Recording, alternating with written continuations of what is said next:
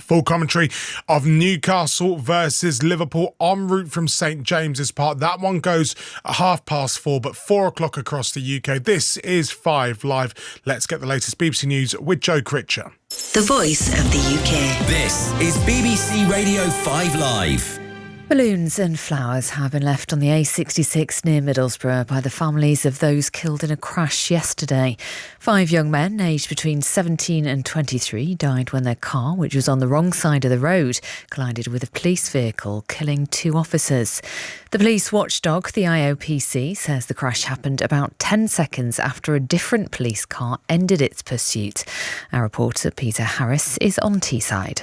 Cleveland Police say they have officers, liaison officers, working with the families of the 5 young men and teenagers who were killed here. We've been hearing more today as well about the 2 police officers who died, PC Matthew Blades and PC Tom Clough. Matty Blades, in fact, it turned out, was a football coach in his spare time, very highly thought of at Seaton Carew Football Club. They've paid tribute today and also passed on their condolences to Matty Blades' wife and 2 sons. Cross Country has cancelled most of its trains after a power cut at its control centre in Birmingham. Services from Glasgow to Penzance and Leeds to Manchester are suspended until further notice. Cross Country was ranked Britain's worst rail operator in a passenger survey in June. The government says it'll give mayors in 13 more regions of England the power to overrule local councils on some planning decisions. Ministers say the change will help to deliver new homes and regeneration. But the Conservatives are concerned about councils losing the ability to make planning decisions in their own communities.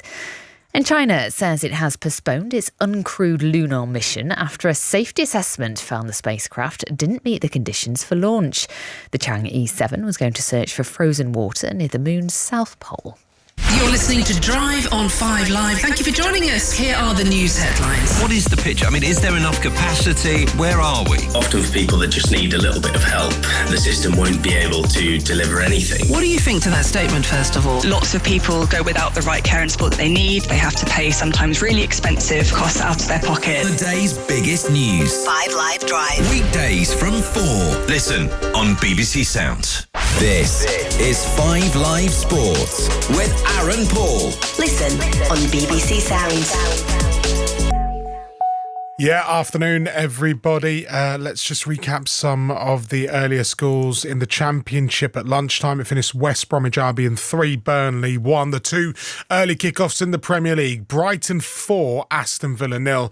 And right here on 5 Live, you heard Manchester City 2, Bournemouth 1. Now, we turn our attention to St James's Park, which will undoubtedly be very poignant this afternoon in reflection as 2 clubs synonymous with Kevin Keegan play their Premier League opener. Keegan passed away last month, and in the next few minutes there'll be tributes on pitch ahead of Newcastle's game against Liverpool. It's also a very interesting game for both clubs, following plenty of summer changes on and off the pitch. Our commentary team this afternoon are Pat Nevin and our football correspondent John Murray, who are in the northeast.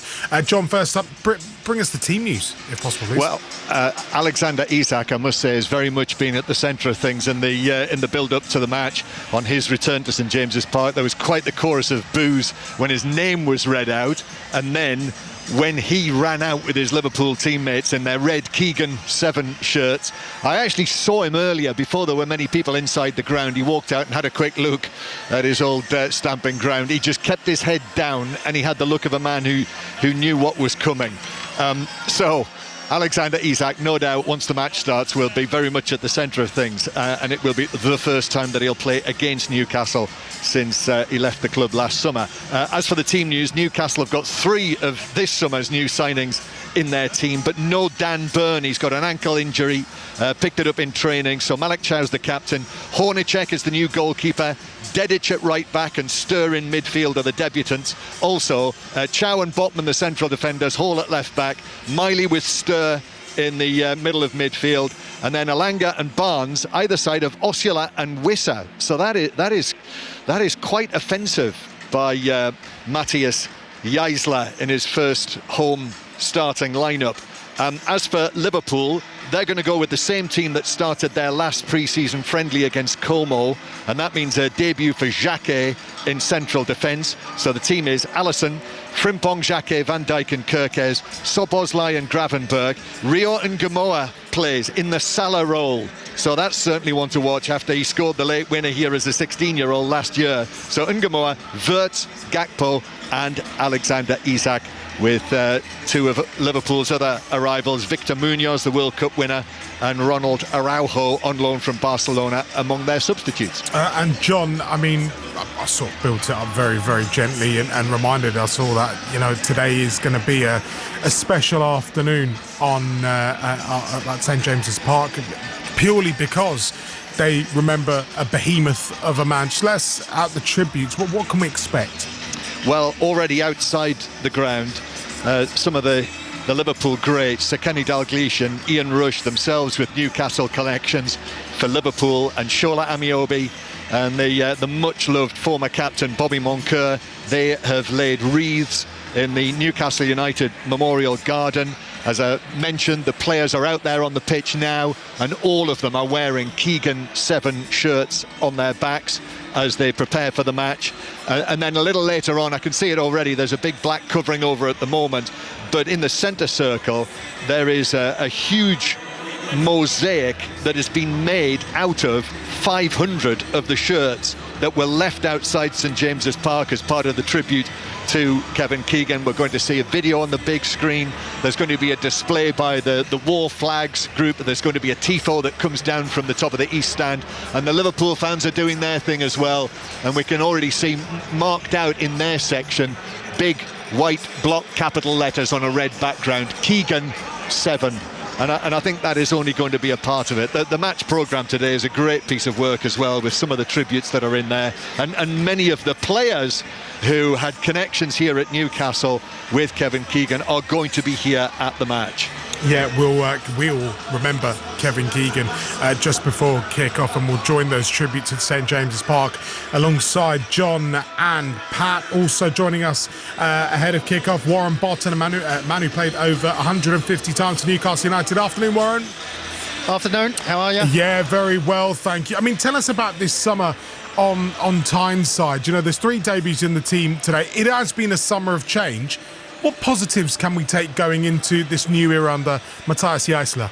Yeah, it has been a difficult summer. You're losing key players, but you're getting good money for them. Players that didn't want to be at the club, players that we actually stood by when they had their problems and paid their wages. They wanted to leave, but I think they've done good business. They've got a lot of money for them players coming there, but Ross Wilson, the sporting director, has brought in some good young players. Only time will tell how that's going to develop. You know, 3 of them get the opportunity, and I think that will grow.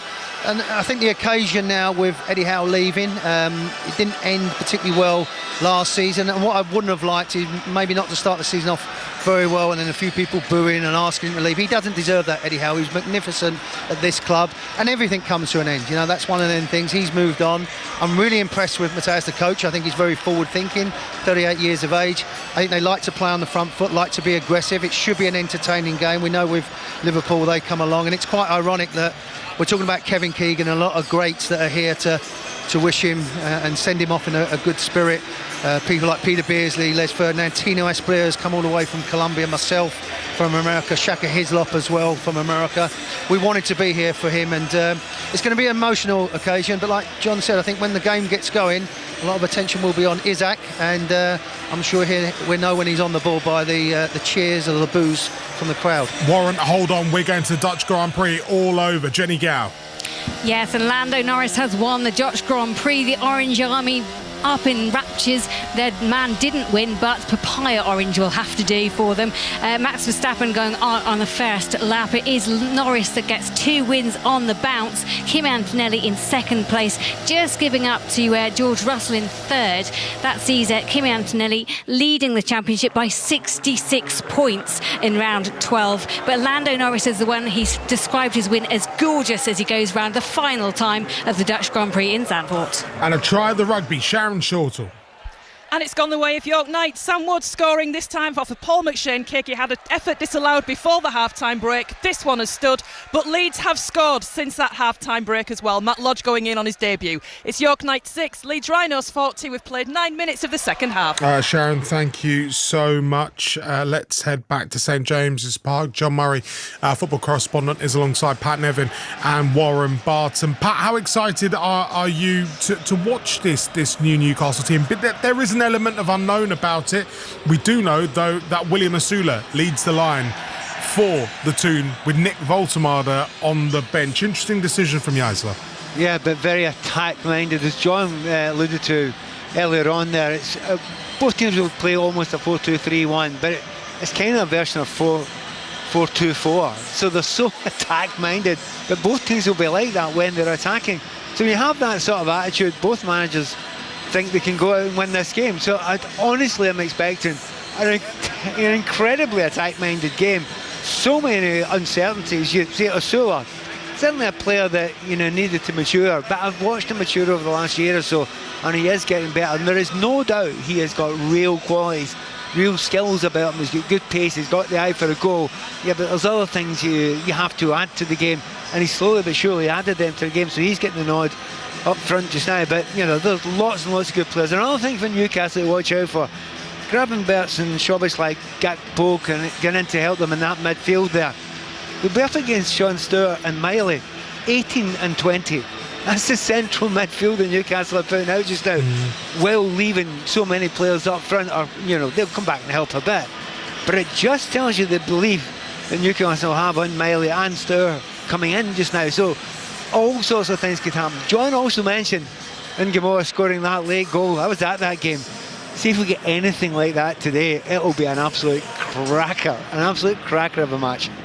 I'm interested, Pat, to look at that Liverpool centre-half combination. Jeremy Jacquet coming in from Rennes in February, stayed there on loan for the rest of the season.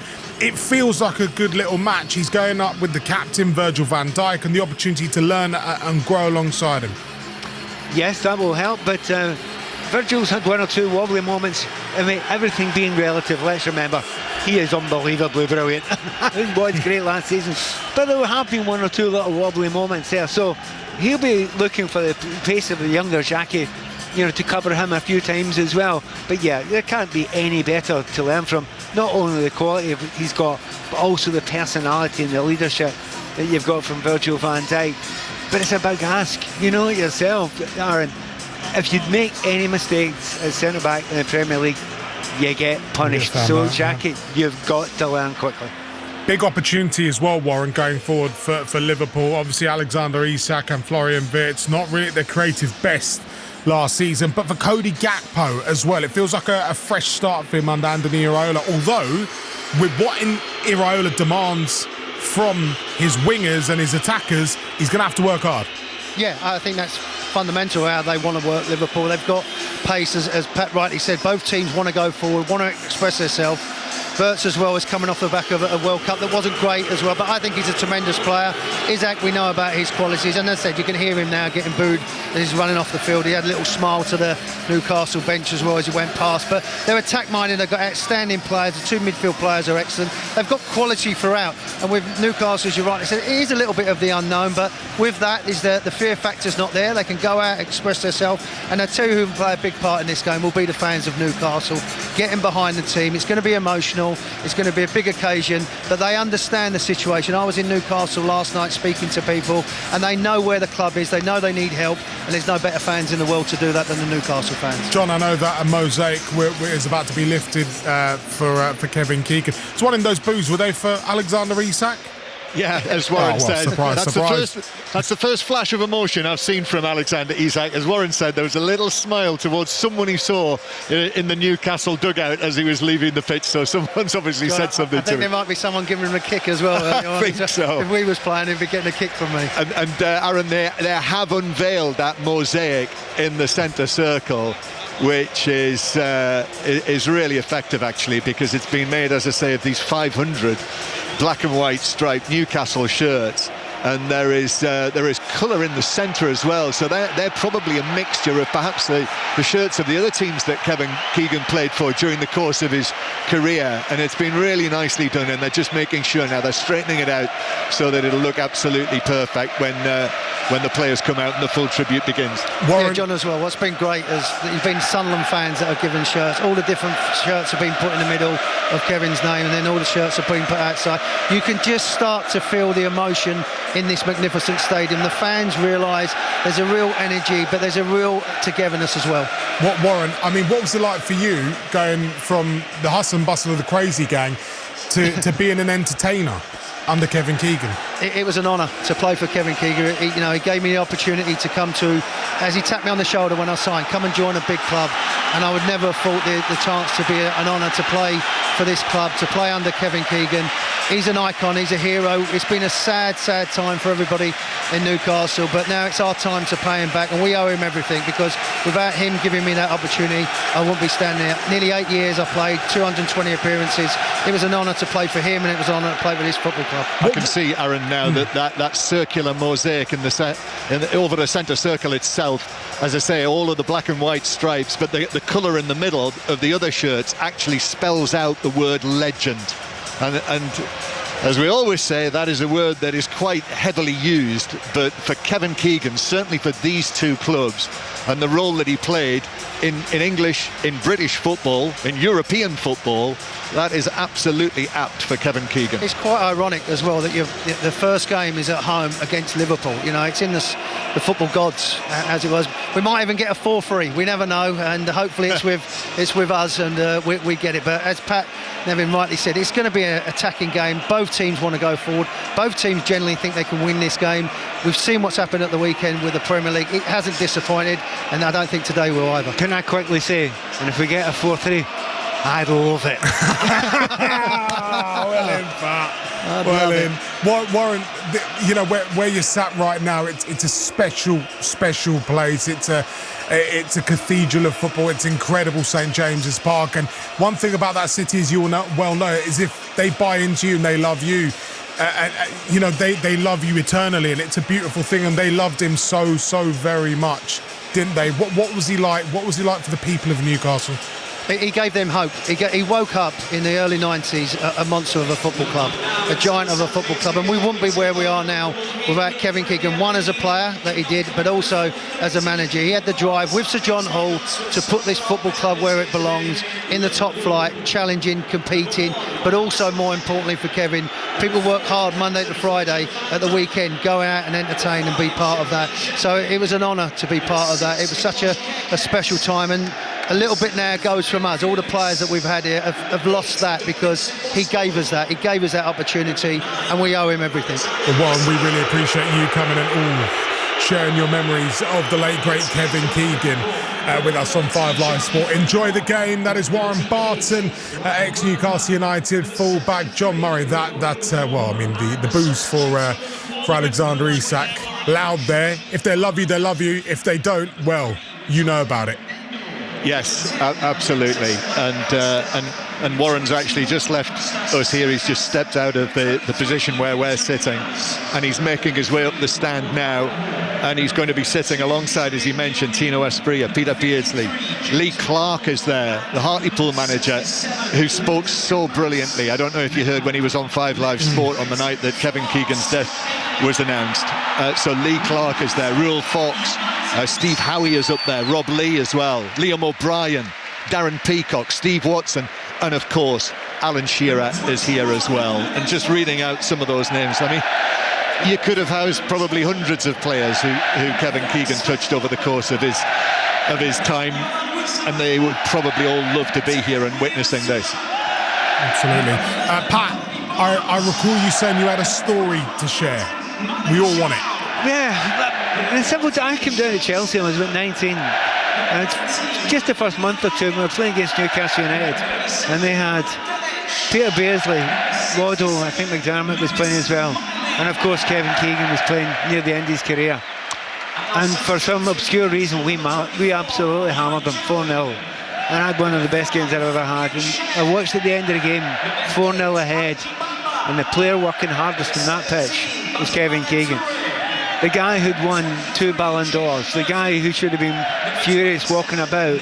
No one was putting in more effort at the end of that game than him. And he came over to me after the game and said some incredibly kind words about how I played. And I just said to him, look, I learned more from just watching you today, mate. He was absolutely lovely to every single person he's with, and kind and giving and considerate.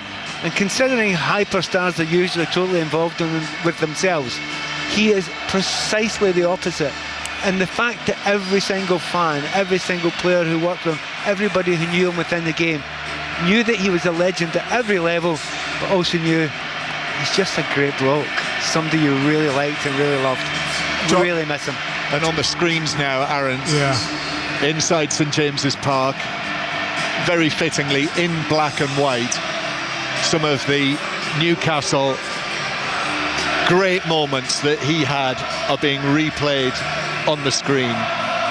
And in the Gallowgate end, to my right, on black banners in white writing,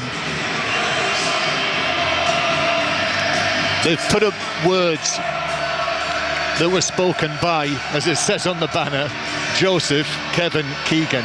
And it says, I want people to dream about their football club. They should. We should all be dreamers at heart. Some people are the opposite and say we can't do that. But when you ask them why, they can't give a reason. Well, I say, why not? Those the words of, as it says on the banners in the Gallowgate end, Joseph Kevin Keegan. And opposite now, with the sun shining down on St James's Park and blue skies above, a tifo has been unfurled from the roof of the East Stand. And again, most fittingly, I'm looking straight across the pitch at it, and it hangs right underneath where it says in big black block letters, Newcastle United. And above that, the flag of Newcastle United, and the crest of this city right in the middle of that is fluttering away. And underneath that banner, Kevin Keegan's face from his time as manager right in the middle. To his left as well, later as his time as manager with a sweatshirt on. To the right of that, Kevin Keegan as a Newcastle player with a black and white scarf around his neck, and 2 more images as well of that time when he came here as a player, and underneath in golden letters, King Kev. And all around now, it is black and white in almost every area of St James's Park. Flags have been raised, black stripes, white stripes, all apart from the Liverpool section, high to our left, where the red flags are there. And on a red background, the white block letters spelling out the name Keegan, and in the lower tier of the Leazes end, the red number 7. And a banner as well up there from the Liverpool supporters, which reads, Keegan is the greatest that Shankly ever found. And it's so important as well to mention Bill Shankly, because when you talk about Kevin Keegan, Bill Shankly is right at the heart of everything that Kevin Keegan stood for. Pat Nevin. He did, and I think that Shankly knew and understood he was a great player, but also he was the heart and soul of the club for the period of time he was there. It was unimaginable that he could ever be replaced, and he wasn't replaced. Someone else came, and it was Dalglish came and became another hero, but he has thought of just as highly. Kevin Keegan and Dalglish similarly highly, similarly loved. It could be, you think of number 7s in the history of any football clubs. If anybody had ever had more than 2 as good as Keegan and Dalglish, 2 of the most brilliant 7s ever. It's an amazing sight here inside St James's Park to listen to this and to watch what we've got all around us. Over 52,000 people paying tribute to Kevin Keegan. We knew this was going to be emotional, and honestly, it is. He spent 14 years of his professional life and career dedicated to Liverpool and Newcastle United. And I must say as well, the Keegan family are here today, and they have had a letter published in the match programme. So the words of the Keegan family, who say the last weeks have been some of the hardest our family has endured. And it says, love and warmth from the northeast has reached our hearts and filled us with so much comfort. And they'll be sitting up there, Pat, somewhere behind us. And you can only imagine, can't you, how much this will mean to them. Yeah, it's, you see many things in football that people have lost. This is up there the most emotional scenes I've ever seen at a football ground. And it's so magical that Liverpool can be here as well, and it's Newcastle fans, family, friends, teammates, and anyone listening that work with or just love Kevin Keegan, knowing how important it was and how much he's loved. This is a church to Kevin Keegan just now, isn't it? Well, Pat, that is the word, love. And we're about to get the huge cheer when the players come out. But what a tribute to Kevin Keegan, the man who was born on the 14th of February, Valentine's Day, will be forever by these two clubs and everywhere he's been. He will be loved and remembered forever.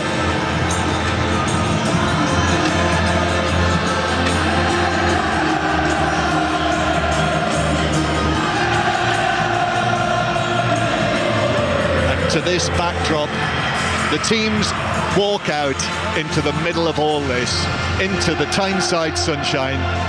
Liverpool led out by Virgil van Dijk, and in the absence of Dan Burn, it is Malik Chow who leads out the Newcastle United players. And now suddenly, Hey Jude will change into the Premier League music. The tifo comes down on the far side of the pitch, and the chapter changes, the page turns, and we are ready now for, well, really, new starts for Newcastle United and Liverpool. Actually, I can't wait for this one. Of all games of the weekend, there's been a lot of exciting ones, but this is the one I was thinking, really looking forward to this one, because it should be so open. It's two attack-minded sides. And by the way, small matter of they're just going to get introduced to the new manager. Just a small detail, and he's getting a good reception as well. I just hope it's the kind of game that Kevin Keegan would have loved. I really do, and I kind of expect it will be, because the build-up's been that sort of way. There's an attacking-minded outlook to both sets of players as well, and both expect to go out and go and attack it. So yeah, I can't wait for this one.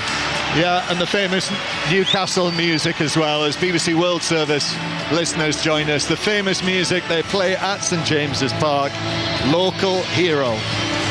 And the teams out there on the pitch, Newcastle in the black and white striped shirts, Liverpool in the red. Matthias Geisler, the new manager of Newcastle United, says in the match programme today, Kevin Keegan wanted not only to win, but also to entertain. And I think this Newcastle team that has been picked by Geisler looks like a team that has been picked to do just that. Three debutants, Hornicek in goal, Dedic at right back, Sean Sturr in midfield, Chow and Botman the central defenders, Hall at left back, but then four attacking players, Alanga, Wissa, Osula and Barnes. So that has plenty of potential. Yeah, again, it kind of had to be an open team. It had to be given the chance to be an open game, and I think it will be. And it's, as you say, it'll be entertaining, exciting, but just one more poignant moment left. A cheer for Local Hero, and now in the sunshine around the centre circle, the players stand with arms round one another's shoulders, and we will have that final tribute to Kevin Keegan before kick-off. And the love shown for him and his family in recent weeks has been overwhelmingly heartfelt. We will once again unite to show our love for Kevin with a period of applause, which will start and end on the referee's whistle.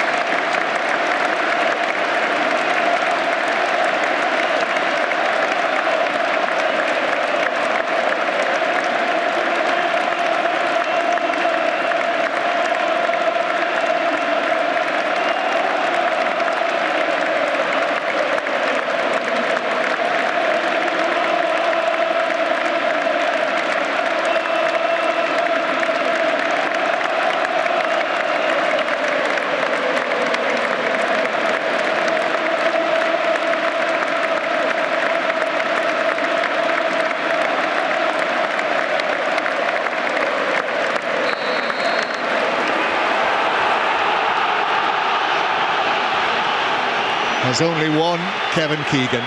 The players break away. Couldn't help there thinking back, Pat, when he came back for the second time as manager. I was here that night, FA Cup tie against Stoke. He was delayed. I walked past where I parked my car and I was thinking, remembering how it was, people were literally dancing in the street. Keegan got here late that night, and when the match was going on, these doors opened and Kevin Keegan walked in here, and it was like Elvis had walked into the building. It's incredible. That was incredibly moving, wasn't it? I looked around quite a bit here. There are a lot of people very, very emotional. When I say a lot of people, an entire stadium of people, and rightly so. He was one of the greats of our game, and well, he'll never be forgotten. Liverpool are going to kick off, and who's going to get the first touch of the match? Who's going to kick off? Alexander Isak does that right now, and the match begins, and Newcastle win it back. And then there's an appeal for handball. Osula took the ball on through the middle. It bounced up, hit the arm of Gravenberch, and it is given as a free kick to Newcastle in the centre circle. And the Liverpool team, you'll gather that Alexander Isak is in it. It's the first time he's played against Newcastle since that acrimonious departure last summer. Alisson in goal, Frimpong, debutant Jacquet, Van Dijk and Kirkes, Szoboszlai and Gravenberch, Ungamoa, the 17-year-old who scored the winner here last season so dramatically, Wirtz, Gakpo and Isak. Newcastle free kick. Lewis Hall, Newcastle attack towards the Leazes end. He flights it into the box. It's headed goalwards, but an easy catch for Alisson after it was nodded on from Lewis Miley. Actually, it was in there. I think Lewis Miley's grown another couple of inches over the summer since I saw him last. He is going to grow up to be a very, very special. At 20 years of age, he's filled out a bit as well, which he probably had to. Let's see if he can put the quality on top of that as well. Yeah, as Pat said, 20-year-old Lewis Miley in midfield alongside 18-year-old Sean Sturr, one of the new arrivals. So there's a lot placed on them by Matthias Jaisler, the new manager of Newcastle United, new manager of Newcastle, new manager of Liverpool, Andoni Iraola, all in black, just down to our left, watching his team attack Liverpool from left to right. Verge for the chance, shoots, but it's blocked by Lewis Hall, who went down almost a long barrier by Lewis Hall, going down on one knee, and the ball is cleared away, and we get a first sight of Matthias Jaisler. We're seeing his style. As the ball was cleared to the halfway line, he's wearing a black suit, he's got a black armband on as well, of course, like all of the players have, and he was right up the touchline there applauding his team. He's going to be animated if that's anything to go by. Yeah, no surprises there. You can't not be animated with what's going around and the feeling that's going around here. The game has started at a great pace, a great intensity. You know, some games start and as they pass, they play their way into the game. None of that here at all. They're going for it. Honestly, Pat, what we've witnessed there, that was truly memorable, wasn't it, the pre-match?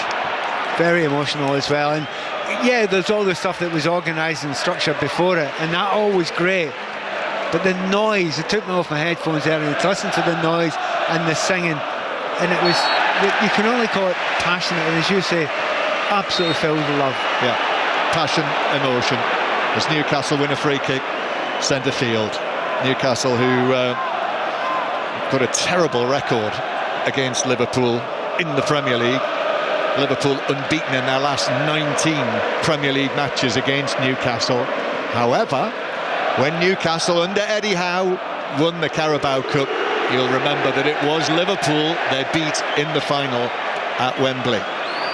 Here is Botman, left-footed away downfield. There's Jacquet on his debut for Liverpool, winning a first header, and then the ball's played over the top for Isak, right side of the penalty area, but Hall comes in and is cheered to the rafters for putting in the tackle on his former teammate and taking the ball away from him in the box. Do you think you need to commentate Isak's name at any point today? I doubt it.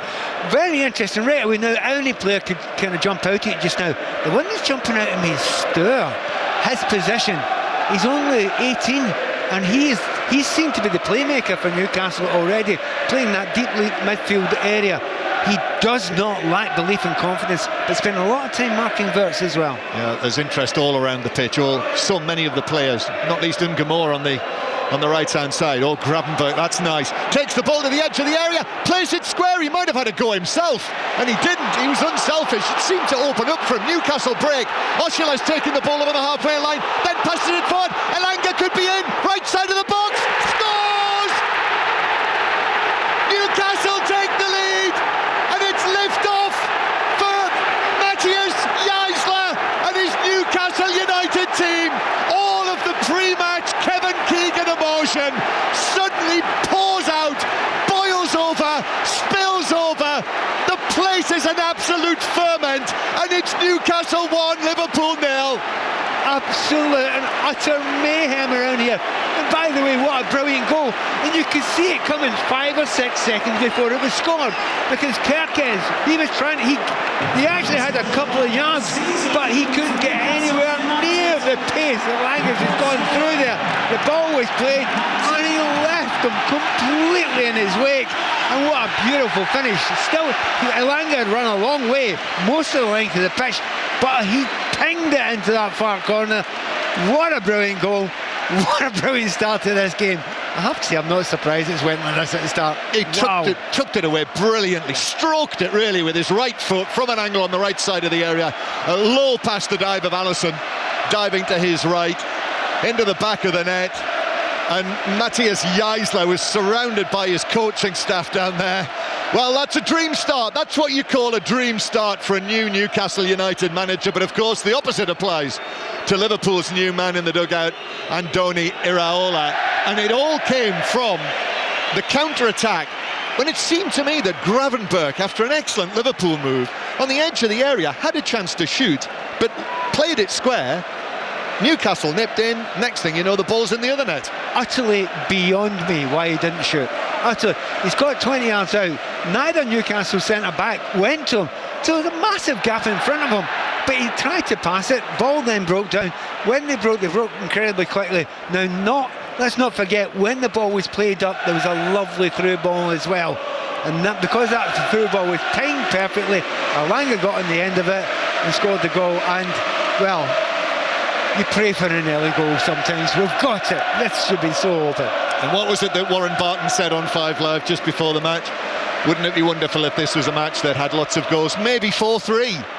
Well, an early goal in a match like this does sometimes lead to that sort of thing. Let's see. It's a perfect day as well. I crossed the River Tyne in the train today, and the Tyne was sparkling away. Even the Tyne Bridge, which, as I always say here, needs a bit of love and attention. Even it looked great today. And here's Gravenberch moving infield into the sunshine to Szoboszlai. Szoboszlai is closed down by Sturr. Pat's already mentioned him. Wirtz. Here's Ngomora on the right-hand side. The 17-year-old cuts it back all the way to the edge of the area, and it's cleared away by the goal scorer, Elanga. I'm not sure how no one got to that. The ball seemed to roll a long way. Wirtz puts it in. That's a good-looking ball, but that's cleared away by Botman with his left foot. And then that was quite a physical jump by Harvey Barnes. Wirtz went down rather easily. Certainly Matthias Jaisler is asking the fourth official, Tony Harrington, about that. But referee Stuart Atwell immediately whistled for a foul. He stood static, Wirtz, and waited for the hit. But when the hit came, that was an elbow as well. Now, because he had stayed static, maybe that's why he's getting away with it, but Barnes needs to be careful there. Newcastle United 1, Liverpool 0 is the score. 8 minutes played. Set piece opportunity. Szoboszlai, after such a good season last season, plays it in, and Van Dijk was underneath it, but in amongst a crowd of players. Well, he appeared from my angle here to head it over the top of the crossbar. I thought he headed it on top of the head. Yeah. We shall see there's a somewhat... Well, we've got something in front of us here, but it's not a big enough one to see. It seemed to me as well that the Liverpool players were turning and heading back towards the halfway line, and then the referee gave the corner. I think you're right. I think it actually came out of Virgil van Dijk's shoulder. Okay. Szoboszlai then to take the first corner of the match. Liverpool already 1-0 down. Szoboszlai swings it in, and it's headed away by Lewis Hall. Cheers from Newcastle United.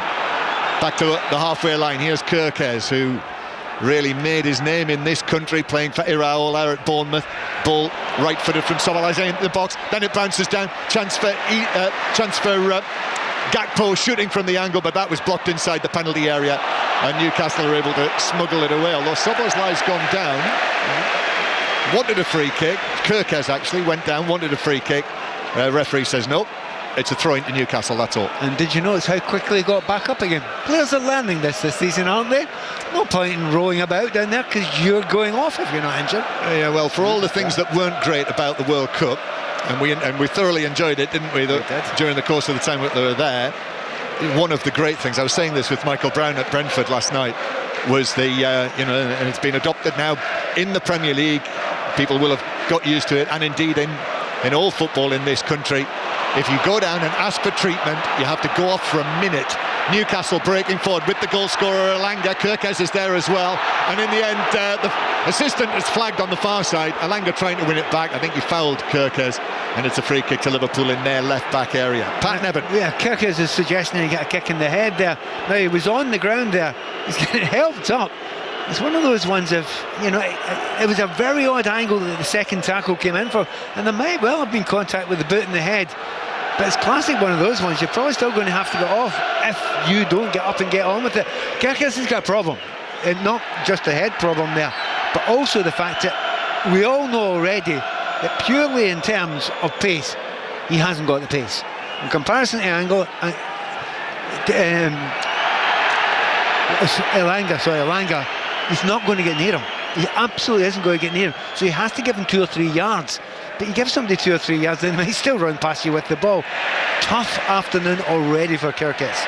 Newcastle United leading by 1-0 as Wissa is bundled over by Kirkes, and that's a free kick to Newcastle. And now Kirkes is probably getting fairly close to the first booking of the match.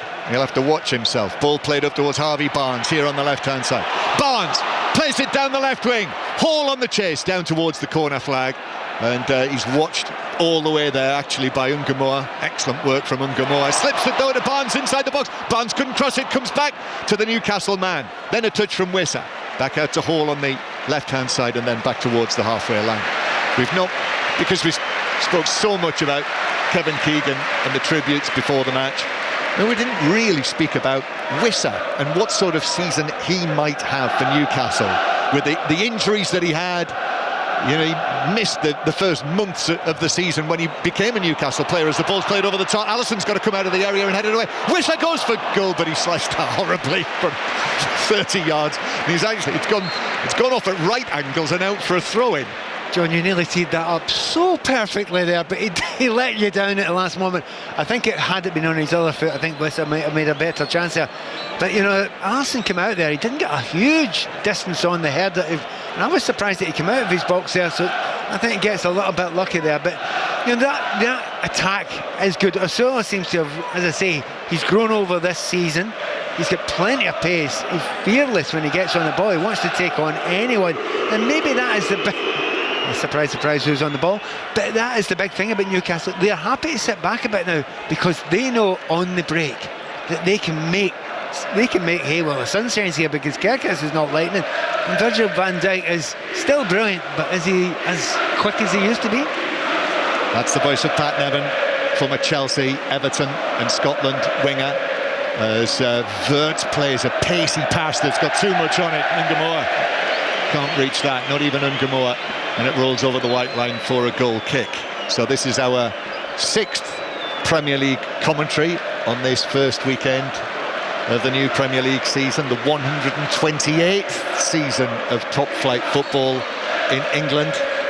First played back in 1888. Liverpool, champions of the season before last, but what happened to them last season, finishing 5th, no trophies, spelt the end for Arne Slot, as Alisson clears from inside his penalty area. So that is why we have new starts for both Newcastle United and Liverpool. Seems strange, no Eddie Howe anymore. Frimpong carrying the ball forward for Liverpool, but Hall does well. He's made an excellent start to the match, Lewis Hall. And then a left-footed pass way out towards the right-hand side. Elanga can't reach it, and it bounces out for a throw-in, but he turns and applauds Hall's thought and intention. Well, we see the plan, don't we? We know the pace is there. Footballers are very quick at this level to realise where there's a weakness, and because Alanga's shown earlier on that he's got the pace of Kirkes, first thing that Hall thinks, even though he's left back and he handed over to the right hand side, he knows that if he plays that ball right, Kirkes is not going to catch Alanga. Already today, Brighton, handsome winners, 4-0 against Aston Villa. In our earlier 5 Live commentary match, Manchester City coming back from a goal down against Andoni Iraola's former team to win by 2-1. Their first match under Enzo Maresca. West Brom 3-1 winners against Burnley. We'll have more reaction to all of that at half-time. And 6:06 tonight, the first 6:06 on a Sunday night of this Premier League season, with Robbie Savage and Chris Sutton to talk about it. Sturr getting a huge ovation in midfield for his play there. Excellent midfield play from the young Dutchman, but then overhit the ball downfield and Alisson's got it. They know their stuff up here, don't they? That's the first couple of times he's got the ball, and already you can hear the Newcastle fans cheering just the way he won it, and he looks so comfortable on the ball. When he's got the ball, he just cruises by players. He's a really nice looking player, Sturr. Let's see if he can keep it up. Yes. Former Ajax youngster looking good and comfortable on the ball. Shock as that was a foul by Gakpo, centre midfield. Newcastle take the free kick quickly. Alanga into the action. He's looking for Dedic, the new Newcastle right back. Amar Dedic, 24 years old. He was signed from Benfica for round about £30 million, but he is a young man who did actually play for Jysla at both Liefering and Salzburg. So Jysla knew what he was doing, knew what he was getting with that signing, and he's starting. Of course, Livramento, one of the Newcastle players, like Byrne and like Joe Linton, who are out injured for the start of this season. And there's a misplaced pass by Sturr. That's disappointing, because there was a great ball onto Hall. Yeah, and Liverpool might look to take advantage of this, but the black and white stripes have got back into position. Ungamoa forced back to the halfway line and using Frimpong. Great urgency about Newcastle, isn't there? Really close in, not giving anyone real space as soon as they get into that final third there. Here is Soboslai going back to the halfway line. Newcastle in these new look shirts this season, which are even more barcodish than ever before.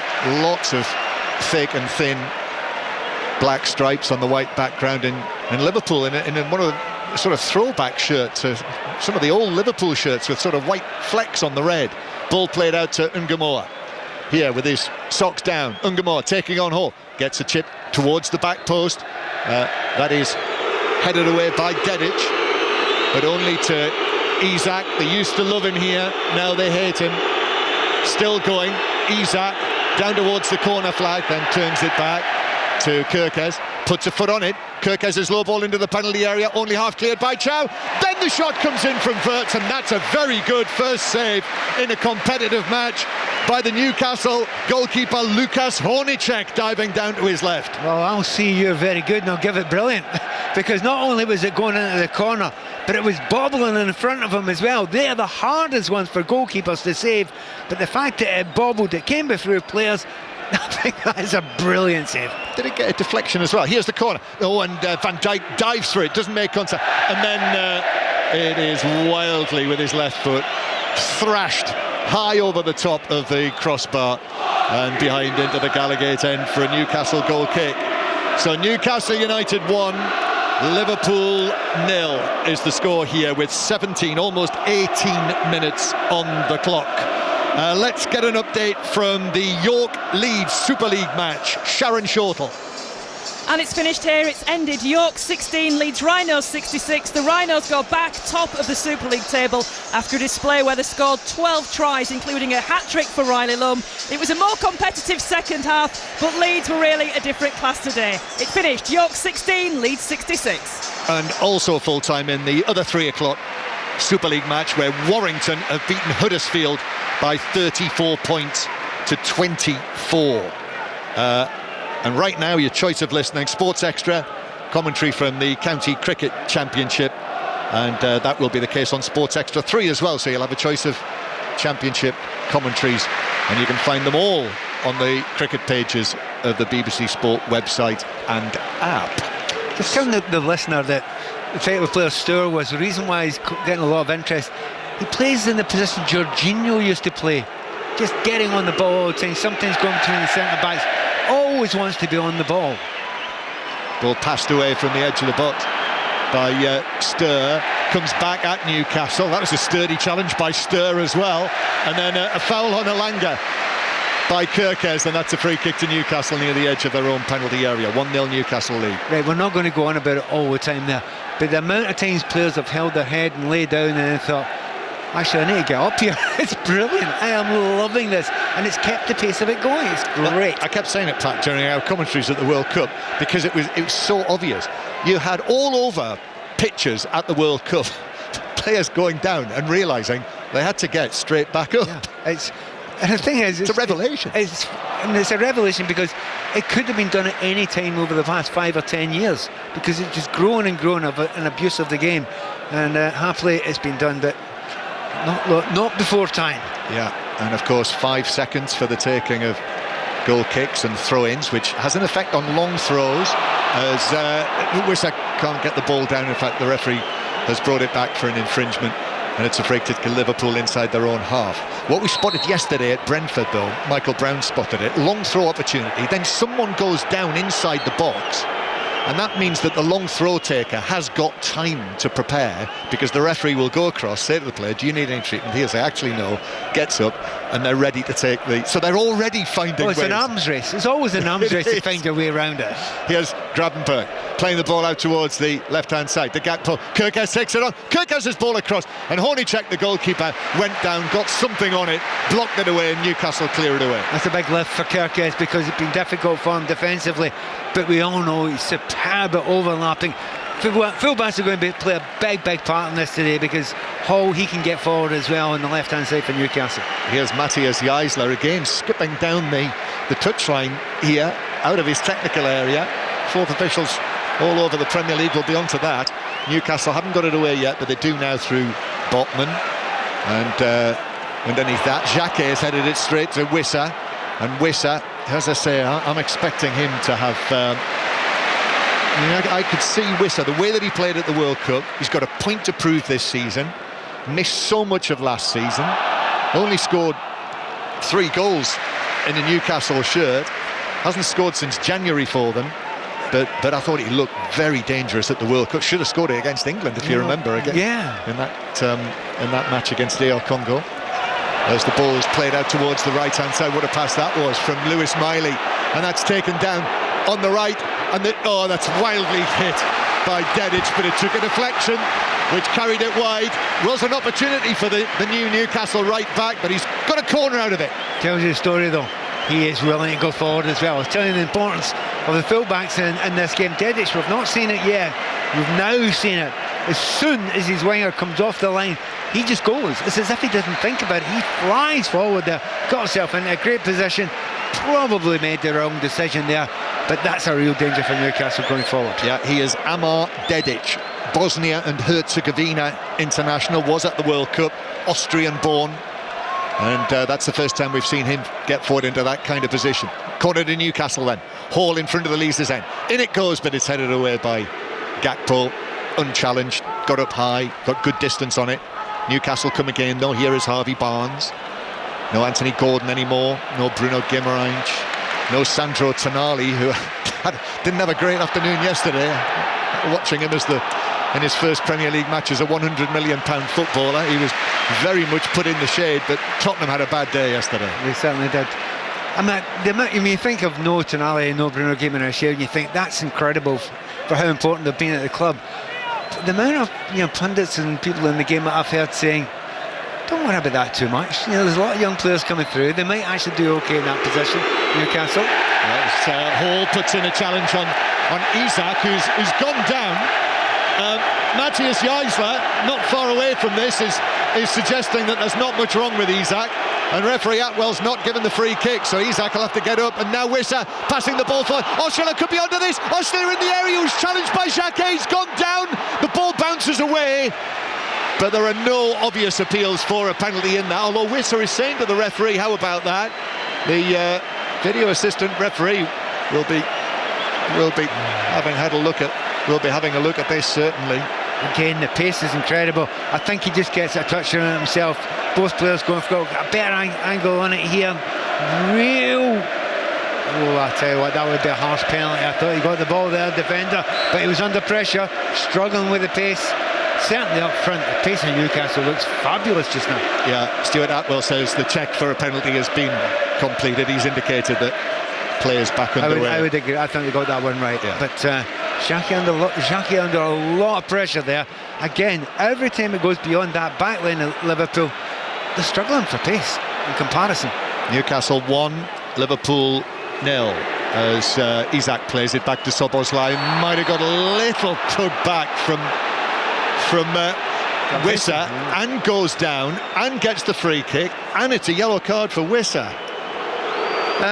It's the lightest of drags, the tiniest of drag backs, but it's a drag back, and he's behind him, and it's a silly challenge to make. So he's got that yellow card, and I don't think he can argue about it. Well, he will argue, but there's no point. Free kick for Liverpool. Szoboszlai very effective. Remember last season, I think he scored 5 goals from free kicks of the 13 that he got for Liverpool last season.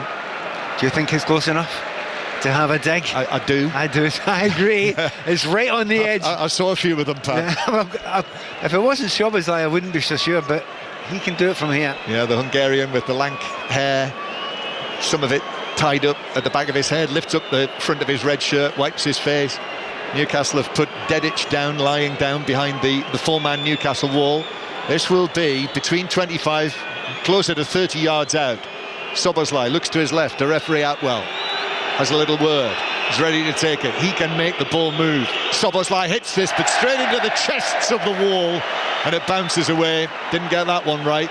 And suddenly, like the proverbial jack in the box, Matthias Geisler is bouncing out of his coaching area and away out of the technical area as the ball's played forward for Osula. Osula running at Frimpong. He's got no support there at the moment. Still going, the leggy Osula, and then plays it infield. There's the support arriving from Elanga.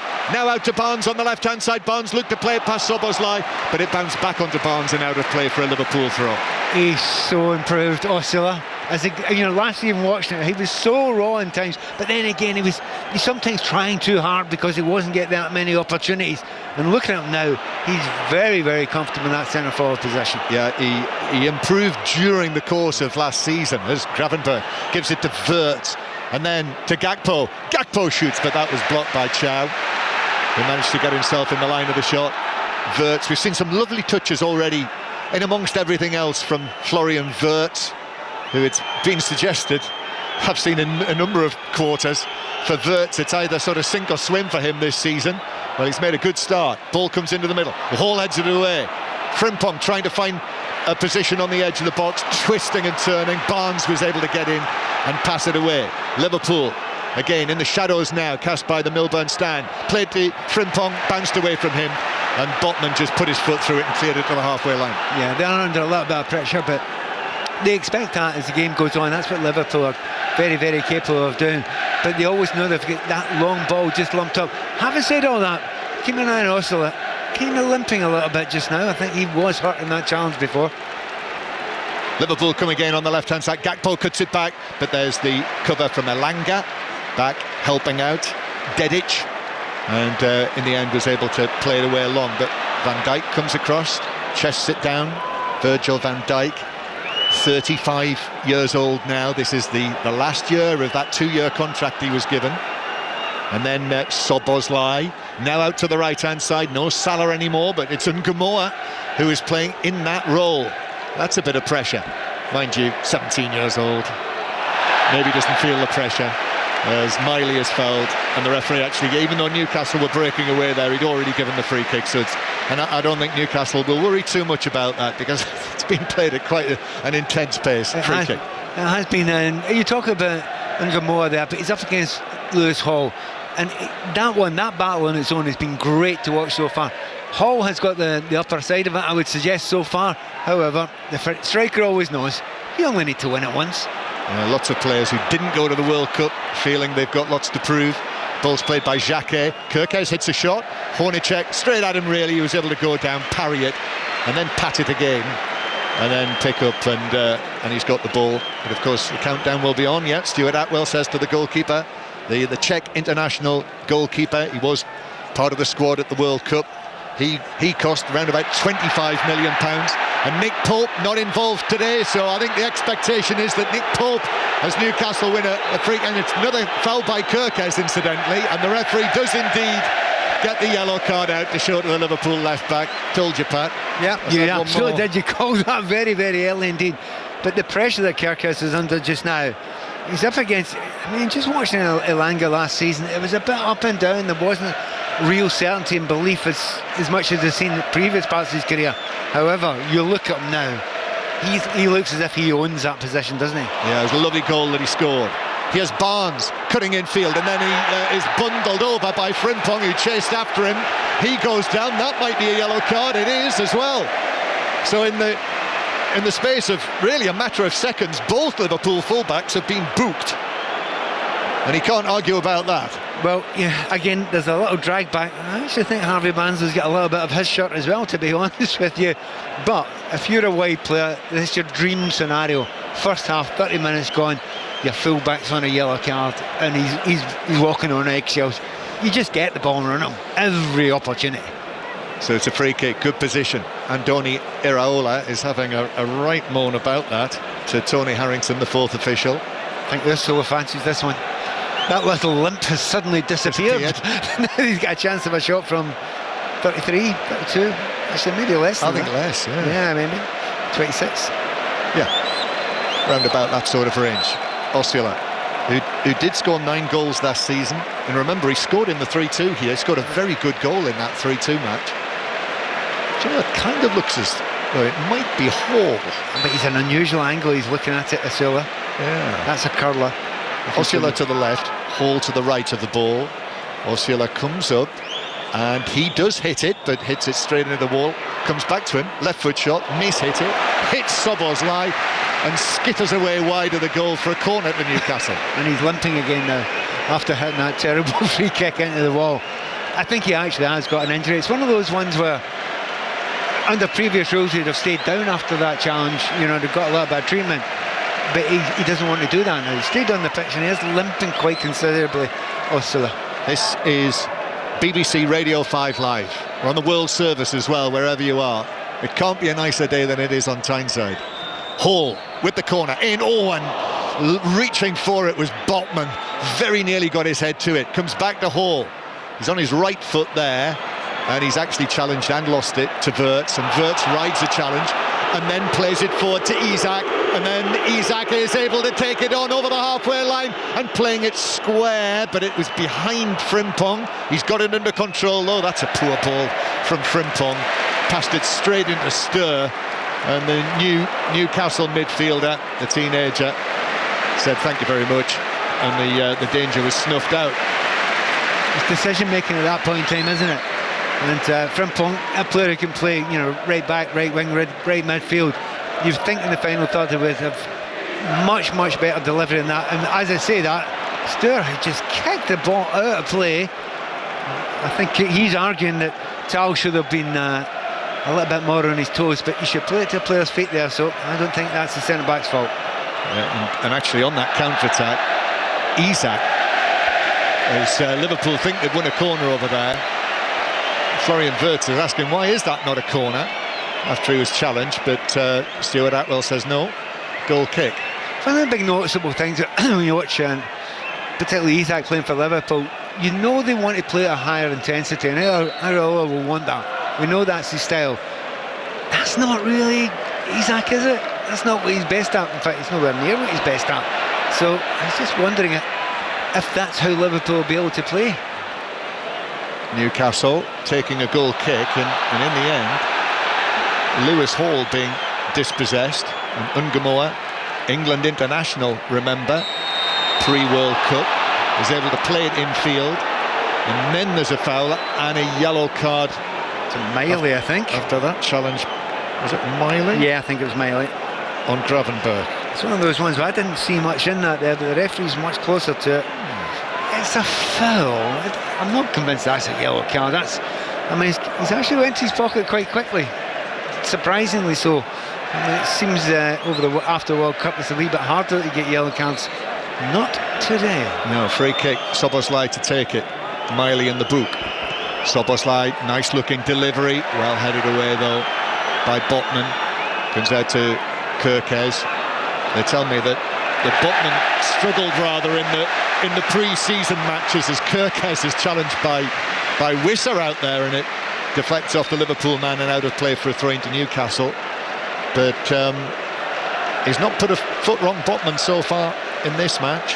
Well, he's been up for it, and he's tried to keep close along with Chow, close to Isak, who's had very, very little to change out of either of them, and he's ended up going a little bit deeper, sometimes going a little bit wider than he would want to as well. Challenge then on Alanga. Newcastle fans wanting a free kick for that. They didn't get that. Then Szoboszlai on Wisser. That is given as a free kick. Newcastle take it quickly. Here's Botman. Botman then passes the ball. That's nicely weighted as well for Osula, who got a little shove by Van Dijk. The two of them were jostling for the ball, and that sent Osula limping away again. I think the kick he got was actually in his Achilles area. It's one of those ones where there will be a fear in case you feel as if it's going to go, it's going to pop. And footballers will all tell you the last one thing you ever want is your Achilles tendon to pop. Yeah, he's hobbling all the way back to the halfway line. So there's nobody out warming up for Newcastle.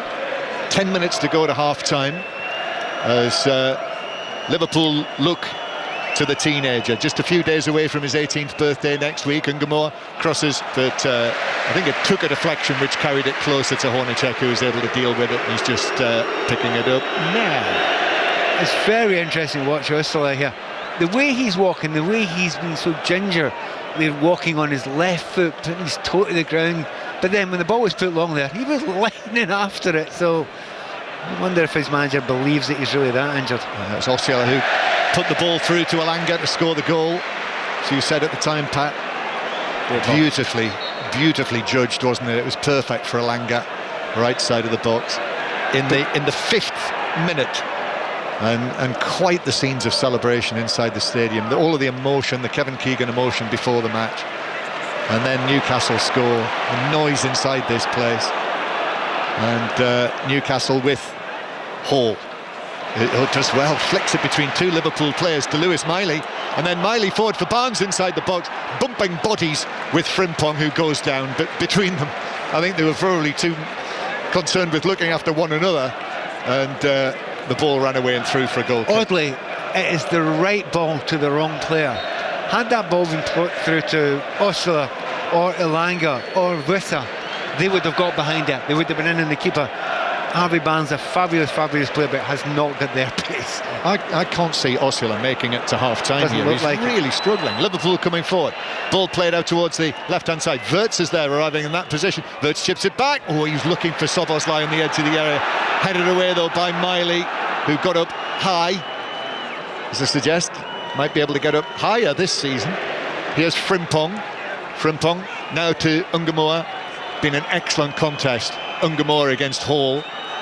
Back to Frimpong, his ball in, comes off the Newcastle head, Miley, and then put behind at the back post by Dedic for a Liverpool corner. Yeah, again, I don't think it was the best ball in the world there, but it caused a little bit of trouble. I just wonder if Newcastle's new manager has actually spotted the trouble that he's got. Surely he's seen that. He just isn't walking right, and as I say, it's his left foot. It's kind of ankle stroke on his Achilles sort of area, and that's why he's trying to secure it a little bit and not put any weight on it. Corner then, Szoboszlai plays it in, flicked by Gakpo, and it hit a Newcastle man in the 6-yard box. Might well have been Botman. He's got a pat on the back from Hornacek, so it must have been him, which deflected it wide for another Liverpool corner. Great delivery there, absolutely phenomenal. That is horrible to deal with, and you can just see Virgil van Dijk thinking, I can go onto one of these. Mass backdrop of black and white stripes behind that goal. Szoboszlai playing it in, headed away by Dedic for Newcastle to almost the centre circle to Liverpool's Frimpong.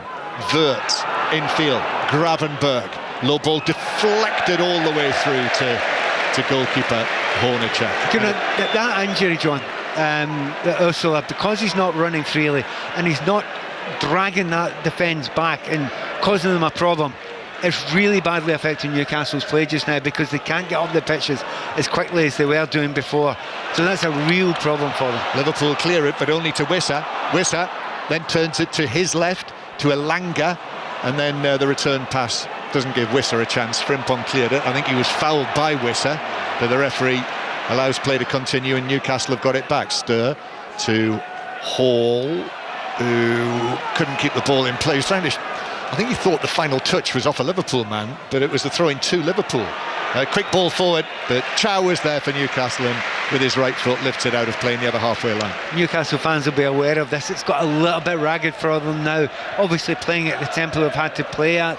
They've not had as much of the ball as Liverpool as well, but they've put in so much effort. But you need all 11 players, or all 10 outfield players doing that, and you can see a little bit of tiredness. And it's coming from the front, as we say, with Ossolet. So I think they'd be happy to get in here 1-0 at half-time. If you're on your way back from the earlier matches, we'll have reaction coming up. Newcastle have given it away. Gravenberch hits the shot, but it's blocked on the edge of the box and bounces out away over to the far side into the right back position, where Dedic blasts the ball into Gakpo and wins a goal kick. Yes, reaction coming up at half-time to the earlier matches. Brighton's, well, the best win so far of this opening Premier League weekend, 4-0 against Aston Villa. And Manchester City under Maresca winning 2-1 against Marco Rosa's Bournemouth. 2 new managers there, 2 new managers here.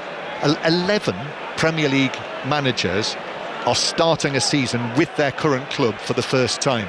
Well, it feels like almost within living memory I've never known a league campaign like this. So just trying to gauge who's going to do what and predict or even guess is almost impossible, but it does make it exciting. It does, and you know, with a number of big personalities have moved on, and I was wondering, you know, who are the managers who are going to pose problems for the officials as the ball is shepherded out of play on the far side. Wirtz and Stir, and it's a throw-in for Newcastle. I was thinking, I wonder who the managers are who are going to, you know, really make a nuisance of themselves, because Eddie Howe and Jason Tindall had a bit of a reputation, didn't they? And then I've already seen Matthias Geisler in action today. I've not seen him not in action. No. He's just kept on going the whole time. He needs to get out of the suit and get into a tracksuit or anything. Something, absolutely. There's too much movement there. Yeah, he's wearing a suit, but he's got sort of beige coloured trainers on with his black suit, white shirt. Wissa, who has been booked already, checked Gravenberch, who went down. It's a free kick to Liverpool, and I think you can tell from the reaction inside St James's Park, like you, Pat. And Andoni Iraola has come to the fourth official and said, what about that for a second yellow card? Can I say, I think the referee nailed it. He tried to get out of the way. Yeah, there was a little bit of contact there, but he's tried to get out of that, and the referee spotted it. Well, did say to you, Pat, I thought we might have a few goals in this match, but still just the early one, as Elanga is then leaned into by Gakpo in the centre circle. He goes down. That's a free kick to Newcastle.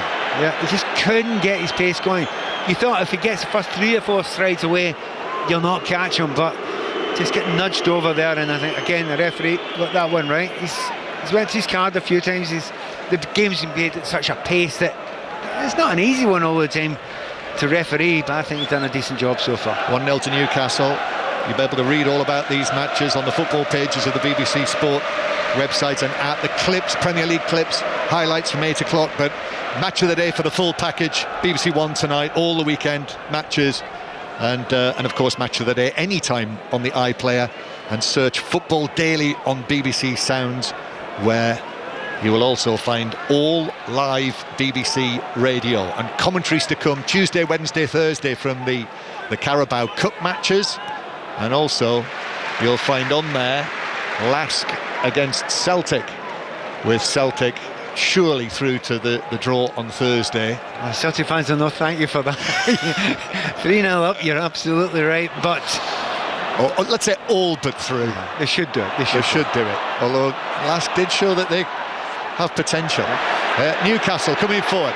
Elanga up near the edge of the box, tries to chip it through, but it was headed away by Van Dijk. Wissa's going to try a shot all the way across the penalty area. Actually, it could have turned into a useful cross, that attempted shot, had Barnes gambled, but it was beyond him through. Goal kick. You know, they've not had to put up with a lot of pressure, that Liverpool back line, but they don't fill you with absolute confidence. You know, each time, you know, the Newcastle get the ball in the final third, they always seem to get a cross in. The defenders are panic-stricken, but the pace that they're up against as well. And I think the best form of defence for Liverpool is to keep a hold of that ball. 1-0 to Newcastle. Isak, who is cheered because he goes to the ground after Chow sort of leans into him, well, pushes him over, let's be honest about it, and it's a free kick. Chow cheered for that. He's not over the years. Yeah. That is exactly the sort of challenge at any time in football that you would have seen for a returning player like Isak. Yeah, exactly. Just remember where you are. And again, the Newcastle United supporters with a clear message for Isak. Free kick played in by Szoboszlai, but headed away back out to the far side. Szoboszlai allows it to roll out of play.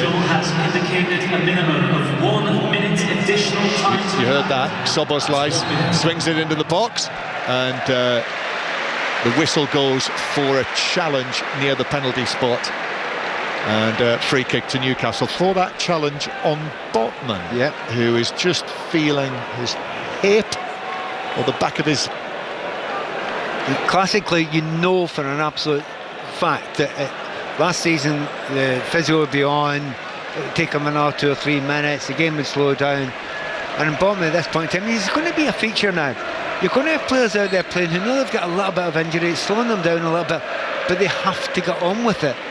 And it just makes you used to it. It's part of the game now. It's adapted the rules slightly. And Botman's up, he's limping a little bit, aching a little bit, but yeah, you've got to go on with it. And Oscar seems okay, doesn't he? Yeah, one of those ones where if it is in that particular area, that's one of those ones that can really stiffen up at half-time, so we shall see what the physio think at half-time. And Gamora won't reach that pass from Isak, straight out of play. Newcastle fan down to our left was anxious to send a message out there to Isak, and a steward in front of him tells him to behave and sit down. And beyond that, Newcastle players warming up before half-time, so you never know, there may be a change. Yeah, Voltemada is one of them. And there's the half-time whistle. Well, that was very entertaining, Pat. Very interesting, entertaining. The early goal was... it sparked a reaction inside St James's Park, the like of which I have seen and experienced many times before. But the noise and the boos there for Isak just as he leaves the field. And that's the only goal that we've seen. Anthony Elanga's well taken effort in the 5th minute, which means that Matthias Jaisler's team are winning against Andoni Iraola's Liverpool. They are. It's difficult to say they fully and utterly deserve it, because Liverpool have had probably most of the play. They've got into the final third quite a few times, but they have created precious little, in front of goal. One great save down to his left-hand side by Hornacek. The ball bounced in front of him, he got it round the post, but apart from that, they've defended very, very well. Impressed by Hall, very impressed by Dedic, in that right back area, gets forward now and again as well. Newcastle did seem to falter a little bit when Osula got injured and wasn't such a threat going beyond. But the further that Liverpool press up, they know that danger of the pace against them, from not just Elanga, who showed it at the start, but from Wissa and from Osula, is something that they're fearful of and something they need to worry about. So, yeah, a number of problems there that Liverpool have to sort out, and Iraola, above anything else, has to get somebody who's going to create something. And I must say, Isak has come in, and he's almost... You wouldn't know he's here unless the Newcastle fans were booing him. He's done very little. Entertaining match, although the abiding memory will be that 15 minutes and the Kevin Keegan tribute before the match actually kicked off. But at half-time here in the sunshine on Tyneside, It's Newcastle United 1, Liverpool 0. John, we just sat here in the studio, took it all in, drank it all in as you described it beautifully. Luckily, we married that up with pictures that we're seeing here in the studio. It was so emotional and incredibly done, just as we expected Newcastle United to do the great man. That beautiful tribute. Pat, let me just turn to you for one quick one.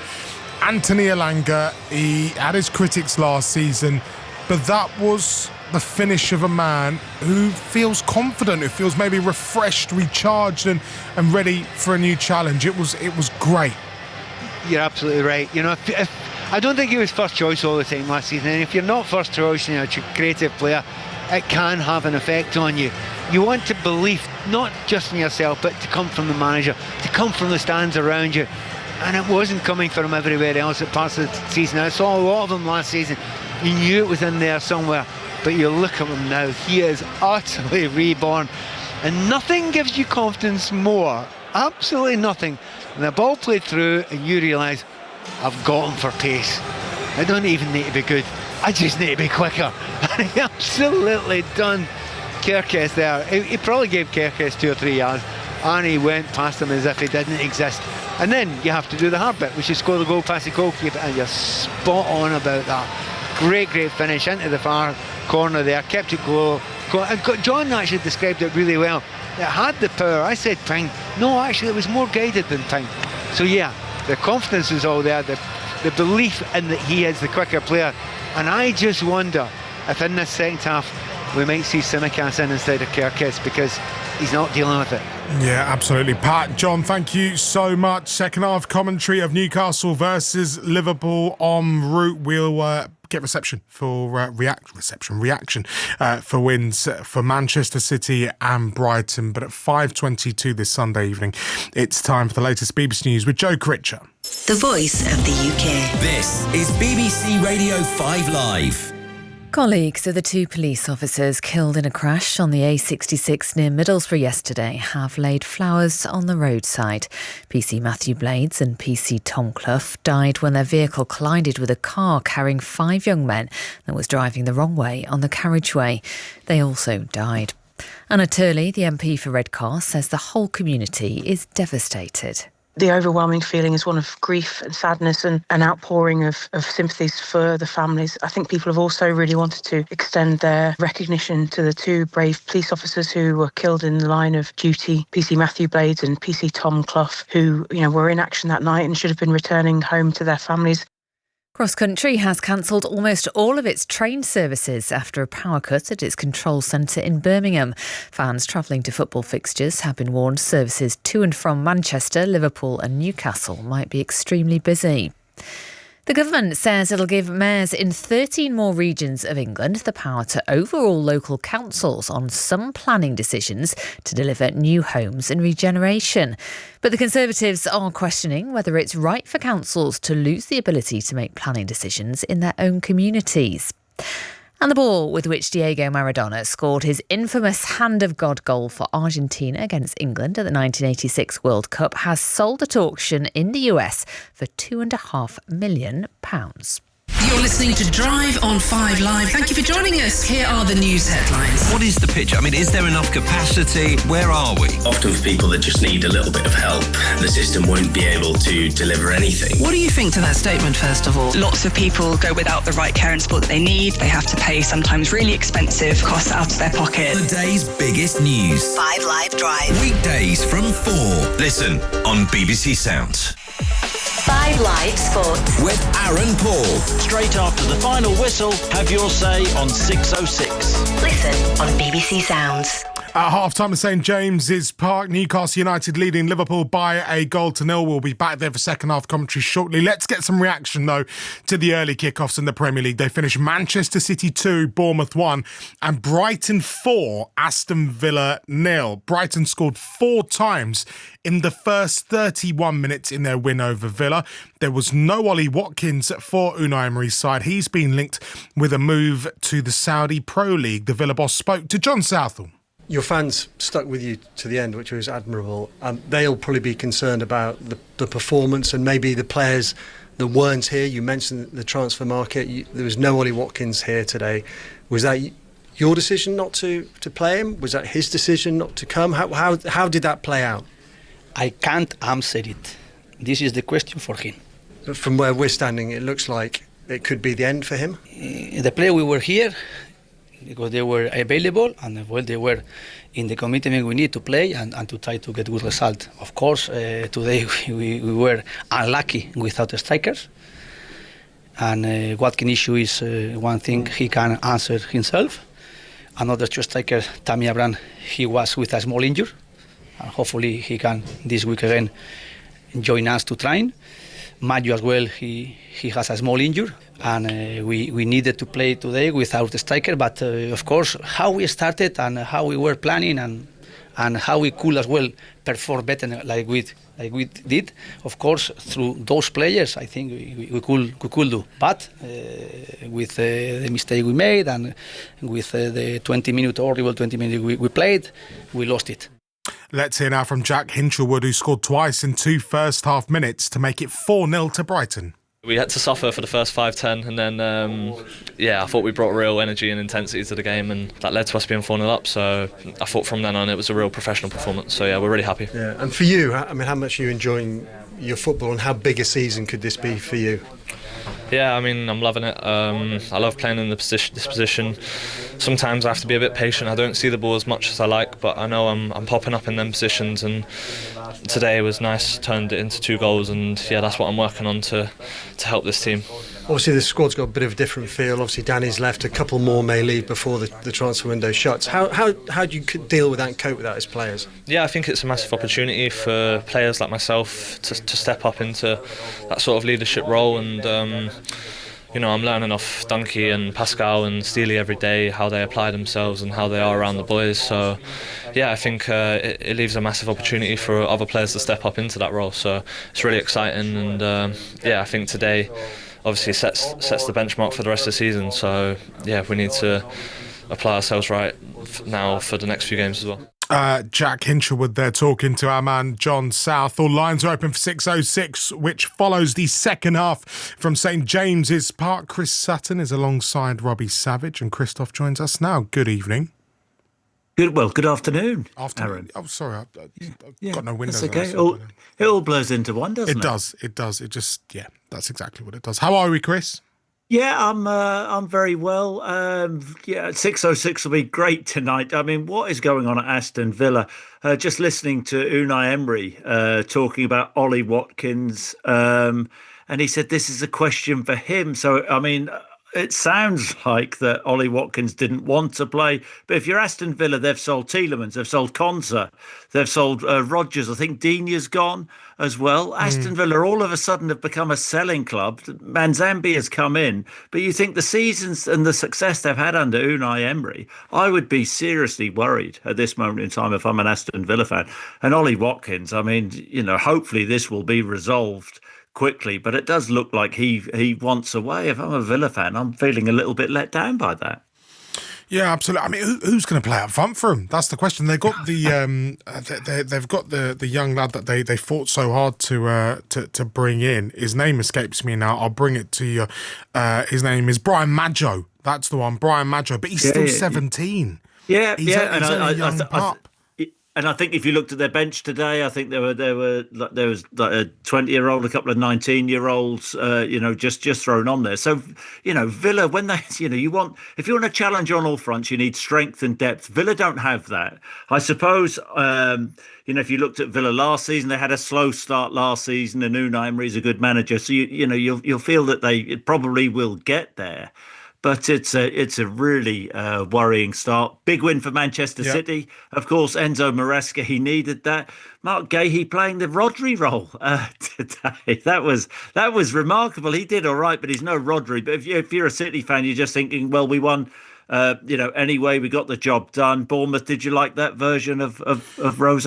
Did you see what I did there? Yeah, Aaron. We've talked about Villa. Let's talk about Brighton. Can you go better than last season? Brighton fans, Hinchelwood, he'll be the next one off the conveyor belt. And West Bromwich Albion, they won fair and square this week. And just quickly, Manchester United fans, want to hear from them. I saw the Luke Shaw interview last night after we'd finished 6:06, and he said we could probably have prepared better. I mean, if I'm a Manchester United fan, I'm thinking, what on earth is going on there all of a sudden? And want to hear from Spurs fans again. Have you recovered after getting absolutely walloped yesterday? So basically, you want to hear from everyone.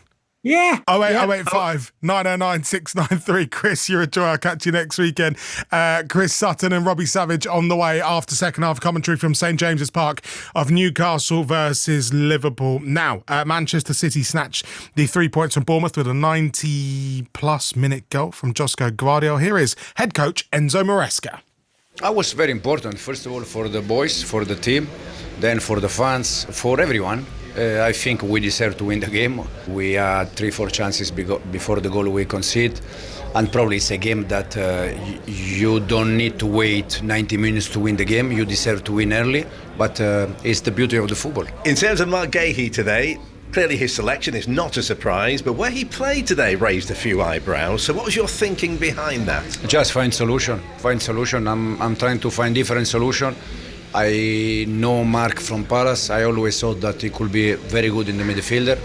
We tried the first 2 days, central defender step in as a midfielder, and then the last 2 days we just try him as a midfielder, and I think he was very good.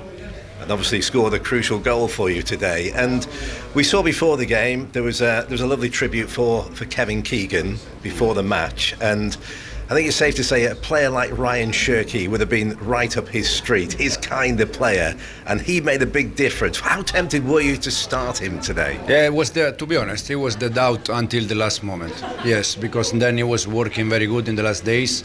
But again, sometimes we make a plan, but sometimes you need to change a little bit. So he was inside, helped the team to win, and this is what we need from him. Enzo Maresca with Gary Flintoff. Let's get a roundup of today's county championship action. Kevin Howells has been watching Somerset Essex. Yeah, good afternoon to you. 5 rounds remain in the championship season. Top 3 in the title race, separated by only 5 points. Defending champions Nottinghamshire lead the table. Their win over Surrey yesterday. Warwickshire a third. That 1-wicket victory over Sussex for them. But in the middle now is Somerset. After their former England spinner Jack Leach took 5 wickets in the Essex second innings, following on 9 for the match. Essex all out for 412, leaving Somerset to score 102 to win and an 8-wicket victory. Hampshire are bottom of the table after Yorkshire beat them by 39 runs. Leicestershire are second bottom despite a second win of the season for them today over Glamorgan.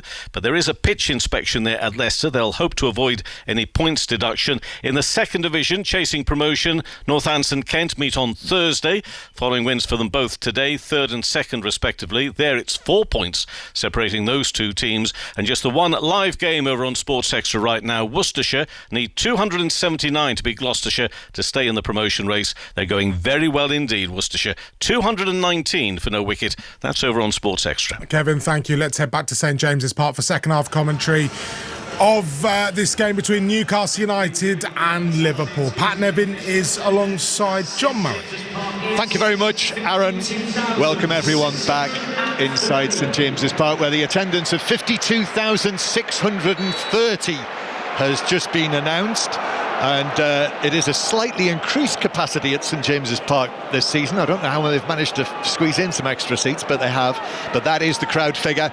Newcastle leading 1-0 as the second half begins. And already Kirkes bursting forward for Liverpool towards the edge of the Newcastle box at the Leazer's end. He has to turn and give it to Gakpo. And then Gravenberch is there as well. Liverpool trying to catch Newcastle out at the start of this second half. Ball played through. Gakpo tries to stab it across goal with the outside of his right foot.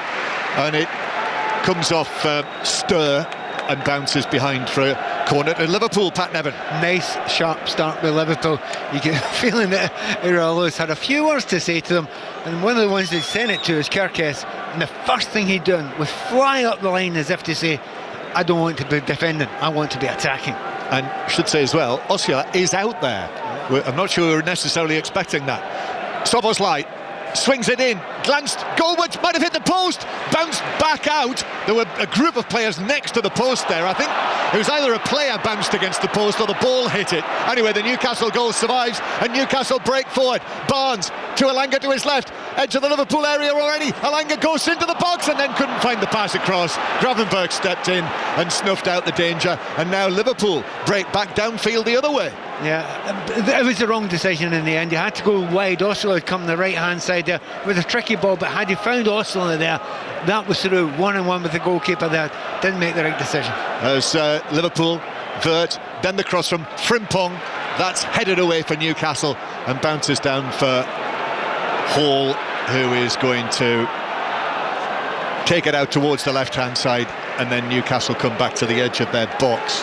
Just keep an eye on that little screen. I'm intrigued to know whether that did actually bounce against the post or not from the Liverpool corner. It's a very weird save by the keeper, but we'll get back to that. Yeah, we will, because the ball has been given to Wissa. Wissa now forward into the penalty area, but it was wide. Osula had to go out towards the left-hand side, then gives it back to Barnes. Barnes ball across, stretch and clearance away by Van Dijk, but only to the edge of the area where Miley hits the shot, maybe 3 yards outside the penalty area, but it flew away over the top left corner and into the Gallagate end, and it remains Newcastle United 1, Liverpool 0. It was a lovely save. I mean, there was bumbling about, and did it hit the post? No, it didn't, but the little palm out by the goalkeeper was a very weird save. Yeah, I thought this was from the Szoboszlai corner, and as I say, a group of players were involved there. Goalkeeper Hornacek sort of pushed it away. I think somebody bumped against the post, hence the frame of the goal shuddering, and it remains 1-0. So Newcastle, no changes at the break. So Hornacek, the goalkeeper, Dedic, Chow, Botman and Hall, the Newcastle back four. Then Sean Sturr with Lewis Miley in midfield. Lewis Miley, who, starting this match, having only just come back from, if you remember, he fractured his fibula, Lewis Miley, in training at the end of last season. So has only played 45 minutes pre-season, but starting this match. So Sturr and Miley, the two in the middle, in the absence of, or the departure of Guimarães and Tonali. Joe Linton injured. And then this front line of Elanga and Barnes wide, and Wissa and Osula central. And Liverpool with Alisson in goal, Frimpong, Jacquet, Van Dijk and Kerkez, Szoboszlai, Gravenberch, Ungamoa, Wirtz, Gakpo and Isak. Here is Kerkez for Liverpool. He's almost lost balance there as he twisted and turned near the edge of the area, and eventually Liverpool did lose possession. And Chow chips it away to Wissa, who takes that down nicely, and then Gravenberch puts in a challenge on him. I think he got the ball, he got the man as well, but referee Stuart Atwell says, yeah, that's good for me. Yeah, good tackle. Yeah, previous times that was given as a foul, not now, and I agree. Well done, good referee. Yeah. And Gravenberch plays it out towards the far side to Frimpong. Here's Ungamoa. Ungamoa, the man who won the match here between these sides last August, just about this time last year. That was Liverpool's first away match of last season when they were defending champions. Arne Slot was still in charge. Here's Van Dijk. Oh, he's misplaced the pass behind Gakpo, and it bounces out of play for a throw-in to Newcastle, who do have other of their new signings on the bench. Bamba, Touré and Joanne as well, the new goalkeeper.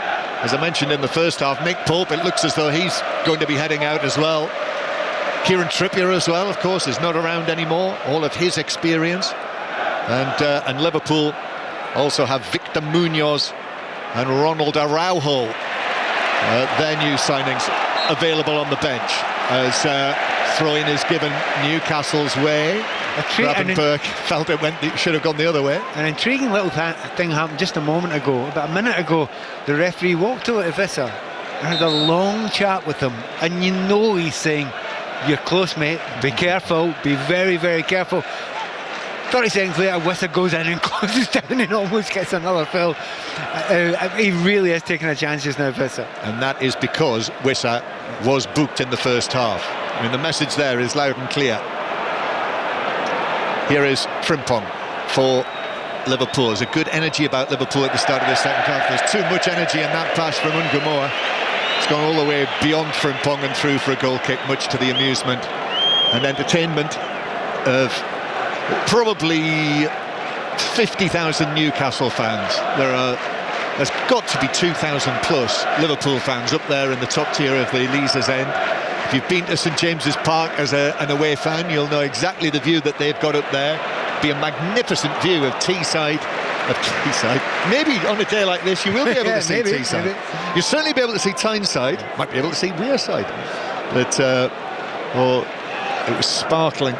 Newcastle city centre, Gray's Monument, Eldon Square, as I walked through there a little bit earlier on. Here is a throw-in for Kirkes up towards the halfway line, where Gakpo holds off the challenge of Dedic and actually has been brought back for a foul. An earlier foul in the build-up there, the referee spotted that. I think that was tangled by Dedic. So it's a free kick to Liverpool inside their own half. So Van Dijk spins the ball down, as they do. Blue skies over St James's Park. The 5 flags fluttering on the top of the East Stand opposite us, with a backdrop of clear blue sky behind it. Van Dijk now to Wirtz. Socks right down, keeps his balance well, gives it to Kirkes, angles it back. Gakpo trying to find a position to shoot, which he does, and that was not far wide of the postage stamp corner of the Newcastle net.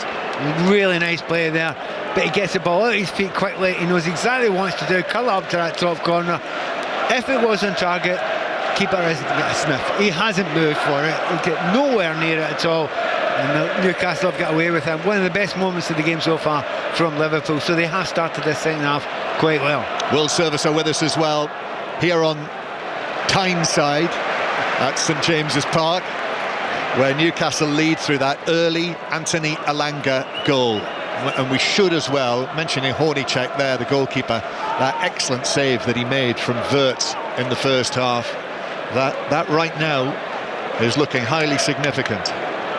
And sometimes I look before games, watching games that we're at, and match of the day is going to be on tonight, you think, what will they spend their time looking at? Because there's so many different stories there. I actually think there must be a massive temptation to go with Sturr, because he looks to me like a player who's going to bestride this game over the years. At the moment, he hasn't given Wirtz a kick, and as we're speaking just now, he's shadowing him everywhere, but when he gets the ball, he's so neat and tidy and so confident on it. Only 18 years old. Just 24 appearances for Ajax last season. £20 million or thereabouts Newcastle spent on him. Gravenberch out to the right-hand side. Frimpong's ball across, looking for Isak near the penalty spot. Chow got there first for Newcastle and was able to, with his right foot, clear it away. Matthias Jaisler, the new Newcastle manager, just 38 years old, asks more from the crowd. In fact, Gakpo is going to score! Right-footed with a shot from 23 yards, slight angle, low into the bottom corner. Hornicek couldn't get there, diving down to his right. Liverpool equalise. Newcastle 1, Liverpool 1, and there's the first Premier League goal scored under Andoni Iraola, who turns away, not even smiling, totally straight-faced. Well, the strange thing about it is that exact position happened in the first half, but Liverpool didn't have a pop. This time they did have it. I think it was Gravenberch earlier on, and it was a big gap there to go and hit it, and didn't go for it. This time Gakpo didn't wait, and again exactly the same corner it was put in for the first goal. Great strike by him, and that is almost silenced the crowd. They are going to make that change just now, and it's taken a wee while. They're playing with 10 men there for quite some time. Surely the star has to come off, along with, somewhat surprisingly for me, Sturr. Yes, it's Sean Sturr who makes way, and then Osula as well. He's been given 10 minutes of the second half, and he grimaces as he walks off the pitch just down in front of us. So Sturr, that's it for the 18-year-old on his competitive debut for Newcastle, and Will Osula clearly with some sort of problem there, as you suggested, Pat, maybe Achilles ankle, something like that. And so Willock comes onto the field for Newcastle as they go back towards the edge of their own penalty area. I think he should have made that change at half-time, John, because they couldn't go long because he was limping still, and because of that Liverpool just pressed. And Ramsey, so Willock and Ramsey on for Newcastle. And there is quite a bit of talk doing the rounds at the moment that Liverpool might sell Gakpo or he might move on. It's Liverpool attack again. It's 1-1 now, and it's the Liverpool voices that you can hear echoing down from the top tier of the Leazes stand. Frimpong back to Ngumoa, edge of the box, step over, left foot. Oh, it's deflected, but it's deflected up in the air, and Newcastle half clear it. Gakpo shoots on the turn. That was blocked. He was off balance as he hit it, and Newcastle were able to get it away. And back to the halfway line it goes. And I have a feeling VAR might be having a look at something in amongst all of that. But Liverpool continue to attack. They're on top, Pat, right now. Yeah. They've scored the equaliser, and now Iraola's team up are trying to find a goal to get them in front. And Gamora across. Isak back to Gravenberch. He shoots. That's blocked. Comes back to Gravenberch. Tried to flick it into the box, but Newcastle were able to block that away. Wissa rides a couple of challenges. Still goes. Wissa through the centre circle. Still running with the ball. Gives it to his left. And then the shot. Oh, it's in! It's 2-1 to Newcastle. Just on the field. Joe Willock makes it 2-1 Newcastle. And Liverpool, who'd been on top, suddenly find themselves behind again. Newcastle 2, Liverpool 1. Well, it's incredible.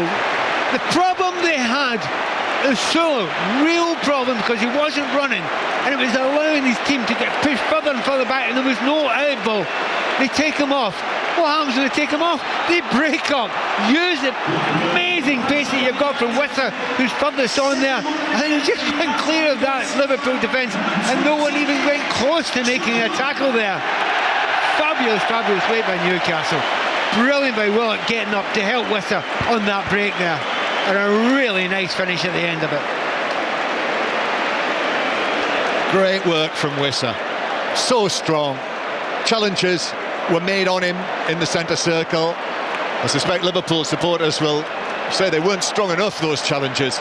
He broke away from them, took the ball on, through the centre circle, still being pursued, and then just rolled it to his left where Joe Willock was there. I remember the last time I saw him score was against Paris Saint-Germain in January. That was the only goal that he scored last season. That was a famous goal. Well, they've lapped this one up as well. Yeah, again, really, I mean, he's got all the energy in the world there, having just come on there. But the pace, the real problem for Liverpool is the fear pace, and they're going to have to face it again now. I think it was maybe 4 minutes between the goals. As Newcastle come again down the left-hand side with Hall, but a free kick given against him. And 3 minutes between the goals. 57th minute, that second goal for Newcastle from Willock. Now Cody Gakpo to the edge of the area. That's well tackled by Dedic. Excellent. I thought he was away there for a moment, Pat. Gakpo beyond Dedic, but Newcastle are able to bring it forward, but then in steps Frimpong, and now Gravenberch, who's passed it slightly behind Wirtz, who's 25 yards out. Now here's Gakpo. Gakpo flicks it across the box. That's blocked away by Miley. Kirkes goes around the outside of Alanga, crosses left-footed to the back post, hooked away by Ramsey. Back out to Gakpo. Oh, that was set up for him there. The first touch was excellent. It spun away, and he was ready for the second effort on his right foot. And he got the shot all wrong and sent it spiralling away beyond the top right corner. We can't blame him having a go. He's just got one in that top corner, in the bottom corner, so he puts that towards the top corner, but not on target. But this second half has been chaos. We're only 15 minutes, dead on 15 minutes into it, but it has been chaos. And it's as if these two managers quite like that idea.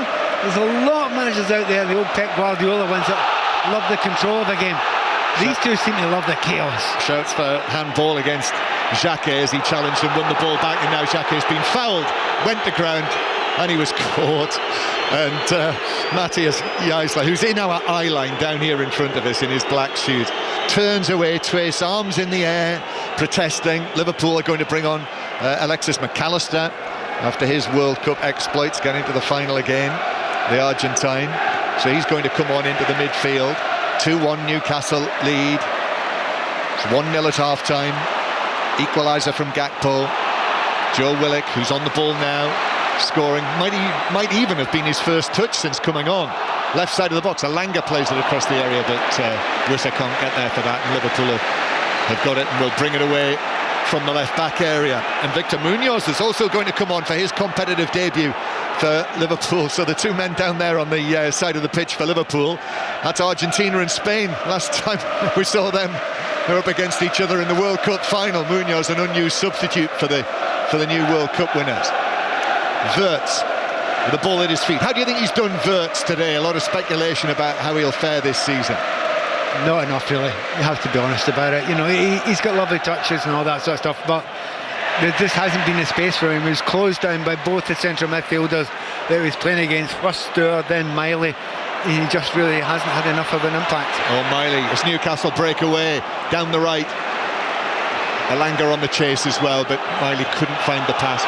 It's played out along the back. Frimpong's been put under pressure by Barnes, who charges down the clearance. And that's out of play for a throw into Liverpool. So we will see those changes now for Liverpool, and that is going to be it for Ngamoa. So Ngamoa's off. There'll be no late winner from the 17-year-old in St James's Park this season. No, he didn't have a great effect in the game. It was up against a fullback that had the better of him for the vast majority of the game. And so he's been replaced, and understandably. And I think you've seen this coming, didn't you? Wirtz is coming off now.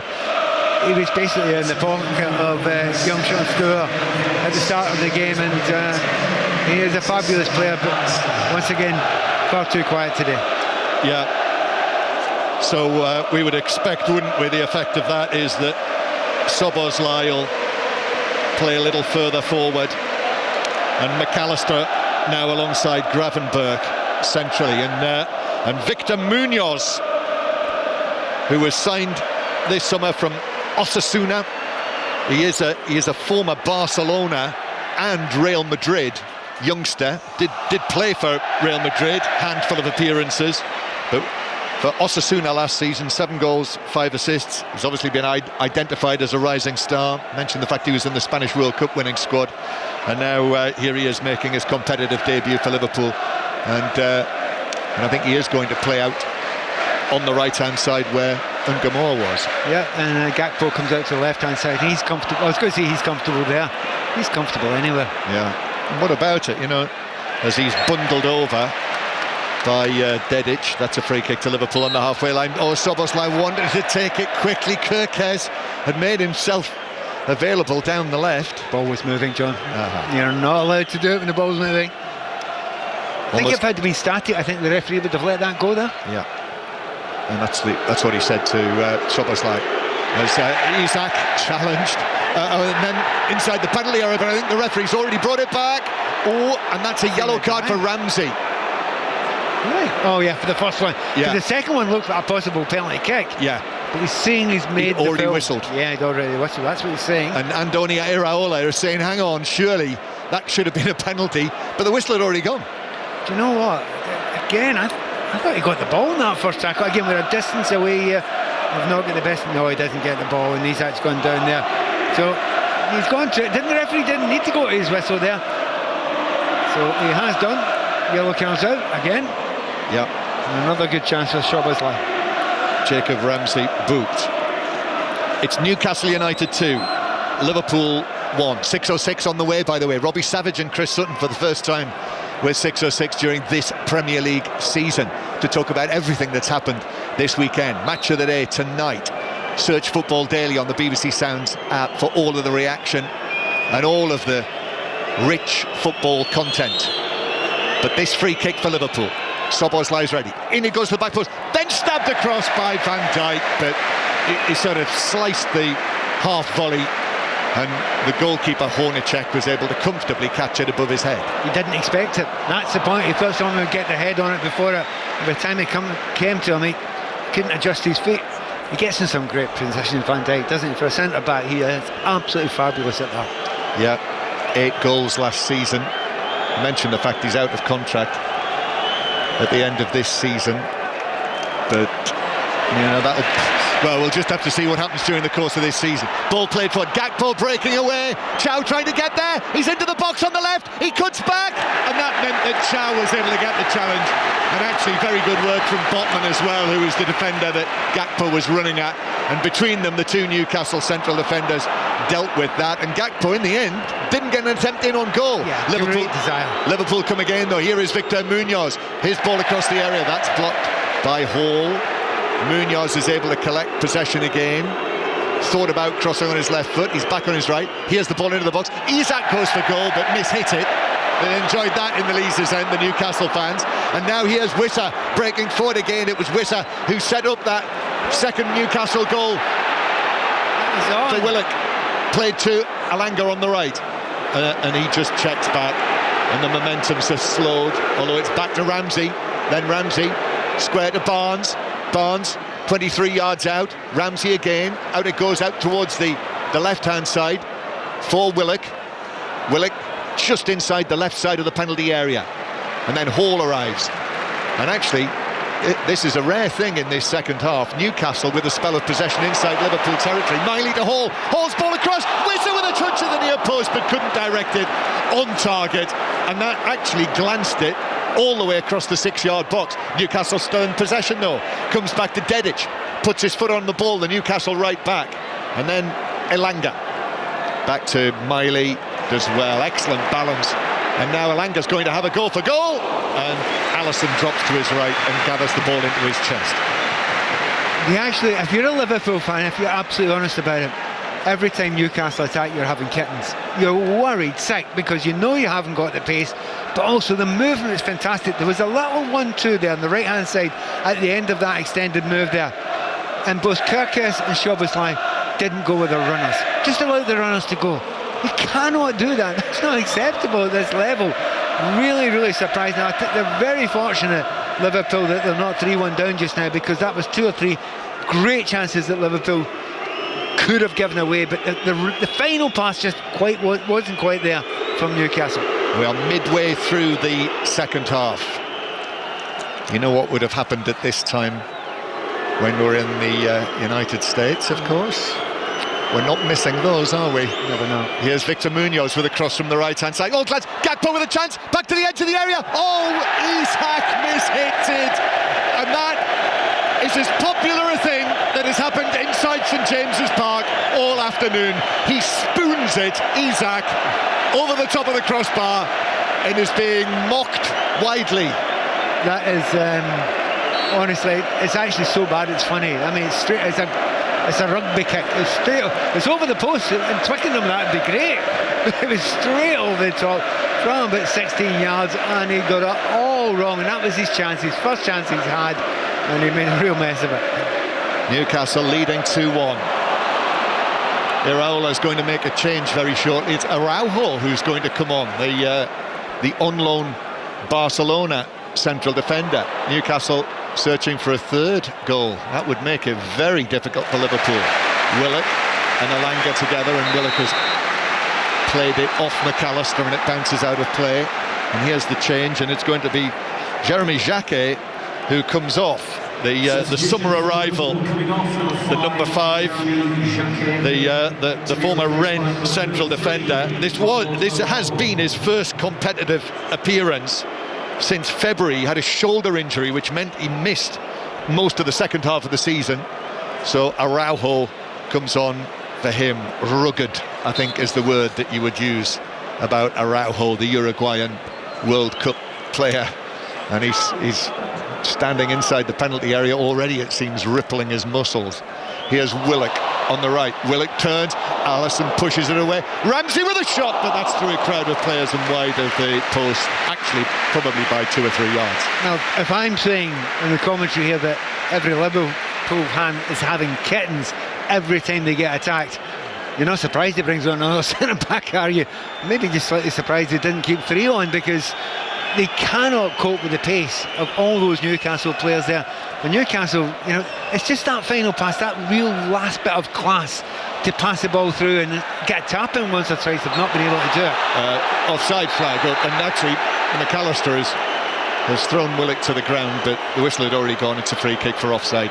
Free kick to Liverpool. Newcastle leading by 2-1. Liverpool did get level through the Gakpo shot, but within 3 minutes, substitute Joe Willock, made it 2-1 to Newcastle again. Andoni Iraola, remember, was unbeaten in his last 18 Premier League matches as the Bournemouth manager.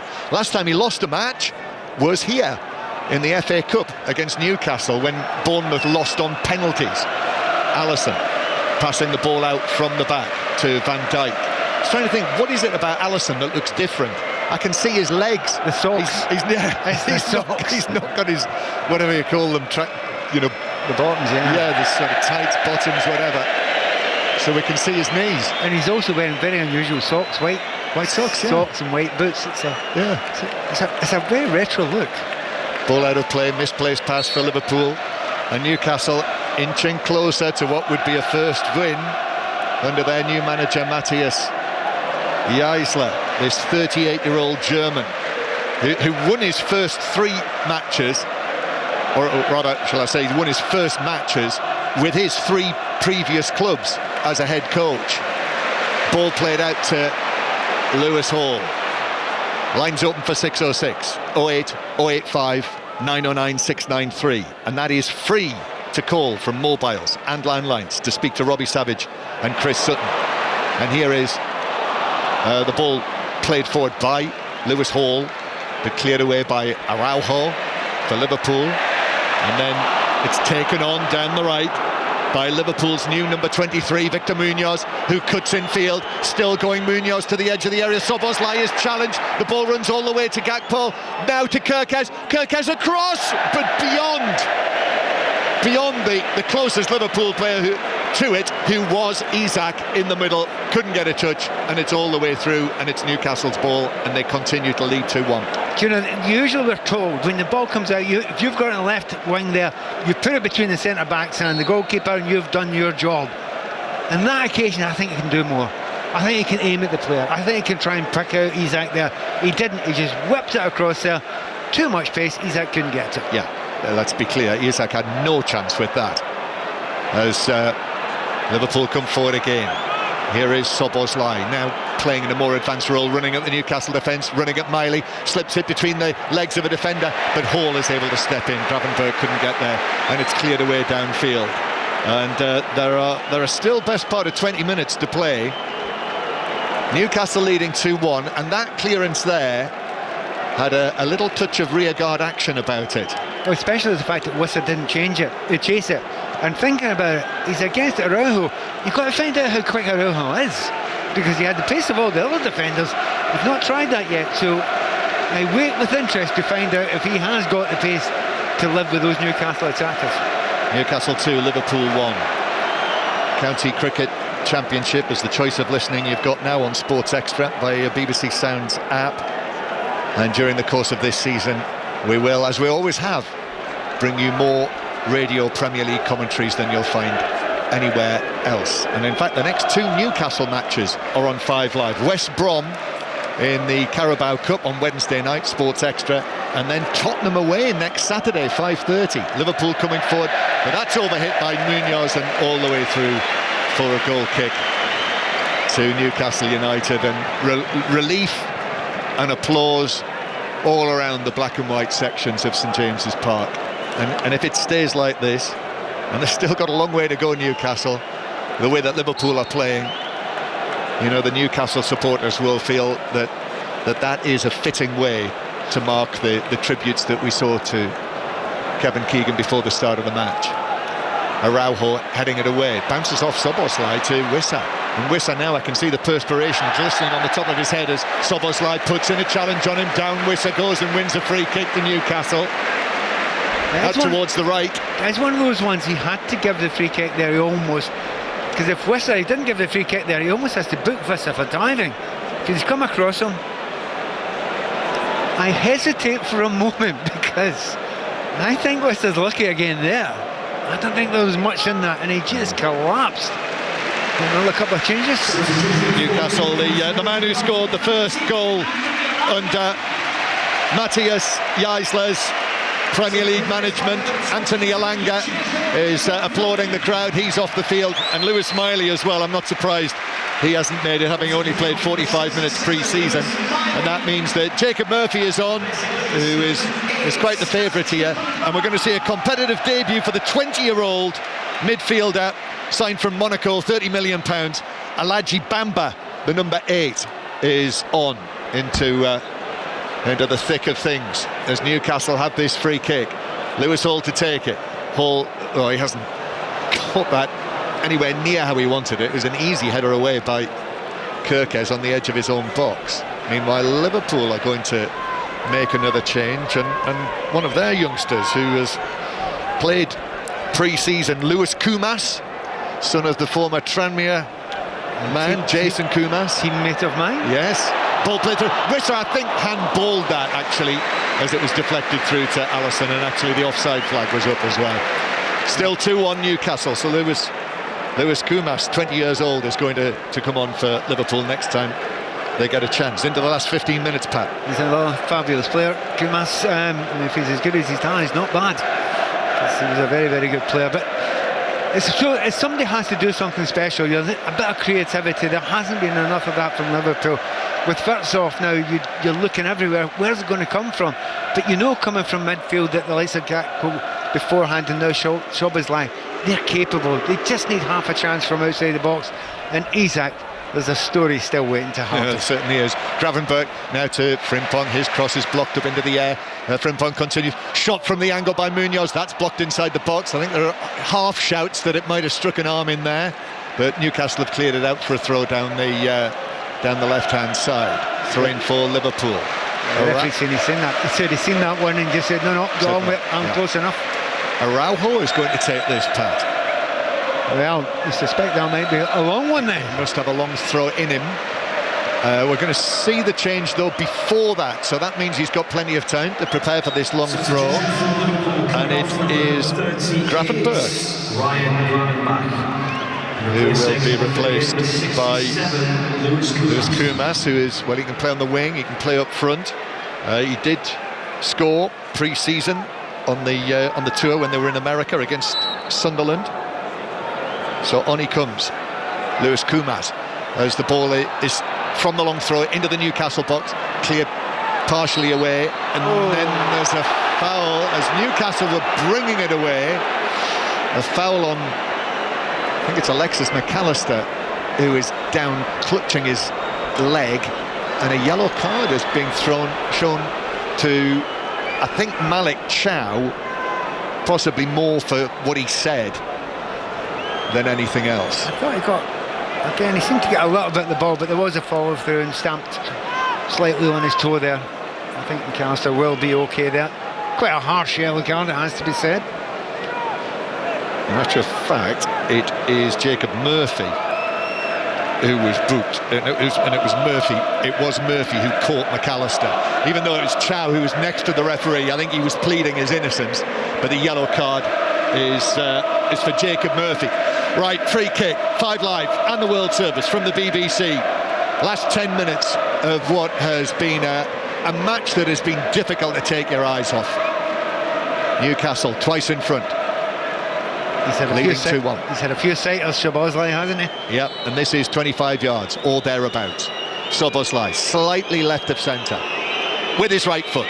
Szoboszlai hits this, it strikes the top of the wall, bounces high into the Newcastle box, hoisted up in the air, not cleared, and then the shot from McAllister. That's blocked, lifted across the box. Araujo, but I think the whistle had already gone before it was volleyed over the top of the crossbar by Lewis Koumas. It's one of those games that's, because there have been so many substitutions in such a quick period of time, it's really messy now. And again, I think Newcastle are kind of okay with that. They don't mind that, because if it's a bit messy, players are caught out of position, you're able to break now and again. I'm just kind of watching who's got the energy left to do that make that last run, and particularly the likes of Wisser up front. Koumas is sort of playing in an advanced midfield role. It's actually sort of number 10 position, Lewis Koumas, and this is his Premier League debut. Just his second competitive appearance for Liverpool. He was on loan last season at both Birmingham and Hull City, so he was part of the the Hull City promotion, which resulted in that eye-catching result yesterday for Hull City, which I still think will be top of the bill tomorrow in the Monday Night Club with Mark Chapman on 5 Live. Ball forward for Wissa, but the offside flag is up. Well, Araujo seemed to be that's beyond significantly beyond Wissa. I stand to be corrected, but there were 2 players offside, but it wasn't Wissa. And neither of those players were going for the ball. No. Very strange decision there. Newcastle 2, Liverpool 1. 6:06 with Robbie Savage and Chris Sutton coming once on 5 Live. Aaron Paul has rounded everything up, likewise. Deleth Lloyd will be doing the same on the World Service. But on 5 Live, 08085 909 693 to join in the debate on 6:06. And then Gakpo has a look at the ground as he mishits a pass out of play. Oh, come on, you don't get bobbled. You don't get bobbled. He just mishit it there and a little bit carried away. Now, the question mark for Newcastle, certainly at half-time and just before half-time, was would they run out of gas? And I thought they probably would. But the changes they've made, that's really, really helped them. There seems to be a little bit more energy about them again now. Yeah, Gakpo was a bit like some of those Pakistan fielders this week at Headingley. The second test, by the way, test match special on Thursday. US Open tennis as well, 5 Live and Sports Extra over the course of the coming weeks, not far away. And the Checkered Flag podcast as well on BBC Sounds after today's Dutch Grand Prix for all of the follow-up. Here is McAllister, centre field. McAllister sending it forward. Frimpong now taking it on down the right-hand side. Frimpong, Barnes tries to get there. He's got Munoz onto his left foot, then back onto his right. Hauling with a challenge. Good challenge as well. Played it into Munoz and it's behind. Off the Liverpool man for a Newcastle goal kick. Hall's been superb. Absolutely superb in that left-back area. Contender for man of the match? Yes, he is, because, you know, he's got a big job to do. And when you're marking your winger and your winger gets taken off, you've done well. And then the guy comes on his place, you're not giving him much of a chance either. And you've got forward quite a few times as well. I mean, I think he had superb seasons before, but he looks as if he's made a further step on, and maybe not having any World Cup to take his mind off it and give him a little bit of a rest, that's possibly helped him as he's matured. Yeah, I think that's been a factor with a number of players, don't you, over the course of this weekend. So 2-1 Newcastle lead, on course for their first league win against Liverpool for 10.5 years, over a decade. In fact, the last Newcastle winning manager against Liverpool in the Premier League was Steve McLaren. Here is Szoboszlai playing it out towards the left-hand side. Gakpo, the man who scored the Liverpool goal, turns and gives it back out towards the left. And then Gakpo receives it again. Van Dijk now. Liverpool have to go all the way back towards the halfway line. 6 minutes of the 90 to play. And then added time. At the moment, Joe Willock's goal would be the winner. Van Dijk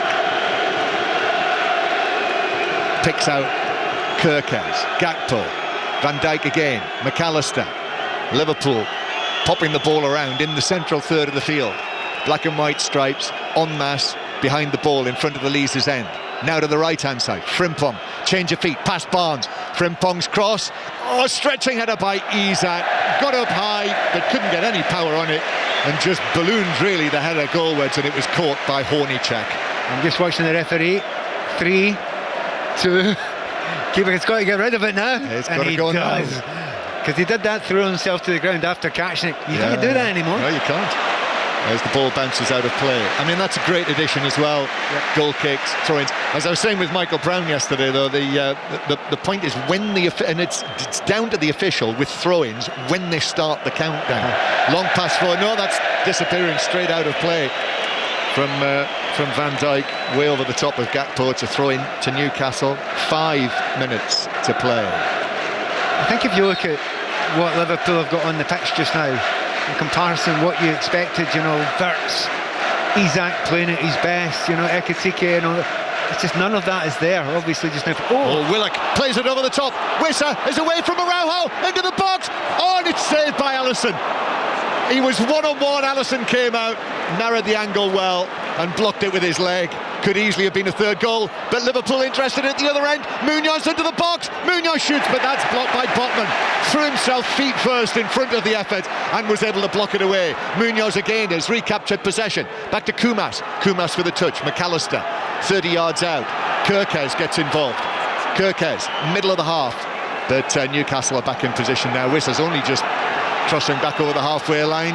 He'll feel like he should have scored there. Yeah, he should have. The ball just wouldn't come down. It was bouncing quite high, and he just needed to come down another 6 inches or so. Had to snap it slightly early. Couldn't get any power. So it's still in the balance. Newcastle 2-1 up. Gakpo, deep ball across the penalty area, but Munoz blatantly shoved Lewis Hall. And even if the ball hadn't drifted all the way through for a goal kick, I think that would begin as a free kick to Newcastle. You'd argue that's, for all the fact that Newcastle have sat quite deep or been pushed deep, I think it's more they've sat back a lot and just tried to survive these last 10, 15, 20 minutes. The best chance of the second half of having the goals is clearly that one by Wissa, and he should have put it away. He is looking really, really lively, but he's put a shift in today, Wissa, and you mentioned early on you think he's going to have a good season.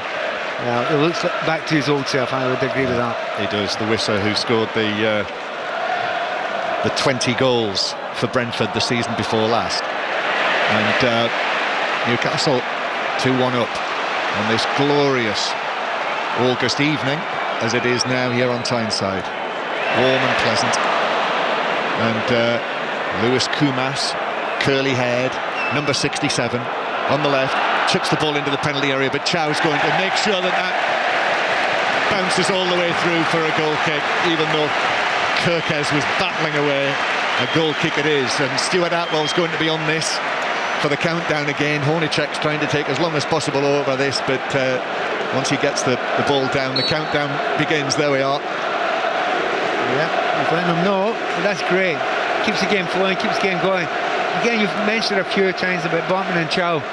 They have looked really good together today, haven't they? I mean, Isak's not caused them any problems, but part of that is because the centre-backs have taken it in turns and marking him. Yeah, in the absence of Dan Burn, and Isak certainly had an off day.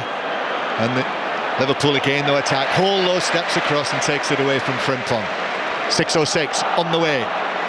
Waiting for your calls. Robbie Savage and Chris Sutton. 08 085 909 693. Text 85058 to book your call, or get in touch at BBC 606. Villa supporters. It was interesting hearing Unai Emery at half-time talking about Ollie Watkins not involved for Villa today. Newcastle breaking away over the halfway line. A third goal now would finish off Liverpool. Here's the man who scored the second. Willock does well, holds it up, gives it to Barnes. Barnes now to Jacob Murphy. Murphy up against Kirkes, trying to go around the outside. Murphy's ball all the way across the 6-yard box. No one could get a touch. Wissa, Willock closest to it. It's out for a throw on the far side. You take my point that every time they go forward, they look as if they can make a chance, Newcastle. Every single time they go forward, the ball comes across the box, there are gaps, there are spaces there. As I say, if you're a Liverpool fan, you're having kittens every single time they attack. Ball won back by Bamba in midfield. Good tackle. That's what he was brought in for. And then Murphy as well. Oh, and there's a coming together there by Isak and Chow. Isak just ran into him, and Chow didn't react. So Hornacek was able to clear Gakpo. Then Wissa. Oh, Wissa's been taken out by Van Dijk. Referee plays the advantage. Willock's got a lot to do. Into the D. Still going. He's challenged. Ball runs to Barnes. Barnes shot. That's deflected across the box. Wissa is then able to take it on. And then Van Dijk gets a foot in to stab it out of play near the corner flag. Well, Van Dijk's got to get a yellow card, surely. Come on, that was just a wipeout, an absolute wipeout. Come on, referee. Yeah, gone over.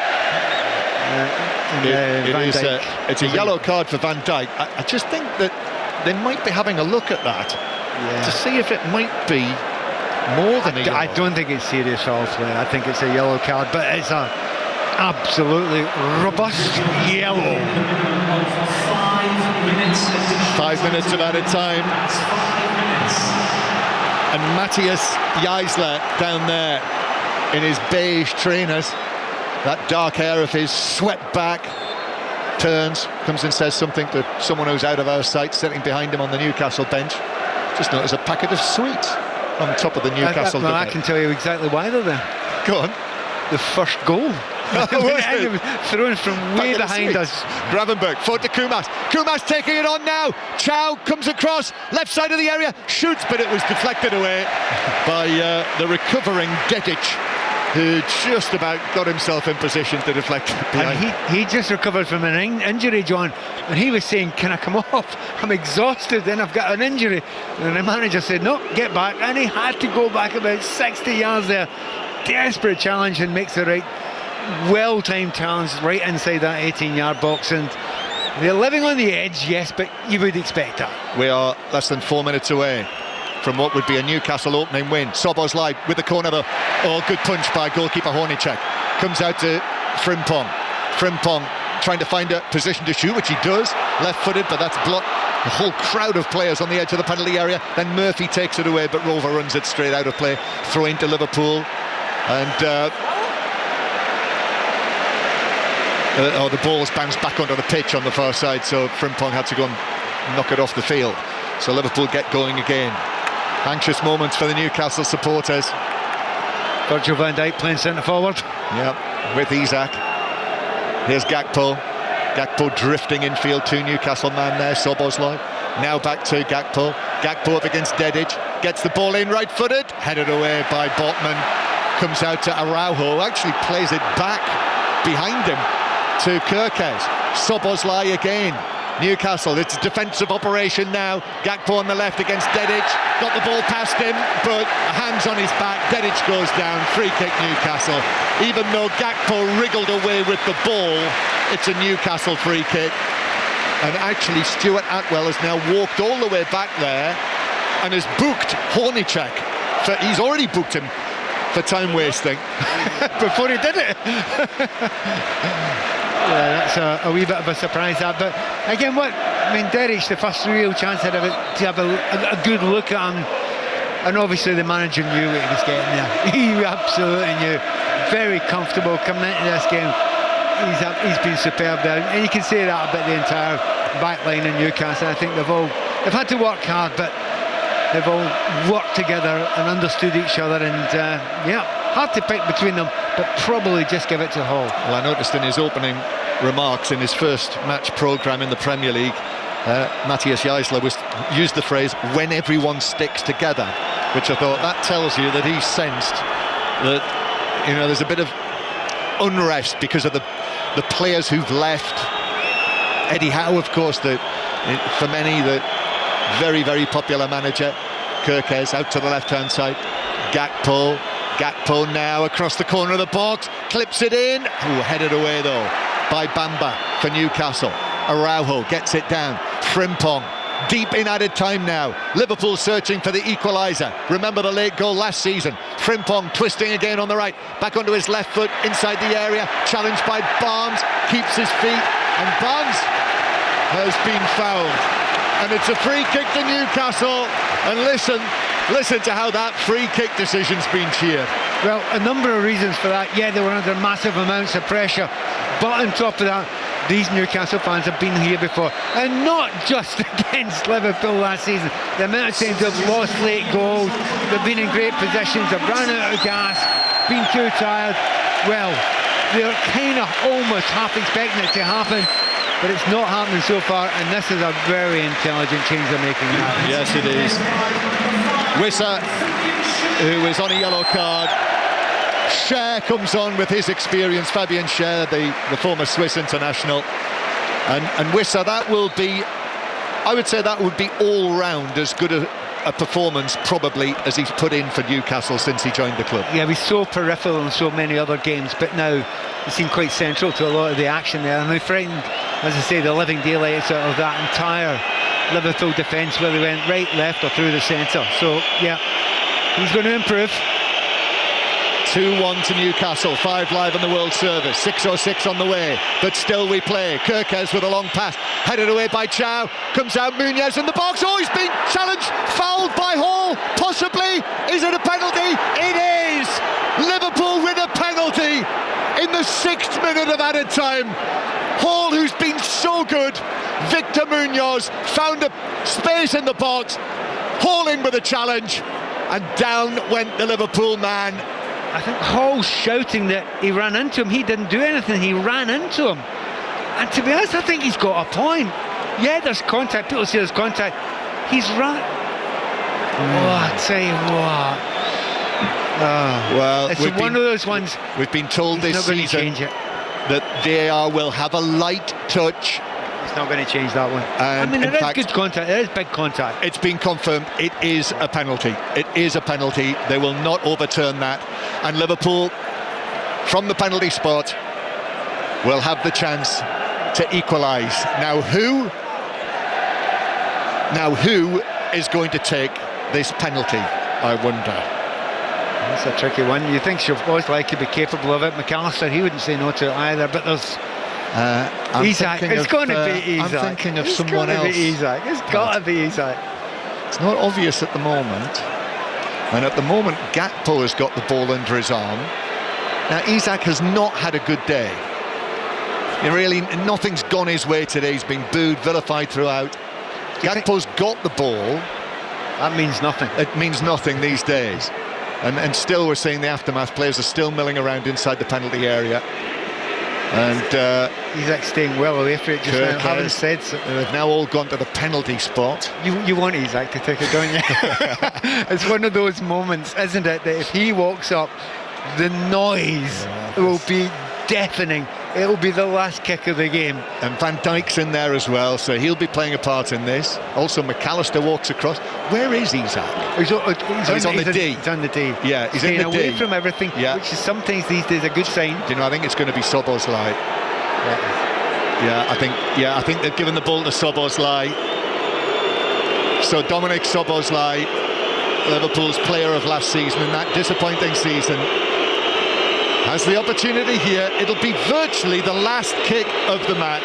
It's a short run-up. Szoboszlai, Hornacek standing, arms raised on his line, the Newcastle goalkeeper. Liverpool, their supporters looking down from up on high. Szoboszlai staring down at the ball, slightly behind and to the left of it, Liverpool's number 8. Now, Stelly waits, looks to the referee, then back to the ball. And now Szoboszlai, brilliant penalty! Superbly struck, high into the net, above Hornacek's dive to his right, and it is 2-2. And Matthias Jaisler and Newcastle are denied victory in his first Premier League match in charge. 2-2 on the day that we've remembered Kevin Keegan.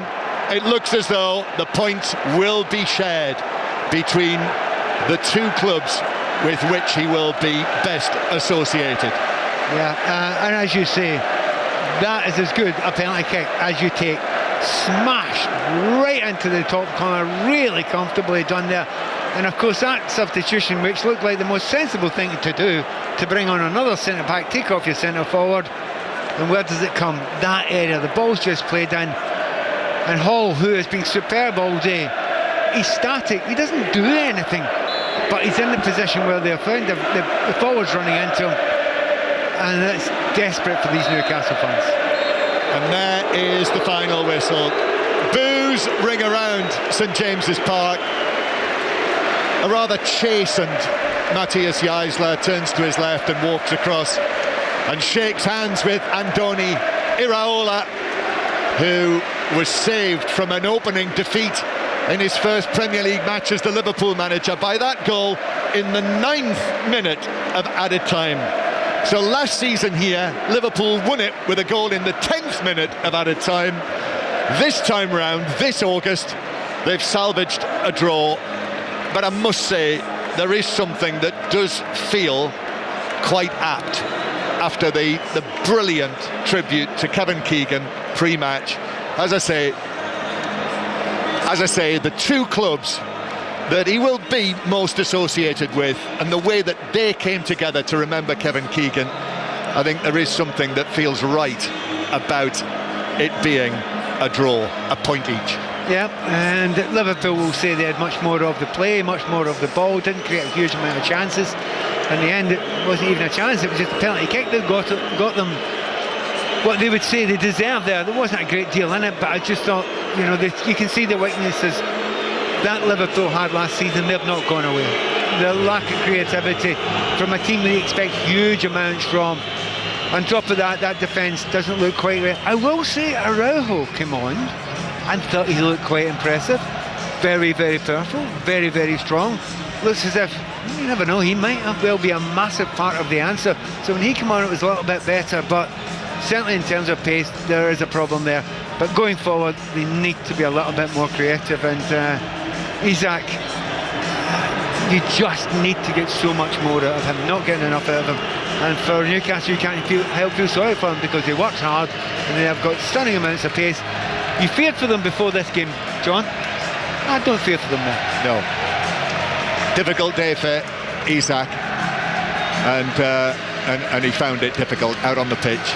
And Liverpool's players going over towards the Leazes end to applaud their supporters, and actually all of the players mingling together, Liverpool and Newcastle United, and that feels right as well on what's been a memorable day. If you do get a chance, social media, newspapers in the morning, some of the pictures, match of the day tonight, watch that, the coverage. You really need to see the way that these two clubs remembered Kevin Keegan here today. That will be the abiding memory. And the match finishes Newcastle United 2, Liverpool 2, after Newcastle were twice in front. John, thank you so much. Pat, I was going to come back and say that was a galvanising performance by Newcastle, but it really just, the air got sucked out of St James's Park, and there's plenty to take from both sides. It was all action, it was hard working, it was gritty, it was determined.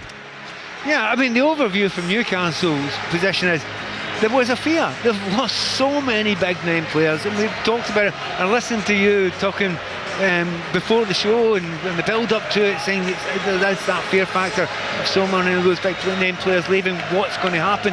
Well, I look at them out here and I see plenty of energy. I see a real buy-in for the players. I see young players coming through looking as if they're A, good enough, and B, going to improve as well. So yeah, I think Newcastle fans will walk away today and think, right, okay, gutted again. And by the way, may I apologise right away to Newcastle fans. In the 95th minute I've said, yeah, that looks like they've done it now. They've suffered so many times. You can't say it too early for Newcastle. The amount of times I've watched them get done right at the end, and it's happened again. But in reality, I think there's far more positives to be taken for Newcastle than negatives. Liverpool, it's a different question, because Liverpool, you're expecting to be top four, at least top four. And it didn't look like a top four team today. I think there's a long, long way to go. But then there are more players to come in just now, and you can't really make a real decision how their season's going to go. A definite lack of creativity, and somehow they must get the best out of Verts. They must get the best out of Isak, because they certainly didn't get the best out of them today. Pat, thank you so much. John, thank you to you as well. So on an emotional day on Tyneside, it finished Newcastle 2, Liverpool 2. Earlier, Manchester City left it late to come from behind to beat Bournemouth 2-1. Brighton thrashed Aston Villa 4-0. Meanwhile, Formula 1 returned from its summer break as reigning world champion Lando Norris made it back-to-back wins at the Dutch Grand Prix. Championship leader Kimi Antonelli was second in his Mercedes, with teammate George Russell in third. And Leeds went top of the Super League after they beat York 66 points to 16. Warrington Wolves were also winners over Huddersfield. Next up on 5 Live is 606 with Robbie Savage and Chris Sutton, which follows the latest 5 Live news with Joe Critcher. The voice of the UK. This is BBC Radio 5 Live. The family of PC Tom Clough, who died along with another officer when a car going in the wrong direction hit their police vehicle, say he was our hero with a fantastic sense of humour. 5 young men also died in the crash on the A66 in Middlesbrough yesterday.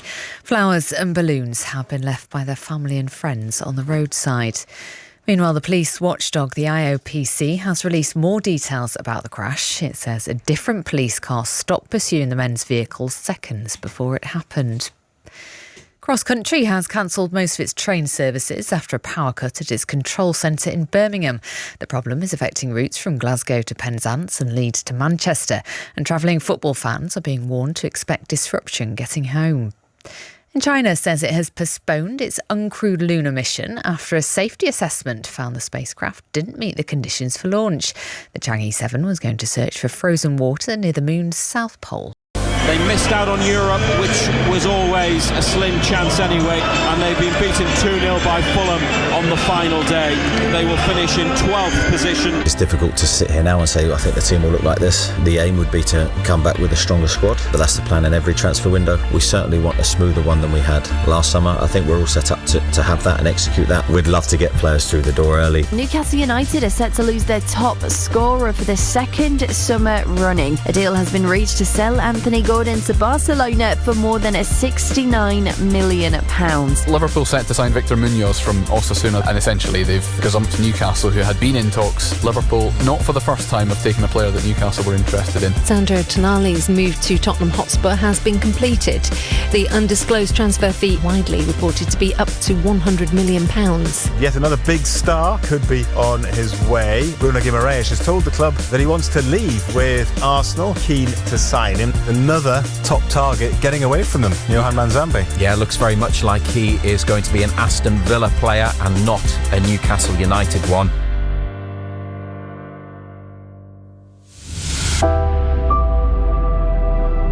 The legendary former Newcastle United player and manager Kevin Keegan has died at the age of 75. It's a major shock. We hear the word legend thrown around an awful lot. You've got to put Kevin Keegan on a very high pedestal. Outside St James's Park, flags are at half-mast with rows of flowers and black and white scarves and a huge sign reading The Messiah. He was my hero, the entertainers. It's the best football I've ever seen. He was Newcastle United. The lift he gave to the club, the area as a player was unbelievable. And then the second stint when he came as a manager was another level. It's just really sad, and I'm just hoping that Newcastle United recognise, and I think they will, how great he was. How will the club remember this man who helped transform the club? We've got a statue of Alan Shearer here. We've got a statue of Sir Bobby Robson here. And Kevin's impact in this club, extraordinary. I think it demands a physical tribute. We're going to make that determination ultimately and at the right time, in conjunction and consultation with the family. Today, we're just mourning like everybody else.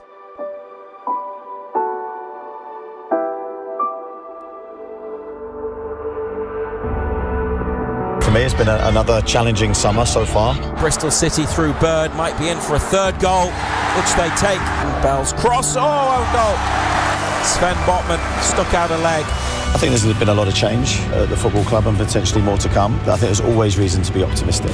Every day that I'm Newcastle manager is a great day for me. I absolutely love the football club and that will never change. The Newcastle manager Eddie Howe is set to leave the club with immediate effect. I think it was the right time to go. We're a selling club and it just seems like a protest to that, I think. We're absolutely gutted, but absolutely doesn't surprise me. What he's done for the club's incredible. Last season was really tough for Eddie Howe. You seen the interview after Bristol City. He looked a tired man. His body language wasn't great. He looked like a beaten man.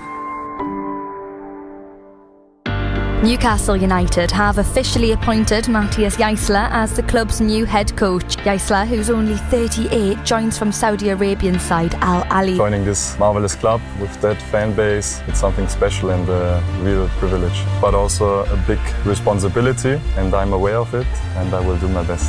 Newcastle United have confirmed that their captain Bruno Guimaraes has joined Arsenal. Undisclosed fee, believed to be around £75 million. I just felt I need a new challenge in my life. I want to win more trophies for my career. Every person in my family is excited to be here, to live in London. You can lose one player, but when you lose three players of the quality that we've lost, it's very difficult to replace that type of quality. There is negativity. Probably you read the newspapers as well, and the media, social media in particular. We're in a bad way. I think we need to make some signings pretty desperately for the first team, plug in and play. I think we need about 4, maybe more. I'm all for the rebuild. The problem is I haven't addressed all of the areas yet, and we've got a game on Sunday. I hope I'm wrong. I hope the manager succeeds, but what I say, I'm not too sure whether they're ready. Bamba hands on hips, has to score, and he's hit the post. Bamba doesn't score, and Newcastle will not get their hands on either trophy this weekend. Strasbourg win the shootout. For us, it's the job that we focus what we can influence. We want to deliver our game. We want to play in our way of football, like the Newcastle United fans are expecting, and then we will have a fantastic Sunday evening. At home, everything is possible. Once again, it has been an eventful summer at Newcastle United. Lots of change off the pitch, either side of the news of Kevin Keegan's passing. And today, both Newcastle United and Liverpool, two clubs that he represented with such distinction, will join together to remember the great man. And then rivalries on the pitch will be renewed, and it is already an emotional day here at St James's Park, with the stadium prepared to honour Kevin Keegan, with lots going on ahead of kick-off, including a war flags display which has been laid out already onto empty seats, with banners and a giant flag at the bottom of the east stand ready to be pulled up to the top. I'm sure it will look spectacular, and it will be a fitting and worthy tribute of King Kev.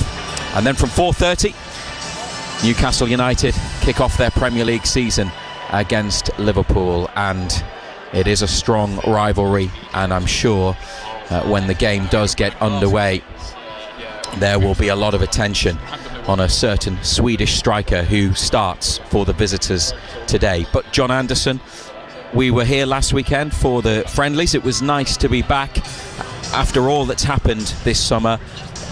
My view is that it's a good thing that the Premier League, the competitive action, is finally here now, and I think you feel the same. Yeah, look, it hasn't been the greatest pre-season, not just with results but performances.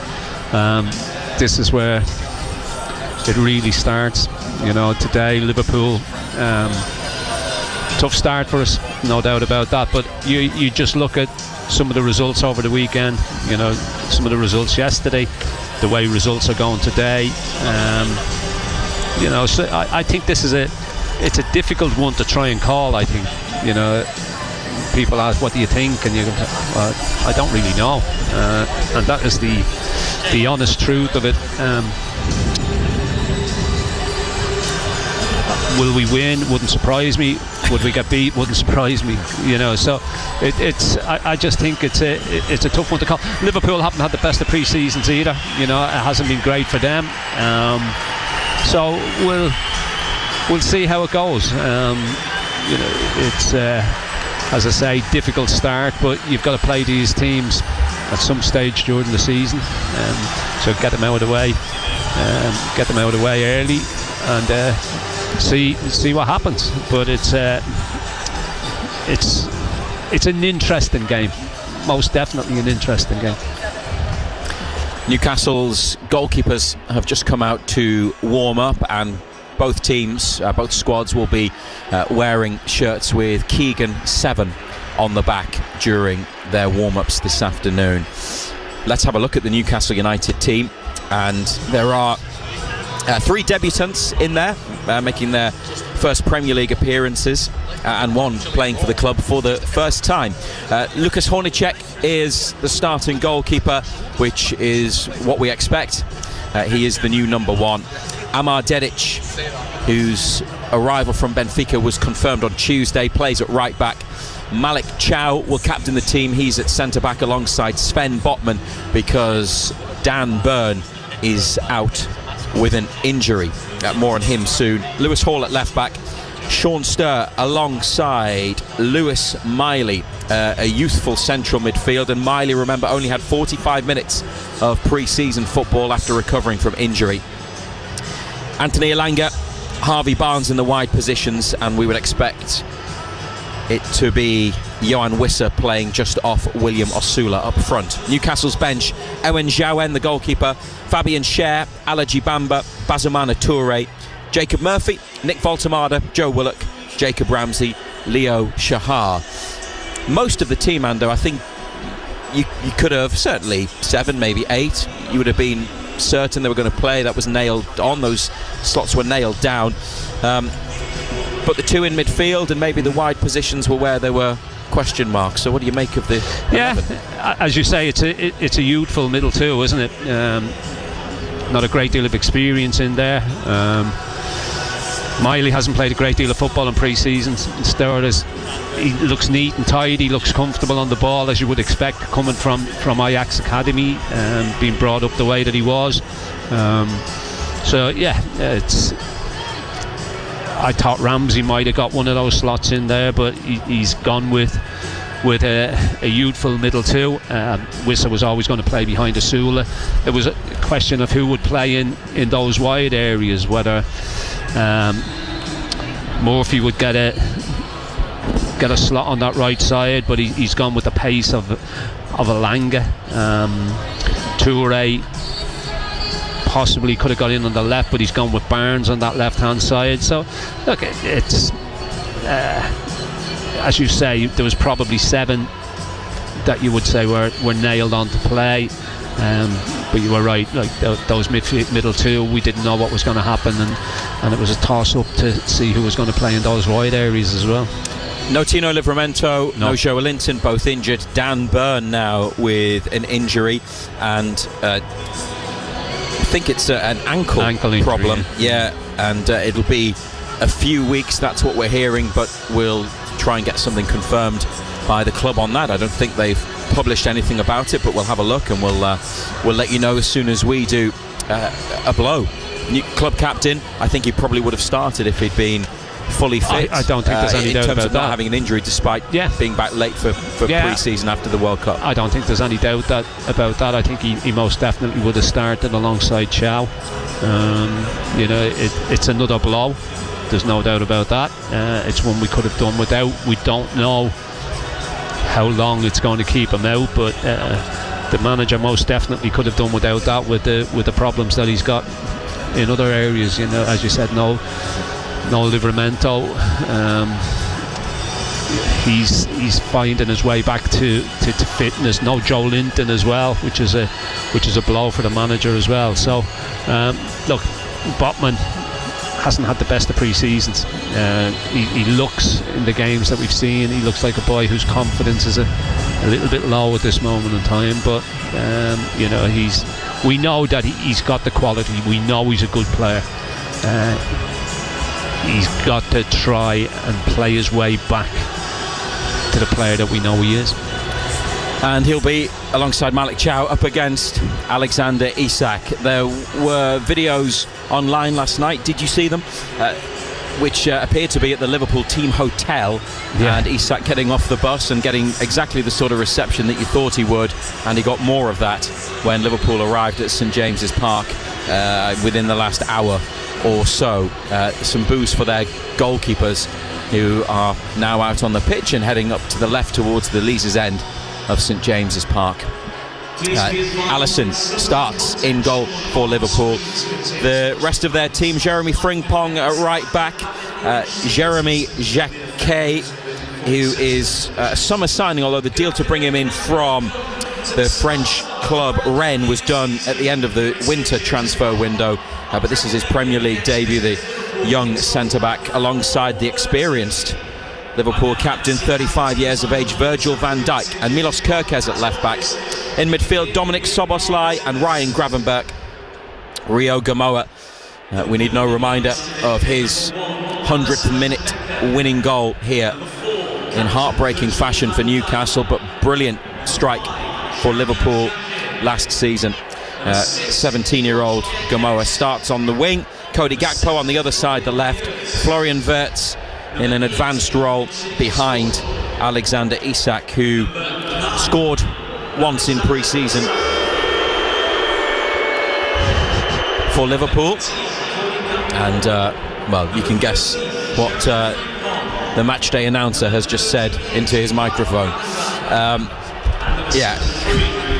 I think, Ando, there's anxiety about the Isak situation, because even if today wasn't, in many respects, certainly pre-match dedicated to the memory of Kevin Keegan, Isak coming back to Newcastle for the first time, didn't play against them last season, as we know, was always going to be a huge thing. He was injured, he struggled. We don't need to go over the events of last summer and how that contributed to his season, but it's not going to feel good if he scores or if he participates in a significant way. But he is going to get hell from...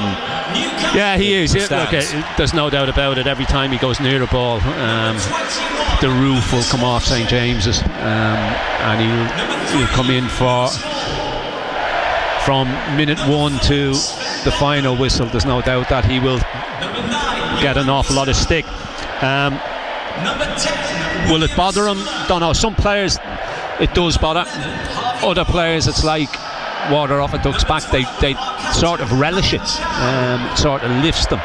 You hope that it's not the latter. You hope that the abuse that he takes doesn't lift him, and he doesn't relish it and doesn't thrive on it. So but there's no doubt that he's guaranteed to get so much abuse. It's I think we knew all along the abuse that he would get, and it's look, he could have handled the situation better, couldn't he? You know, it didn't. That's one way of putting it. It wasn't a great. Yeah. It wasn't a great outcome from both, from the club and from his perspective. You know, it was a deal that didn't really work for anybody last season. Did it? And you know, I think hence the reason that the Guimaraes deal was always going to be. They were never going to let it get to the same situation of where it was a similar outcome to what happened to what happened with Isak last summer. So, but there's no doubt that he will take unbelievable stick. He'll get a load of stick, no doubt about it. BBC Radio Newcastle, and we're also on the BBC Sounds app today. If you have a smart speaker at home, then ask it to play BBC Radio Newcastle and you can listen to us there. An equaliser for Manchester City, 1-1 in their match with Bournemouth. As we've been mentioning today, is about remembering the great Kevin Keegan, the warm-ups with the players wearing Keegan 7 on the back. There is much more planned across the day here at St James's Park, and there are a number of former Newcastle players from Kevin Keegan's great entertainers side of the 90s who are here, and we are delighted to be joined right now by one of them on BBC Radio Newcastle.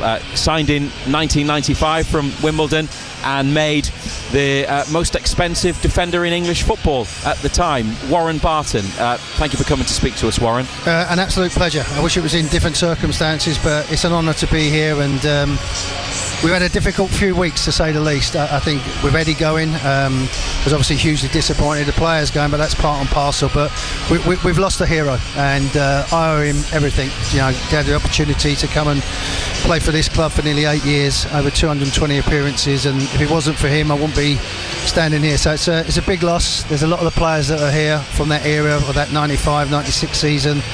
We're reminiscing, and all of it is about Kevin, actually. So yeah, it's going to be emotional for everybody, but John will tell you with Kevin, he wanted you to enjoy it. He wanted you to have fun. He wanted you to express yourself, and more importantly, he wanted you to play for the fans. And I think that's what everybody's got to remember about Kevin. He was a gentleman. He was a great person, and we're going to miss him. And as I said, I never got a chance to say thank you, but that's one of them things. And you know, we wish him well, obviously, and the family, and you know, our hearts go out to them and prayers as well. And members of Kevin Keegan's family are here today as well, and it's sad that he didn't get to come back himself to St James's Park to take in a game. Don't you think that's part of the romance of KK? You know, that's part of if only. You know, like when we lost the league and we was nearly there. It's just Kevin was such a person that you could emotionally get involved with. You wanted to do anything for him. You wanted to do the best you can, and you know, unfortunately we failed at the time to not, you know,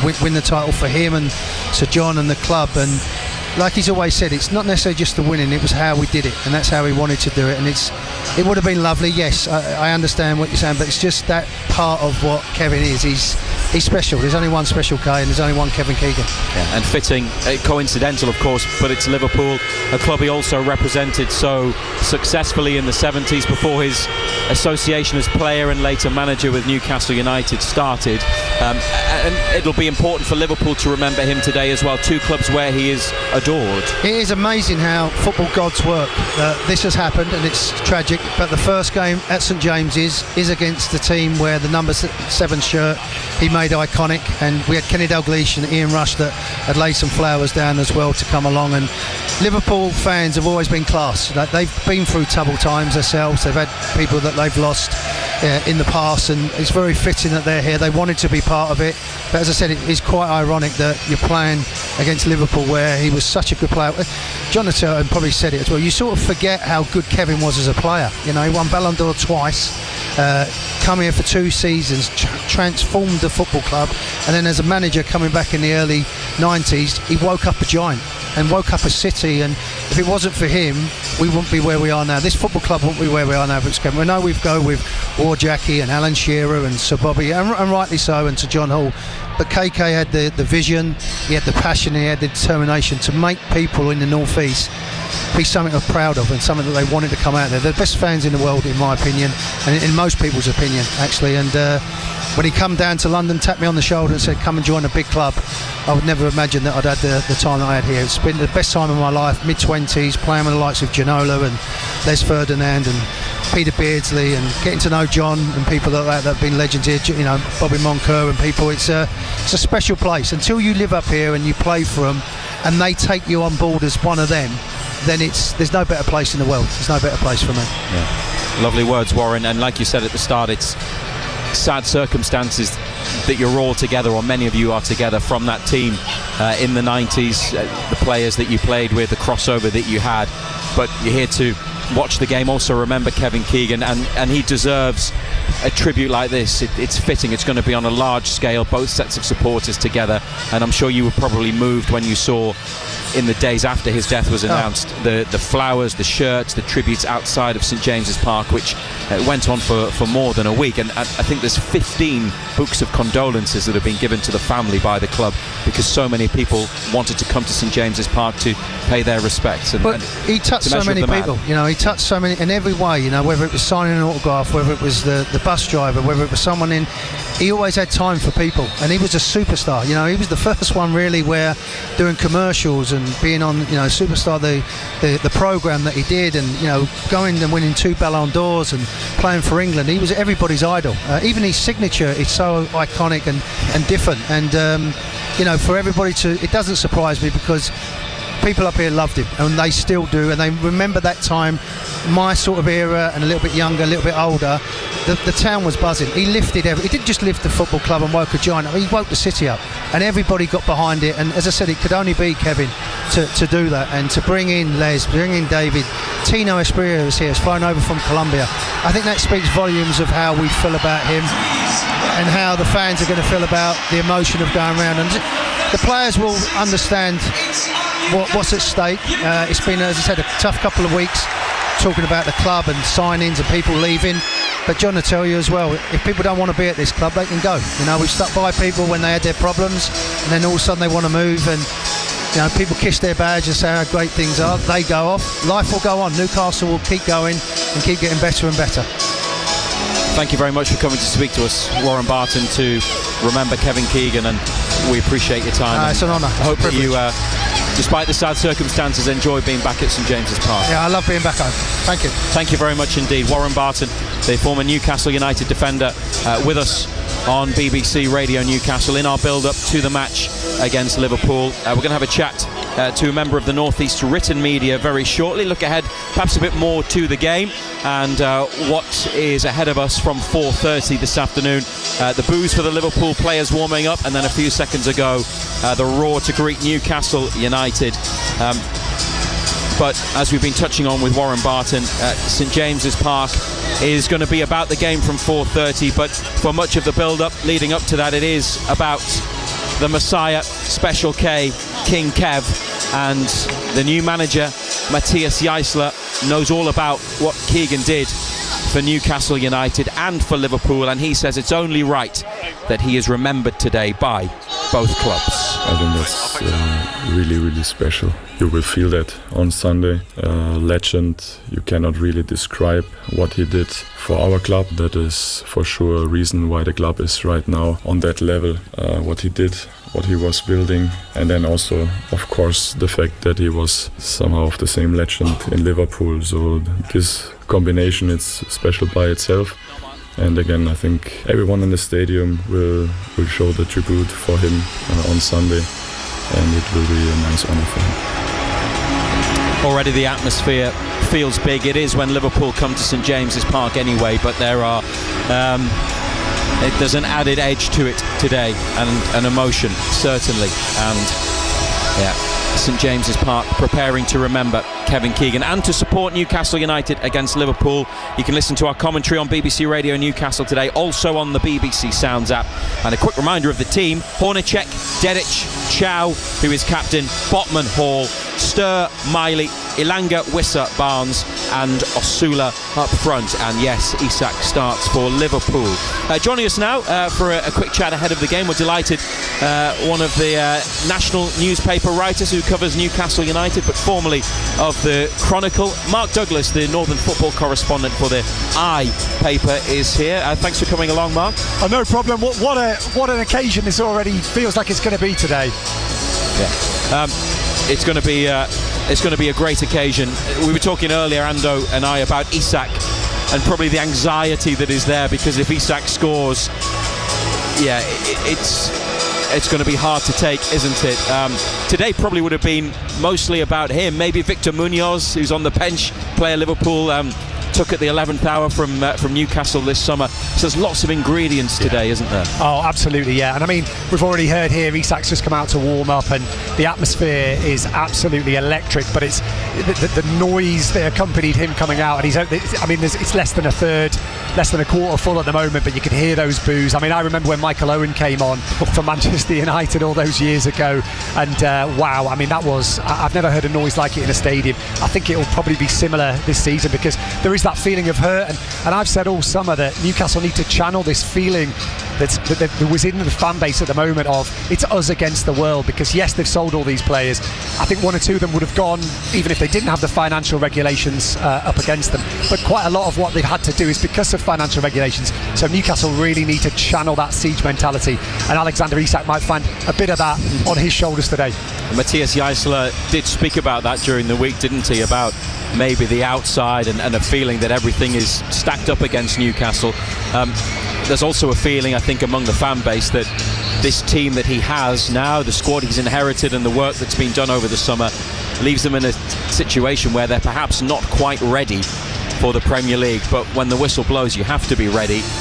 What's your view on how well equipped they are for the season ahead, still with just over a week of the window remaining? Because you've reported extensively, as you do, on transfers. Yeah, I think they're quite a way off where they need to be actually in terms of squad depth. I think they need at least two. The Bruno Guimaraes replacement isn't in yet. I think it's clear that they want something there. Very interesting that Nico Gonzalez isn't even in the squad today for Manchester City, a player they really, really like.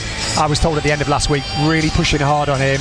Obviously they don't want too much to come out at the moment, because a couple of times when it has come out, they've ended up kind of missing out on those targets. They obviously need defenders. It may be with Dan Burn possibly facing a few weeks out that they expedite a plan to bring in a younger defender as well. And I think I could see another forward coming in. So I do worry that they're not quite ready yet.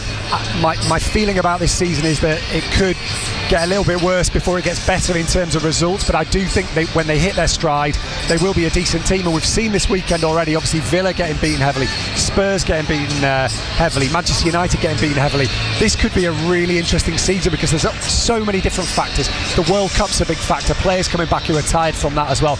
Newcastle have got a young team here. There shouldn't be too many problems about tiredness or exhaustion, which we've heard a lot about the last 2 seasons. Newcastle should have none of those problems. They should have plenty of energy, they should have plenty of fight, and there's a lot for these players to prove. So let's look on the bright side. This is a very different team, a lot of energy, new blood. They can achieve, and I don't think there'll be that expectation on them this season as well. So who knows. It's an interesting point about the energy, the youthfulness. Yeah, I go along with that. Yeah, look, it is a youthful side, and you see young players now, they play with no fear. They don't have that fear factor. The only problem you would have is that little bit lack of experience in there. You know, when it's not going right, we've seen teams in the past, when it's not going right, you need somebody with that experience to pull everybody together, to drag people in and say, let's just sit in here for 10 minutes, let's see this dodgy patch out. We haven't really got anybody of that ilk in this side of the and losing Dan Bourne as well, you know, that's massive as well. You've already mentioned about losing the 3 players in the summer. You can't afford to lose 3 of your best players and not replace them. You know, yes, I know people that say they replaced them, but they brought young boys in, 20-year-olds, 18-year-olds, not of the same ilk at this moment in time. You know, the 3 boys that went are experienced international players, and this is a young side. They should go and they should play with no fear and have a go, because I don't think there's any pressure on them, Mark, to be quite honest, because I don't think the expectations is there, you know, and so that takes a bit of pressure off their shoulders, because people are thinking, oh well, it's, you know, and I said to Razor earlier on, I'm not too sure which way this one's going to go. You know, you look at some of the results this weekend. You already mentioned Spurs, Manchester United. You know, Villa conceding 4 inside half an hour today. So I just don't know what to expect today. You know.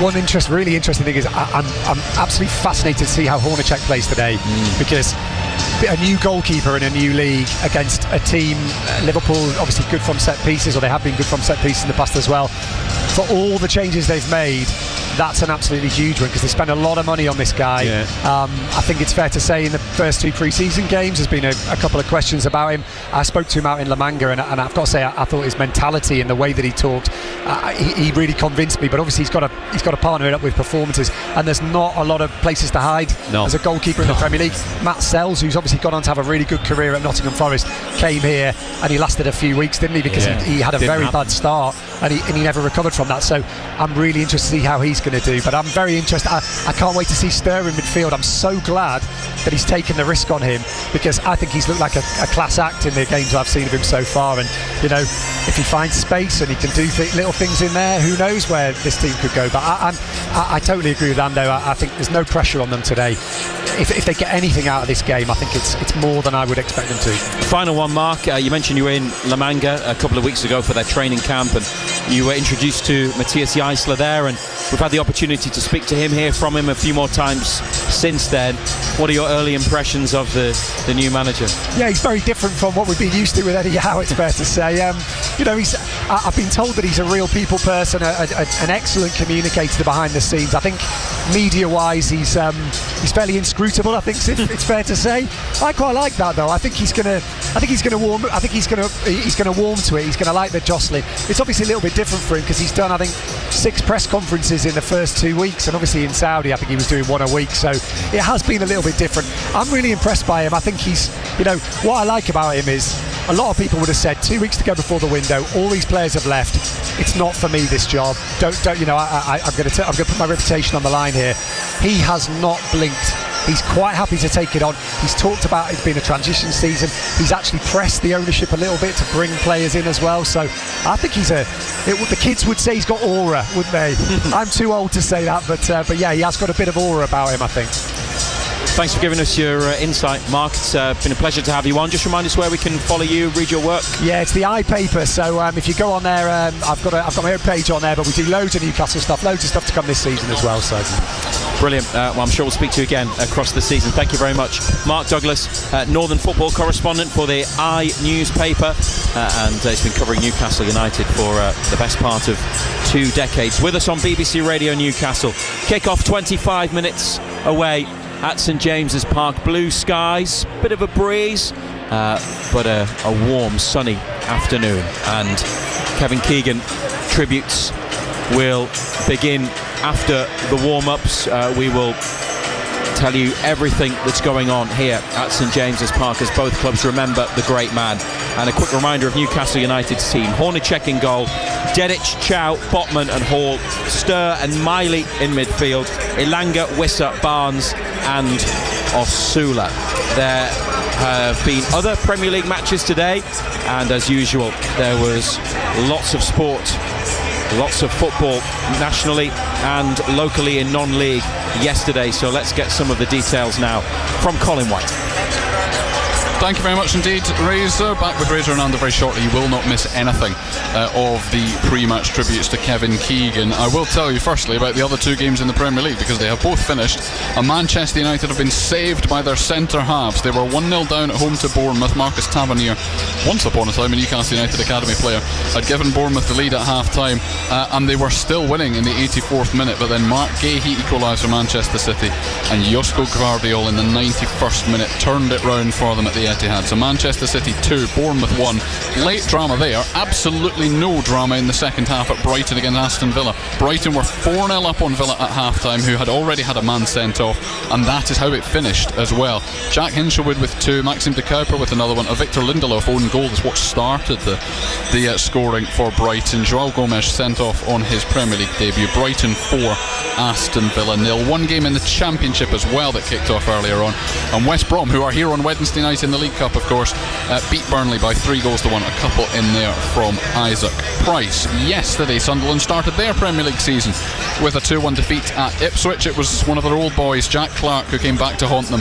scoring a 90th minute winner. Sunderland had equalised just before half-time through a terrific free kick from Nielsen Angulo. Here is Sunderland's head coach, Rishi Stilbreeze. Yeah, we were in a game with the ball, 65% of possession. I think we are not excellent, but decent. Created a few chances. It's important to be clinical because if you score, then the game changes, and it wasn't the case. We had to chase after the first goal conceded. After that, I think the game was more balanced, and the end was a second mistake. So it's what it is. So that is Rishi Stilbreeze. Sunderland at home to Fulham next Sunday, by which time they'll have found out their 8 Europa League group stage opponents as well. That draw is made on Friday lunchtime. Elsewhere in the Premier League yesterday, Hull City beat Manchester United by 2-0. That was the half-time and the full-time score. Everton also beat Crystal Palace by the same scoreline. Kieran Dewsbury Hall and Tierno Barry. Leeds left it late but won 1-0 at Nottingham Forest, and Roberto De Zerbi's start to Spurs' managerial tenure did not go well. They were beaten 3-0 at Brentford. Arsenal, of course, had started us off on Friday night by beating Coventry City 3-0 as well. Speaking of 3-0s, as we delve into the non-league football from yesterday, that was the scoreline. Gateshead on the receiving end, though, of a defeat all the way down in Somerset against Yeovil. 2 in the last 10 minutes, making sure for Yeovil. Gateshead have now completed 2 of the very longest, in fact, I think they are the 2 longest trips of the season, one down to Eastleigh, one down to Yeovil, but have yet to take any points from away matches this season. South Shields remain unbeaten, but they've lost their 100% record in National League North. They drew 1-1 at home to Merthyr Town. Kane Sykes gave them the lead 2 minutes into the second half. Robbie Tinkler then got 2 yellow cards in the space of 4 minutes. They hung on for a point, but they did concede at one stage. Here is their manager, Mike Williamson. I really enjoyed the game. I really enjoyed all the prep coming up to it. They're a very good team. They've got good players, and I thought it was a really good advert for the league. And the first half was cagey. I think both teams could have scored. And then, Tinks getting sent off, I think, changed everything. Obviously, 10 men when you against a team that moved the ball so well, we had to be diligent, and we were, apart from one set piece. So South Shields have 10 points from their first 4 games. So too to Hebburn Town. A brilliant 2-1 win away at Buxton. Jake Charles with both of those goals. Here's a happy Hebburn boss, Daniel Moore. Really good. Really proud of players to come away from home against a full-time team, a very good team at that, and we defended really well, and we were a threat going the other way. So I know it might sound simple, but the players have carried out the game plan we've had since the start of the season again very well, and we deserve 3 points, to be honest. We will hear more from both Mike Williamson and Daniel Moore at half-time. It was also the preliminary round of the FA Cup yesterday. Disappointment for Ashington. They were 2-0 up at half-time, but they lost 3-2 at home to Thornaby. Blythe Spartans are through. They beat Morpeth by 2-1 at Croft Park. Dunstan are through as well. They were 2-0 winners away at Carlisle City.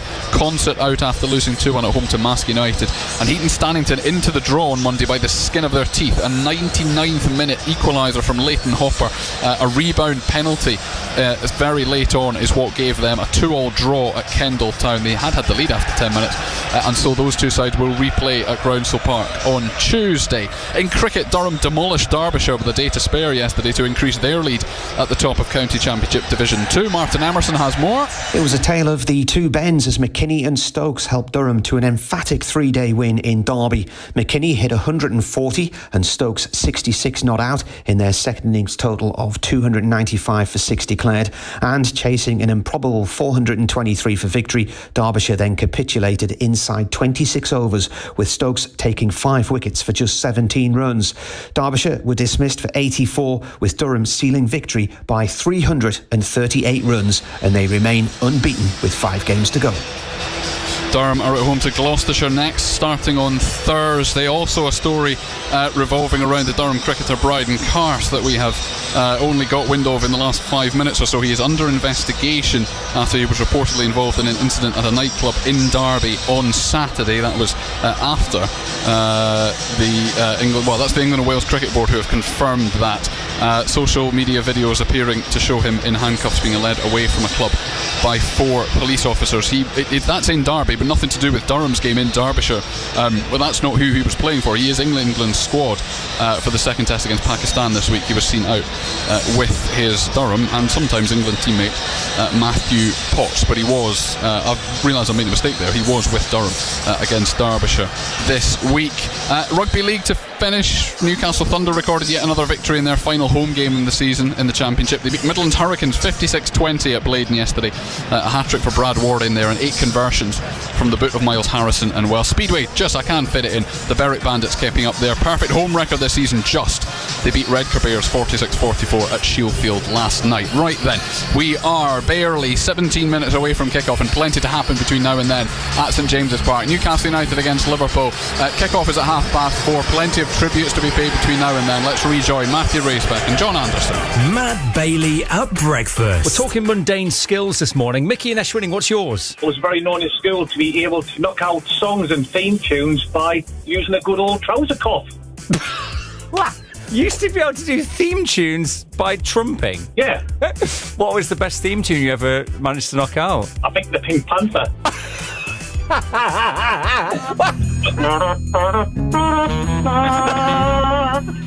This doesn't win the radio awards. I don't know what will, mate. Matt Bailey at breakfast. Weekdays from 6. Just ask your smart speaker to play BBC Radio Newcastle. Total Sport North East. Live from St James's Park. BBC Radio Newcastle. And from 4:30, commentary on BBC Radio Newcastle and BBC Sounds on United against Liverpool. Pretty much relentless booing of Alexander Isak. Every move he makes, everything he does, he's making his way to the tunnel, and he smiles and gets a lot of grief for doing that. We'll hear more from Matthias Jaissler shortly, but let's get the perspectives from some of the supporters here at a sold-out St James's Park on Kevin Keegan on the season ahead. A little earlier, BBC Radio Newcastle's Harry Roy spoke to some of those fans. How are you feeling ahead of the first match of the season, first and foremost? Very nervous, but very positive, and I think we're going to do all right. Yeah. Belter. Yeah? Yeah. Nervous? Very nervous. Think Newcastle will win though? Or? Yeah, well, it's a new manager, new era. Excited. Looking forward to seeing how the new team and new manager cope with the Premier League. Yeah. Excited, nervous. Is there any expectation for you? Because it's a brand new era at the club, so many new players, lots of left, and it's a tough first match as well, isn't it? Yeah, I just think obviously we're missing some key players as well with Joe Linton and Dan Burn now being out.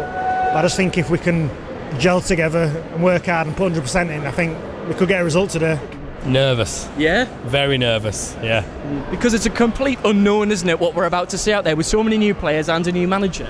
We need more players desperately. It's about time. They've got the money out there and sign some more. We need it. What's your name? Archie. What do you think the score's going to be, Archie? 3-2. To Newcastle? Yeah. Can I get a how are the lads? How are the lads? Yeah. How are we feeling then? Brand new season, you've got your shades on. Yep. Classic Newcastle top. Is this an original? It's not an original, my friend. I did have the original years ago, but these grey hairs have been earned, you see, and of course that top went by the wayside years ago. But I thought today There's so many of the Adidas shirts and so many of the sort of the seller frontages. That doesn't shout Kevin Keegan to me, so I wanted something a bit more nostalgic, yeah? Yeah, and it's going to be emotional before kick-off. I think so, definitely, my friend, yeah. There was a great thing on the One Show the other day, and watching that just made you tear up a little bit, you know, so yeah. What did he mean to you? Keegan, I was here for his very first game. In those days, we lived in Embleton, way up in the north of Northumberland, and I came down here and I had to queue all the way around the ground to get 15 tickets. I had to get tickets for everybody in the village, so he was iconic when he signed. I was here for his last game when he left in the helicopter. It's really fitting to be here. I'm really pleased I'm lucky enough to have a ticket. And it feels like it's meant to be playing against Liverpool as well, the opening day of the season. I think so, yeah. I mean, people were saying out there if it was 4-3 today, then you would love it. You would just love it, wouldn't you? I think it's really nice of what Wolf Flags have done, and I think it's really sad about his passing, but the display is absolutely wonderful. I'm well enough just thinking about it, to be honest. And I've seen what they're going to do in the ground. It's going to be absolutely amazing for him. And there's a lot of older players here. I've seen Espria, Ferdinand, Beasley, they're all here today, and I'm sure there's a lot more as well. I'm looking forward to it, but I think it'll be an emotional game in terms of remembering Kevin Keegan. For both sides, obviously, because he was a great player for both. But it'll be an emotional game, I think. And you've seen some of the outline as well of the stadium. It's going to be something else, isn't it? It is. It's going to be fantastic, yeah. I can't wait for kick-off. Kevin Keegan displayed today is the backdrop of this all. It's going to be emotional before kick-off, isn't it? Emotional before kick-off. We'll get it out of the way and then we get stuck into Isak. Do you think it's going to be one of the worst receptions for an opposition player for a long, long time? I think it's going to be the worst ever. Yeah, that's why we got here so early, so we could have a little wander around and soak all it in. Yeah. And the Keegan display, it's going to be emotional, isn't it? It's going to be emotional for me. Knew him, saw him, played darts with him, played snooker with the guy. Fantastic, what a star. Great sadness. Rest in peace, King Kev. Total Sport North East. Matthew Raisbeck and black and white legend John Anderson. BBC Radio Newcastle. Some of the supporters here at St James's Park speaking to Harry Roy a little earlier. The warm-ups have finished, and as the final Newcastle players, some of the substitutes make their way off the pitch and down the tunnel. Here comes the Liverpool team, so in about 20 seconds we're going to be drowned out by more booing. When Isak's name is read out. What have they got? They've got two more players. Let's just wait. Here we go. He's next.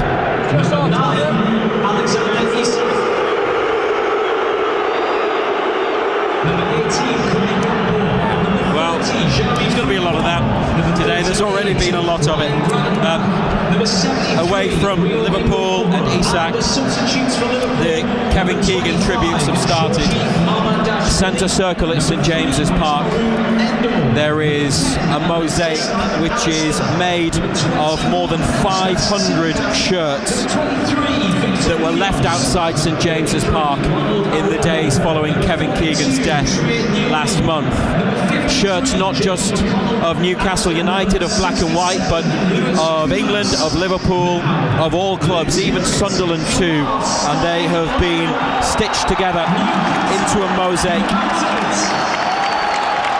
which is in the centre circle of St James's Park. There is a border, an outer edge that is in black and white that says one Kevin Keegan, walking in a Keegan wonderland. There are messages for the great man on the edge of the mosaic, and then in the middle it is mainly black and white, but then using shirts of other clubs, some Newcastle away kits, a colourful centrepiece which says the word legend. And when they had so many shirts left there, the club and the club's fan advisory board had a decision to make over what to do with them, and I don't think they could have done anything better. John Anderson, it's spectacular. Yeah, it is. It's very impressive. They've done an absolutely fabulous job. We've seen the amount of shorts that were left, and they put them to good use. I mean, it's very, very impressive. The War Flags group have been hard at work as always, but particularly now, and a message is being readied at the Gallagher end, and one of the Tifo banners is now being raised from pitch side up to the top of the east stand under the Newcastle United lettering and the club flags on the far side of St James's Park. And it's 5 images of the great man, with one of him as manager in classic 90s Adidas training wear in the middle of a shield, and then other images of him as a player and one as a manager around it, and in gold lettering it says King Kev. Beautifully done. And now one of the Kevin Keegan tribute videos is being played on the big screens around St James's Park, and at the Gallagher end to our right hand side, one of Kevin Keegan's most famous quotes: "I want people to dream about their football club. They should. We should all be dreamers at heart. Some people are the opposite and say, we can't do that. But when you ask them why, they can't give a reason. Well, I say, why not?" And doesn't that just sum up Kevin Keegan? That mindset, that attitude, that philosophy, because that's what he brought to Newcastle United as player and particularly as manager. Without a shadow of a doubt, you know, for those who were lucky enough to know Kevin personally, you know, he just made everybody feel so special. He had an unbelievable aura about him. He had time for everybody. You know, he wouldn't see anybody go without an autograph. He would stay there for hours and then sign an autograph.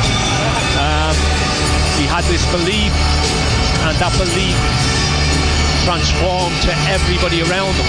You know, when he was here as a player, he was unbelievable, but what he did when he came back as a manager, you know, Newcastle United could very have easily gone into the old third division back then, and if that had happened, Razor, it's very difficult to think where this football club would be now. And one of the reasons that they are where they are now is all down to Kevin Keegan and his foresight for the club and the way that he's seen it. You know, he was an unbelievable man. He really was.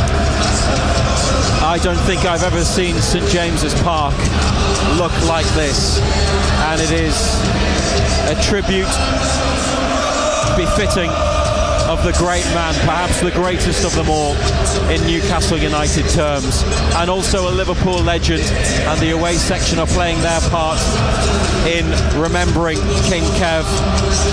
Supporters all around St James's holding up black and white foil, but at the Leazes end it's not black and white stripes in the Liverpool section, it's red and white, and it says Keegan, and then underneath in the home section of the Leazes end it's the red number 7, just like he wore on the back of his shirt in his 2 brilliant years as a player in the 1980s. But the black and white stripe formation all around the rest of St James's, huge noise as Newcastle United and Liverpool and St James's Park come together to say thank you and farewell to Kevin Keegan. It's been beautifully handled, tastefully, respectfully so. It's really classy, and as I said, Ando, I'm sure you'll agree, it's exactly what a man of his stature, his eminence, with everything he meant and still does mean to both clubs, deserves. Without a shadow of a doubt, yeah. I mean, it's so impressive. It's unbelievable. You know, it shows the respect in which Kevin was held, not only by Newcastle supporters but by Liverpool supporters as well, who were doing their bit on level 7 as well. You know, it's some spectacle. It really is, and he would have loved it. You know, he really would have loved it. Let's hope it's a game and a result that he would have loved as well.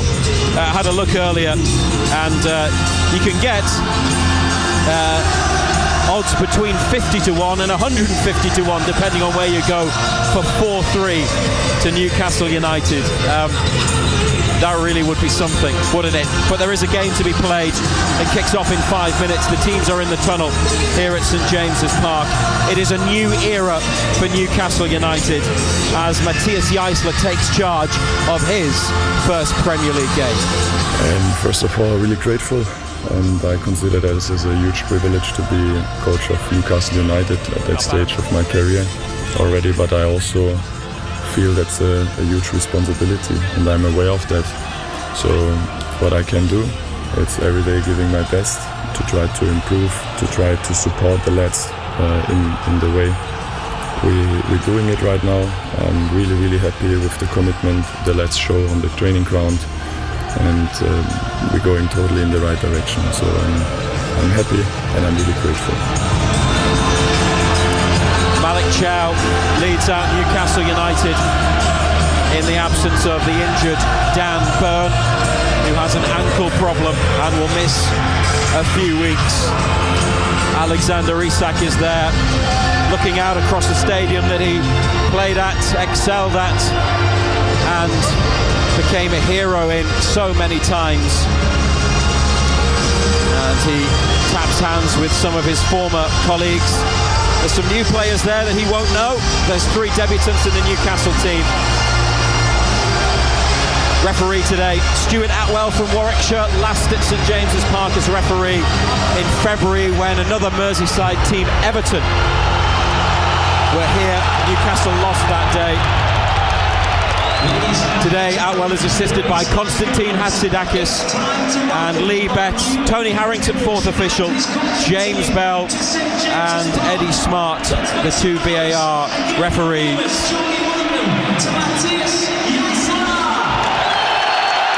And Matthias Jaissler presented to the crowd. He waves. He's quite a cool fella, doesn't seem to get flustered, doesn't really buy into the hype. So an understated wave, and he's focusing on the game. His players, whether they are ready or not, well, we'll find out, but the new season is here. And Newcastle United kick off against Liverpool, who finished 5th last season, having been champions the year before. Their captain Virgil van Dijk called their defence of the title unacceptable.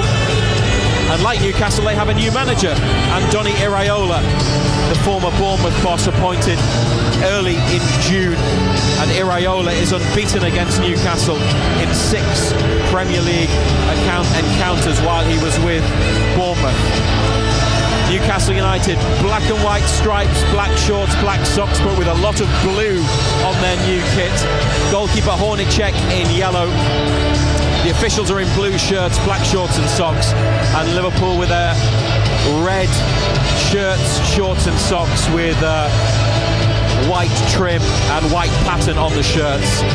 And St James's Park has done Kevin Keegan proud today with the tributes, and there's going to be one more before kick-off as players gather around the centre circle, and a minute's applause is about to follow. Of Kevin Keegan, one of the most iconic, influential and deeply loved figures in our club's history. Kevin was the beating heart of our club for many generations of fans, and the love shown for him and his family in recent weeks has been overwhelmingly heartfelt.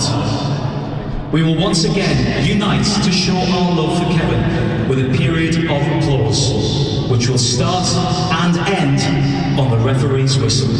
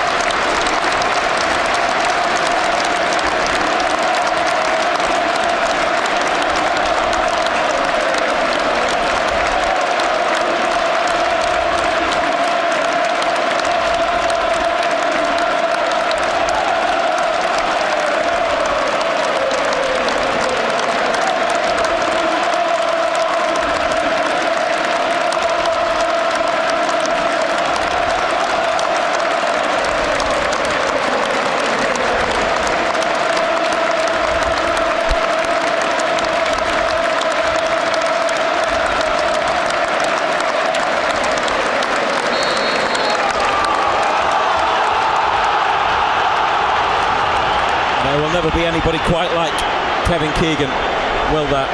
And a minute's applause in honour of the former Newcastle player and manager and former Liverpool player.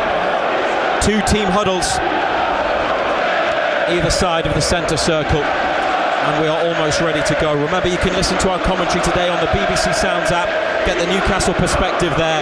If you have a smart speaker, ask it to play BBC Radio Newcastle.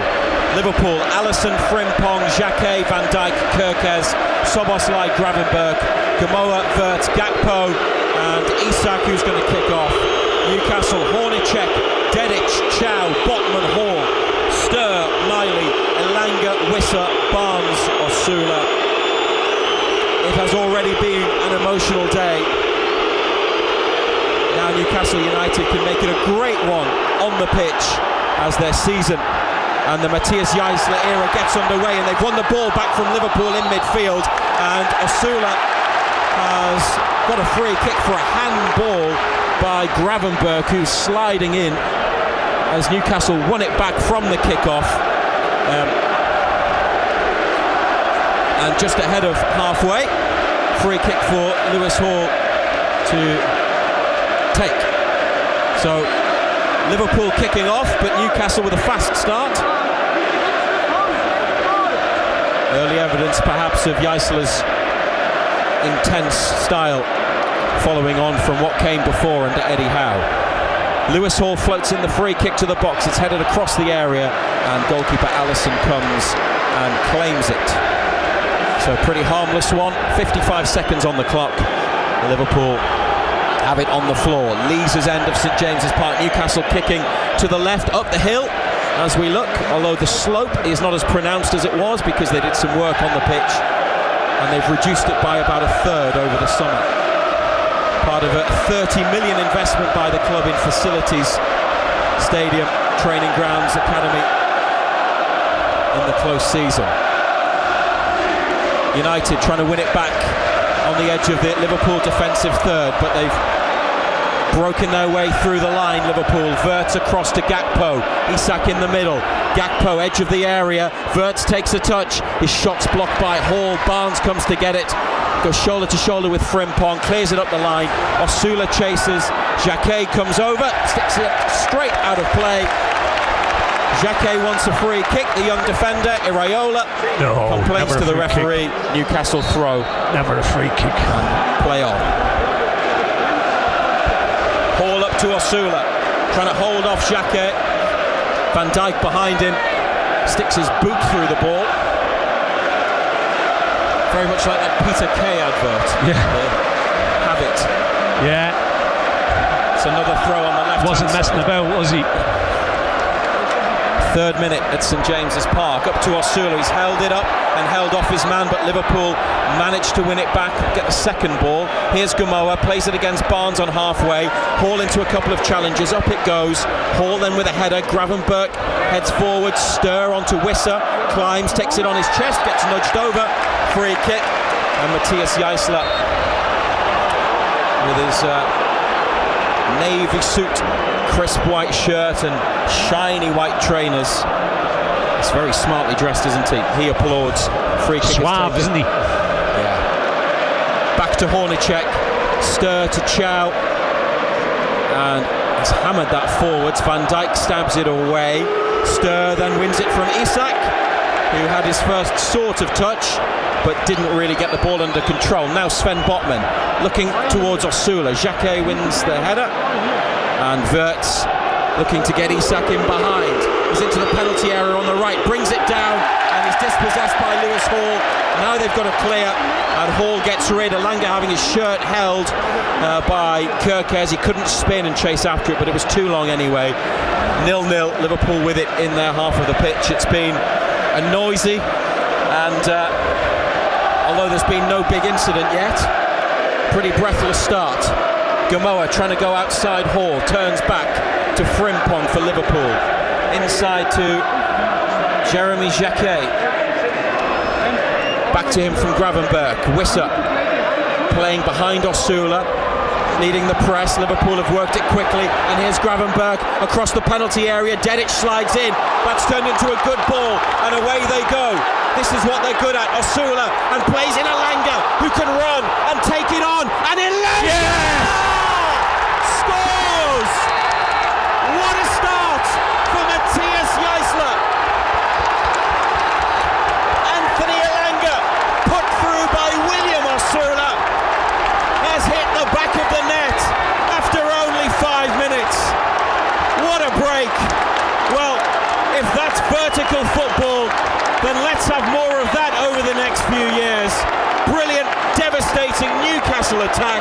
Osula through for Elanga, and so many times last season there was no end product. Well, right there was, tucked away by Elanga, and it's Newcastle United 1, Liverpool 0. Great ball, Osula. Elanga uses his pace, gets away. Had an awful lot to do. It's a great finish across Alisson, who's got no chance. Ball nestles in the back of the net. Just the start the manager would have wanted. Do you remember Aston Villa on the opening weekend last season when Elanga went one-on-one after, 3 or 4 minutes? And like today, he hit it straight at the keeper, and maybe the tone was set for his season, which did have some big moments. Barcelona, Man City. But let's hope that signals a real uptick in form for Elanga, who had a productive World Cup, didn't he? And he's had a productive 5 minutes, scoring the opening goal. Great start. Yeah, just used his pace, got away from Kerkers. As I said, great finish. Still had a little bit of work to do.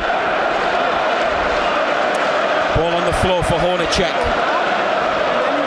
Out to Dedic, looking up the line. Liverpool have won it.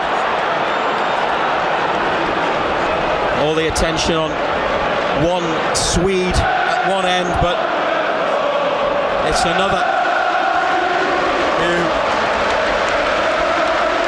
has shown he knows where the net is. Elanga for Newcastle United. Live on BBC Radio Newcastle and BBC Sounds.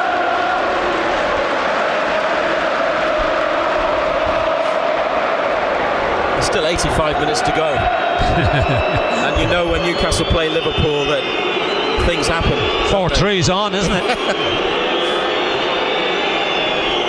Well, both teams need 3 goals each for that to materialise. But 4-3 the right way, please, this time. Gravenberch to Szoboszlai in midfield. Signed a new contract this summer. Szoboszlai, big player for Liverpool. Here's Wirtz in behind for Frimpong. Low ball in. Isak can't hold it. And Elanga clears. Ooh, Osula was in the middle. Elanga swung it away rather than looking to play it to feet. It's no criticism.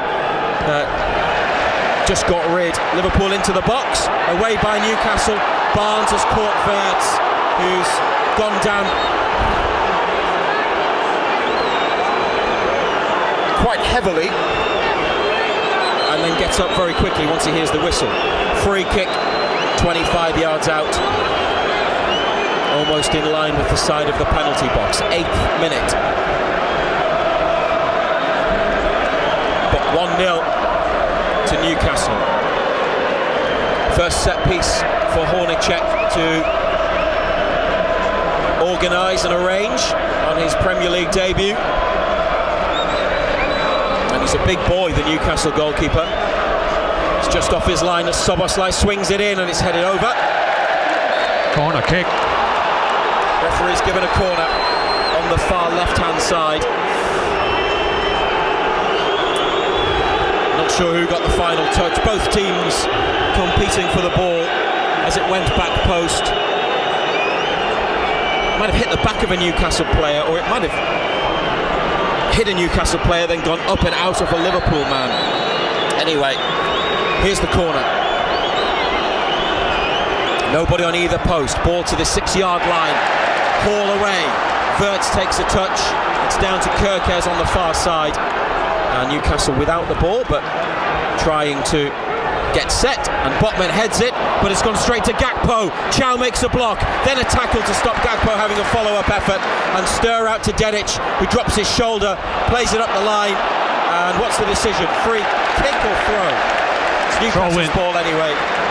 And Matthias Eisler applauds. Andoni Iraola scratches his chin. 1-0 to United on BBC Radio Newcastle.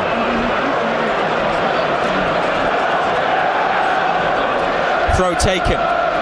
Wissa tries to hold it up, wins another throw.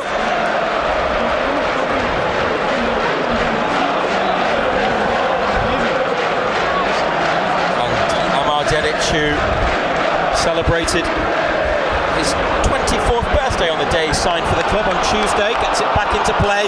Elanga using his pace, gives Kerkez a shove. Challenge comes in on Elanga. Liverpool are going to get the decision. Seemed like Kerkez was on top of the ball, and Newcastle were desperate to get it back, to wrestle it back from him, and he has won a free kick close to the assistant referee. Elanga's pace is terrifying, and Liverpool were almost in a pickle there, weren't they, when he went sprinting after the ball. Got to get the ball to him and getting into that area as often as you can, because he most definitely has the legs of Kerkez. Mind you, he has the legs of most people. It's the voice of John Anderson, the former Newcastle defender, with us once again on BBC Radio Newcastle. And we're pleased that we will have every Newcastle United and every Sunderland match live for you once again, right here across the season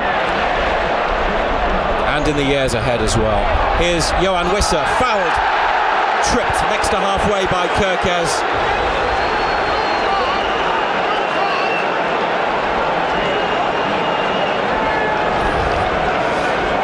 Free kick played back. Botman now playing it up to Barnes, holding off Frimpong, trying to turn inside and shuffles and moves outside and plays it to Hall, who chases after it with Gamoa on his shoulder, keeps it in next to the left corner. Hall, foot on the ball, 3 red shirts there. Oh, lovely pass through a gap to Barnes. His cross is blocked. He's got it back for Wissa, and it's out wide to Hall, and Newcastle trying to keep possession. They might go back to the keeper here. It's Botman on halfway, and they do. Hornacek's got it in the D. No immediate pressure from Liverpool. 12th minute. Play to Chow on the right. Stur drops in between the centre-backs. Chow goes long. Osula trying to run after it. Van Dijk, they've let it bounce. And Alisson's come out of his goal. And Wissa's tried a volley on his left. First time from the dropping ball, from the goalkeeper's headed clearance. Liverpool, nobody really seemed to communicate there, and Newcastle they didn't take control of the two centre-backs didn't take control of the situation at all. Alisson comes and he heads it. Wissa, he's tried to just lob it straight back over the goalkeeper's head, who's stranded outside the penalty area, and he just stuck it out of play for a throw-in. Idea was right. Such a difficult technique, isn't it? It wasn't the easiest, was it? I don't know if there was time to bring it down, or the way the ball was dropping, whether he could have done that. But that ball in behind, Osula, I mean, the defenders had a head start on him, and like Elanga, he's electric, and he put them under serious pressure. It remains 1-0 to Newcastle United. This is Wirtz in the centre of the Magpies half, in between Barnes and Hall, but it might be too strong, and it is for teenager Rio Gamoa on the Liverpool right wing. Goal kick. And I think St James's Park, the majority of it, Ando is enjoying the opening period here, 13 played. Yeah, why not? 1-0 up already. Great start.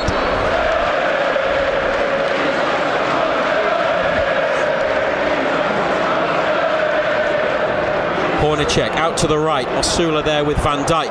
Oh, it's gone backwards off Van Dijk, and Frimpong to the goalkeeper with a back pass that is now cleared, with Barnes on the shoulder of the defender. Miley's header. Soboslai to Frimpong, away from Miley, who's chasing, and then Lewis Hall intercepts Frimpong's pass, and he's got pace up ahead. Hall on the diagonal. Elanga's after this, and If anyone was going to get there, it would be Elanga, but the ball just had a bit too much behind it. Liverpool throw not far from their corner flag on the left side of defence. Yeah, you can see what they're trying to do. They're trying to get it in behind Kirkes. A little bit direct, but when you've got that type of pace, you've got to utilise it. Amar Dedic plays the ball off a red shirt, gets a Newcastle throw. He should be fully fit. He's been playing for Benfica in European qualifiers, Dedic. So he's come in and straight into the team, and they need him, with Miley obviously not having had much football, but he's in midfield. Livramento injured. Here's Miley with a header, one from Wirtz in the middle, and Sean Sturr away from Isak. And Sturr, overhit. There it goes again. In behind, but that's the ball. It is the ball. It's what they're trying to do. They're trying to get Elanga in behind Kirkes.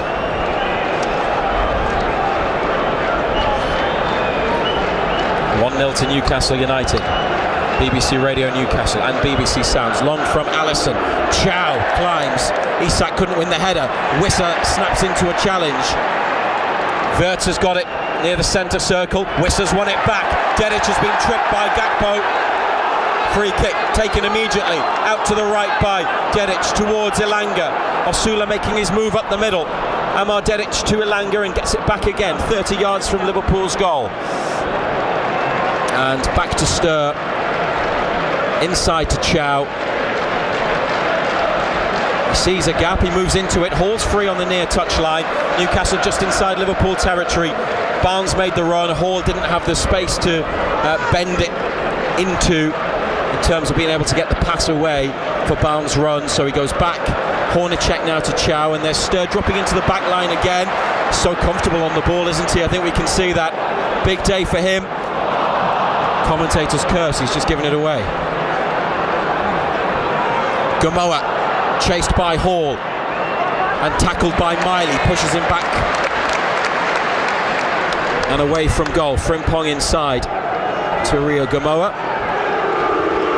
Isak on the right touchline next to the Milburn stand. He plays it inside, makes a run, doesn't get the ball. Soboslai has it, plays it square to the feet of Van Dijk, who takes a touch, pushes it forward. Wirtz has drifted out wide left. That ball back is behind Kirkes, and his pass towards Alisson is controlled by the keeper on his thigh and played forwards to the right-sided centre-back Jacquet. He threads it through for Gamoa. Hall is with him, puts his hands behind his back, trying to avoid a handball. Deep cross to the far post. Dedic gets underneath it. Isak goes off in pursuit, keeps it in. Isak on the left wing for Liverpool. Gallagher end. Elanga with him. Isak rolls it back to Kirkes, who has a touch. Flat delivery. Chow with a block. Follow-up effort there from Wirtz. And Lucas Hornacek gets down low to scoop the ball up and away and behind for a corner. Yeah, the snapshot from Wirtz. Gets down really well, the goalkeeper. It's a decent stop. Ball in is flat by Kirkes. Good save. Liverpool's first big moment in attack. Dominic Szoboszlai now with a corner kick, right-footed, out swinger. Van Dijk went for a diving header, missed it. And that's Kirkes firing it high and away from goal.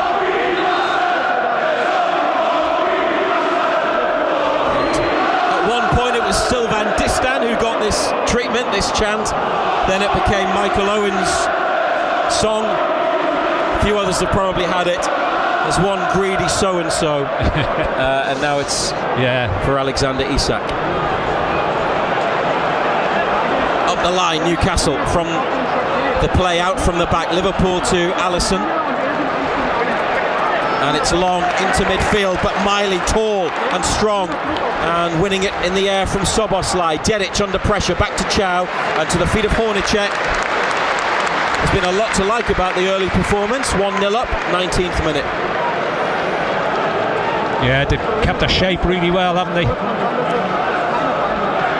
Chow holding off Wirtz up the line. Elanga slightly behind Dedic, but he's adjusted. kept possession for his team. Sturr and Miley.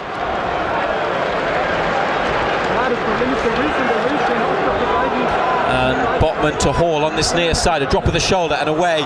This pass towards Wisser is intercepted. Up the line to Isak, dispossessed Liverpool. Miley read that situation, got to the ball first. Now Sturr looking for Elanga, taken on by Kerkez. Sturr makes a challenge. It's competitive stuff. And now Newcastle get a free kick. Despite some Liverpool appeals in there, it's a foul on Elanga near the edge of the box. And a chance to catch their breath, Newcastle. William Osula has come to the touchline. So he's been handed, I don't know, maybe some medication from the doctor. He's taken a swig from a bottle after giving him something, hasn't he? Yeah, having something else. He's back into the middle. And the ball is back in play. BBC Radio Newcastle and BBC Sounds. Dedic gave his man a shove and won a throw on halfway far side. Because the fast-paced nature of the game, not had a lot of chance, Ando, to talk to you about some of the selection decisions, but here in Newcastle through Wisser winning it, but the referee spotted a foul in midfield on the Liverpool left far side. Sturr and Miley. I think a lot of people probably want to see Sturr and Miley, but were you surprised that they're both in there together, given their age and Miley's lack of football? I thought Ramsey would have been in there, but two of them have started well, haven't they?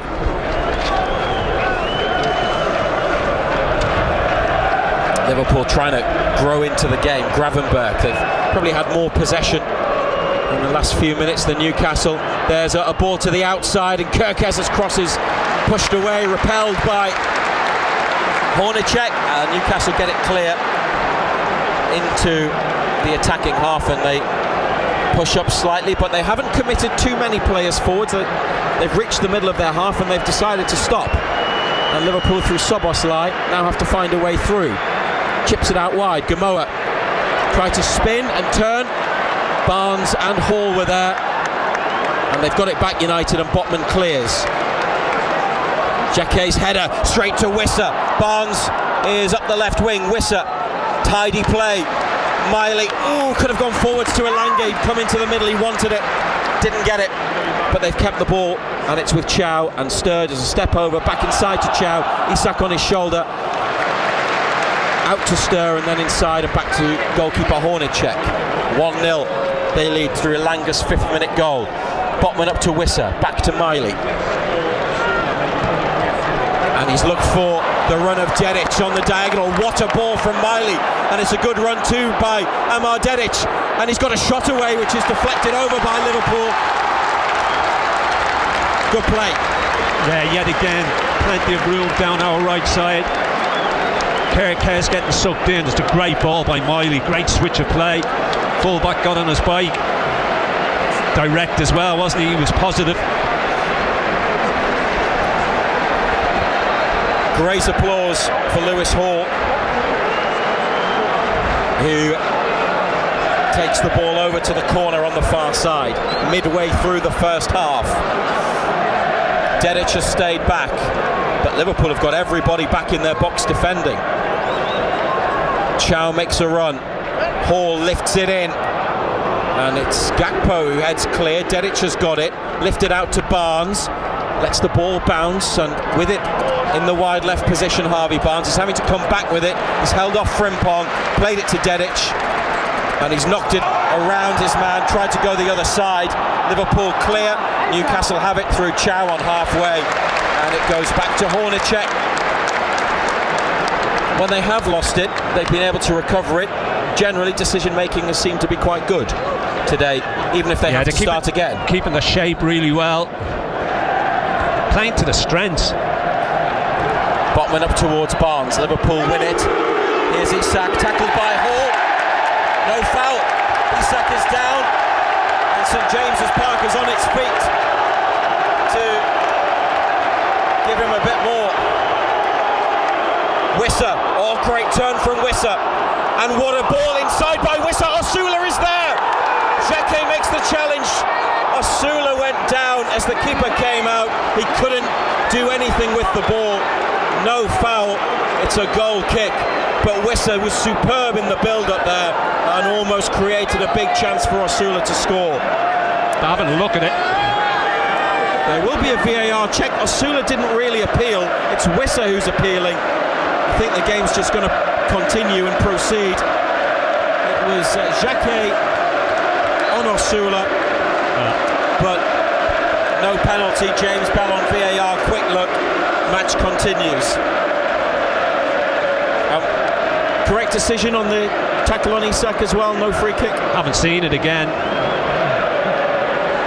No, there was no claims, was there? He didn't claim, he didn't appeal. Most of St James's Park agreed with the referee that it wasn't a foul. Here's Isak laying it off to Soboslai. He has been fouled. He's been pushed over by Wissa, who gets a yellow card. Soft yellow. Stuart Atwell endearing himself to Liverpool after upsetting them a couple of times. Matthias Geisler shakes his head.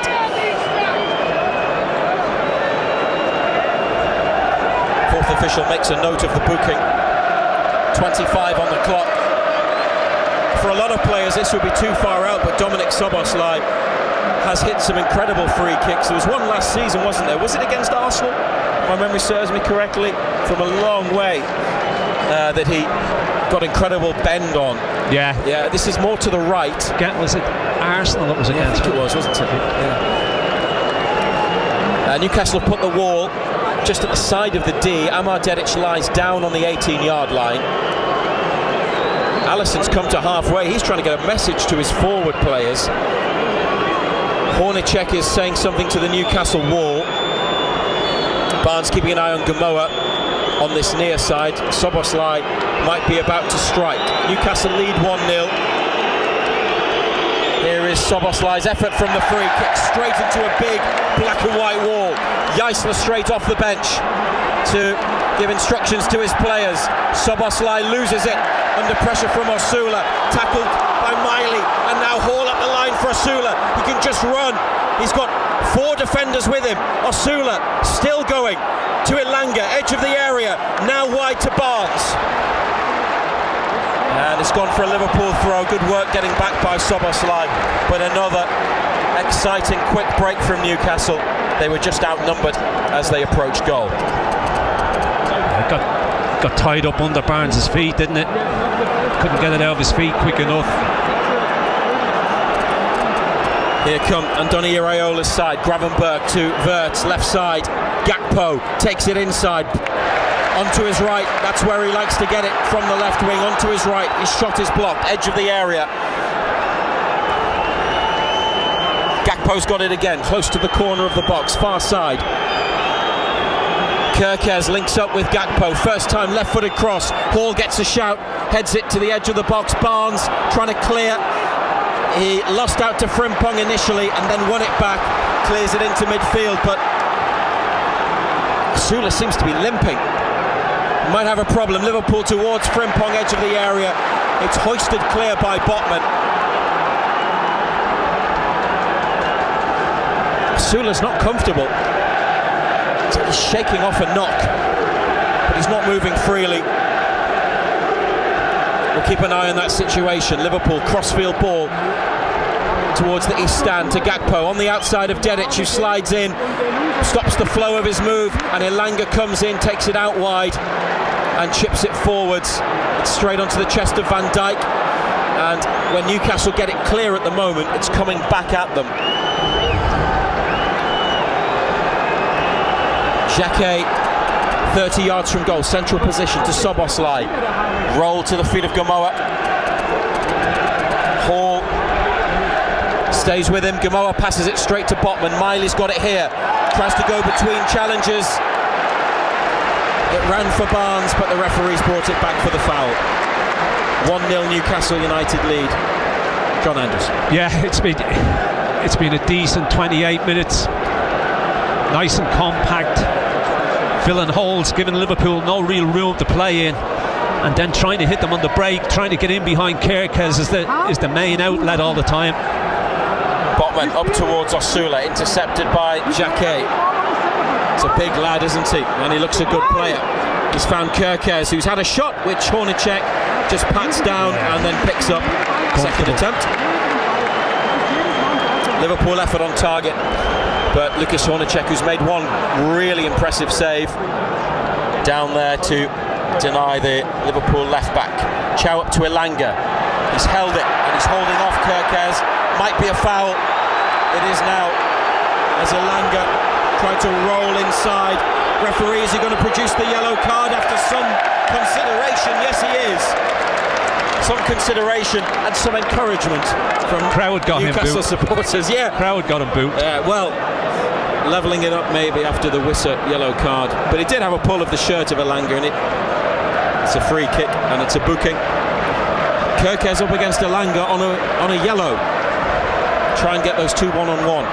Here's Barnes, takes it nicely inside. Barnes running towards the edge of the box. He's got the free kick. As the challenge came in, yellow card from Frimpong. Both Liverpool fullbacks now yellow carded. We hesitated because it looked like he took the ball as Barnes took it across goal. Frimpong came across. We did get a bit of the leg first, the outside of Barnes' left leg, so referee had a good view. Yellow card, free kick, about 5 yards back from the edge of the area. Very similar position to the Szoboszlai set piece a few minutes ago, but this one's Newcastle's, away to our left at the Leazes end as they look to double their lead under. Yeah. Looks like Osula fancies it as well. He's the one with the ball in his hands, just placed it on the spot. Hit one against West Ham, didn't he, end of last season? Hit the woodwork. Hall is there as well.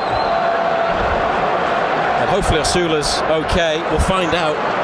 If he sticks this into the top corner, then we know he's all right. St James's Park waits for this free kick. 31 minutes played. Osula and Hall next to the ball. It looks like it is going to be William Osula. It's straight into the wall. It's come back to him, and his follow-up effort takes a big deflection off Szoboszlai and goes for a corner on the right.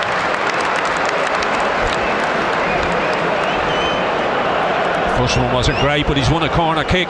He's still limping. Neither effort had probably the intended force or direction in it. But they've got this corner. It's Hall again from the right. Elanga with the only goal after 5 minutes on the break for Newcastle. Here from a set piece. Hall delivers. Botman just misses out. Headed away. Back out to the far side by the Liverpool defence. Hall goes on the outside of Wirtz and then gets tackled. And then makes a good challenge. But it runs for Liverpool second time around. And here's Isak to carry them forwards. Dedic with it. Isak plays it across the pitch. Jaisler is going mad on the touchline. Frimpong's ball in, stopped by Sturr. Miley's got it, and this is Wissa who moves into space. Wissa still got it. Neat little layoff to Barnes, gets his head up, back to Wissa, back to Botman. Good control of the ball from Newcastle, having won it back.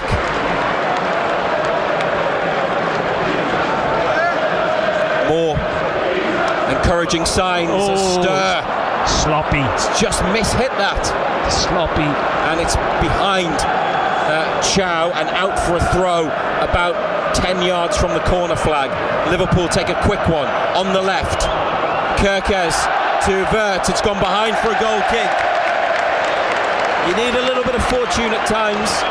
That could have got Liverpool in, but it didn't. It's Newcastle's ball. They still lead 1-0. 33 minutes played. It's been a good half hour, hasn't it? Hornacek, Dedic, Chow, Botman, Hall, Sturr, Miley, Elanga, Wissa, Barnes, Osula is the 11. They haven't quite got the pass out from the back right, and under a bit of pressure, Hall's played it against Gamoa. It's just stayed in on the line. Liverpool with it. Hall forcing Gamoa away from goal. Gravenberch's there. He's lost it to Botman, but was caught by Miley. And he gets a yellow card. Tell you what, there's plenty of soft yellow cards being brandished about here.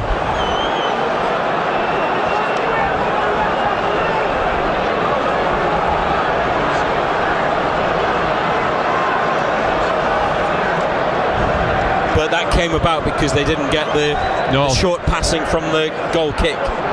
Wasn't executed correctly. Liverpool on the right, and 25 yards out. Szoboszlai delivers, headed away as he looked for Isak to Newcastle, clearing header. Then Wissa, good challenge.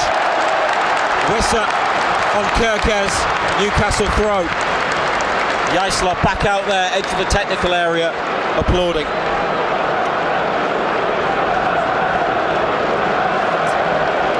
No Joelinton, no Livramento, no Byrne today, the captain, because of an ankle injury, which will keep him out for a few weeks. Liverpool without the likes of Ekitike, Gomez, so they've got a few missing as well. Neither team necessarily at full strength. Still a week of the transfer window remaining. Wissa, good play, bringing it across midfield. Free kick given and taken quickly by United.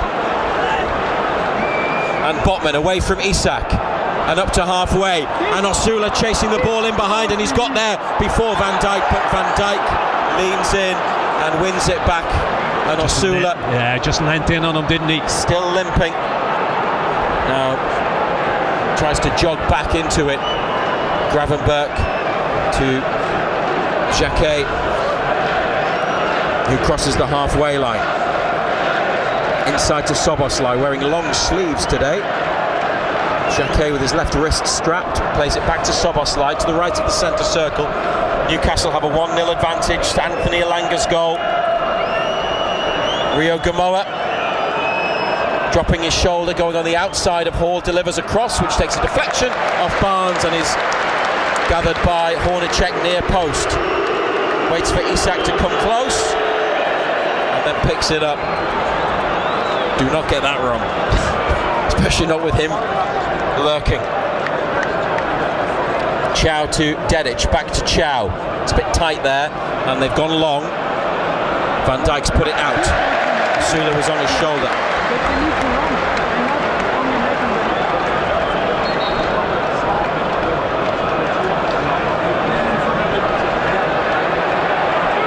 And the throw from Dedic into midfield. Osula's got it.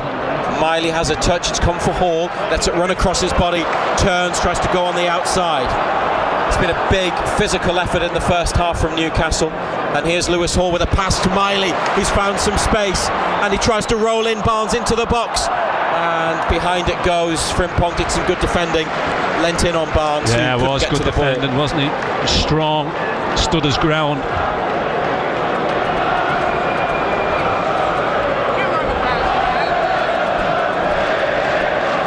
Fulham was 92 days ago, the end of last season.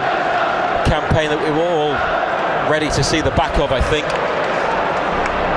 Both teams here with new managers, Newcastle and Jaisler, much happier than Liverpool and Iraola, but there's always the threat, isn't there, as they approach the penalty box and find Wirtz on the left. He tried to chip it back to Szoboszlai on the 18-yard line, but it's headed away. It was a vital header as well, and there's Botman stabbing it clear, stopping Isak from getting on it, but Frimpong now to Gamoa. Lewis Hall concentrating, rolled back to Frimpong, first time delivery, it's gone off a Newcastle head and then put behind by Dedic. Yeah, he wasn't taking any chances, was he, the fullback? Wasn't sure who was around him. Safety first. 7 minutes plus added on time until the break. You can sense the nervousness, that nervous energy when Liverpool go forwards, which is always there, never mind whether Isak's involved or not. He is at the back of the box, he's being held by Wissa, in it comes, it's headed on by Liverpool and then out of a black and white shirt, another corner, still over on that far left hand side. Szoboszlai's got the ball and prepares to take a second set piece. Newcastle have brought everybody back into the area, but they once again don't have anybody on either post. Gravenberch close to the keeper, Szoboszlai clips it in, Dedic header clear, Elanga chases, Frimpong is there. Miley comes out to close down Wirtz. Inside to Gravenberg, who has a touch. Tries to thread it through for Isak. It takes a deflection, and out comes Hornacek, who then picks it up and runs away from Isak with the ball in his hands to the edge of the area. And Lucas Hornacek drops it on the floor, has a touch, goes long. Elanga, whose starting position is on the left wing, goes after the ball. Van Dijk uncontested header straight to Wissa. Now Elanga again, back through for Wissa. Frimpong is there. He's kept it in and played it straight to Elanga. Newcastle staying on the attack, 1-0 ahead. And with the ball in the Liverpool half, Hall here wants a throw, doesn't get it. Szoboszlai takes it for Liverpool. Wirtz across the pitch, Isak chasing. Chow is there, clears it out of play on halfway far side. They didn't make the most of that ball that was gifted back to them from Van Dijk though. Some appeals for handball against Wirtz after the throw, nothing given. And Liverpool have possession across the middle of the pitch.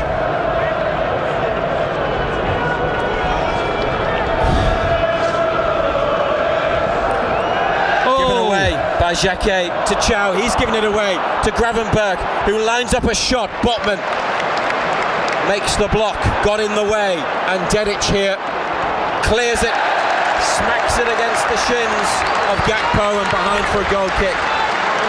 As a former right fullback, what do you make of Amar Dedic? He's done well, he's played well, hasn't he? First 40 minutes. Yeah, he hasn't taken any chances, he's been neat and tidy.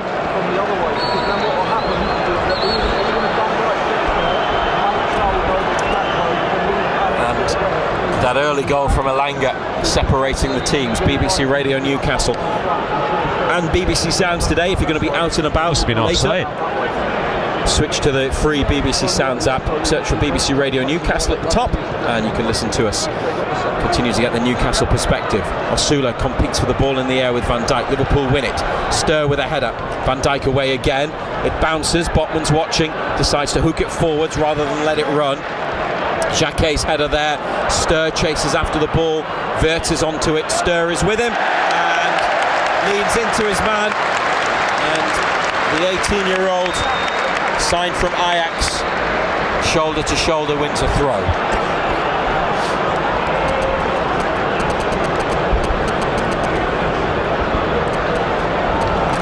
And the ball's on the floor. It's with Amar Dedic. Back to Malik Chow. Lucas Hornacek takes a touch over to Sven Botman. Hall up the line. Goalkeeper's on. It goes back inside to Hornacek. Swinging ball away off the outside of the right boot. Header, backwards header there from Frimpong. Barnes would have been away. Wissa there with a trip. Liverpool want him to get a second yellow card. Referee waves it away. Says no. And Iraiola's in the ear of the fourth official, and surprisingly, Liverpool players, to be fair, just after a quick appeal got on with it quickly, but the manager's not happy.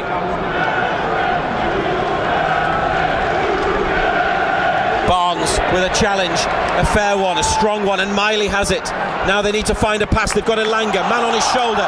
Elanga nudged over by Gakpo, free kick, centre circle, Liverpool half. Elanga was just getting his feet moving.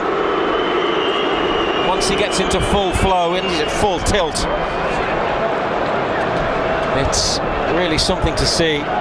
But he couldn't get away. Gakpo made sure of that. 43rd minute.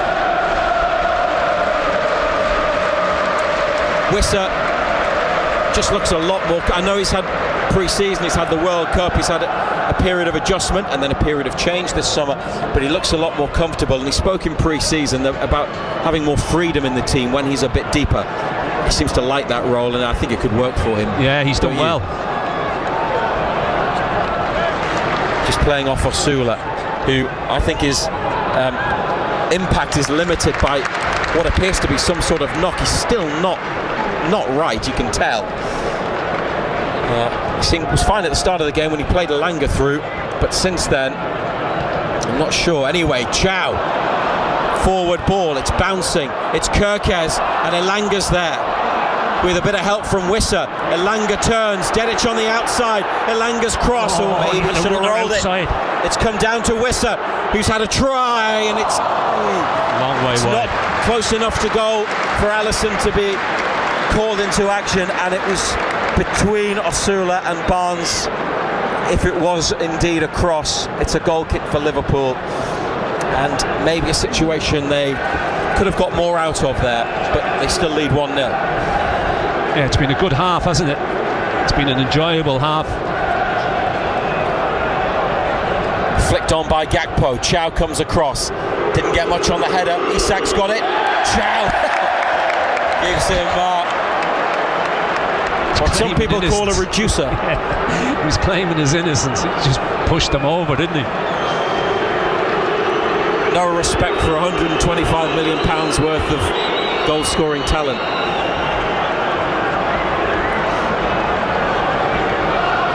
Serious for a moment though, because Liverpool free kick as we approach half-time.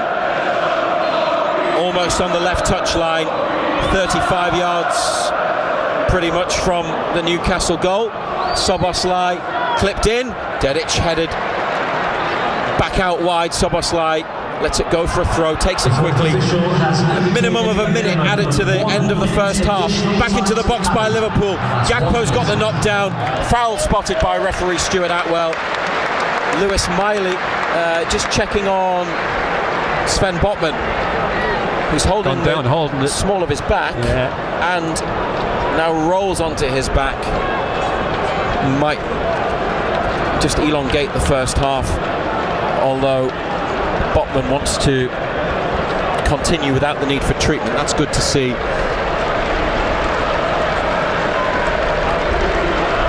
Newcastle United 1, Liverpool 0 on BBC Radio Newcastle. They got an extra 465 seats in the stadium over the summer, Ando, to increase the capacity. If you were one of the lucky ones, then you'll have enjoyed the first half, as I'm sure you have, listening to us as well. Almost half-time, Newcastle 1-0 up. Miley with a header, Barnes trying to get in behind Frimpong. Remember, Frimpong right back and Kerkez left back, both yellow carded. Here's Isak looking for Rio Gamoa, finding only the cameraman next to the touchline. Lewis Hall, no hurry to take the throw. It's not been Isak's half or Liverpool's half, but there's still a lot more football to come. But at the break, Matthias Jaisler's Newcastle United have the advantage, and it's been a really enjoyable first half, and it's been a good first half as well, John Anders. Yeah, it's been excellent. We weren't too sure which way it was going to go, but they've been excellent. They've kept their shape really well. They've filled holes. They've given Liverpool no room to play in. They've got their tactics spot on as well. Looking to get in the back of Kerkez, use the pace of Elanga. The goal was excellent. Osula picks it up, great ball in behind. Elanga uses his pace to get beyond Kerkez. Still had a lot to do, but smash and finish as well. Tucked it right in the corner. Deservedly as well. They deserve to be in front. Liverpool have created very little. Hornacek's he's made one really top-class save from Wirtz, low down to his left-hand side. But apart from that, we haven't seen an awful lot of Liverpool. And last one, quickly. Where are the dangers? What are the where are the warning signs? Doesn't seem there hasn't been a great deal of warning signs, Razor. You know, as I say, they've been good defensively. Midfield players have kept their shape. We've spoke about that one chance from Wirtz, but apart from that, they've been pretty comfortable. I know Liverpool have had an awful lot of the ball, but we've still been relatively comfortable. And hopefully Isak doesn't get a chance, doesn't get a moment. That's a kick. Yeah. Well, long may that continue.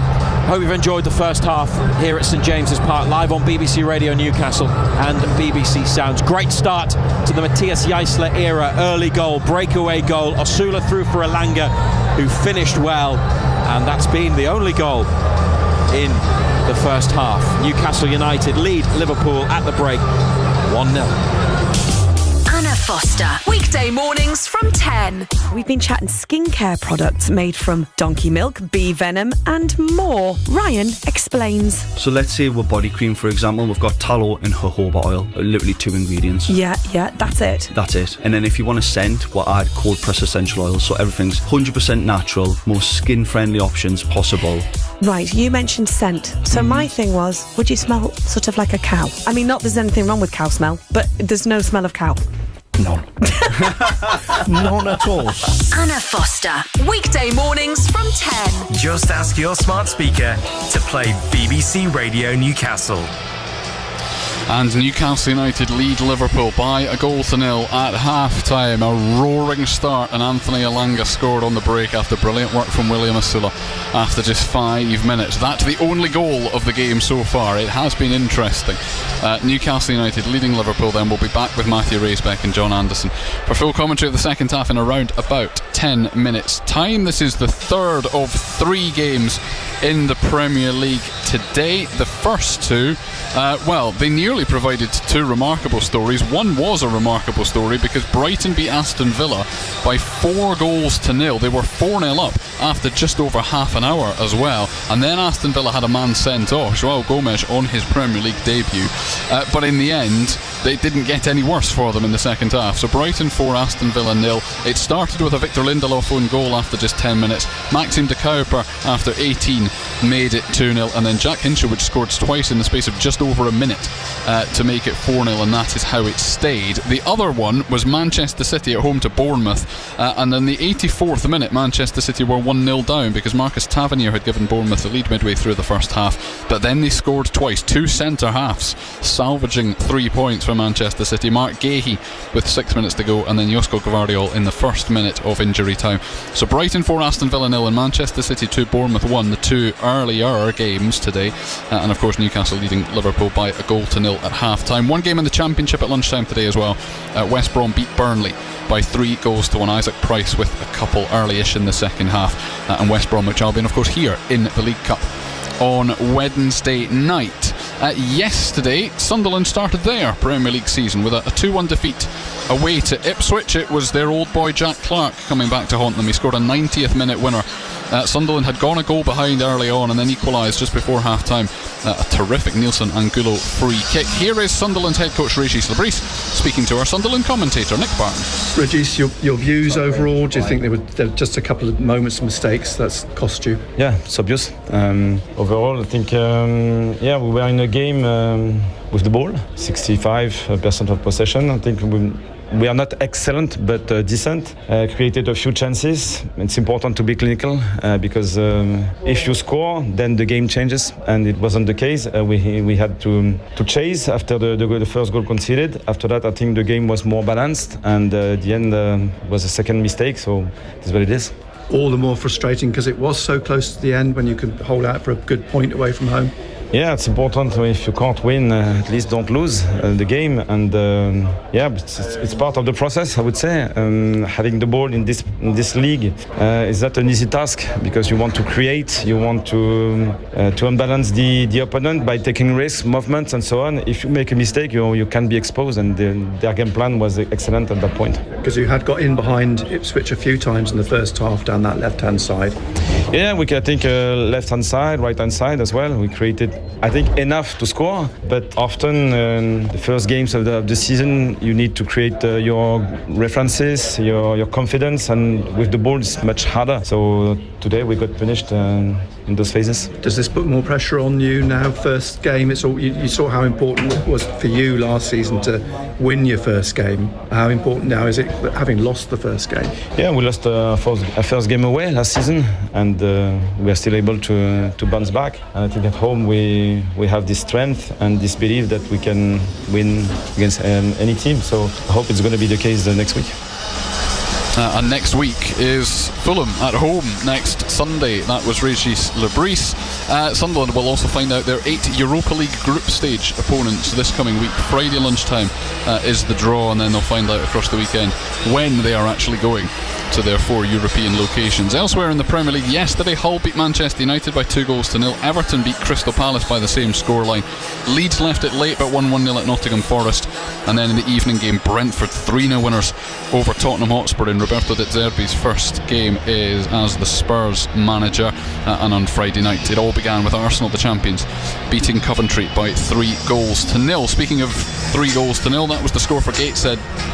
On the receiving end of it though, away at Yeovil Town in the National League yesterday, 2 goals in the last 10 minutes, making it look more comfortable than it was for Yeovil. But Yeovil 3, Gateshead 0. South Shields held on, and that is probably the right phrase, for a 1-1 draw at home to Merthyr Town in National League North. It means they remain unbeaten.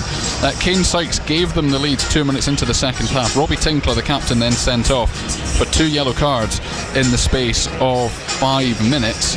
Merthyr Town equalised, but South Shields held on for a 1-1 draw. Here is their manager Mike Williamson, who had a chat after the game to our non-league reporter Paul Dixon. Mike, still undefeated, but it was an incredible game this afternoon. Yeah, there's a lot to unpack in that one. I think 2 different halves, contrasting halves, and then second half we go on up and we're controlling elements, and we get a man sent off, and then backs to the wall. Do you think, I thought Tinks took one for the team because they were nearly in, but him getting sent off with 20 minutes to go changed the game enormously. You've got you down to 10 men. Yeah, it certainly did. I think I really enjoyed the game. I really enjoyed all the prep coming up to it. They're a very good team. They've got good players. And I thought it was a really good advert for the league. And the first half was cagey. I think both teams could have scored. And then, Tinks getting sent off, I think, changed everything. Obviously, 10 men when you against a team that moved the ball so well, we had to be diligent, and we were, apart from one set piece. I mean, you must have said something at half time, because they come out absolutely flying in the second half, and brilliant goal to put you 1-0 up in 2 minutes, and then it looked as though you were going to go on then and win the game. But as we've said, getting sent off changes the game. Yeah, it did. The boys responded really well. They came out and they're on the front foot, you could see. And then, I thought second was coming any moment. I really did. I thought that was our strongest period of the game. For it to flip like it did was disappointing, but they deserve a lot of credit. They held on for, half an hour with 10 men in the sun against a very good team. So we've got to be pleased with it. It's a tough league, Mike, as you well know, home and away. But you've just got to keep plugging away, haven't you? Yeah, certainly have. We've got Saturday, Monday next week, which is, going to be tough. But, it's what we're in it for. The challenge it's relentless, but it's the challenge of it, which is fun. So that's Mike Williamson talking to Paul Dixon. South Shields remain unbeaten in their first 4 games in National League North. They're on 10 points. So too are Hebburn Town after their 2-1 win away at Buxton yesterday. It's a brilliant start to the season. Jake Charles with both of their goals yesterday. Here's a happy Hebburn boss, Daniel Moore, who had a chat with me afterwards. Yeah, really good. Really proud of the players to come away from home against a full-time team, a very good team at that. And we defended really well, and we were a threat going the other way. So I know it might sound simple, but the players have carried out the game plan we've had since the start of the season again very well, and we deserve 3 points, to be honest.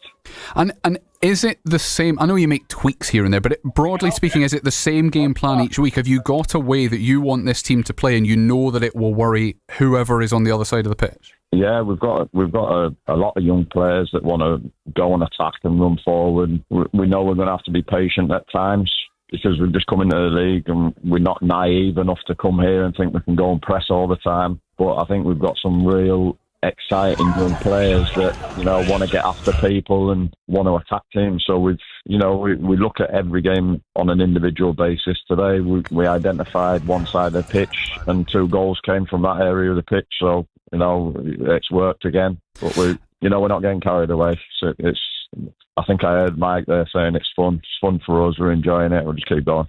Yeah, I mean, that's all you can ask for in a new division where, to some extent, there is less pressure on you because the expectations from outside are not that high. South Shields at the other end of that scale, but Hebburn not expected by many people outside your own football club to do particularly well this season. Does that sort of help? Yeah, I've saved about 100, tweets on Twitter or X or whatever you want to call it these days, that we won't get a point half the time. People saying we'd be bottom, and it just adds fuel to the fire for us. I back all them players. we've identified individual players that we think could make us stronger from last year and more of a threat, which we knew we were going to have to be. We work with players. We've got young Jake Charles who's come in there. He's been outstanding for us, and we've put a lot of work into him. And he's been leading the line for us really well. But we build on. We've got our own, values and ethos on, whatever you want to call it, and it's built on being honest with each other and working hard collectively as a group. And just lastly then, the first question I asked you was about momentum, and when you are playing so well and getting the results, are you actually not worried that it's Saturday, Monday next weekend, it's 2 games in 3 days, 1 home and 1 away, because you've got that momentum? Yeah, and we've got a group of lads there that are unbelievably fit. You couldn't really tell who was the full-time outfit in today's game. We matched them in every department. Last 20 minutes, you'd expect them to come on strong, but we ran them the other way with the lads that we brought on. Got a couple of 18-year-olds, 21-year-old running around in forward areas causing them problems. So we're looking forward to it. We've got our own targets, what we've set as a group, and we're on the way to achieving that. And why shouldn't we be looking forward to every game at the moment? There is no reason. That's the answer to that question. Daniel Moore, the Hebburn manager there. Also, in the FA Cup preliminary round yesterday, congratulations to Blythe, Spartan and Dunstan, who are through. Heaton Stannington have a replay on Tuesday night at home to Kendal Town, because Leighton Hopper saved them in the 99th minute against Kendal yesterday.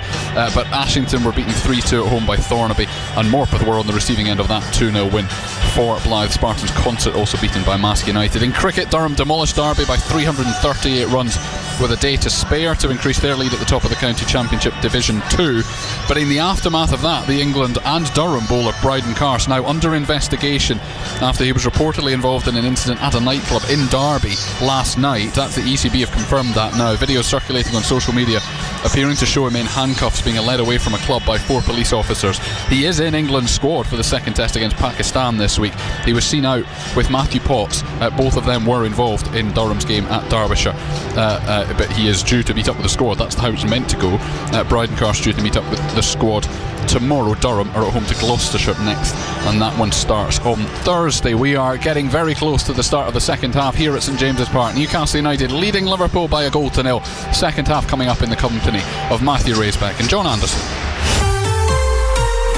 Half-time highlights. Total Sport North East. BBC Radio Newcastle. Kwissa playing behind Osula, leading the press. Liverpool have worked it quickly, and here's Gravenberg across the penalty area. Dedic slides in, that's turned into a good ball, and away they go.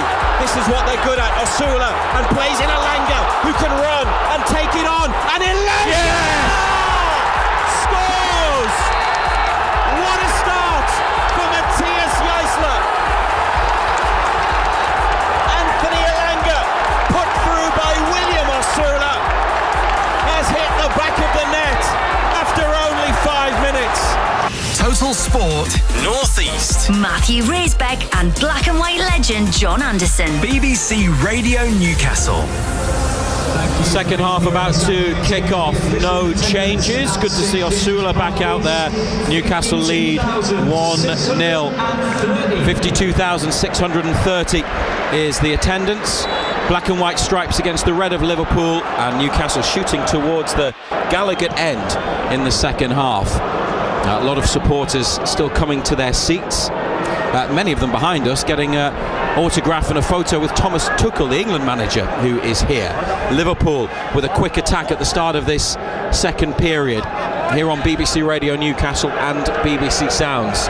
Gravenberg just outside the Newcastle United penalty area, through for Gakpo, and behind off his compatriot Stir.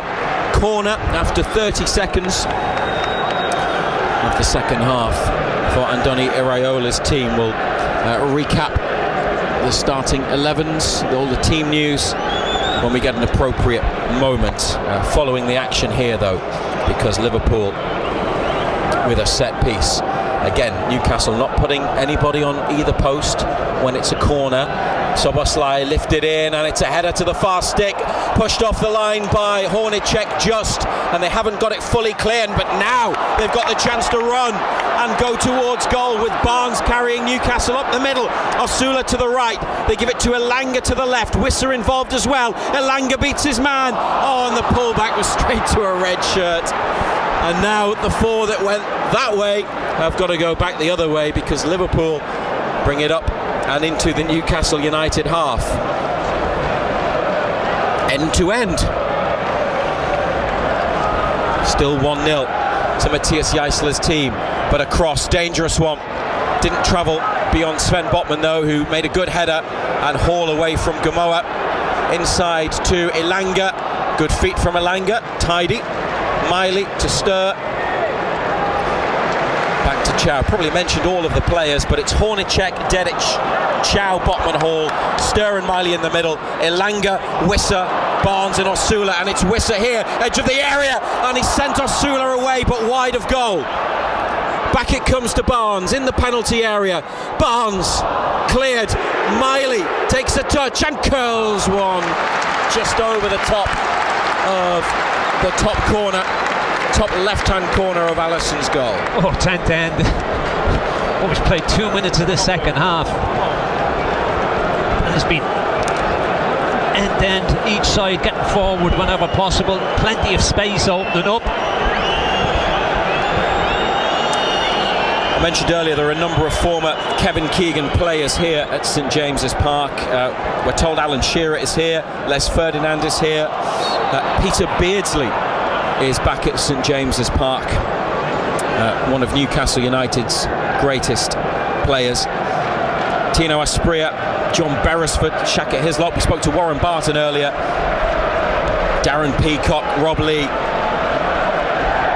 Ruel Fox, Steve Watson, Lee Clark, Liam O'Brien. They're on the list that I've been given. Some big names in Newcastle United history, and we worked with Kevin Keegan.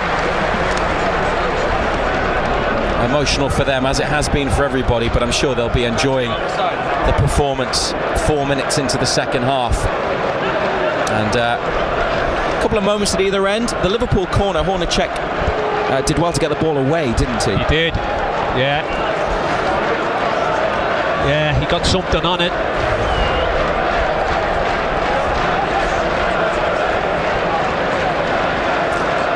Kerkez inside to Gakpo, back to Kerkez.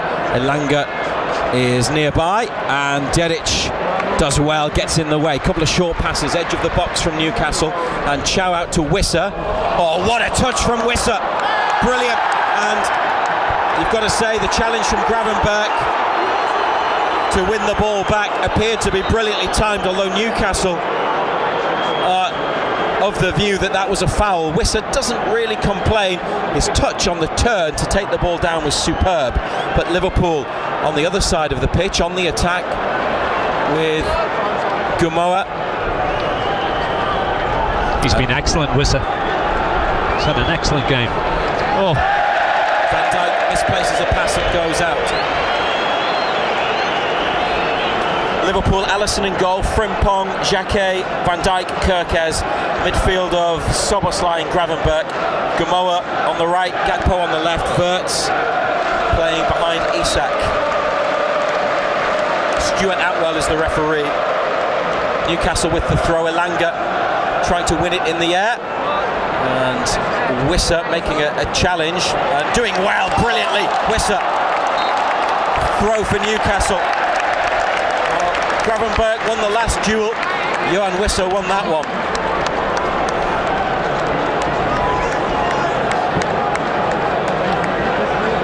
It's more like it from Wissa, who was terrific for Brentford for a number of years. The Newcastle bench, goalkeeper Jouen, Cher, Bamba Toure, Murphy, Voltemada, Willock, Ramsey, Shahar. Szoboszlai has the ball for Liverpool.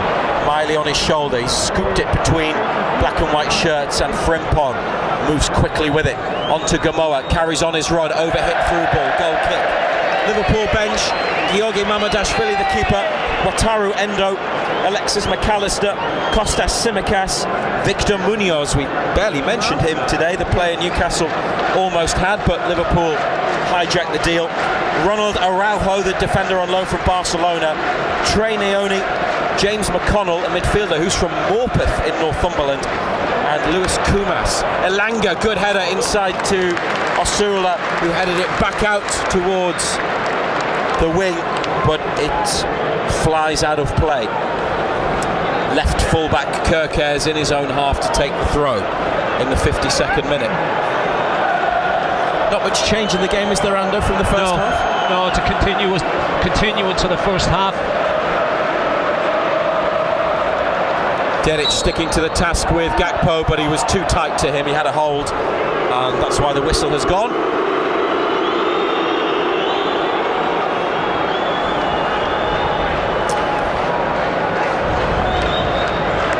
Liverpool with McAllister and Munoz warming up. Voltemada, Willock and Murphy for Newcastle United.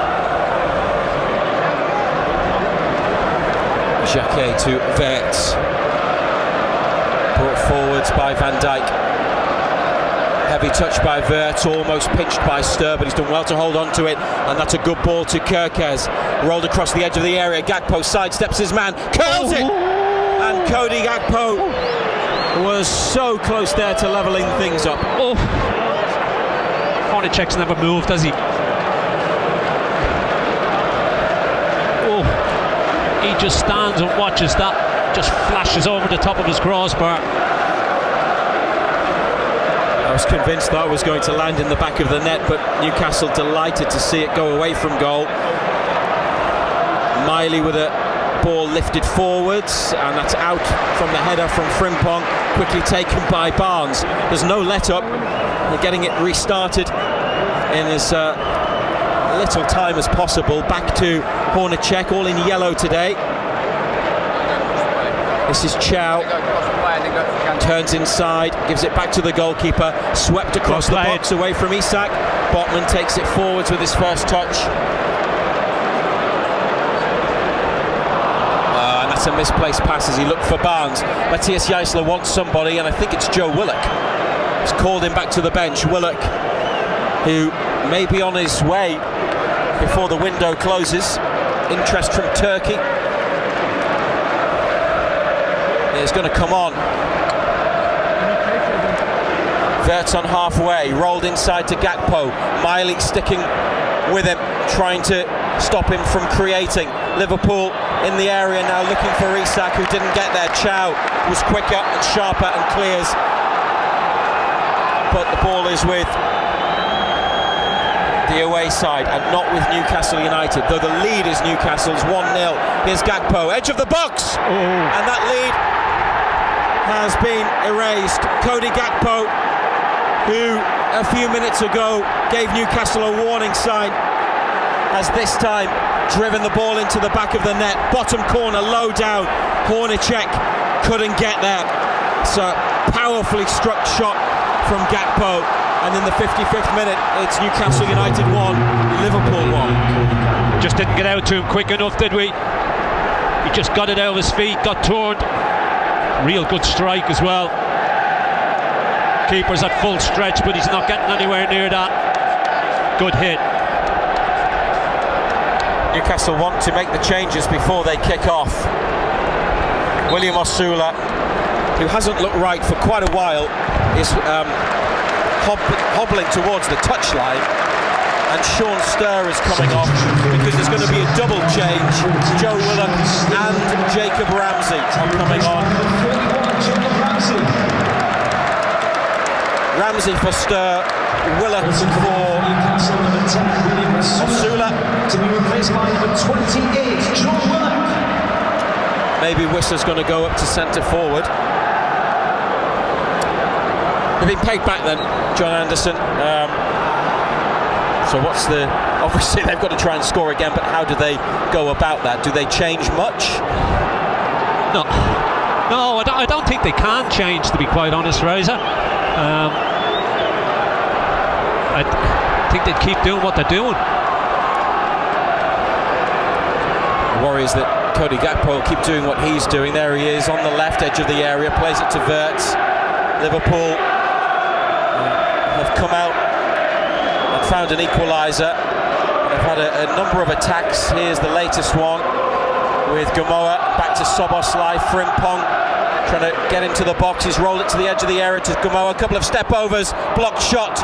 Oh, the clearance from Barnes sliced. They haven't got it away. It won't land for Isak. And now Barnes this time hooks it up the pitch towards halfway.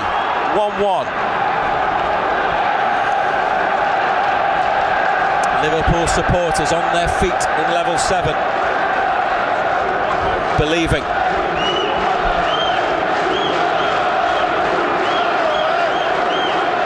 Seeing better signs from their team. It's Wirtz back to Gamoa. It's Isak. He's laid it off for Gravenberch, although I think he tried to turn. Newcastle blocked the shot. Gravenberch gets it back now. Wissa. Elanga out to the right. Wissa's gone through the middle. Great feet from Wissa. Needs support. Completely outnumbered. He's found Willock trying to take it on. Joe Willock! Oh, yes! What an introduction from Joe Willock! And what a goal from Newcastle United! Wissa was unbelievable in the build-up. And he rolled it to Willock, who had so much to do, got it caught under his feet, but was able to dig it out and curl it around Alisson. Liverpool were level for only a couple of minutes, and St James's Park rises again to celebrate another Newcastle United goal.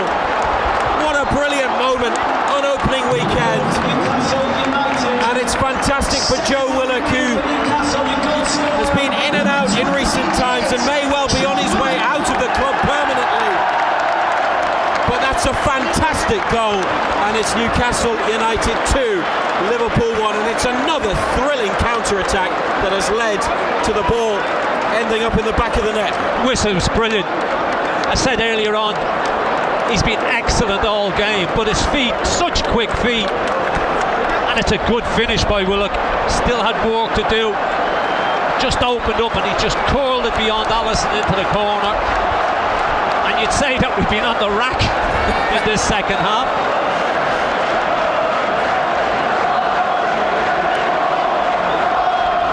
You're not singing anymore. It was a show of unity before the game, and now rival sets of supporters going at it with each other, just as their teams are doing. Hall has won it back, good challenge. Now into the attacking third, looking for Barnes. Great recovery that from Gamoa. And Hall, their free kick's going to be given. Liverpool taking it, not quite from the right place, mind. And Matthias Geisler is telling his players, if you can, to get back quickly. They've had to put some shift in today. Dedic slides in on Gakpo, edge of the area, to stop him going on towards goal. Ramsey brings it away from the box. And it's Barnes. Liverpool play it forwards. Hall tries to intercept Newcastle. Couldn't keep hold of it there. And Gakpo, Dedic with him. Gakpo plays it against Miley. It's come to Kerkez on the 18-yard line. He goes wide on the outside, lifts it in. Ramsey hooks it clear. Straight to Gakpo. He's going to have another try, and that one is a long way off target, thankfully, if you're black and white. He's missed the goal by some distance. An hour gone. Newcastle United 2, Liverpool 1. Long way wide.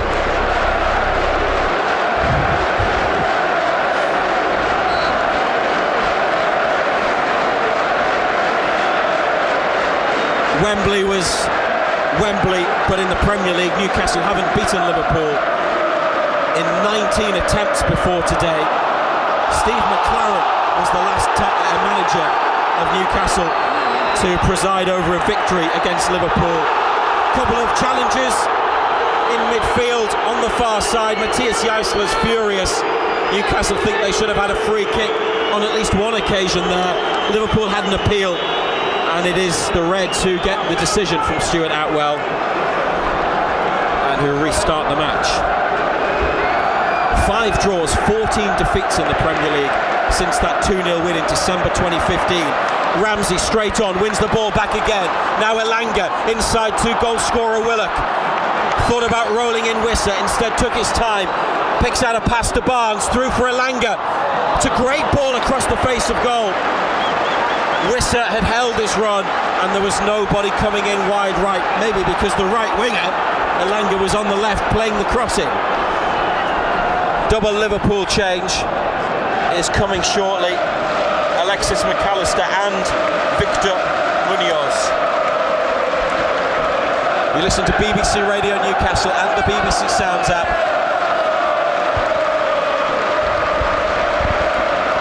What an hour it's been, what a day it's been at St James's Park for all sorts of reasons. Great challenge.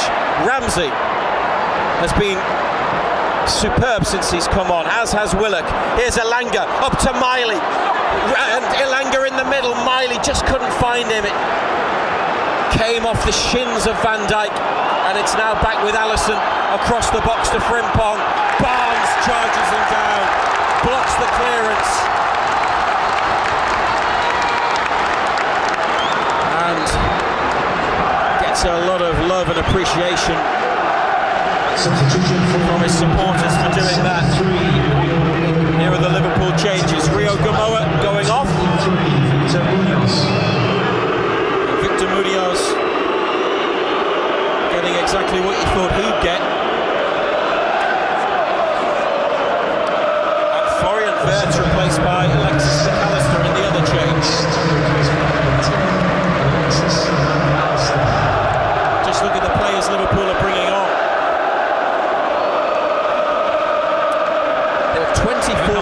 24 points worse off last season than they were when they were champions.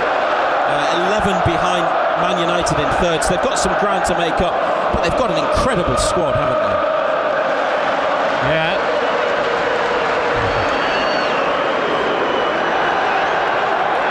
Botman clears the ball after the Liverpool throw. Jacquet there, it's gone out off Frimpong, Newcastle's ball. It's frightening, isn't it? I mean, when you look down the list of players, and with Ekitike, Bradley, Gomez, young defender Leone injured, I think they'll only get better and stronger, and they've only made 2 major signings really. Here's Elanga, it's a bit short, that layoff to Dedic. Elanga gets back, Dedic gets back as well and commits a foul on halfway. Liverpool, the ball was rolling, that's why it's going to be brought back. As much as they complain, the referee was clear that the ball was rolling as Szoboszlai was playing it, so they have to take another free kick. Andoni Iraola not happy about the decision. Isak, sharp turn, Ramsey sliding challenge, Munoz then goes down in the box. Yellow card shown to Ramsey for the challenge on Isak. It's been brought back by referee Stuart Atwell. Take a look at that again, John Anderson, because it looked, it's a great turn, as though Ramsey went in hard, yes, but maybe he got the ball and it fell for Liverpool, who tried to continue their attack.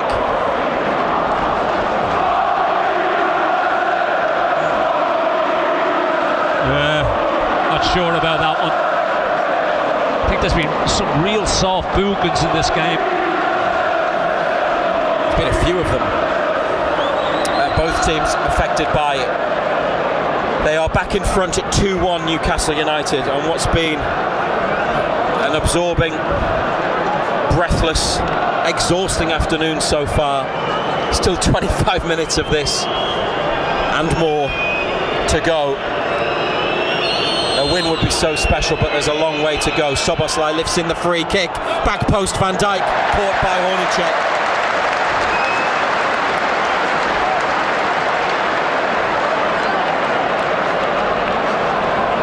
They go out to Hall, but he can't control the ball.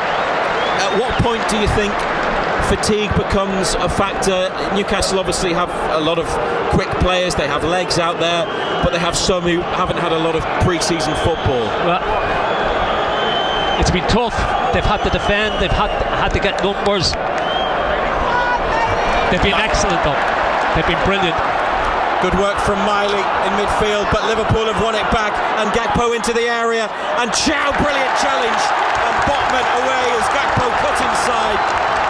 Malik Chow has prevented a certain equaliser. Dedic here with a clearance. It's gone straight to Frimpong. Oh dear, it's really stretched, and it's nervy, and now it's Munoz blocked by Hall, out to the corner, kept in by the Spanish international. Goes on the outside of Hall and delivers. Isak. It's come off the studs and it's come to Wissa. It's strong running from Wissa. Elanga with him just ahead on the right. Wissa through the middle. Elanga, could he play it? Carries it on. Still Anthony Elanga, and waits for support. Could still find Wissa. Instead it's Ramsey. Square to Barnes. Liverpool not getting everybody back, mind. So there's space for Newcastle. And now it's Willock on the left wing. Two red shirts there. They slow it down. Hall to Ramsey, and Miley goes forwards through a gap. Brilliant ball for Hall. They're queuing up. Wissa! Oh, just couldn't connect with Hall's ball across near post. Elanga keeps it alive. Still Newcastle attacking. Dedic back wide right to Elanga, now to Miley, closed down by Soboslai. Miley found space, finds Elanga, curler from Elanga, and Alisson got behind it, down to his right. He was heading for the bottom corner, but keeper was always coming in front across. of him, didn't it? Just bounced in front of the goalkeeper.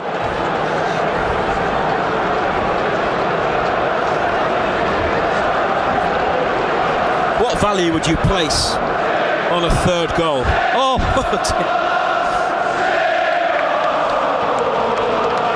that's the definition of dreamland, isn't it? Liverpool are so open because they're throwing so many bodies forward. They're leaving gaps. But their quality, Liverpool, when they do get into the final third, is evident, even if they've only scored once. It's a game that's definitely not over. 69th minute. Munoz. The quieter boozer for Munoz. The rest is for Isak. Deep cross. Chow's header. Oh, it's come to Gakpo, and it's laid off, and it's Isak over the top of the bar. Well, that was the chance, wasn't it? That was the chance. It was a shoveled effort. Left foot, and he is being roundly mocked by supporters behind the goal in particular. Liverpool making more changes.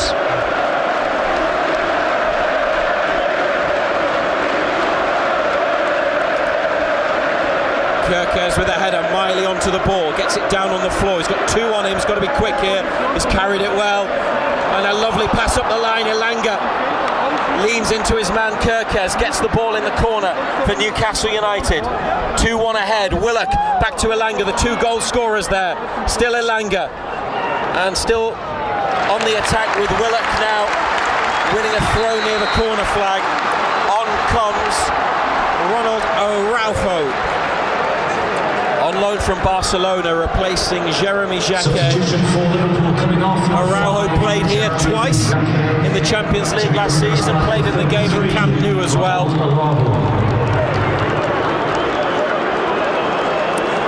Big lump of a fella, isn't he? Lots of experience.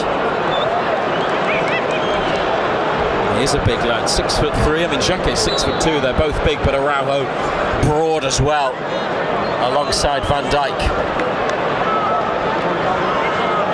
Here's the throw from Dedic to Willock. Oh, lovely feet and a nutmeg, and Willock's cross punched out by Alisson. Ramsey following up on the volley, left-footed from inside the area, just wide. Good effort. Wasn't easy. Had to wait for it to drop. Did well to keep it down, left foot, just wide. Might be another Newcastle change soon. Sending a member of the staff up the touchline to speak to at least one of the substitutes. Here's Elanga and Willock, and foul by Willock. A bit of a pull on McAllister, who gives Willock a shove.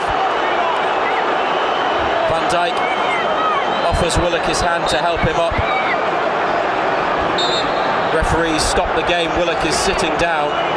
Liverpool trying to take a free kick from the other side of the pitch. 2-1 Newcastle United lead.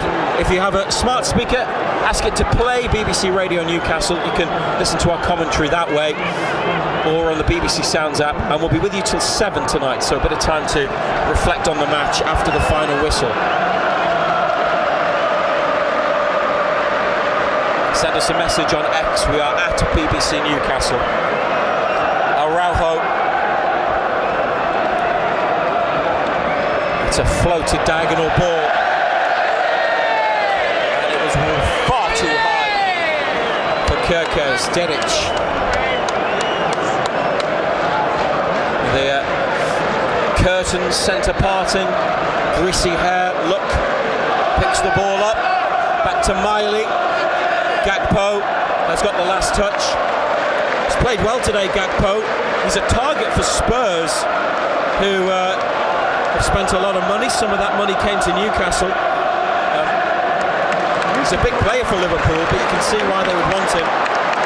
Wissa does well, link-up play, and now it's swept out wide left to Hall, and they're inside the Liverpool half. Now to Ramsey. Turns on halfway, Gravenberch with him. They find Hall up the line to Barnes. Inside back to Hall, lovely movement. Willock makes the run. Can he get there before Araujo? No. And Frimpong for Gravenberch. Hall makes a challenge. Oh, and it's run for Liverpool. Newcastle unlucky there. And Munoz, he's quick. And Jedic quick into the challenge. Would have been a foul. Referee lets play go on. Kerkez cross. Referee was going to blow for the Jedic challenge that came in on the edge of the area, but it was an advantage, and Kerkez flashed across. Yeah, you can't have it both ways, and it's behind. Can't have it both ways. Referee did well to play the advantage. And Donny Iraola would appear to want it both ways, because once again he's in the ear of the fourth official. Matthias Jaissler, when he was introduced in one of his interviews, talked about his technical area behaviour. He's been relatively restrained. It's been Iraola who's been the most animated and the most involved with the officiating. Szoboszlai, edge of the area, step overs. It's gone through the legs of Ramsey, and then Hall steps onto the ball and clears. Jaissler once more, and there's going to be further changes. We're going to see Bamba and Murphy. It looks like 74th minute, Liverpool with possession in Newcastle United territory.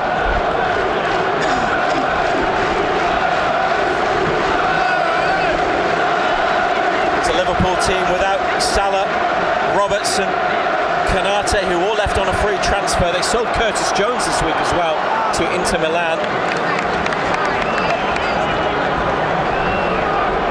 Still got so much ability out there. And Victor Munoz has come on and seen a lot of it. Here he is, playing wide on the right. Frimpong to Gravenberch. Munoz close to the touchline. Thought about an early cross into the box. He's overhit the pass. Hornacek runs out of his goal and runs across the ball that trickles behind. Newcastle United still lead 2-1. John Anderson, how solid is that lead, do you feel? Yet again, Liverpool have had plenty of the ball, but the final ball and the decision making hasn't been great. I think yet again in this second half defensively we've been excellent. Got a lot of people around the ball. There by Szoboszlai. Wissa's onto it. He's had a brilliant game, and Wissa's been tripped by Szoboszlai.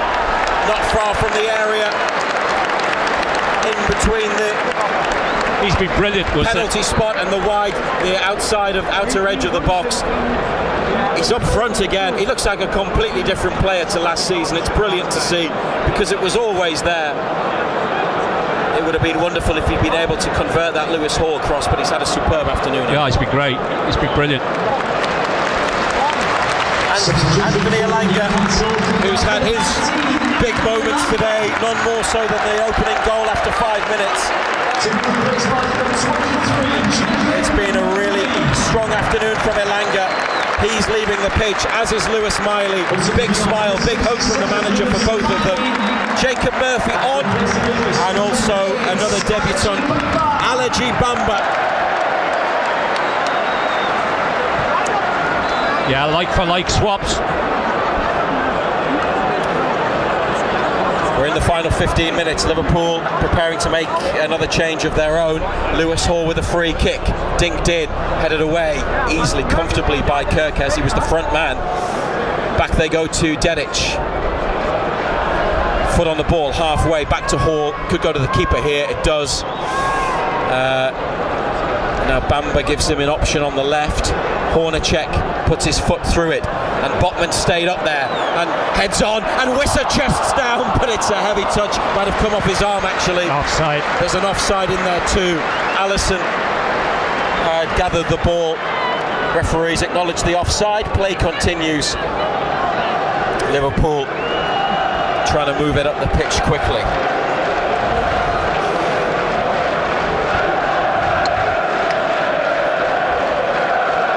It's on halfway with Araujo. Luis Kumas will be the next player on in red, the young forward. And it's shifted up to Isak, who lays it off, holds it up, Botman behind him, laid off to Gravenberch. Ramsey gets a foot in, and Frimpong cross blocked. Frimpong with a header, Munoz blocked shot.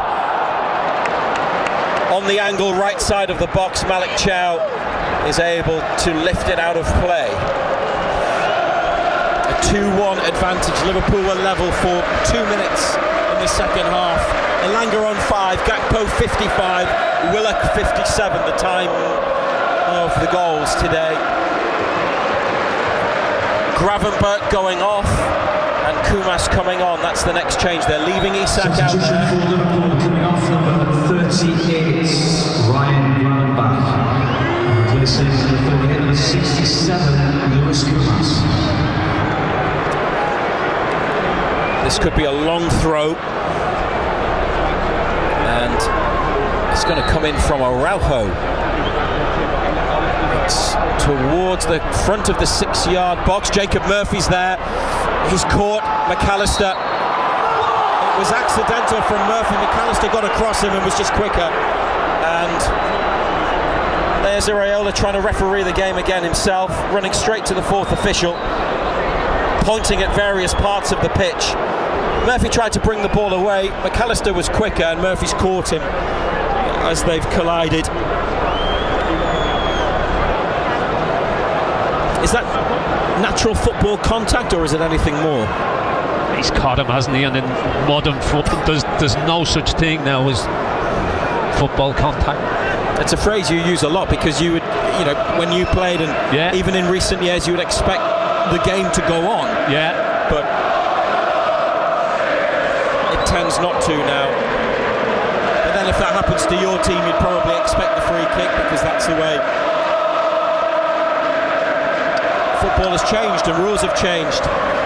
It's 2-1 and we're almost in the final 10 minutes, and Dominic Szoboszlai is lining up a free kick from just over 25 yards, slightly to the left. Hearts in mouths at St James's Park. Szoboszlai hits the top of the wall, loops up into the box. Murphy has got it up, but it hasn't gone away.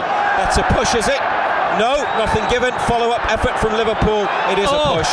It is a push. Just couldn't hear the whistle. Delayed reaction from the referee. Free kick for Newcastle United.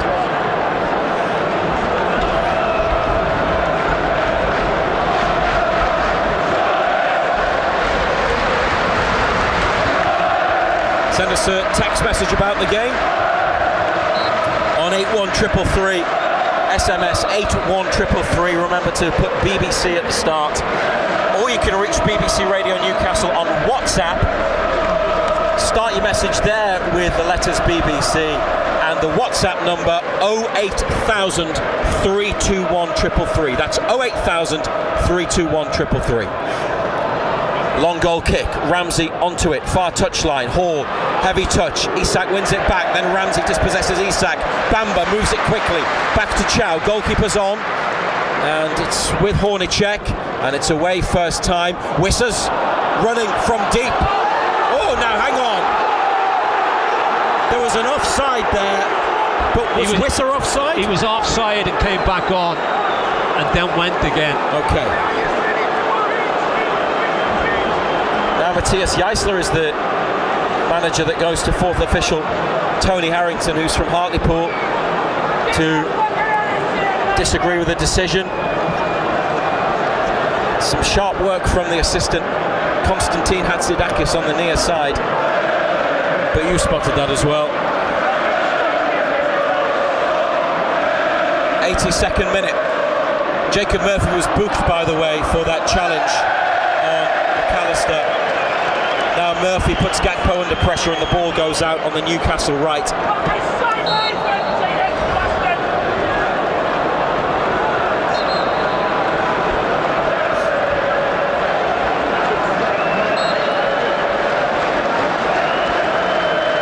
Dedic with a throw. It's too high for Murphy. Header from Kirkes. Bamba nods it on. Wissa's fouled just past the halfway line. Or is he offside? Offside. Well, it's another one that goes against them.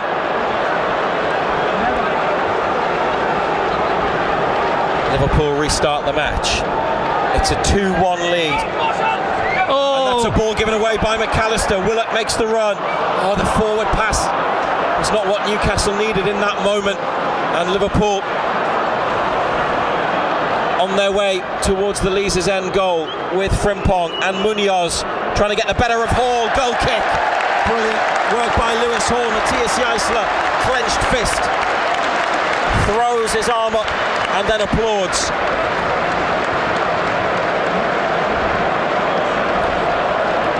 Those are the moments, the duels, the battles, the 1v1s that you have to win, especially when you have a narrow lead and the game is edging towards a conclusion. Wissa comes deep, flicks on, nobody beyond. Players holding their positions. Araujo back to Alisson, wearing a goalkeeping kit of dark green and black, it seems, with a bit of white as well.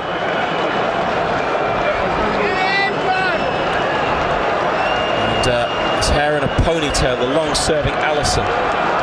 Forwards to another ponytailed player, Szoboszlai, and then to another, Kirkes. It's the trending hairstyle at Liverpool, isn't it? Here's Gakpo. Bamba in his way, forces him back out wide. Gakpo's got it again. Bamba following him around the pitch. Van Dijk across to Araujo. A lot of hard work off the ball from Newcastle United. What's their shape like, John Anderson? It's been excellent all game. Been brilliant.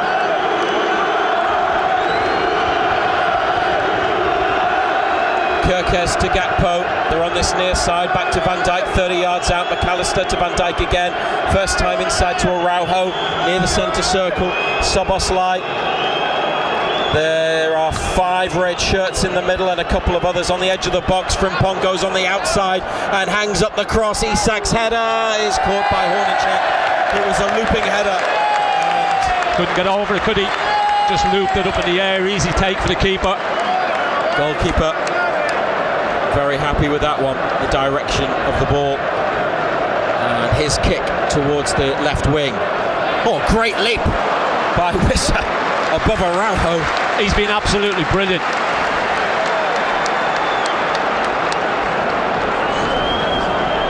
I looked at social media at times over the summer and last season as Liverpool play the ball straight out of play.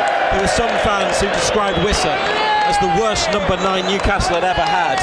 Not today, he is. And I don't think last season. I mean, there's mitigating factors. It was tough for him. You know your history better than anybody. There have been plenty of centre forwards who have not made the impact and don't have the ability of Wissa, who now is played in, and Wissa could wrap it up here. Yohan Wissa! Oh, it's a big save by Alisson. Should have squared it, shouldn't he? He had Barnes to the left. He just tried to dink it over the goalkeeper's leg.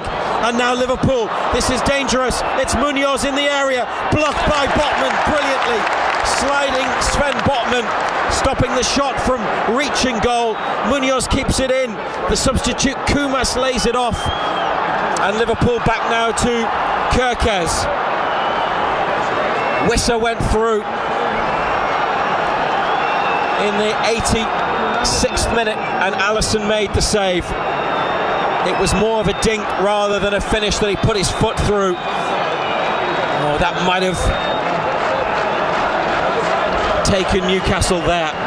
Here's Gakpo, right-footed cross, deep from the left. It's a push on ball by Munoz, as clear as day. And Stuart Atwell has blown for a free kick. The ball went behind anyway. Newcastle United 2, Liverpool 1. Yet again, shape's been excellent. Work rate.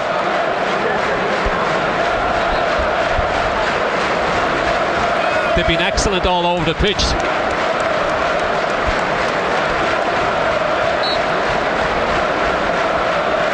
Hornacek with his goal kick. Bazumana Toure remains among the unused substitutes, one of the summer acquisitions. Just making his way back to the bench as Lewis Hall clears the ball up the line. Araujo header inside. Wissa quicker to it than McAllister, but Liverpool get a bit of help there from Szoboszlai and win it back near to halfway. Kerkez up to Gakpo, won back by Murphy. Oh, but Murphy's touch has gone backwards. And here's Kumas. Murphy's sticking with him, dinked into the box, but Chow is there and he watches that one behind. Just lent in onto Kerkez just to make sure. And another goal kick, and now we are at 87 minutes 25 seconds. What's your prediction for the number on the board at the end? 4. I'm going to go higher. Kumas done well there, beaten Bamba to the ball, dropped his shoulder and come away with it. Alaji Bamba manages to hold him up, and then Frimpong involved, but Newcastle win it back through Lewis Hall, inside to Ramsey in the left corner, Ramsey to Botman in the box, and then it's swung clear. It's on halfway. Van Dijk chests it down to Araujo. Geisler with lots of signals and instructions with his hands and his arms for his players. Great win back there by Joe Willock, and Harvey Barnes quick onto Ramsey. And here they go again, Newcastle United. Willock up the left wing, drops his shoulder to come inside. Hit it. Finds Barnes. Oh. He loves a dramatic late goal. He decides to play it to Murphy on the outside. Murphy across, and it just needed a touch. It just needed a touch. It was begging to be tapped in. It's a throw for Liverpool. And there's just over a minute of normal time to play. 2-1 still to Newcastle United, but they could have wrapped it up by now. Into midfield. Bamba leaves that for Botman. Botman in on McAllister, then Bamba, great sliding challenge, and played back there by Murphy, who appeared to be caught. Yeah, he let it play on.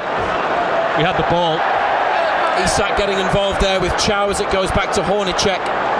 Van Dijk's header. Newcastle a bit out of shape here, but Dedic has won it. Wissa fouled. Referee says play on. Willock just outside the box. Joe Willock. It's come now to Barnes, first time effort, blocked. Wissa down on his chest. Van Dijk sticks it away and out. And it's a throw next to the corner flag. Dedic is down. Botman appears to have a bit of a problem. Dedic has got cramp. Game is going to have to be paused. McAllister's been booked. Must be for that challenge on Murphy. Referee's gone back to that situation. BBC Radio Newcastle and BBC Sounds will bring you every match live this season. If it's like this, then it could be exciting. It's always exciting, but it could be a roller coaster. Dedic is okay, 5 minutes added.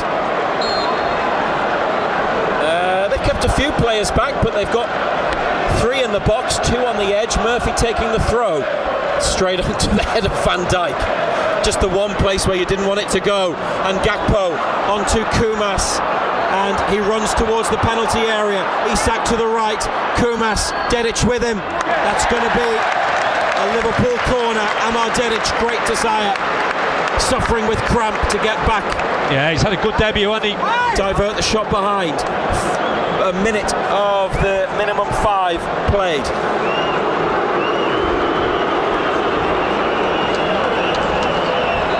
It would really sting if they were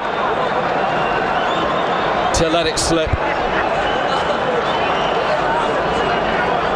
Szoboszlai on the Liverpool left, swings it in. Hornacek pushes it clear. Murphy gets out towards Frimpong. Frimpong inside, blocked. Now they might have the chance to break. Jacob Murphy takes it out wide left, overruns it. Liverpool have a throw. Murphy's brought a second ball onto the pitch to stop them taking the throw quickly. Matthias Jaissler inheriting some of the dark arts from Eddie Howe and Jason Tindall and co. 92nd minute, Gakpo laid off to Szoboszlai. Newcastle trying to close off the space. Gakpo, he's chipped it in. Botman's headed it up. Great header. And it comes to Araujo, back to Kerkez. Szoboszlai, he's got room here. And Gakpo is the ball. Dedic is there. Dedic has seen him off. It's a foul. It's a Newcastle United free kick. I think it went behind anyway. You could go through the 11 and pick out so many who've had brilliant afternoons, but Amar Dedic, who hasn't even been a Newcastle player for a week, is among them. Johan Wissa has been superb. Willock and Ramsey definitely added something into the middle after their introduction. Willock added a goal, and Elanga with his goal in the first half. Just over 2 minutes to play of the 5. Ball has gone upfield and Liverpool have it now just behind halfway.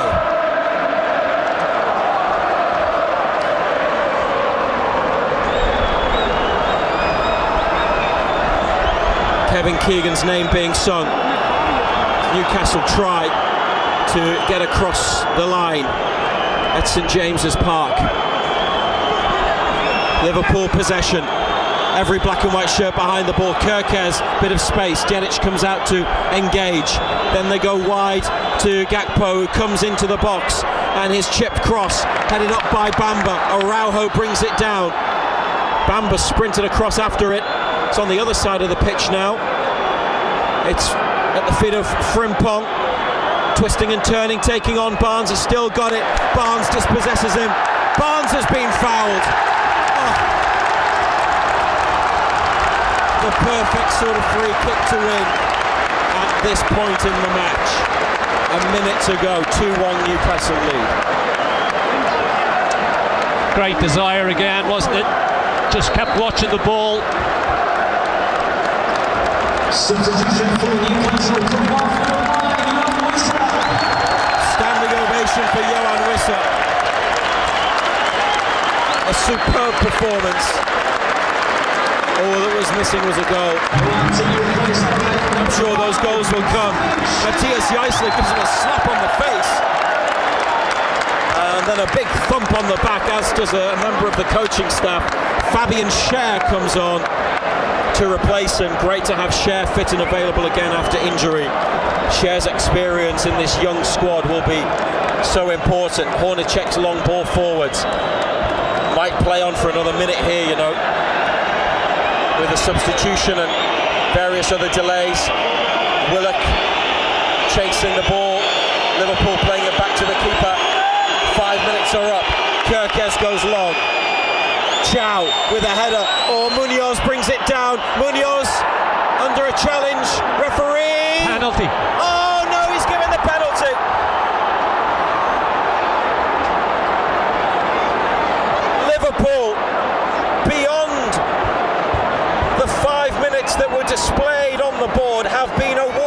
penalty at St James's Park, and it's the player that Newcastle lost out on to Liverpool in the summer who has won the foul. VAR will look, but it appears as though it's the correct decision. And who was it that made the challenge? Hall. Describe it. What did he do? Just dangled the leg and wrapped his arm around him. I would be surprised if this is overturned. They'll look at it, but I would be surprised if this gets overturned. The 5 minutes had been played. It's got shades of Barcelona in the Champions League last season when they scored an equaliser with the last kick of the game at that end of the ground. Newcastle surround the referee. It's BBC Radio Newcastle. 2-1 is the score. Matthias Jaisler and his staff are enraged. Munoz is still down. Has he had treatment? Liverpool have got a member of their medical team, I think, asking permission to go on.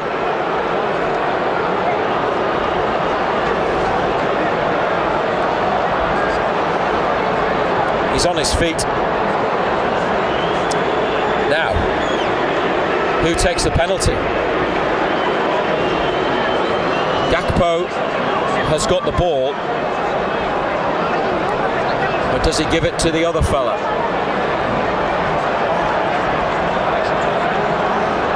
Newcastle did that at Nottingham Forest famously. Kieran Trippier took the stick, handed it to Isak for a last-minute penalty. Gakpo has given it to Szoboszlai.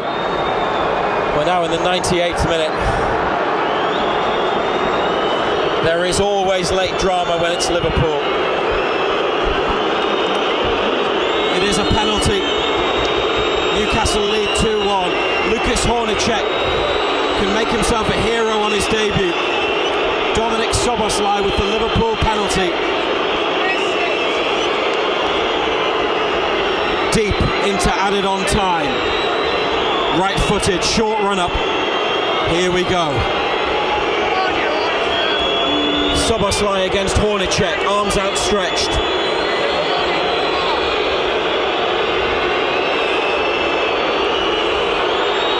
And we're waiting. Szoboszlai, oh what a penalty, into the top corner. There is no saving that.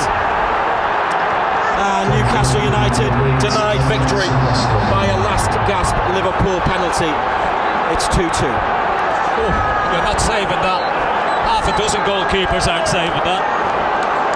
That was high, drilled into the top corner.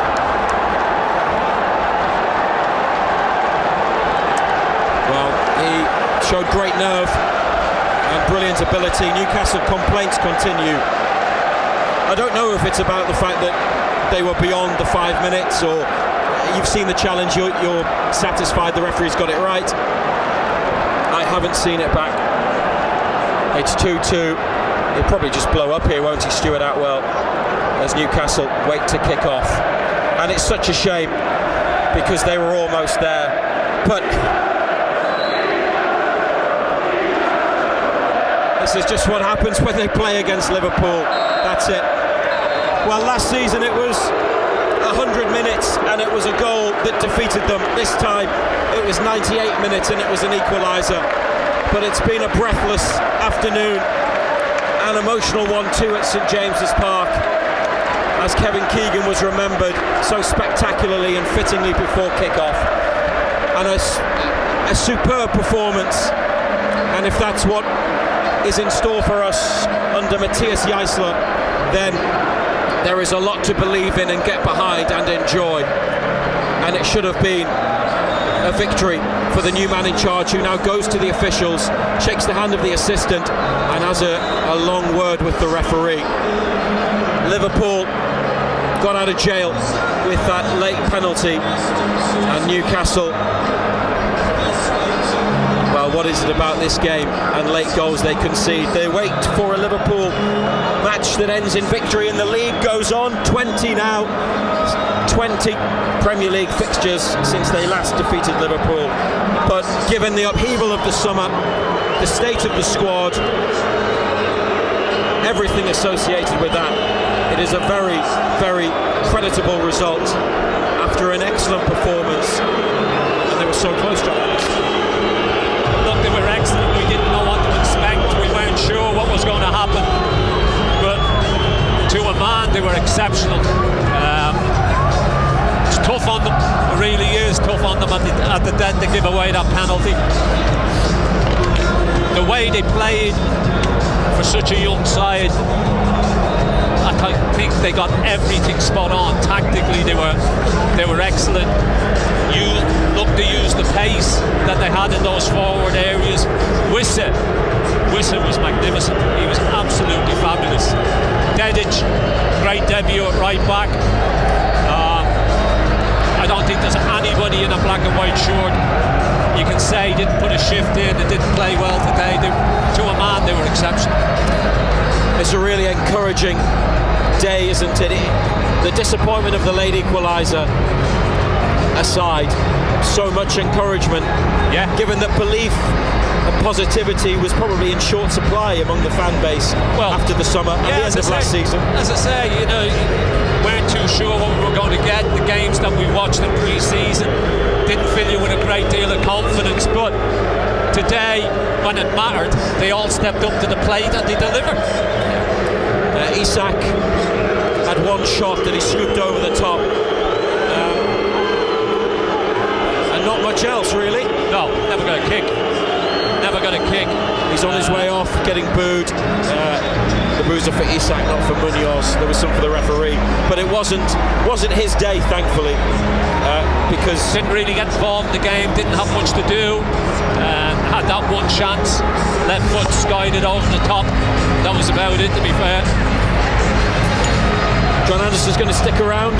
Colin White will be here in a moment as well on BBC Radio Newcastle.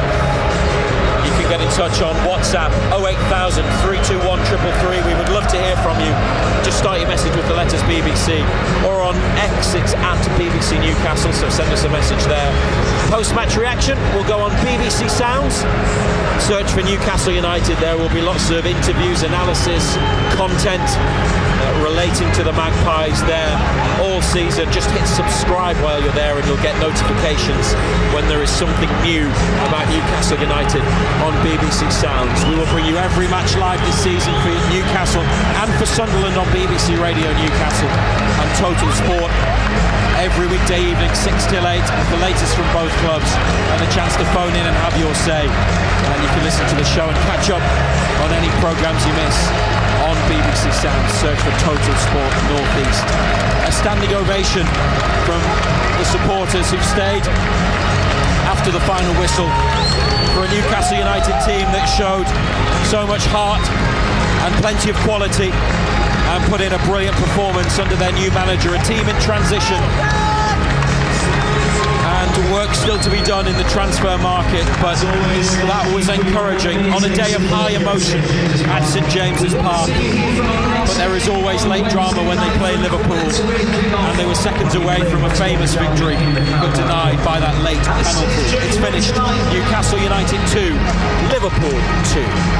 Matt Bailey at breakfast. We're talking mundane skills this morning. Mickey and Eshwinning, what's yours? I was very known in school to be able to knock out songs and theme tunes by using a good old trouser cuff. What? You used to be able to do theme tunes by trumping? Yeah. What was the best theme tune you ever managed to knock out? I think the Pink Panther.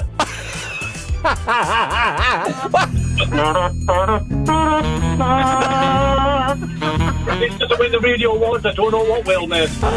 Matt Bailey at breakfast. Weekdays from 6. Just ask your smart speaker to play BBC Radio Newcastle.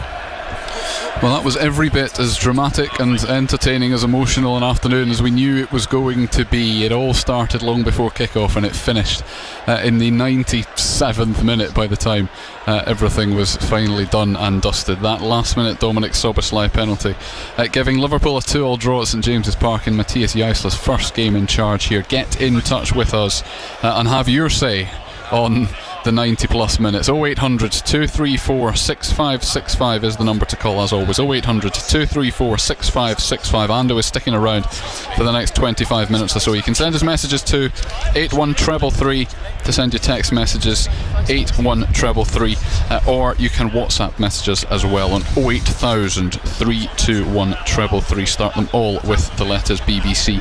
Put your name at the start or at the end of them as well, and I will put plenty of them to John Anderson in the next few minutes. This was the third of 3 Premier League games today, in case you missed the other 2 earlier on. Brighton beat Aston Villa 4-0. They were 4-0 up at half time, and Aston Villa had a man sent off at that point as well, but nothing happened in the second half of note. And Manchester City came from behind to beat Bournemouth 2-1. They were saved by their centre halves, Mark Gahey and Josko Gvardiol, in the final 10 minutes or so, as they beat Bournemouth by 2-1. Well, it delivered as a day, didn't it? And as a football match. Yeah, very much so. Very enjoyable. We spoke beforehand, not really sure what to expect. As I said, the razor at the end there.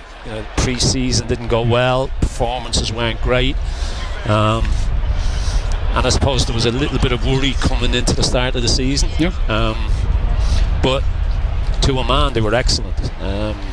Dedic on his debut was excellent, outstanding, but Wissa was phenomenal. He was brilliant. Could have scored right at the death. Probably the only thing he got wrong all game. He could have rolled it square. He had Harvey Barnes on his left, but he went for it himself, and you can't blame him for that. But he was brilliant. For when you think of the season that he had last season, was rushed back, didn't really happen for him. A lot of questions were asked of him, but I think he answered an awful lot of critics today. He was, as I say, he was absolutely brilliant. Yeah, I think it's really interesting. To be honest, we could spend the next 20 minutes talking just about Johan Wissa. That's how good he was. But Eddie Howe talked so much last season, even kind of March, April time, was defending Johan Wissa and saying he hadn't had a proper pre-season and he'd struggled and he'd never really recovered from that. He has had a proper pre-season, slightly shorter because he played at the World Cup, but he's had a proper pre-season and he was everywhere. And there was one point he won a header after about 85 minutes on the far side against Araujo. He was 6'8". And you just thought that summed his performance up. He was fantastic. Yeah, he was. Thought the 2 young boys in midfield, for the time they were on, did well. Thought when Willock and Ramsey came on fresh legs in there, it gave us a little bit more impetus. But look, more pluses than negatives, that's for sure. Because, as I said, and I said to you earlier in the week that, come 6:30, 20-7, whatever it is, we'll know an awful lot more. And I think people will go away from here tonight absolutely delighted with that performance. Look, the penalty right at the death is really tough on us, there's no doubt about it. And it was a penalty. You can, doesn't matter what way you look at it, from whatever angle you look at it, it's a nailed on penalty. But and Slobosly, it might be one of the best penalties I've ever seen live, and I know there's absolutely no consolation to anybody, but from my a goodness, pressure point of view, last kick of the game basically, and he stuck it. It was a little bit harsh on us, but I think if you had have offered an awful lot of support as a 2-2 draw before a ball kick, they'd have absolutely taken that, and they'd have been delighted with it. Well, funnily enough, the text message I was about to read you just before we talked to Jamie, who's given us a call, is from Gaz, and you've basically word for word said what you just said, because Gaz says, if you'd offered me a draw against Liverpool before the game, I'd have taken it with both hands, but after the way we played for 95 minutes, anything less than a win now feels like a defeat. And it will for a short period of time. I don't think it should. No. Because, as I say, we weren't too sure what to expect. I think the manager's got to take a lot of credit as well. I think he got his tactics spot on. Using the pace of your wide players caused Liverpool all sorts of problems. Liverpool left gaps that we exploited well. But absolutely plenty to build on that performance. And we've seen Matthias Jaisler's Newcastle United, haven't we? Yeah. And he promised it, in fairness to him. That well disciplined, kept their shape really well, defended well, filled holes didn't leave gaps, didn't give Liverpool space to play in. As I say, just so much to build on. Yeah, 0800 234 6565, the number. You've got 20 odd minutes to come on and have a chat with Ando. Let's welcome Jamie into the programme. Evening, Jamie. Hi, are you alright? Hey Jamie, yeah, good, thanks. Are your feelings quite sirler to Gaz, who said, I would have taken a draw except for that blooming late penalty? I would probably thought so, yeah, but you know what it is? The new week in, we were very, going forward, we were very, very good. Yeah, I think he got his tactics spot on. I think the two wide men with the pace that they had caused Liverpool all sorts of problems, especially Elanga down our right hand side. Elanga was unreal. Yeah, he caused Kerkez all sorts of problems. You know, they just kept dropping balls in behind him, and he just kept getting in behind. And the goal, his goal was a great finish. You know, he still had a lot to do. Asul has done well, picks it up, plays a lovely little ball in behind. He gets clear, but that wasn't an easy chance, and he took it away really, really well. He played well today, Elanga. You know, that's what he's about. Wissa was unreal as well, great. Oh, Wissa was brilliant. Wissa was brilliant. But Elanga used his pace. There was just so many good performances today. We're just very unlucky, weren't we? That was the very, very. Oh, God. Yeah. I mean, I wish I could stand here and say, it was never a penalty, but unfortunately it was a penalty. Yeah, you're right. but it was some finish as well. You know, no goalkeeper saving that, but it was unfortunate. It really was unfortunate. But the performance overall, I think everybody's got to be delighted with. We had 3-4 easy. Yeah. We had chances. You know, when we broke on them and broke with pace, we caused Liverpool all sorts of problems. They committed an awful lot of bodies forward, and they left gaps that we exploited really, really well. Yeah, of course we did. Yeah, Willock's finish was so good as well. Yeah, it was. Again, another quick break. Great goal. You know, he's just caught it beyond Alisson. He's just tucked it in the corner, and you were hoping down that we could hang on, but unfortunately it wasn't to be. But there was just so much to take out of the performance. No, unfortunately not. But there was an awful lot to take out of the performance. Plenty to build on as well, Jamie. Absolutely, Jamie. Thank you very much indeed. We're in for a good season. Yeah, fingers crossed. Set up nicely, isn't it now, Jamie? Thank you very much indeed for talking to us. 0800 234 6565 is the number to call, and I'll give you a couple of minutes to give us a call, and I'll read a couple of the messages in the meantime as well, because this one is from John, who says, well, he says lots of things, does John, so I might have to go through these a couple of bits at a time. Evening lads, I'm feeling very proud despite the result. Magnificent today, and he has essentially gone through the team. Keeper proved me wrong, Dedic was brilliant, Chow and Botman were great. Feel for Lewis Hall, he was really good, he looked devastated at the end. Miley and Sean Sturr were outstanding. Wissa man of the match by far, should have had a goal, and nice to have subs with a positive impact in Bamba and Willock, and War Flags did Kevin Keegan proud as well. I am going to pick a couple out of there, right, John.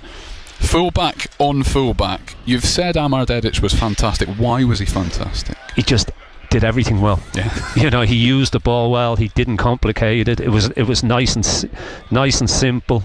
Defended well. You know, didn't jump into stuff. Made forwards think about what they were going to do. I think he's got to be absolutely delighted with his debut. I don't think it could have gone any better for him, to be quite honest. And didn't look like he'd only met his teammates about 5 days ago. No, which sometimes is a good thing. Yeah. You know, because you then don't have time to think about it. You didn't have too much time to think about it. You get thrown in at the deep end, and he looked like he relished it. He was exceptional. And I think there were probably a few people a little bit worried about the centre of that midfield when they saw that it was Lewis Miley and Sean Sturr, who are 35 combined, something like that. Yeah, they were not quite, but close. Yeah, they were excellent. You know, Miley's. You can see Miley's grown into himself. He looks like a man now. You know, he used to look like a boy. He doesn't look like a boy now. Sturr, good passer of the ball, wants to get on the ball all the time, always available for the ball. And for the time that they were on the pitch, they played, look at everybody to a man. I said earlier to Colin, there was nobody that you could fault today. Everybody played their part. Everybody did what was asked of them by the manager. And I think he'll be really, really proud of that performance as well. Let's bring in Dave then, who's the next caller on the line. Welcome, Dave. Evening. Good evening, gentlemen. Are you okay? Hey, Dave. Yeah, good. How are you after that? Colin, I was on Fans Forum, I don't know, last month, and I was a little bit more positive. I mean, like I say, I don't know why, it's not really my thing. I thought today that was way better than anything we expected. I thought we played really, really well. Now, yet again, Liverpool come here, and yet again, it's a last-minute thing. Look, they got the last-minute winner last year, and the year before, we were on the attack, and the referee blew the whistle and all that. But at the end of the day, I think Liverpool deserved a point today. I thought they were the dominant team, really, in a lot of it. But look, in terms of our performance, I mean, where do you start? It was miles away better. I thought the goalkeeper Honey looked really confident. I thought apart from the penalty, obviously Lewis Hall miles away than what he's done in pre-season. He was excellent. Dedic had a good debut, very positive. Stoyer in the middle was great, but for me, Miley, outstanding. Anthony Elanga, that was his best performance in Newcastle shirt. I thought Visser was outstanding. Yes, he should have scored, but when he played in that number 10 position, he was all over the place, he was creative. I've never been Willisula's biggest fan, but I thought he was a menace. I thought Barnes was really positive. I mean, John, it's a draw. It's better than last year. But look, I think there was a lot of people worried about what was going to happen today, but it shows that, look, we can scrap, we can fight for it as well. I thought that was just way beyond anything we're going to expect. Yeah. Look, I have to admit, Dave, when we got here, I wasn't too sure what to expect because the pre-season games didn't fill you with a great deal of confidence. And I said, come 6:30, we'll know an awful lot more about this side. I think there was an awful lot of positives. There's so much to work on. You're right on your analysis of all them players. I think to a man, they were exceptional. They worked their socks off. Penalty at the end, little bit, but it is what it is. There always seems to be something like that happens when you play Liverpool, last minute goals and one thing and another. But yeah, it was. Yeah, there's no doubt about it. I'd love to. I said earlier, I'd love to stand here and say, "Oh, there's no way in the world it was a penalty," but it was nailed on panel. Yeah. But look, I would have taken a 2-2 draw beforehand, if I'm perfectly honest. But I'm just delighted with the performance. Delighted for everybody because an awful lot of people you spoke to were a bit like myself, weren't too sure what was going to happen. They were worried. They thought we could get well turned over today, but the performance was absolutely excellent. It was a great game. Yeah. It was a really I mean, you expect Liverpool to have all the ball. It's the way they play. They pass it. But I thought we were exceptional in the way that we kept our shape and gave Liverpool no areas really to play in. I mean, when you look back at it, and even though they had all the ball, Hornacek's only had really the one save to make, and that was from Wissa in the first half, which was a good save going down to his left hand side. But apart from that, he had a few crosses to come and get, but he was never forced into making too many world class saves. So his distribution was okay as well. Yeah, and I think that says a lot for those in front of him. I was concerned about Botman because his pre-season he was being really poor in pre-season, but he was excellent today. Him and Chow together in the middle of that back four were excellent. And I've got a question for both of you, but it's the same question. What happens now on Wednesday night? Because it's West Brom and it's the League Cup, and what you'd like is for a bit of momentum from today and all the positives we've just talked about to not be put to one side and you put your second string out against West Brom. but you get the feeling that's probably what will happen. What would you like? What would you like to see on Wednesday night, Dave? First, I think we're in a position where we don't have a choice. I think he's got to mix it up. I think Ramsey will play in the middle. Miley's hardly had any game time. I think we've got to mix it up. We'll see what Asula's knocks like. I think Visser and Asula will be fine. They'll play, but people like Miley, Dedic, how fit is he? Botman, how's his knees? He'll have to mix it up. It's a reality. It's a reality of the modern game. We can't have a small squad and do that. Yeah. I think there's players there that need game time. Cher came on late on. He needs game time, so it wouldn't surprise me if he figured on Wednesday night. Bamba, you think, will probably play. Toure will probably play. These are players that need time.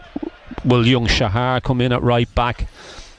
Possibly, but look, I'm with you, Dave. I think he'll mix and match on Wednesday night. He's got to. Dave, we are going to. Carl, just before I go, mate. Sorry. Go for it. Big shout out to Blythe yesterday, knocking the egg chasers more without the FA Cup. Great. All the best, lads. Thank you very much, Dave. We remain strictly neutral in that kind of Northumberland FA Cup derby, but thank you very much, Dave. Yes, congratulations to Blythe Spartans and to Dunstan, who made it through, and Heaton Stannington have got a replay on Tuesday night in the preliminary round of the FA Cup as well. John, when we were talking about the changes that might be made on Wednesday, you and I are standing looking at the team sheet and we're looking down the subs bench, and is that are you almost thinking 9 of those 9 substitutes probably all come in, possibly, maybe with the exception of Shahar, and then 2 remain from the side that started today? Is it possibly as simple as that? Because there's nobody who didn't make the matchday squad today is going to be fit on Wednesday night. No, so it's arguably the same. Close enough to being the same 20 players. It wouldn't surprise me. As I say, Shah, you would think, will play. Bamba, Toure, Jacob Murphy, Voltemade.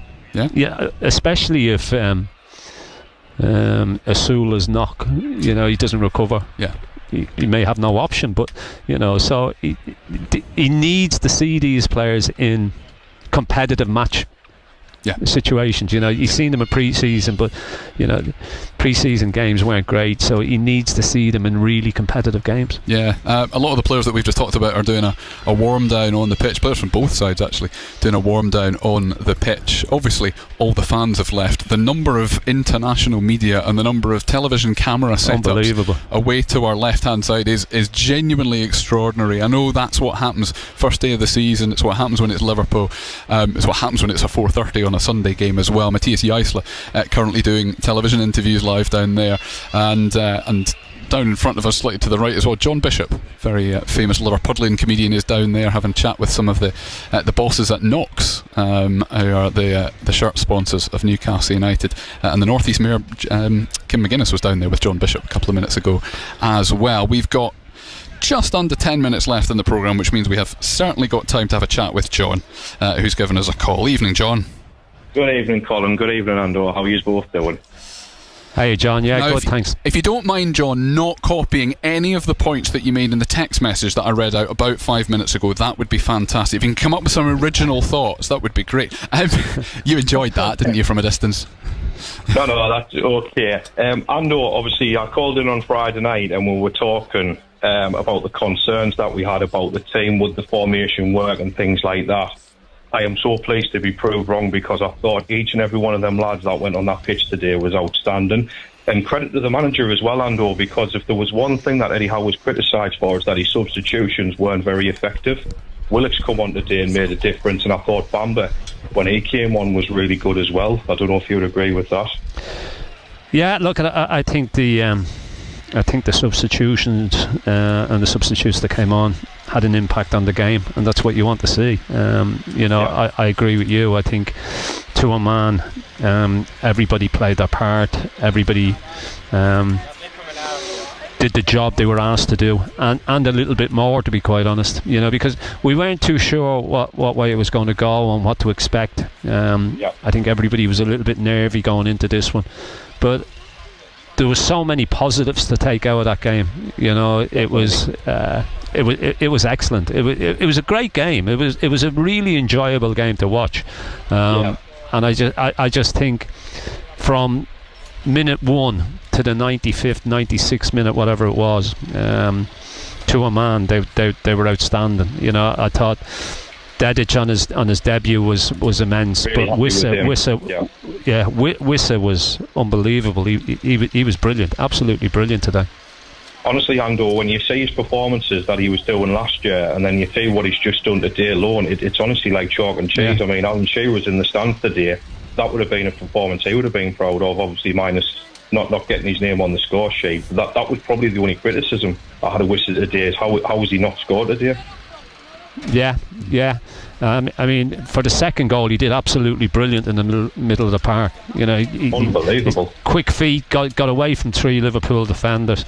But yeah, look, there's always been a player there. You know, we've seen it at Brentford. Now, there was circumstances surrounding him last season where he got thrown in at the deep end because needs must. So, you know, he wasn't really ever 100% fit last year. He's gone to the World Cup. He's got part of pre-season under his belt. But you know, if he continues performing all season the way he did today, I think everybody will be more than happy because that performance today was absolutely fantastic. Yeah, I think the only downside for me, Andor, is I didn't think Harvey Barnes had a good game today. In fact, I thought he looked lost, which I know was something we touched about on Friday. So I would definitely be looking at bringing Toure in, whether it be West Brom or starting next week against Spurs. But yeah, that was the only person who I didn't think had a good game today. Yeah, he had his moments. He flashed in and out of the game, didn't he? You know, but I thought today he did more from a defensive point of view than I've seen him do for a while. You know, he got back and he got back and he supported Hall and gave him some protection in front as well. But look, I think Toure will probably play against West Brom. You know, we've just been talking about it there, and there's players there that he needs to have a look at in competitive games. So I'm sure there'll be quite a few changes for West Brom on Wednesday evening. Dave, going to leave it there. Rapidly approaching 7 o'clock. Dave, thank you very much indeed, as always. John, even I kept going. I get out of the way. We had Dave on before we had John. Thank you to both of you. And a couple more messages. One that's called you an idiot, John. I'm not going to read that one out. What? But one that's called you an idiot. Well, you can see my screen, so I can't really hide it from you now. I'll go on. Right then. Doesn't have a name on it. I'll let. It says absolute rubbish from John regarding Harvey Barnes. Look at his defensive work. What did I just say? Yeah, you did. What did I just say? I think the text message might have been sent before you'd finished your answer to on Harvey Barnes. Idiot. It's a bit different, thank you. Yeah. 2 wrongs don't make a right. And Morris in Rothbury, great performance today against a poor Liverpool side, says Morris. Wissa looked like a man possessed. Decent start to build on, great atmosphere. Keep the faith, says Morris. We knew it was going to be a cracking atmosphere, but pre-match and during the game, and even though I'm not a massive fan sometimes of the fist bumps just because you've won a throw-in down by your own corner flag, it did contribute to an incredible atmosphere all day. The atmosphere, I mean, it was an emotional day as well. You know, the scenes beforehand were incredible. Kevin would have been absolutely delighted, and he would have been very, very proud of it. And I'm sure the family at this sad occasion enjoyed that as well, to see what Kevin Keegan not just meant to Newcastle United and the supporters, but to Liverpool as well. I think that's a very fitting note to end it on. It was a swashbuckling performance on the pitch as well. Thank you very much to John Anderson as always, and we'll be back on Total Sport tomorrow evening. Thank you for your calls, for your texts as well. The same numbers will apply when Total Sport is back. Give us a call, 0800 234 6565 tomorrow. There were 3 Premier League games today. There were a couple of victories earlier on, but the one that we were focusing on here at St James's Park ended in a very, very entertaining draw. Newcastle United starting life under Matthias Jaisler with a 2-2 draw against Liverpool. They had the lead a couple of times. It was a 99th minute penalty in the end by the time it was taken. That meant the points were shared. Thank you for joining us. We'll see you at 6 o'clock tomorrow. And away they go. This is what they're good at. Osula and plays in Elanga, who can run and take it on. And Elanga scores! What a start for Matthias Jaisler. Here's Gakpo, edge of the box, and that lead has been erased. Cody Gakpo who a few minutes ago gave Newcastle a warning sign, has this time driven the ball into the back of the net. Bottom corner, low down. Wissa's gone through the middle. Great feet from Wissa. Needs support. Completely outnumbered. He's found Willock trying to take it on. Joe Willock! Oh, yes! What an introduction from Joe Willock! And what a goal from Newcastle United! And Liverpool were level for only a couple of minutes. And St James's Park rises again to celebrate another Newcastle United goal. Liverpool, beyond the 5 minutes that were displayed on the board, have been awarded a penalty. And we're waiting. Szoboszlai, oh, what a penalty, into the top corner. There is no saving that. And Newcastle United denied victory by a last gasp Liverpool penalty. It's 2-2. Total Sport North East. On the station with Newcastle and Sunderland commentary exclusively live. BBC Radio Newcastle. It's easy to listen on your smart speaker. Just say Play BBC Radio Newcastle. or anytime on BBC Sound. The sound of the North East is BBC Radio Newcastle. BBC News at 7 o'clock. This is Nikki Cardwell. The family of one of the constables who died when a vehicle going in the wrong direction collided with his police car on the A66 near Middlesbrough say he was their hero. PC Tom Clough was killed along with a colleague, PC Matthew Blades. The 5 people in the other car have been identified and were all young men aged between 17 and 23. Peter Harris reports from Cleveland. The Independent Office for Police Conduct said its preliminary investigation found that officers had received intelligence about a number of incidents involving the car the group were in. The vehicle was believed to have had cloned number plates. The IOPC said in-car footage showed that a police pursuit involving an armed response vehicle lasted just under 7 minutes, but was aborted when the Passat headed the wrong way down the A66. The watchdog said the fatal collision with another police vehicle not involved in the pursuit happened just 10 seconds later.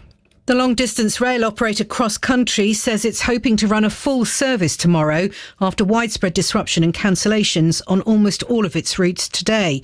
The problems were caused by a power failure in the control centre. President Zelensky has rebuffed calls for elections in Ukraine, saying they would risk splitting the country apart while it fights the Russian invasion. There's been pressure for a vote from Ukraine's former Defence Minister Mikhailo Fedorov. Paul Knott, who's worked in Ukraine as a British diplomat, says most Ukrainians believe in democracy but think an election is impossible right now. How on earth do you conduct an election with Russia firing bombs at anywhere people gather in large numbers? How would you find a way for the millions of people who've had to flee the country as refugees to vote? Really importantly, soldiers on the front line, how would they vote? People in Russian-occupied territories. A 34-year-old man has been arrested on suspicion of murder after a woman died following a fire at a property in Hounslow in West London in the early hours of Wednesday. The 48-year-old victim has not been identified. Streets in Washington, D.C. have been converted into a motor racing track for a Grand Prix marking the 250th anniversary of American independence. IndyCar drivers will zoom through the National Mall, past the Capitol building and down Pennsylvania Avenue near the White House. President Trump will wave the starting flag. The BBC's Helena Humphreys is among the crowd gathered to watch the race. So many of us who are used to covering politics here in Washington, D.C., used to being in traffic, but instead these drivers, they're going to be nudging 200 miles per hour going through the city. It's really going to be what many people here are saying a once-in-a-lifetime event. Tonight's weather mainly dry and chilly. Tomorrow, most areas will be dry with plenty of sunshine. Eastern Scotland and eastern England will have the odd shower. BBC News, it's 3 minutes past 7.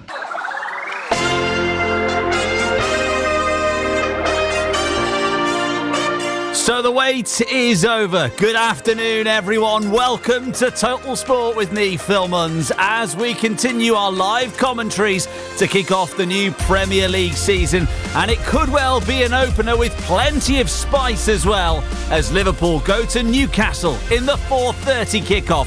Will Andoni Iraola be able to get off to a winning start for his first competitive game? Our full exclusive local radio commentary is available for you today on 95.8 FM, DAB, Freeview 714 and BBC Sounds as well, which means you can get it on your smart speaker if you like. Just ask it to play BBC Radio Merseyside. And your commentary team at St James's Park is Craig Hignett and Mike Hughes. Liverpool begin their Premier League campaign at a packed St James's Park, where football takes centre stage alongside an emotional tribute to a true footballing legend. Both clubs will honour Kevin Keegan before kick-off, a giant of Liverpool and Newcastle United, and his legacy spans these two great footballing cities. Then the attention will turn towards the contest, and Alexander Isak is a central figure, back on Tyneside for the first time wearing the red of Liverpool. He'll face a hostile reception, and that's guaranteed. The Liverpool lineup: Alisson in goal, Frimpong, Xhaka, Van Dijk and Kerkez, Gravenberch, Szoboszlai, Engamoa, Wirtz, Gakpo and Isak. The stage is set. The atmosphere is electric. The Andoni Iraola era as Liverpool manager in terms of competitive action is about to get underway, so fasten your seatbelts.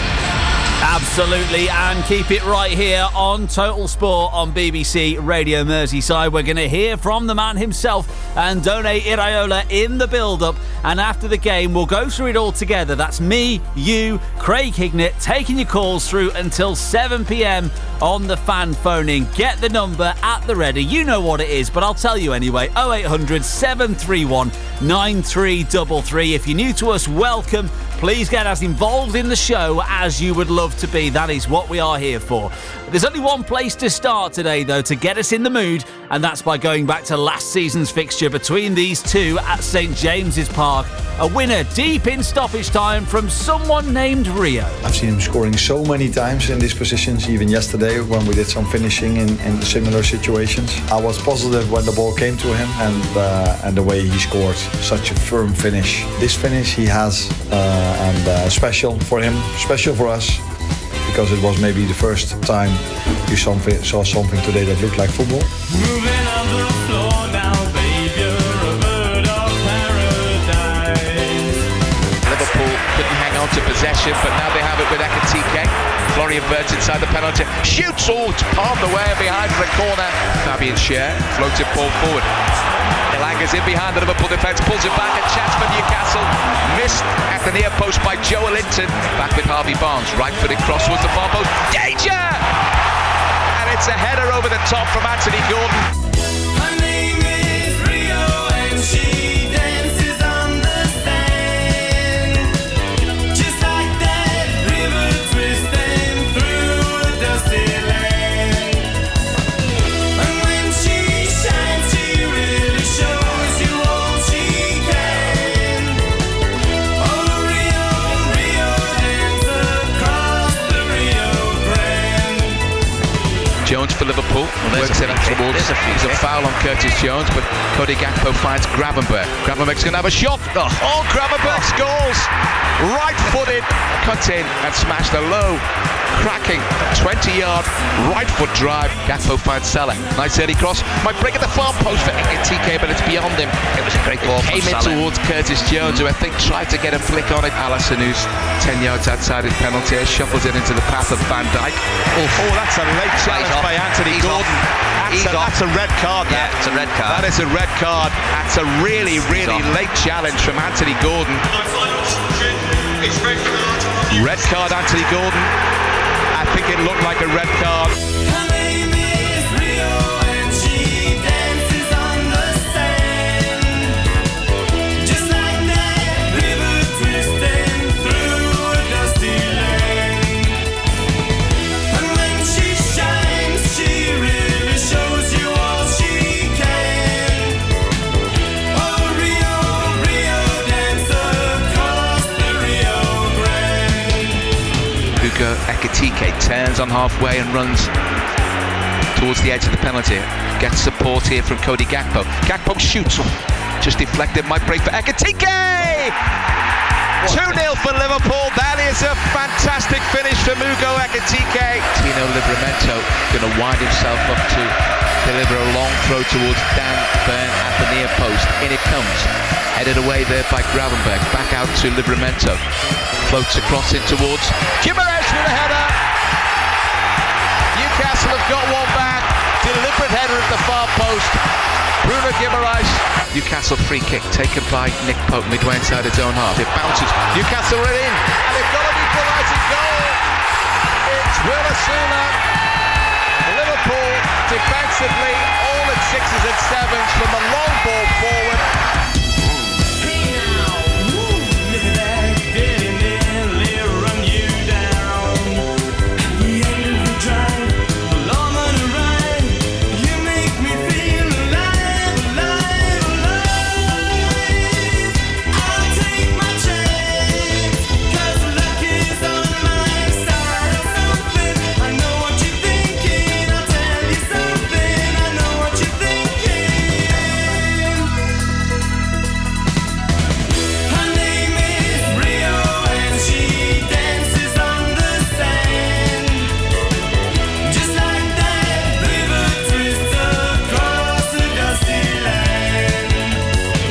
Liverpool with Chiesa.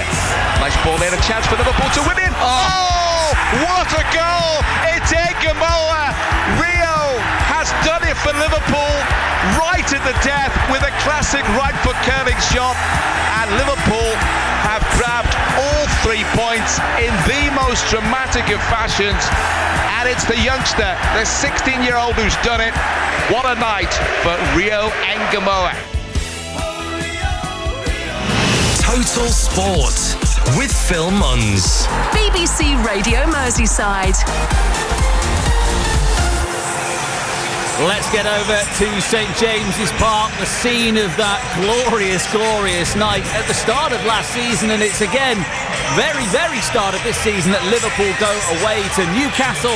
Let's get a full rundown of the lineups and have a chat with our commentary team for the first time this afternoon. Good afternoon to you, Craig Hignett and Mike Hughes. Good afternoon, Munsey. I'll run through the two sides first of all. Craig's raring to go for the new season. Liverpool have Alisson in goal and one of the three vice-captains, of course, as well. Jeremy Frimpong at right-back. Jeremy Jacquet makes his competitive debut for the Reds alongside Virgil van Dijk. Milos Kerkez at left-back. The two deeper-line midfielders, Ryan Gravenberg and Dominic Szoboszlai. Rio Gamoa is going to be on the right. Cody Gakpo on the left. There is an interchangeability between the two there. Florian Wirtz playing his 50th game. Gakpo is 100th. Wirtz is a 10. Alexander Isak leads the line. 54 goals in 86 appearances for Newcastle. And now hopefully he'll be able to get his Liverpool career up and running. He's going to get some almighty stick this afternoon from the fans of that, you can be sure. On the bench, Mamadashvili, Endo, McAllister, Tsimikas, Munoz, Araujo, Nayoni, McConnell and Kumas. Newcastle, plenty of new signings in their lineup as well. Lucas Hornacek in goal. Then Amar Dedic at right back, recruited last week from Benfica. Malik Chow, the captain, Sven Botman and Lewis Hall competes the Newcastle backline. Sean Steer and Lewis Miley, the central figures in the holding midfield positions for Newcastle. Then Harvey Barnes, Johan Visser and Anthony Elanga playing just behind William Osula, who ended the season with a bang for Newcastle in the last campaign. Ewan Juan is the goal-kicking replacement. Fabian Scher, Alaji Bamba, Bazmuna Toure to the new signings. Jacob Murphy, Nick Voltemada, Joe Willock, Jacob Ramsey and Leo Shahar. Match referee is Stuart Atwell. The assistants Konstantin Hatzidakis and Lee Betts. Tony Harrington, your fourth official. VAR is led by James Belmonte. Thank you very much, Mike. Craig Hignett is ready and raring to go. Craig, do you still get as excited as ever to kick off a new season? Yeah, I've been desperate for this for about 3 weeks, and that's with the World Cup, Phil. I have missed it. You do miss it, you know. I haven't seen much of Liverpool pre-season, just what I've seen on the telly. And obviously new manager, and you're really excited to see how they set up and how they play. And let's have a little look at the team then. Any surprises in there for you? You've got Rio and Gamoa, who many fans wanted to see more of last season. He starts, but on the right-hand side this afternoon. Yeah, I don't think there's many surprises at all. You know, McAllister on the bench, he didn't have the best of seasons last year, but we all know what a quality player he is on his day. He's had a long World Cup. Maybe that's a sensible one, but you know, looking at the bench, I think that's as strong as Liverpool could probably go. And just Jeremy, looking out on the field for the moment, Mungie, just to say that both the sides are out warming up. Liverpool, of course, in all red. Newcastle have got their training tops on as well, but they'll have the black and white striped shirts, but they've all got Kevin Keegan written on the back of their shirts in tribute to the legendary Liverpool and Newcastle player and Newcastle manager, of course. And I think before the game kicks off as well, there's going to be an official tribute, and I know the fans on all of the seats, certainly around us, then there's special things. I think it's going to be some form of mosaic and tribute to the great man who we lost recently. Oh, wonderful. Well, we'll see what we get from those tributes, and I'm sure you'll do us a fine description, Mike Hughes, as we see what happens there. Just bringing it back to the team for a moment there, Craig. I wanted to ask you about Jeremy Jacquet, because it was only a bit of a friendly performance, but oh, did he look impressive in that game? Yeah, and you know, Jacquet's someone who Liverpool obviously courted, bought him, had to wait a long time before he's here. Didn't play an awful lot of football, if I'm honest. You know, for someone who cost as much as he did, he was a little bit thin in appearances. And you think, you know, he's only a young lad, let's see what he's all about. But he's obviously got unbelievable quality, potential through the roof. So I'm really excited to see him. He's a big lad, you know, he's standing next to Virgil van Dijk. Those two could have a really good partnership, and I'll tell you well, Araujo, looking at him, what a size he is as well. So they've added a bit of size and a bit of physicality, you would imagine, Liverpool, to their back line. But yeah, Jacquet is someone who I'm really looking forward to seeing play. And much talk, of course, about Alexander Isak's first return to St James's Park since his move to Liverpool last summer. Fair to say he'll be hoping his second season is more productive than the first, compounded by that awful injury. And his boss, Andoni Iraola, is confident we'll start to see the best of him after a proper pre-season. Alex is going to be a very important player for us this season. Right now, I think he's in a very good place. He's been training every day. He hasn't been a training session. He's been adding more and more minutes every friendly game. I think he already played a very good World Cup in terms of availability, fitness level, and I want to keep him there as much as we can, no? Because we know his level, and if we can keep him there, he will score the goals, he will give us a lot of things. Probably my fight with him, my instructions are more in terms of without the ball, how he can help in the positioning when we are on the ball, so he can open spaces for other players. Iraola there on Alexander Isak. Let's head back to St James's Park. We've heard a couple of times, haven't we? Maybe not quite on air, but before we came on, Craig Hignett, we heard what the Newcastle fans thought of Alexander Isak when his name was read out by the announcer. It's going to be interesting to see how he copes with that today. Phil, if you'd have come 5 seconds before that, you'd have heard him walking off the pitch, and the stick he was getting here was unbelievable. He's going to have it all game. But I'm just talking to Mike there, and Mike's has the same opinion as I am. I would absolutely love that as a player.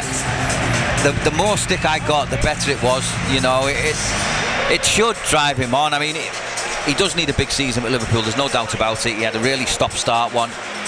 And I think if you asked him, he would admit that he wasn't at his best throughout the season, you know, and there was various reasons for that. But I'm looking forward to a fit Alexander Isak. He'll score goals. If we play the right way, he will score goals, because he's a finisher, and that's what he does. But he's going to get an almighty reception here today, and it's not going to be a good one. Yeah, really excited to hear how it's going to go down, especially if he scores. We'll be very excited to hear how that goes down. This place will go deathly silent. Wow, yeah, imagine. You'll be able to hear us though. Yeah, I bet you will. Crystal clear, you'll be able to hear a pin drop. Craig, thank you very much indeed. We'll come back to you in just a second. We're going to get a quick check on the travel though.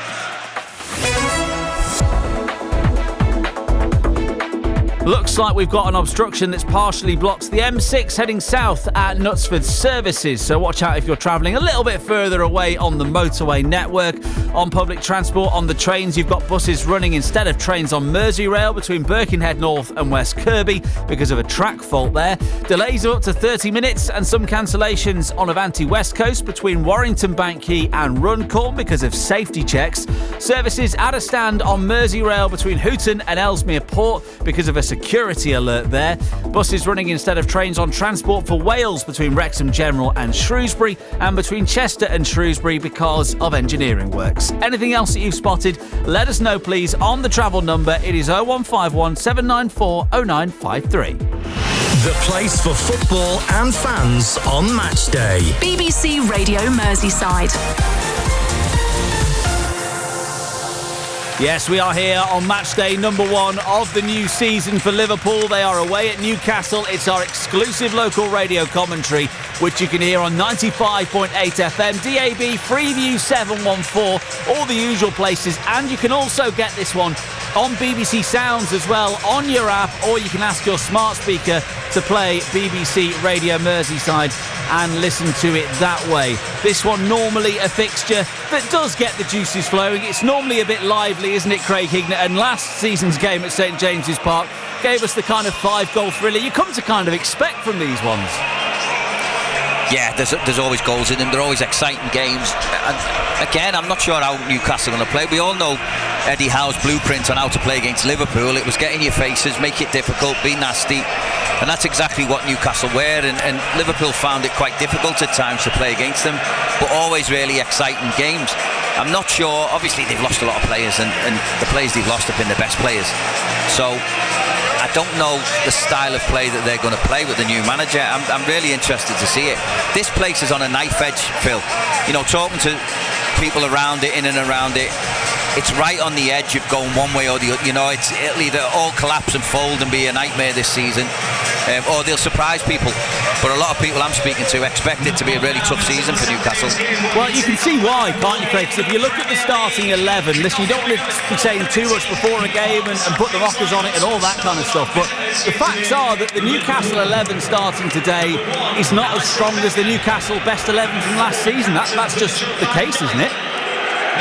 Yeah, absolutely. You know, they've lost Tonali, lost Bruno, 2 massive players for them, lost Anthony Gordon, huge player for them, and there'll be more going. You know, I think with this, I'm calling it a project, but I don't know whether it ever was a project. When it got taken over, they thought they were the richest club in the world, but couldn't spend it. And I think players have stayed long enough now to realise that they can't spend it, and they're never going to get to where these players want them to be. So they've decided to jump ship, and it's going to be really difficult to turn it around.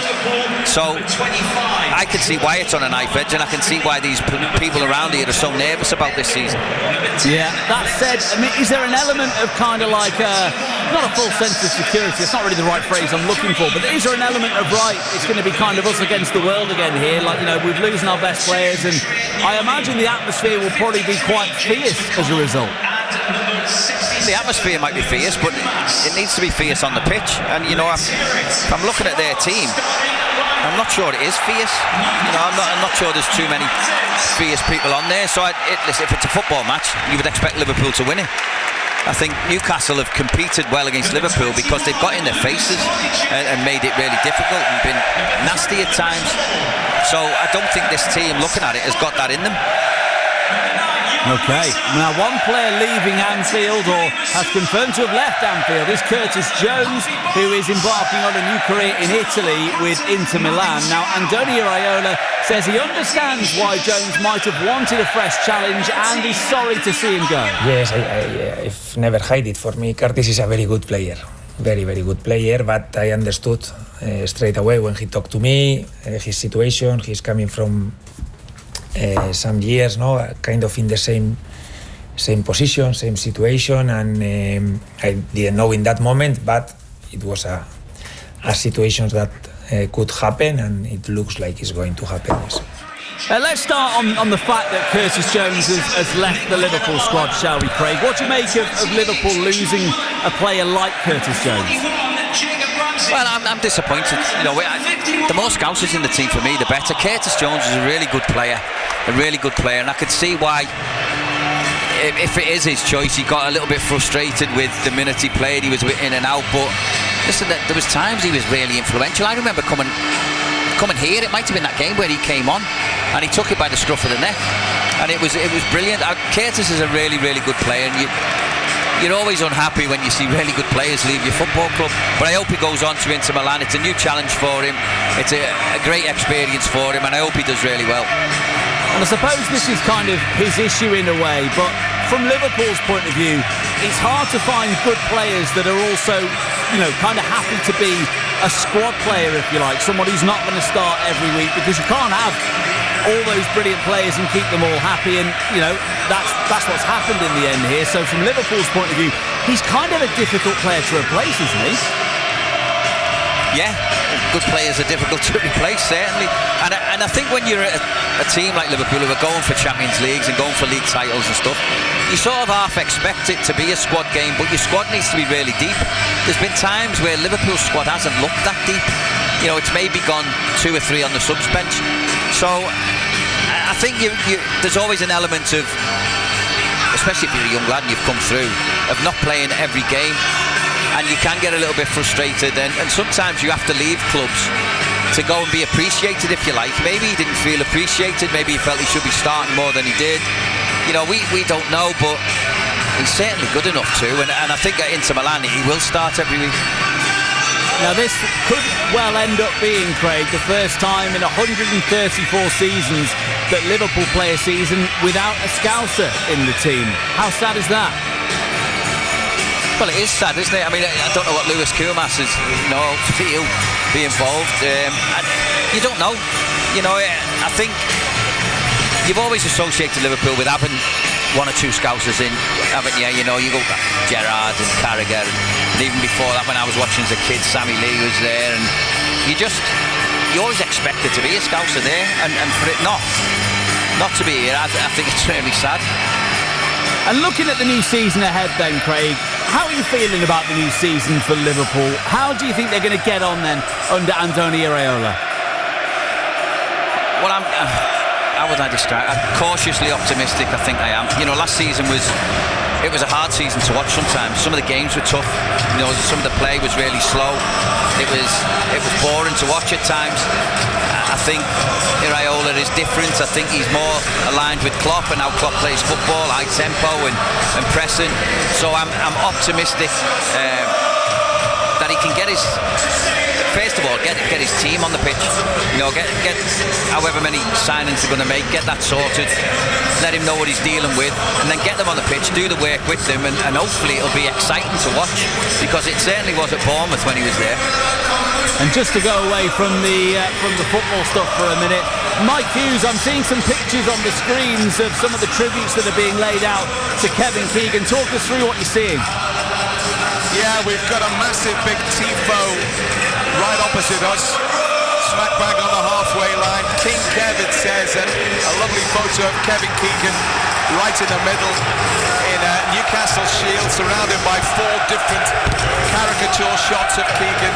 Then away to the right-hand side at the Gallagate end, there are banners. I want people to dream about their football at heart. I want people to dream about their football club. They should. We all should. We're all dreamers at heart. Some people are the opposite and say we can't do that. But when you ask them why they can't give a reason, well, I say why not? And those quotes attributed to one Joseph Kevin Keegan.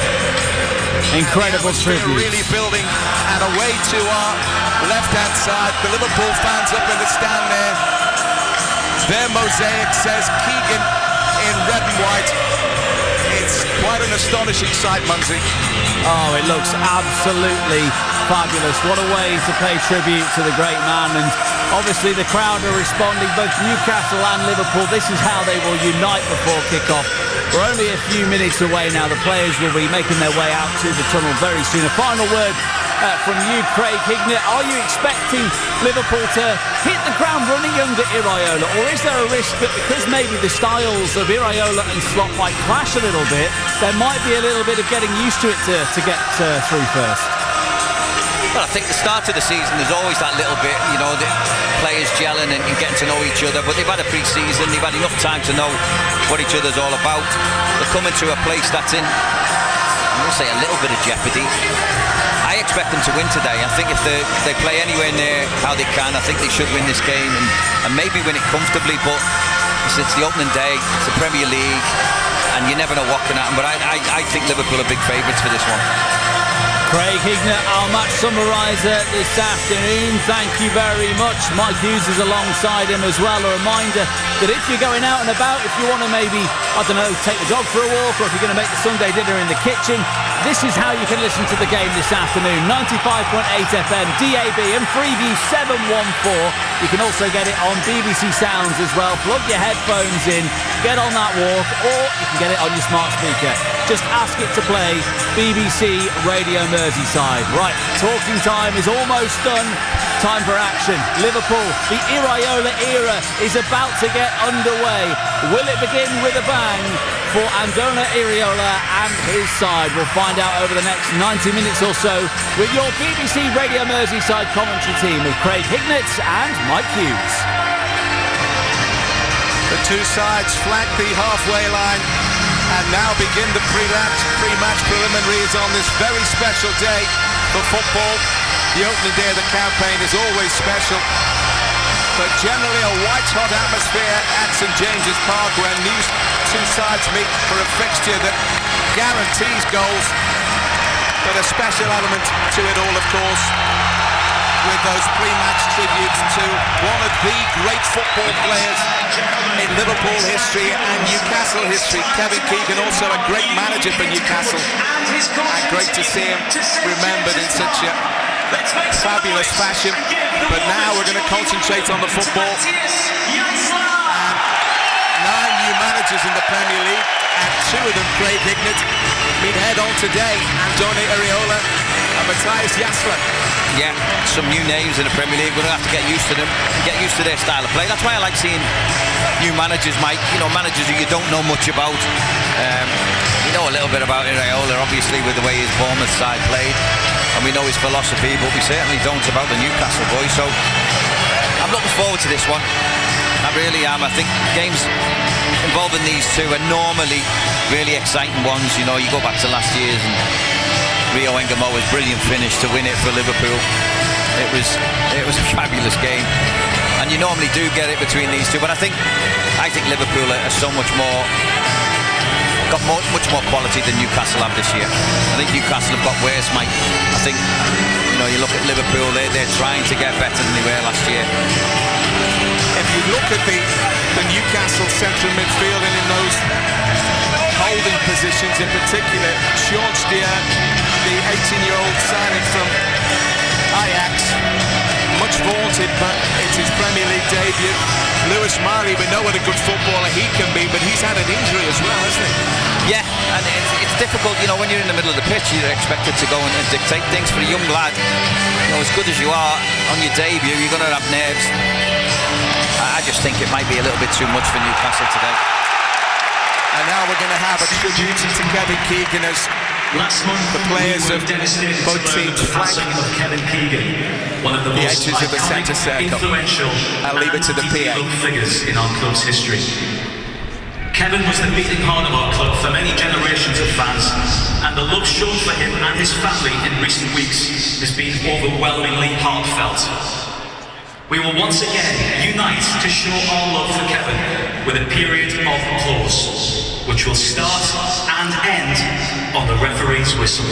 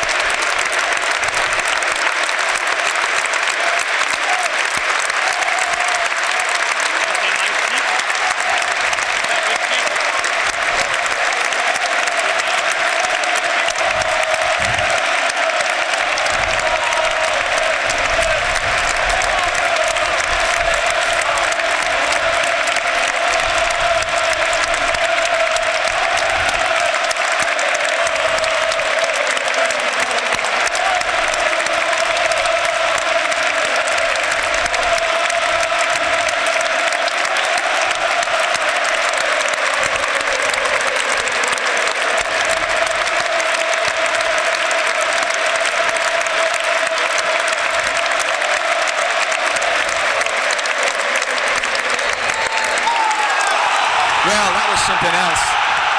I think we use the word great, superstar and legend a bit too easily these days, but I can tell you what, Kevin Keegan was every one of those. He was a fabulous footballer for Liverpool and went on to be the same at Hamburg, Newcastle, Southampton, England manager, Newcastle manager. He was top man. He was brilliant, and what a lovely fella as well. You know, I had the pleasure of being in his company on a number of occasions, whether it be a golf day or through the football. And he always had time for everyone. He was a fabulous, fabulous man. God bless you, Kevin Keegan. And now Alexander Isak from a Newcastle legend who scored 54 goals in 86 appearances after that summer move last year to Liverpool. He's very much an anti-hero. Liverpool kick off and Isak turns it into the path of Gravenberch, who turns after looking like he was going to go forward, and Liverpool actually give away possession, and there's a foul on William Osula, and Newcastle out of the blocks very quickly, and they've won themselves a free kick. Yeah, it was just Jacquet went sliding in there to try and make an interception, and made the interception. It just bobbled up and hit his arm. Referee felt like it was an handball, and Newcastle get a free kick just outside the centre circle in the Liverpool half. Lewis Hall's going to take it left-footed. Here's Newcastle future under some doubt. Got a really cracking left foot, one of the best left-backs in the business. Floats it forward out towards the right edge of the penalty area. It's headed goalwards, but it's a comfortable take in the end by Alisson in a green goalkeeping jersey this afternoon. Bowls it out underarm to Kerkez, back to Van Dijk, long left-footed, high clearance up towards halfway. That's headed away there. And Liverpool win possession inside the centre circle with Dominic Szoboszlai. Shuffles it into the path of Kerkez. Back it goes to Van Dijk across the defensive line for Jeremy Jacquet. Goes well to find Frimpong. Frimpong to Weert, dropping deep. Forward ball there, helped on by Gravenberch to Weert in a bit of space. Left-footed ball out to the left for Cody Gakpo. Has a runner outside him in Kerkez. Gakpo finds Florian Weert, shoots, it's blocked. A lovely Liverpool move there, and that back helping out his beleaguered defence is Harvey Barnes. Forward ball is cut out by slide challenge from Jeremy Jacquet. He thought he was impeded unfairly there by William Osula. Play on.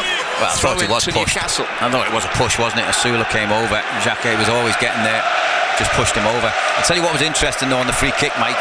Looking at how Liverpool lined up, it was a free kick on the halfway line, fairly straightish into the box. They went and lined up as they normally do, but Sven Botman went and stood on Frimpong this side, and there was only Frimpong and Botman. And if Newcastle would have seen it, it's a mismatch. It is a mismatch in height terms, isn't it? Another throw for Newcastle on the left. Forward ball. William Osula challenged. Lovely bit of footwork there from Jeremy Jacquet. Well, he done that like a central midfielder, didn't he? Lovely turn, and eventually Rio and Gamoa trying to get Liverpool going, unable to control the ball, and then fouled by Gravenberch on Johan Wissa.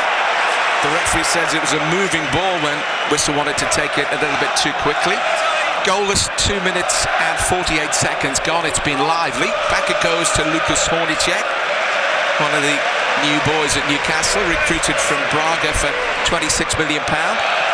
Forward it goes, away by Van Dijk. Nice challenge by Isak, but it didn't fall tidily for him in the end. And Sean Storr was able to effect a pass out to the left, and Newcastle go long. One in the air there, impressively by Jacquet. Lofted ball from Florian Weert into the run of Isak. Right edge of the penalty, does really well to control it, but then from right to left, one foot to the other, eventually just ran away from his left foot, and Newcastle were able to clear down. I thought he was going to hit it, you know, when it bounced. That was the bounced idea, up lovely. Yeah, left, I mean, it would have been ambitious, don't get me wrong, but I thought it was worth the goal. Here come Liverpool again. Jacquet, slide rule pass to the right for Rio Ngamoa. Has Lewis Hall keeping tabs on him. Back to Jeremy Frimpong. Frimpong right-footed to 10 yards further behind him for Jacquet. Short ball to Gravenberch. Back with Jacquet. And out to Frimpong. Frimpong for Gravenberch. Lovely turn to get him away from his man. And towards the edge of the penalty. tease it up there for Gakpo, who wasn't ready, and really Gravenberch should have shot. Newcastle on the break as possession turns over. Asula's forward ball in towards Anthony Elanga, shoots 1-0 Newcastle. A crisp ball, calm finish from Anthony Elanga, but Liverpool were caught napping on the break when really what should have been a shot on goal from Ryan Gravenberch in a great position. He worked it to the left. Gakpo wasn't expecting it. Newcastle ended up clearing upfield. Liverpool returned. Asula with a diagonal pass. Elanga raced onto it, and he did the rest. Newcastle take the early lead at St James's Park. Newcastle United 1, Liverpool 0. Well, he just got caught there, Liverpool. Absolutely sloppy. I mean, Gravenberch should have had a shot. He's in the box, free. Don't know who he was trying to set up. But then when they broke, they've got Asula, who's in the middle of the half. Liverpool have got the two centre-halves doing nothing on the halfway line. Instead of one going in and stopping him turning, he got the ball turned, and we all know how quick Elanga is. He just outstripped Kerkez, and it was a really good finish to Alisson's right. Liverpool got caught all over the place there. Not tight enough, switching off when Liverpool were playing. I think it's either Van Dijk or Xhaka has got to go in and get Asula. He was the only one there. But it's how to turn attack into defence and into disaster in the space of 5 or 6 seconds. Well, listen, the opening start of the game, Liverpool look miles better, don't they, than Newcastle. Newcastle look like they're going to be penned back for most of the game. And their only chance for me is those type of attacks, you know, where Liverpool have got it and they're pressing and they win it quick and the transition's quick. That's Newcastle's only danger for me. I'm really puzzled why Gravenberch in that position didn't shoot. Yeah. I don't know. He's in the box. He's sort of central. It had opened up lovely for him after his first touch. And decided not to. Tried to square it to someone who wasn't there. Here come Liverpool inside the Newcastle half. They've managed to win themselves a throw-in. You don't want to concede a goal at any time in a football match. But if you concede an early one, certainly plenty of time for Liverpool to turn things around here. But Newcastle have got the tails up when Liverpool have been playing all the early football. Jeremy Jacquet infield to Ryan Gravenberch. Short ball to Gakpo. Has Kerkez outside him, almost level with the edge of the Newcastle penalty area. Back to Van Dijk. Van Dijk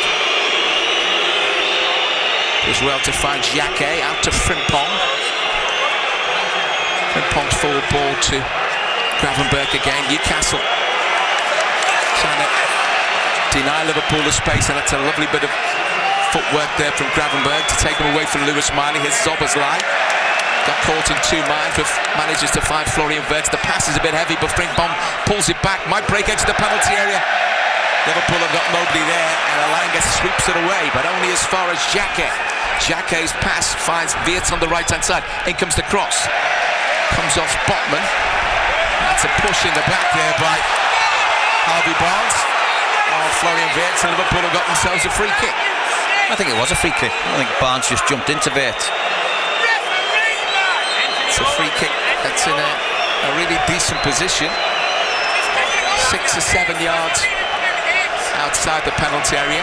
Almost in line with the angle of the box. Out on the right-hand side. Szoboszlai is going to whip it in with his right foot. Liverpool, plenty of red shirts to aim for in Van Dijk and Jacquet and Gravenberch. Newcastle just a one-man wall. Goal scorer Lewis, the goal scorer Elanga. In comes the cross. Liverpool get ahead on it. Did it come off a Newcastle player? Yes, It's gone for a corner. Oh, what a ball in by Szoboszlai, right foot. Outswinger, keeper couldn't come for it. There was plenty of pace on it. Van Dijk was there, and I think he got his head to it first. It just cannoned off a Newcastle defender. Went over the bar. Corner for Liverpool on the left-hand side. Dominic Szoboszlai to take. It's going to be an in-swinger. Curls it towards the edge of the 6-yard box. Newcastle. Powerful header there from Lewis Hall. Enables them to clear the danger, but Liverpool win back possession. Then a ball in from Szoboszlai. Might break here for Gakpo. His shot's blocked. Just on the edge of the 6-yard box. Angle drivers blocked by Newcastle defender, and then they come out and manage to win themselves a throw-in over on the right-hand side. Well, he got away with one there, didn't he, Newcastle? It was a good ball in, again by Szoboszlai, and it was a miss-hit clearance that fell to a Newcastle player. Could have easily fell to Cody Gakpo for a shot at goal. Newcastle have managed to win another throw-in, but Liverpool actually thought that their second throw had gone their way. 1-0 Newcastle lead. 9.5 minutes gone.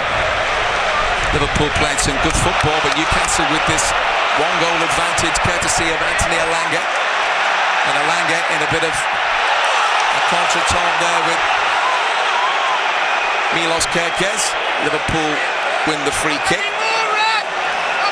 And Elanga, who really had a very poor season last season for Newcastle, an awful lot expected of him after that move from Nottingham Forest.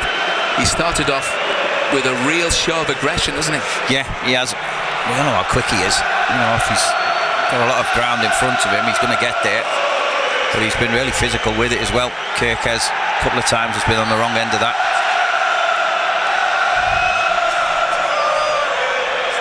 Eventually Liverpool are going to take the free kick. Van Dijk is going to leave it to Alisson.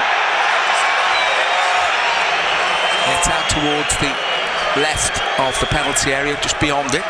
Right-footed clearance from the Liverpool goalkeeper. Upfield it goes. That one is one in the air. Newcastle get a decent head on it. Breaks into centre field, and then this time Johan Visser is brought down.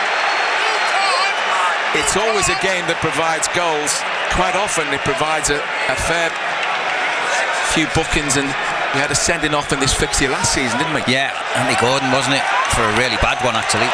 Barnes with a nice ball to the left-hand side for Lewis Hall. Manages to keep it in before it crosses the dead ball line. Turns and has Hengamoa for company. It's a lovely ball for Barnes inside the penalty area. Stabs it goalwards. It's blocked there for Liverpool by Jeremy Frimpong. And eventually Newcastle work it back from Lewis Hall's pass to Botman inside his own half. Back they go to the goalkeeper, Hornicek. Liverpool, for all their possession, have yet to test the Newcastle goalkeeper, Craig Hignett. No, and they've had chances to, but have just decided not to. I mean, there's another big long ball there. And a bit of misunderstanding there between Virgil van Dijk and Alisson. They almost clashed as William Asula was in between them, and Asula was into the body of Alisson. The ball broken to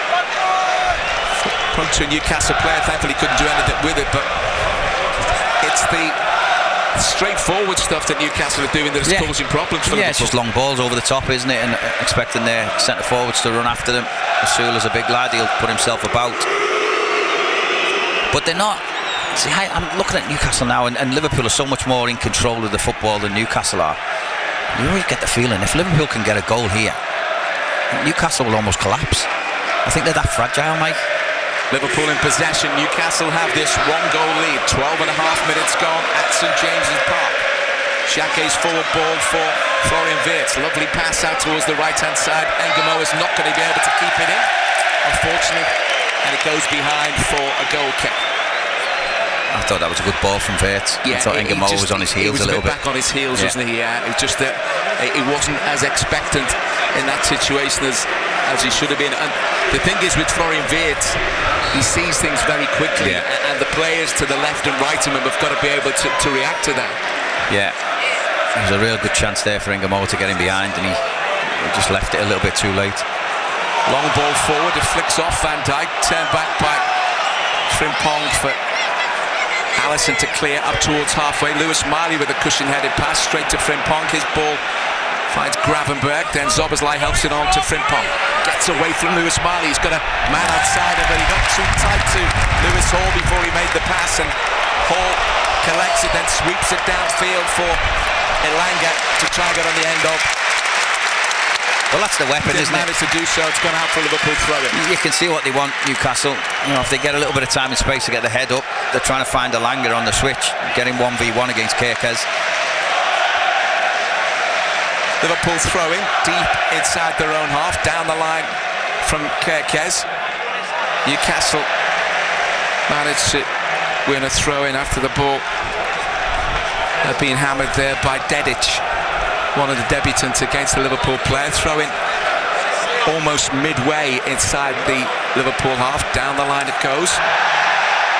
And Newcastle have Johan Wissa hitting the deck, but the referee's not having anything to do with that as a possible free kick. Lewis Mari manages to outmaneuver Florian Wirtz and centre the park, then a floated ball forward from Lewis Hall as it broke free. Is overhit and straight into the arms of Alisson in the Liverpool goal. For the amount of good possession Liverpool have had, Newcastle are causing too many problems. When Newcastle get possession, Liverpool players aren't close enough to them. No, I mean, they're going really early as well, Newcastle. They're playing really direct, really early balls, so it's hard to get set. Florian Wirtz, a nice little nudge pass into the path of Cody Gakpo. Gakpo didn't get the ball under his control, and then a challenge on Dedic results in another Newcastle free kick. They build out towards the right-hand side.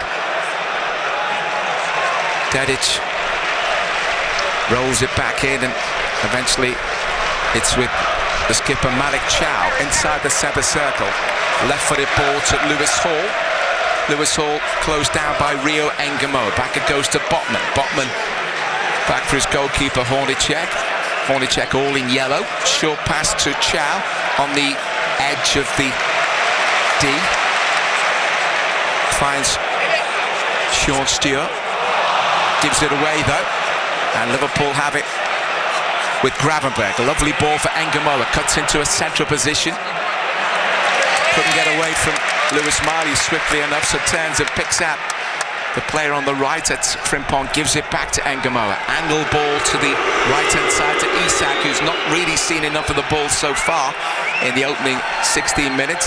Newcastle lead by a goal to nil. Szoboszlai goes back to find Van Dijk.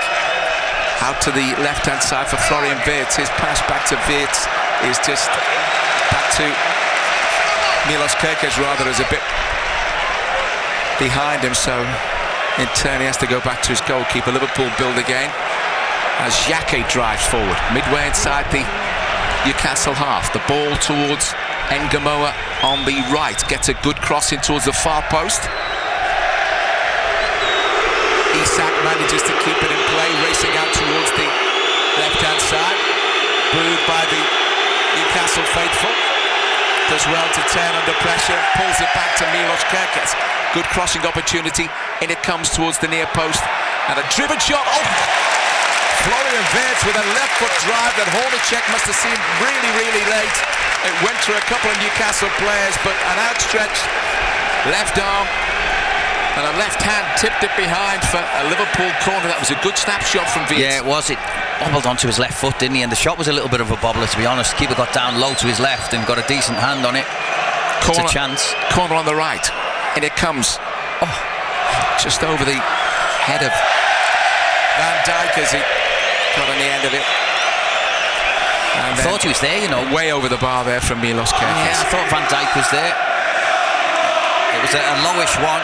It looked like he was in front of his marker and then just missed it. Yeah, Florian Wirtz's effort there was a really decent one. But unfortunately, good save from the goalkeeper prevented Liverpool from getting that equaliser.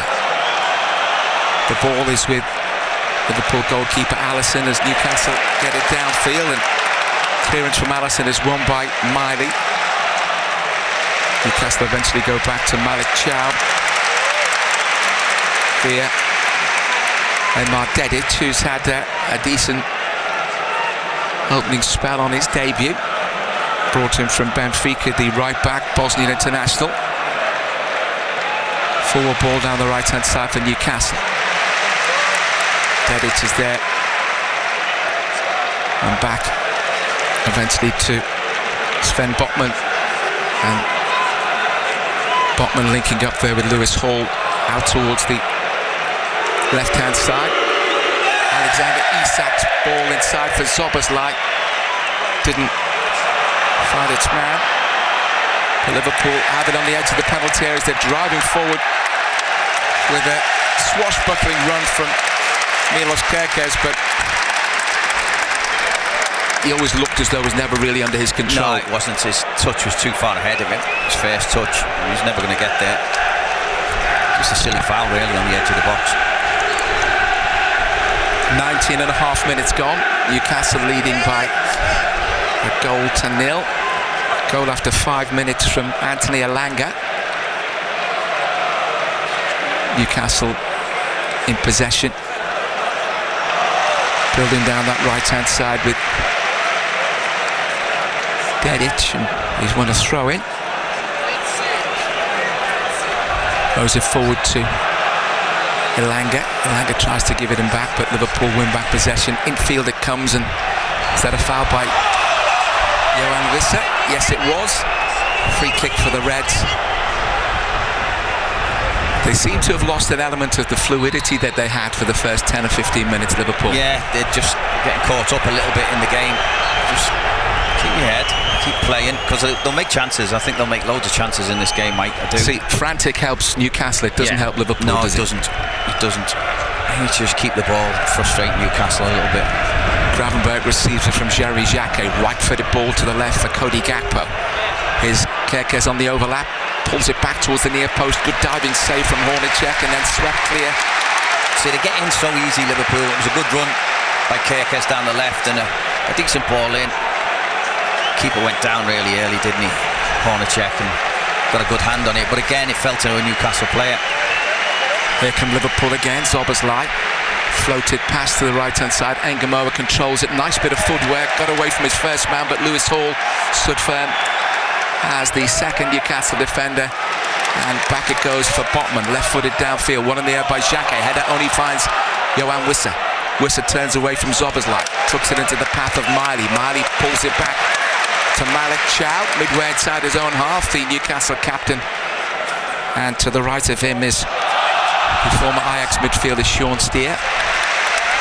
And Steer goes back for his goalkeeper Hornacek to start things off again with Botman.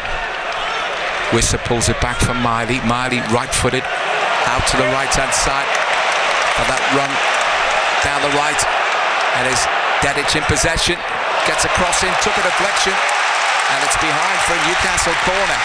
Outstretched arms from Andone Iraola as he takes his seat back in the dugout. He was pitch side, and he wasn't very happy with the space that Newcastle got down the right. It was too easy, you know. Newcastle just switched it, and Kerkez just stood a million miles off him.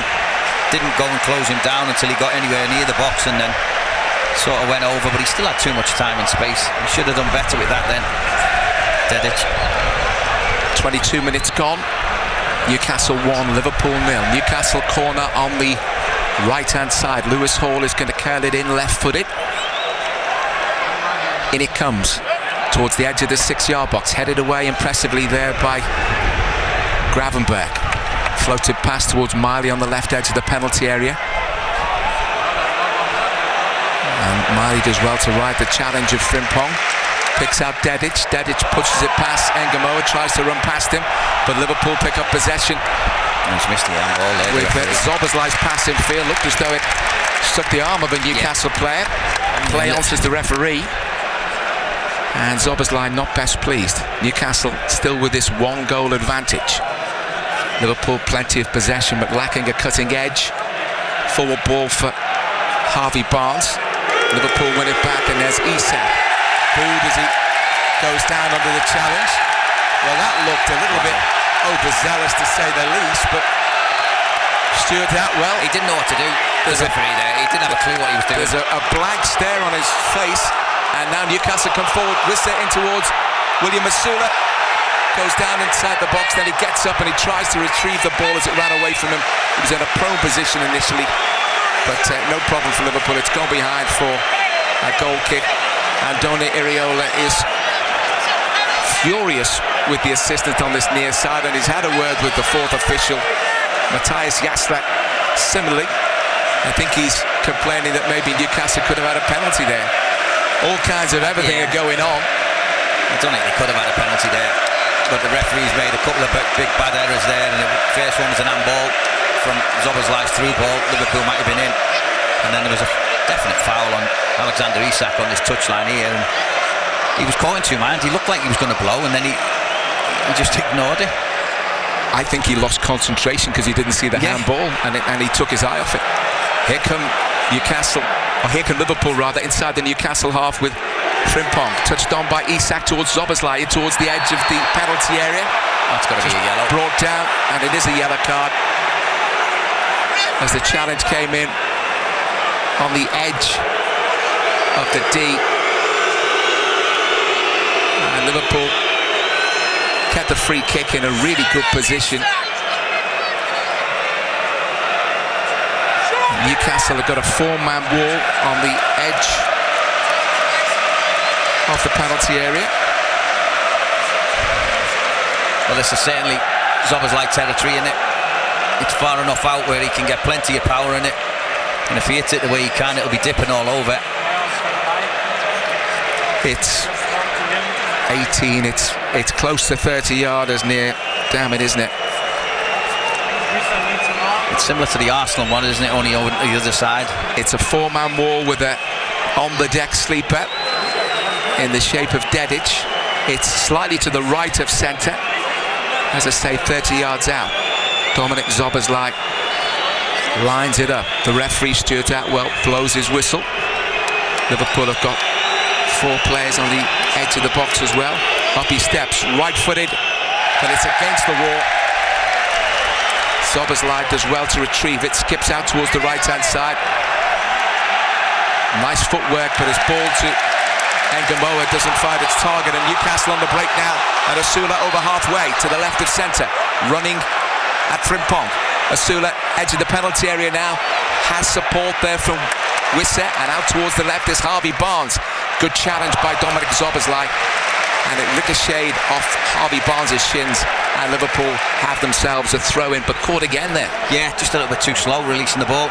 Szoboszlai just keep it going, but he recovered, got himself back well. Liverpool in possession, driving forward up towards halfway is Gravenberg. Nice ball for Florian Wirtz. Wirtz pass to Cody Gakpo, cutting in, shots blocked.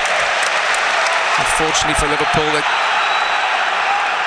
it's still not tested Hornacek enough. He's made a couple of decent saves, but for the amount of possession Liverpool have had, Cody Gakpo combining well there down the left. In comes a cross towards the far post, headed away by Lewis Hall. Might break for Frimpong. Frimpong on the 10. Just allowed the ball to run away from him at a vital moment, but Liverpool maintained possession. Threaded pass through to Frimpong, cleared downfield by Sven Botman. That was a really good ball by Szoboszlai right through the middle of Newcastle, and Frimpong took a good touch with the outside of his foot. He was in. He just let it roll a bit too far. Szoboszlai linking up with Gravenberg. Floated ball from Szoboszlai out towards Cody Gakpo on the left. Right-footed down towards the dead ball line. Does well to check back, but showed too much of the ball there to Anthony Elanga, scorer of the only goal of the game so far. His ball downfield, chested down elegantly by Virgil van Dijk on the left-hand side. Van Dijk gets it back, finds Xhaka. Driving forward, Jeremy Xhaka has support from Szoboszlai. Angle ball to the right for Engamoa, immediately engaged there by Lewis Hall. The pass maybe lacked a bit of pace there. Engamoa's ball inside is easily cleared there by Botman, and then Newcastle win themselves a free kick. And that pass out to Engamoa, it took a while to reach him, and as it did, Lewis Hall was right on top of him. Yeah, it took too long, wasn't crisp enough. They couldn't get out, Newcastle, could they? You know, Liverpool had them penned in, but they just didn't move the ball quick enough. Oh, there you go. I do think though, Mike, I mean, Liverpool have got so much of the ball. And here's more of Jeremy Xhaka driving forward again. How often have we seen that? Kerkez shoots the goalkeeper eventually. The second time of asking managers to clutch it. There wasn't much by way of power on it, but at least it was on target. I think the more the game goes on, the two centre halves are the ones who are getting it. Liverpool, they can run forward and they're unopposed. So it might be worth every now and again, if it is Xhaka, just run with the ball until you engage someone. Yeah, because they're not able to find Isak as a focal point as yet. And I think for the time being at least that maybe use the players to the right and left of him, and now he's showing a yellow card there. He's showed a yellow card to. Yellow card, I think, was it to Virgil van Dijk or was it to Kerkez out on that far side? Johan Visser's already had one for Newcastle, who've taken the free kick, and it comes towards Harvey Barnes. Challenged by Frimpong, and the referee's given, I thought he got the ball there, a free kick, and Frimpong gets the yellow card, so it certainly didn't get the initial yellow card. I thought Frimpong had done well to get the challenge, and it was Milos Kerkez, the initial yellow card. 2 yellows in the space of just over a minute for Liverpool. And Newcastle with this 1-goal advantage and a free kick in a really dangerous area. I was hoping, I mean, looking at it, I think Frimpong definitely got a touch on the ball. Barnes went over it. And Stuart Atwell is almost losing control of the game, isn't it? It almost seems like every decision he's made has been the wrong one. And Done Areola, I think, is putting similar comments towards the 4th official. Yeah. This is dangerous. You've got Asula and you've got Lewis Hall, I think, standing over the ball, left foot and the right foot. Looks like Asula fancies it with his right. Lewis Hall can hit him, as you say, with his left. Asula scored in this fixture last season. 4-man Liverpool wall. 7 or 8 yards from the, must be 10 yards from the edge of the box. The ball's right on the edge of the penalty area. Curling effort straight into the wall. Back to Asula now. A left foot shot after the right foot one had been blocked by the wall, but it flicks off a Liverpool player behind for another Newcastle corner. They are getting the run of the ball, aren't they, at the minute, Newcastle? It was a really poor free kick in the bottom half of the wall, and then when it came back to him, his left foot shot was horrific, and it cannoned off Zoboszlai and went behind for a corner. Corner that Lewis Hall is going to take on the right with that left foot of his. Orange boots on today. Right arm up as the signal to his teammates in towards the near post. It's a great header from Van Dijk. Van Dijk attacks it powerfully and heads it out towards the right-hand side, where Lewis Hall is robbed of possession by Florian Wirtz. And Liverpool have got a bit of space down the left-hand side now. Threaded pass through. It's beyond Zoboszlai. Frimpong with a low cross. It's a poor one. That was awful. It's blocked on the edge of the penalty, and now Johan Visser turns and finds support from Harvey Barnes. Visser goes back to Botman. Botman finds support from Stuart, the former Ajax midfielder, one of the summer recruits for Newcastle. And Liverpool do well to profit from a poor pass from Newcastle. They've got a throw in out towards the left-hand side after some Newcastle negligent defending from them. And now Liverpool thought they'd had a corner after challenged down by the dead ball down on the left-hand side. Florian Wirtz thought it was a corner, but the referee thinks otherwise. Not much going the way of Liverpool by way of referees' calls so far in this match. 33 minutes gone. Newcastle 1, Liverpool 0. Opening day of the season. Liverpool putting the Newcastle defence under a lot of pressure from the goal kick. Rio Engamode as well to keep the ball in. Out on the right touchline under strong pressure from Lewis Hall. Good turn by Gravenberch. His pass for Zoboszlai doesn't find its target, but another yellow card goes the way of Lewis Miley, this time from Ryan Gravenberch, and I think the referee has lost control. He has. He's lost because control. he can't keep his cards in his pocket. It's going to cause him a problem, certainly second half. Because we've had 4 yellow cards in the last sort of 15 minutes. Liverpool have got a free kick. What can they produce? 10 yards from the edge of the penalty area to the right of centre. Zoboszlai in towards the far post. Newcastle managed to head it clear. Might break for Kirkos to get it back into the danger zone. Runs out towards the left-hand side, needs support. I don't know where he's going there, Kirkos. Miscontrolled it under pressure from Johan Wissa. But he kept going down the left-hand side. Newcastle throw, and he needed to turn back in. There was nothing there for him. Absolutely nothing there for him. And he kept going that way and going that way.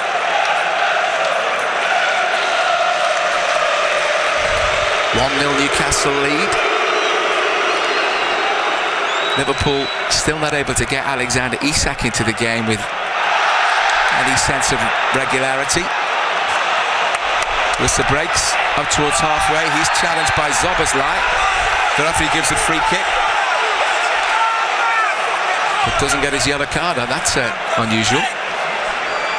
Here's Botman for Newcastle up towards halfway and beyond. Forward ball for the run of Asula. Van Dijk as well to... Asula's not right, is he? He's limping about. Yeah, he's been limping for the last 10 or 15 minutes, hasn't he, since that challenge, and Van Dijk was able to get the better of him. And Liverpool with Gravenberch, and then breaking over halfway is Jeremy Xhaka, who looks so elegant with the ball at his feet and very powerful and strong as well. Exchanges passes with Dominic Zoboszlai. Back it goes to Xhaka, right-footed ball to the right-hand side to Engamoa. Engamoa has Lewis Hall for company, gets the cross in, just deflected off Harvey Barnes, and that fell really kindly there for Hornacek to just grasp without any problems, and then makes the run towards the edge of his penalty area, bowls it out underarm and tries to get Newcastle going again. Craig Hignett. Yeah, it's just all not happening a little bit. I'd like to see a little bit more from Rio. He's sort of on his heels a couple of times. It looks not really got into the game, has he, at all? He doesn't look anywhere near as comfortable on the right as he does on the left, does he? And we're talking about the way wingers, it's very much a thing of the past for them to play on their own favoured side, depending on, you know, whether they're right-footed. They'd always play on the right, but now they play on the left, and left-footed players play on the right, and that seems to be the pattern. And the job of getting down the line and getting the crosses in seems to be the job of the fullbacks. Here come Newcastle with Lewis Miley inside the penalty area. Nice bit of defending as Harvey Barnes tried to get on the end of the through pass, and Frimpong wouldn't allow him to see the ball or get a foot on it. It's behind for a Liverpool goal kick. I think Virgil van Dijk's going to take this one. Hits it long, right-footed downfield up towards Gakpo. That's one in the air there by Dedic, but breaks for Gravenberch. Powerful run surging from halfway to the edge of the penalty. Florian Wirtz inside the box, left-hand side, checks back, chips it into the path of Zoboszlai's going to save, but Newcastle get an important head on it. Yeah, Liverpool retrieve it again. It was close, wasn't it, from Wirtz? Touch back there by Isak to Frimpong. Engamoa right-hand side, pulls it back, crossing opportunity for Frimpong to curl it in. All just flicked off a Newcastle head and then put behind by Dedic. Liverpool have a corner. Dedic taking no chances. No, I think you have to say that the ball's in from the right-hand side. Haven't been brilliant, have they? Especially from Frimpong. He's hit a couple of really bad ones in. That one was a bit better. It was head height. It was flicked on by a Newcastle player, I think, as well. Corner on the left-hand side. Zoboszlai to swing it in again. 38 minutes gone. Newcastle 1, Liverpool 0. In it comes towards the near post. It's flicked on there. It's another one, isn't it? Just came off a Newcastle player. I think the Botman, was it? Botman. It came off eventually. The first head was from a Liverpool player. And now we go again.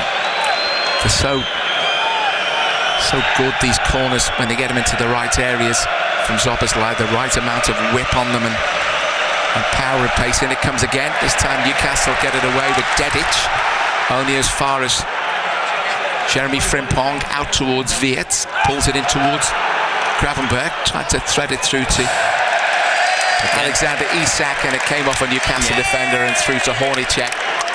It just flicked off a Newcastle defender's foot, didn't it? And then that's happening all the time when Liverpool try to Newcastle. And it's every time Liverpool try to thread those through balls into the heart of the Newcastle penalty area, it's deflecting off a Newcastle player. Headed clearance from Van Dijk, only finds Wissa, and the pass aimed for Wissa is stopped there by Frimpong, but his clearance goes straight to Elanga. Lewis Miley linking up with Stier, eventually out for Liverpool, throwing down the right hand side. Weert's lofted ball there for Alexander Isak to chase after, can't get there before Malik Chow. Malik Chow hammers it out towards the right hand side and out of play for a throw in to Liverpool. Here's Florian Wirtz, rolls it infield to Gravenberg. Gravenberg finds Jacquet in support, breaks over halfway inside the centre circle, short to Szoboszlai, back with Jacquet. Angle pass is a poor one, but then it's given straight back to Gravenberg, shoots, it's blocked, and Correa's out towards the right touchline. Dedic then hammers it against the unfortunate Cody Gakpo. He was doing the closing down work, but it's behind for a goal kick. Liverpool have had a lot of shots blocked by Newcastle players coming out, and wherever it deflects, it tends to favour a Newcastle player. Well, Newcastle have thrown a lot of double sixes, and I'm not too sure how long that can go on. But Liverpool just need to get a greater element of control of possession when they're in and around the Newcastle penalty area, because it's a bit of trying to hope they're going to get through rather than finding a strategy to break through. The Newcastle rearguard, Van Dijk with a lofted clearance. Isak chases, hooked downfield, left-footed by Botman, headed away by Jacquet. Infield it comes towards the run of Florian Wirtz. Couldn't keep it under control, under strong driving from Sean Stier. And it's gone out for a Newcastle throw-in. Eventually the throw-in taken by Dedic. Stew's run around him and receives it, and then faces up and pushes it out to Dedic on the right-hand side. Back it goes to Malik Chow. He's going to go all the way back to his goalkeeper. And Hornacek finds Sven Botman. Right-footed clearance from Hornacek, headed away by Frimpong as he was falling to the deck. And then Johan Wissa brings down Gravenberg, and the referee waves his arms across his body as if to say, no, I'm not even thinking about what you're thinking about. Another yellow card and then a red one. It was a lovely little body shift, wasn't it, from Gravenberg, and he's in. You know, he can run and get on the back foot. Well, I guarantee you, if he hadn't had a yellow card, he would have got one. That was a bottom for that, yeah. Liverpool in possession. 1-0 they trail. Frimpong dispossessed. Lewis Miley does well to find Elanga inside the centre circle. Barged down there by the challenge of Ryan Gravenberg. In fact, it was Cody Gakpo chasing back. And that's going to be a free kick for Newcastle. Elanga didn't see Gakpo. He was on his blind side. Newcastle taking a bit of time here. You're not supposed to have that time. But it's really only on the goal kicks and throw-ins where the stopwatch is on you. In possession, free kick taken. Worked into the path of Botman. 2 minutes to go to the break, plus whatever is to be added on. Stewart finds Miley. Miley right-footed to the left-hand side for Lewis Hall, being driven back by the presence of 4 Liverpool players. Eventually he picks out Malik Chow on the edge of his own penalty area. Back it goes to Lucas Hornacek. Long clearance. It's beyond and over Elanga. Headed clear by Van Dijk, but then it's lofted back down the right-hand side, and Wissa gets the better of Kerkez.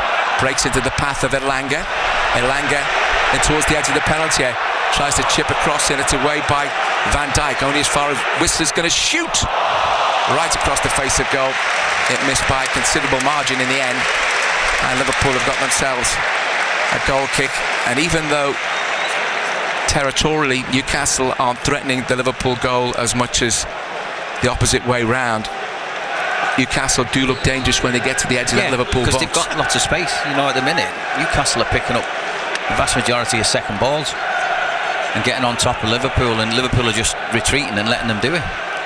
Long ball forward is headed on there by Cody Gakpo. And that's a foul there. I mean, that's a blatant foul, isn't it? On Alexander Isak. And the referee is going to have a word with Marek Chow, but nothing else. I mean, when you consider what he's given yellow cards for, mate. I mean, he's been twisted all ends up there. Isak with a lovely little bit of skill, gets down the line, and he just pushed him over. Isak brought down. Free kick for Liverpool out towards the left touchline. It's midway inside the Newcastle half. It's going to be taken by the right foot of Dominic Szoboszlai. Liverpool have got 3, 5, 7 men on the edge of the penalty area. In it comes. It's headed away by Dedic. Out for a throw-in. Going to have just 1 minute to add on. Throw-in taken there by Szoboszlai. Gets a cross in towards Gakpo. That's 1 minute. Gakpo didn't manage to get enough on it. He was bundled into. Newcastle are claiming that their player was bundled into. And we're into stoppage time already. Liverpool couldn't do anything with the throw-in. And Newcastle are going to go in to the break by the looks of things, Craig, with a 1-goal advantage. And Liverpool, for all their possession, it's been huffing and puffing rather than creating golden opportunities. Yeah, they've had a couple, and the keeper's made a couple Florian Wirtz's effort was decent, wasn't it? A couple of half-decent saves without being outstanding. I think for the possession and the control you've had over the game, the end product has been really poor. Long ball, had any end product. Downfield from the goal kick. Headed forward by Lewis Miley. Frimpong clears up towards halfway. Nice chested down there by Florian Wirtz. Received by Isak. Tried to pick out the run of Ngamoa, but overhit his pass. And the cheers will tell you that Isak's pass didn't find its target. He's having a tough old day, isn't it? Not too much is going his way. He's just got to stick at it. Yeah, he's just got to keep going. Something will fall his way at some point. Half-time whistle blown by referee Stuart Atwell. And Dominic Szoboszlai has a word with the fourth official as he goes off the field. Liverpool players come off. I think for the amount of possession they had, they should have created more opportunities. And as it was, the telling moment of the match in the 5th minute came when Liverpool had a golden chance to have a crack at goal. Ryan Gravenberch, right on the edge of the penalty area, had a chance to have a right foot pile driver possibly. But he elected to turn it out towards Cody Gakpo, who didn't appear ready or didn't expect the pass, but maybe he should have done. Newcastle won possession, worked it upfield. Asula managed to get the run on the Liverpool defence and angle the pass into the path of Anthony Elanga, cutting in from the right-hand side inside the penalty area. Good control and a crisp right foot finish across Alisson and into the back of the net. That's the only goal of the game. Liverpool, plenty of possession in key areas without causing too many problems for Hornacek and the Newcastle goal, who has made a couple of scrambling saves. Liverpool not being able as yet to make the most of the corners that they've had to the left and right hand side. Alexander Isak's had a bit of a struggle, in all honesty. Newcastle getting the ball forward as quick as they possibly can, and when they do so, quite often they put Liverpool under a lot of pressure. Liverpool struggling to cope with it on occasions. Liverpool shouldn't be trailing at the break, but as it stands, they're 1-0 down against Newcastle. Craig Hignett. Yeah, it's been disappointing, Mike, for all the possession they've had, and they've looked a million miles better than Newcastle. They haven't made it count in the areas that the quality in the final third has been really poor. I don't think they've been positive enough. I don't think they've been quick enough. I don't think they've covered the box enough. They just haven't had any end product at all. And up the other end, they've been quite easy to play against. You know, they've second balls. Newcastle have won quite a lot of second balls, but Liverpool have sort of stood off them and let them do it. And I think this Newcastle side's really fragile. I do. And I think if Liverpool manage to get a goal back I think you'll see them capitulate at some point, because they're nowhere near the team they were last year. You know, the football is non-existent almost. It's almost very, very basic, where they'll get it. If they can switch it long, they will. If they go long early, they will. And it's been very, very basic. Liverpool should be able to cope with that, no problem. And they have to a certain extent. They just haven't been on it. You know, they've been playing 5-10% off the pace, their pace. Do you think that the manager might be considering bringing Victor Munoz on at some point? I think he will. I think definitely he might wait to see how the first 15 minutes of the second half go, and then start to make changes. I think he needs more from his full players. I think you mentioned Isak there, but I think Engamoa, Gakpo, they've been almost non-existent in the game. Yeah, they've struggled the front three, haven't they, individually, and it's been the players driving forward from midfield and Florian Wirtz on occasions that have actually got Liverpool into those key areas. Wirtz looks like he'll open something up. You know, if he gets enough time and space, he'll open something up. He's been the one that's looking to do it, and you feel like something's going to happen when he's got the ball. Gravenberch as well, when he gets on the turn in midfield and he's running at them, you think things are going to happen. Apart from that, you know, I think I'd love to see what the attempts at goal are. You know, and the keeper hasn't really. He made one from Wirtz, a left foot shot that bobbled in. It was on target, but you'd expect the keeper to save it. But apart from that, there's been nothing. There's been a lot of ricochets that have gone Newcastle's way, that Liverpool will feel, you know, they were unlucky with. But they haven't really ripped Newcastle open. Newcastle have to a large extent played deep, sat on the edge of their box, made it almost a low block, and then just hit Liverpool with long balls and on the break, because they've got a bit of pace with Barnes and Elanga up there and Asula. So listen, second half, he's got a big half-time team talk here, because they need to up it, Liverpool. And in a half where there's been plenty of physical in terms of challenges going in, but it hasn't been a dirty game by any means. We saw 4 bookings in the space of around 15 minutes or so by match referee Stuart Atwell for Liverpool, Kerkez and Frimpong, and for Newcastle, Lewis Miley and Johan Wissa. And so from that perspective, a few players teetering on the disciplinary tightrope. Liverpool need to be better in the second half. I think we may see changes at the break. Half-time score at St James's Park, Newcastle United 1, Liverpool 0. Total Sport. Shoulder to shoulder with the fans. BBC Radio Merseyside. So work to do then for Liverpool in the second 45. We'll be back with live second half commentary, our exclusive local radio commentary of Newcastle against Liverpool when the break is over. A reminder as well that we want you to have your say on the game after it. Please give us a call for the fan phone in 0800 731 9333. You can chat with Craig Hignett at St James's Park. We'll be taking your calls between the end of the game and 7 o'clock this evening.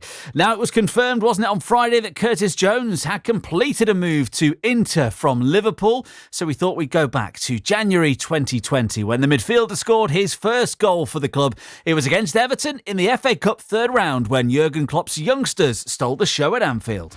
Total Sport. Rewind. BBC Radio Merseyside. It was an incredible game, with decided by a sensational goal from a Scouser. I cannot wish for more. Guilty Sigurdsson in towards Theo Walcott, chested down, a chance for Walcott, driven shot, it's a terrific save. Sadibi shoots, it's an excellent block there from Joe Gomez, but what a fantastic save there from Adrian. Dean with the dummy, Sigurdsson with the cutting cross, a chance, Holgate straight to the goalkeeper. Adrian punches it out, a really decent chance for Everton. Schneiderlin's crossfield pass will allow Seamus Coleman to bring the ball down. Has Sadibi further forward out towards the right touchline. Pass there for Theo Walcott down towards the dead ball line. Gets a low cross in. A chance for Everton. Oh, what a fabulous save there from Adrian from Richarlison's right foot shot. And again, Adrian has come up trumps.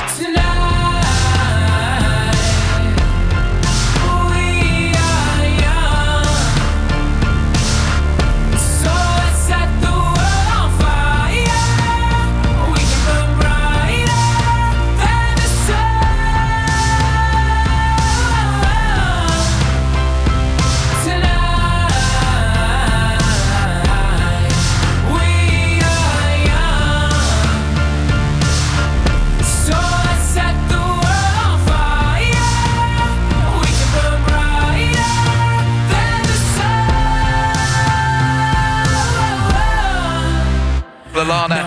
towards the right hand side. Harvey Elliott up against Luca Dean.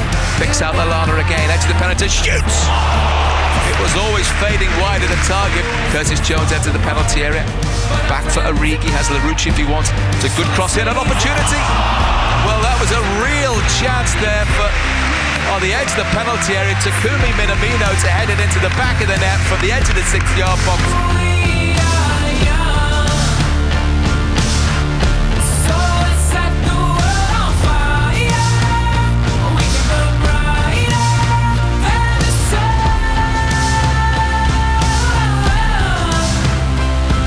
A chance for Dominic Calvert-Lewin.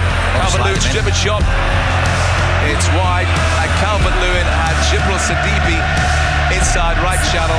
Harvey Elliott's a lovely pass to pick out Origi on his left foot, then his right. Shoots! Oh, it's a fantastic save from Jordan Pickford, diving, tip it away. Harvey Elliott, left-footed ball in field for Williams. In towards the edge of the penalty, shoots! It's a good save from Pickford, but he was only going to do one thing from the moment he came forward, and that was have a crack and goal. He was very close as Yasser Larouci controls the cross-field ball. Tucks it back to Divock Origi. Swinging shot! Oh! Pickford diving away to his right-hand side. Origi in towards the edge of the penalty area. Works a 1-2 there with Curtis Jones. Curtis Jones shoots! Oh! What an incredible goal from Curtis Jones. He curled it from 25 yards into the top corner, in off the underside of the crossbar.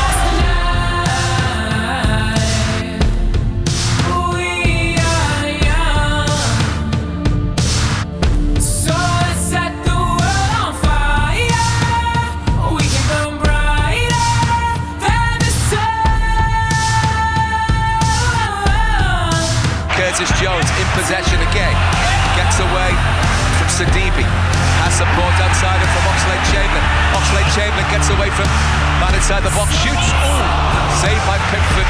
Oxlade-Chamberlain, and here's Oxlade-Chamberlain, driven shot from a couple of yards from the edge of the D, straight at Jordan Pickford. So if by the time the bar closes and you feel like falling down, I'll carry you home tonight. Total Sport. Rewind. BBC Radio Merseyside. Curtis Jones there, who made his move to Inter this week, and of course he'll be playing his football in Italy this season. But focusing on the Reds that are here, they've got some work to do in the second 45. 1-0 they trail to Newcastle at the break. Frimpong for Gravenberg, lovely turn to get him away from his man in towards the edge of the penalty.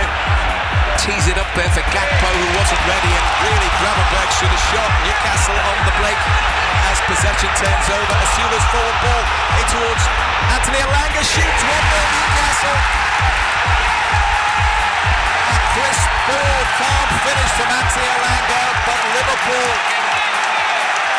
were caught napping on the break when really what should have been a shot on goal from Ryan Gravenberg in a great position. He worked it to the left. Gakpo wasn't expecting it. Newcastle ended up clearing upfield. Liverpool returned. Asula with a diagonal pass. Elanga raced onto it, and he did the rest. Newcastle take the early lead at St James's Park. Newcastle United 1, Liverpool 0. Ngamoa on the right gets a good cross in towards the far post. Isak manages to keep it in play, racing out towards the left-hand side. Moved by the Newcastle faithful. Does well to turn under pressure, pulls it back to Milos Kerkez. Good crossing opportunity, and it comes towards the near post. And a driven shot. Oh! Florian Wirtz with a left foot drive that Hornacek must have seen really, really late. It went through a couple of Newcastle players, but an outstretched left arm and a left hand tipped it behind for a Liverpool corner. That was a good snapshot from Wirtz. Yeah, it was. It bobbled onto his left foot, didn't he? And the shot was a little bit of a bobbler, to be honest. The keeper got down low to his left and got a decent hand on it. I mean, Liverpool have got so much of the ball. And here's more of Jeremy Jacquet driving forward again. How often have we seen that? Kerkez shoots the goalkeeper eventually. The second time of asking managers to clutch it. There wasn't much by way of power on it, but at least it was on target. Long clearance. It's beyond and over Elanga. Headed clear by Van Dijk, but then it's lofted back down the right-hand side, and Worcester gets the better of Kirkes, breaks into the path of Elanga in towards the edge of the penalty area, tries to chip across and it's away by Van Dijk, only as far as Worcester's going to shoot right across the face of goal. It missed by a considerable margin in the end. Vert flicks it into Gakpo. The flag stays down for now. Gakpo back to Alexander Isak, his first Premier League goal for Liverpool. McAllister is there. Can he flick it back? Vert! Oh, what a goal! Florian Vert! Whips it in towards the near post. Heading in. Liverpool have got the winning goal. It's Virgil van Dijk. Dominic Szoboszlai. Can he do it once more for Liverpool? Szoboszlai! Yes! Of course he can! BBC Radio Merseyside. So Liverpool trailing at the break on the first day of the new Premier League season then. Liverpool have conceded in the opening 5 minutes on match day 1 of a Premier League season for the very first time today, by the way. The Reds are also winless in 18 Premier League away games when falling 1-0 behind since beating Crystal Palace 2-1 in December 2023. So some history to be rewritten maybe in the second 45. Let's hand you back to your commentary team. It's Craig Hignett and Mike Hughes. Thank you, Munzi. And another one of those stats is that Liverpool unbeaten in their last 19 Premier League games against Newcastle. That's home and away. So hopefully they're going to make that 20 with a goal or two in the second half. I wonder what the manager is going to do in terms of possible making changes. The teams are coming out now. Virgil van Dijk ready to lead the group on. And they're going to do a few of their exercises, which is part and parcel of what they get up to before the second half starts. They're sending it down on the Arne Slot. And also Jurgen Klopp, and that's going to continue, though to a much lesser extent by the look of things under Andoni Iraola. It was just a couple of little sprints, and as it stands, doesn't look as though we're going to see any changes at the start of the second half from either side. No, I didn't expect it, Mike. I thought, certainly Iraola would have waited 15 minutes or so and then have a little pop at half time, tell the players who he wants more off. They've got 10-15 minutes and then he'll start making changes. Newcastle to kick off in the second half. 52,630 the attendance at St James's Park, and we're underway in the second period. Stared to Miley, and then Dedic goes back to Malik Chow. His forward ball is straight to Jeremy Jacquet, and then Szoboszlai into the path of Gravenberch. Driving forward is Milos Kerkez in towards the edge of the penalty area. Just about manages to maintain possession. Cody Gakpo makes a run across the box from left to right. Finds support from Gravenberch. Through ball for Gakpo. Can he get a cross in? No. Stabs it against Sean Stewart, and it's behind for a corner to Liverpool. That was good play though. Gakpo, I nice thought, interchange. would have used his left foot. He was played in by Gravenberch down that left hand side of the penalty area. Instead of just putting his left foot on it, he tried the outside of his right foot.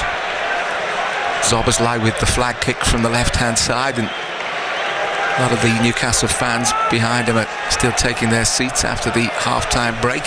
In comes the corner towards the near post. Flicked header on, might break at the far post for Liverpool, and the goalkeeper had to make a drive at the save with a lofted hand to palm it away. But Newcastle on the counter with Harvey Barnes. Over halfway, support from Elanga. Elanga goes past Florian Wirtz, pulls it back, away there by Gravenberch, and he finds support from Wirtz. Newcastle putting Liverpool under pressure from that corner. Rio Ngamoa cutting in from the right-hand side. Short angle ball for Wirtz. Right-hand side, Frimpong with a chance to get the cross in. Good to do so. It was as well. Mr. near man headed.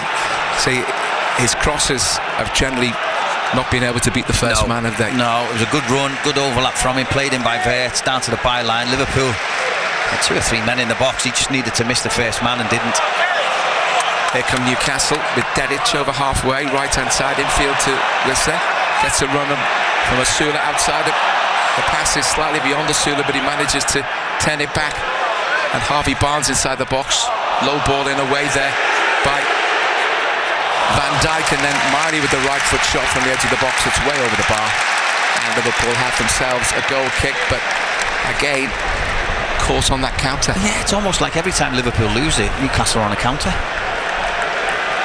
Either 2v2, 3v3. Yeah, they have lots of green grass to run into and causing problems when they do so. I mean, look at this. They've gone full court press, if you like. They've got 3v3 here at the back. That's all it needs to do. Just drop it in. And there's a foul. Gakpo's foul there by Dedic. Liverpool win a free kick 10 yards short of halfway on the left-hand side that Kerkez will take. Who made that decent run towards the edge of the penalty area in the opening moments of the second period. Newcastle trying to press Liverpool as they go out towards the right-hand side, and the pass from Jacquet is blocked there by Lewis Hall. And it's out for throw-in that Liverpool have taken, and Jacquet in possession. Infield it comes to Gravenberg, tucks it back to Van Dijk on the edge of the penalty area. 3.5 minutes gone in the second half. Still Newcastle with this 1-goal advantage. Alisson. See, there's no one threatening the back line for Jacquet. For Liverpool. You see the wide men, they've come in field. Don't look interested in running beyond. You've got Isak's the only one who's half looking. And here's Kerkez, receives it from Cody Gakpo, then loses his bearings, and Liverpool lose possession. Newcastle keep it tight, the short passes, and then Wissa gets away from Gravenberg. Good challenge by Gravenberg. It's a good tackle. Nothing wrong with it.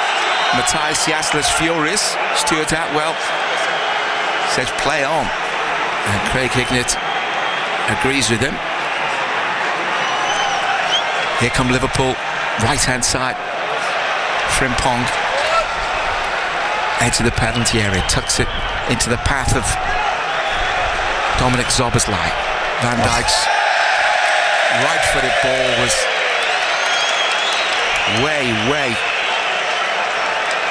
too fast, too pacey for Gakpo to get anything on. It was nowhere near accurate enough either. No, it wasn't. He knew as soon as he hit it, turned away. I mean, how long did he take him there? Well, that's more than 5 seconds for sure. He didn't start counting 5 seconds till he'd had the ball, a good 20 seconds. Gravenberg battling there with Wissa. That's out for a Liverpool throw-in. He's giving it Newcastle's way. He's just guessing now. Well, and again, the assistant near side's not helping him because he chickened out and he waited till the referee had given the decision. There was no help at all.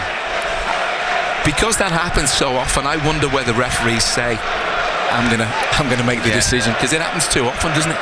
Yeah, they don't want to make mistakes, do they? No one wants to make a mistake anymore. Referees don't. They just leave it to VAR if they can. Assistant referees will leave it to referees if they're not sure what's happened. Szoboszlai's pass inside the centre circle finds Frimpong. Driving forward, the Liverpool fullback has Engamoa outside him. Engamoa's pass. He's been so poor this afternoon, Engamoa. For Frimpong on the overlap is overhit and behind for a goal kick. And Rio Engamoa, he's only a youngster, but not really at the races so far today. He got that 110th minute winner in this fixture last season. Liverpool's first away game of that campaign was game number 2. They'd already beaten Bournemouth, then managed by Andone Iraola, of course. Newcastle have got the ball up the field, but they couldn't keep it in play, and Liverpool have a throw-in on the left-hand side, deep inside their own half, to about 10 yards from the edge of their own penalty area. On the left, Kerkez to take it. Kerkez down the line for Cody Gakpo. Under pressure from Dedic. And the referee gives the free kick for the challenge on Gakpo.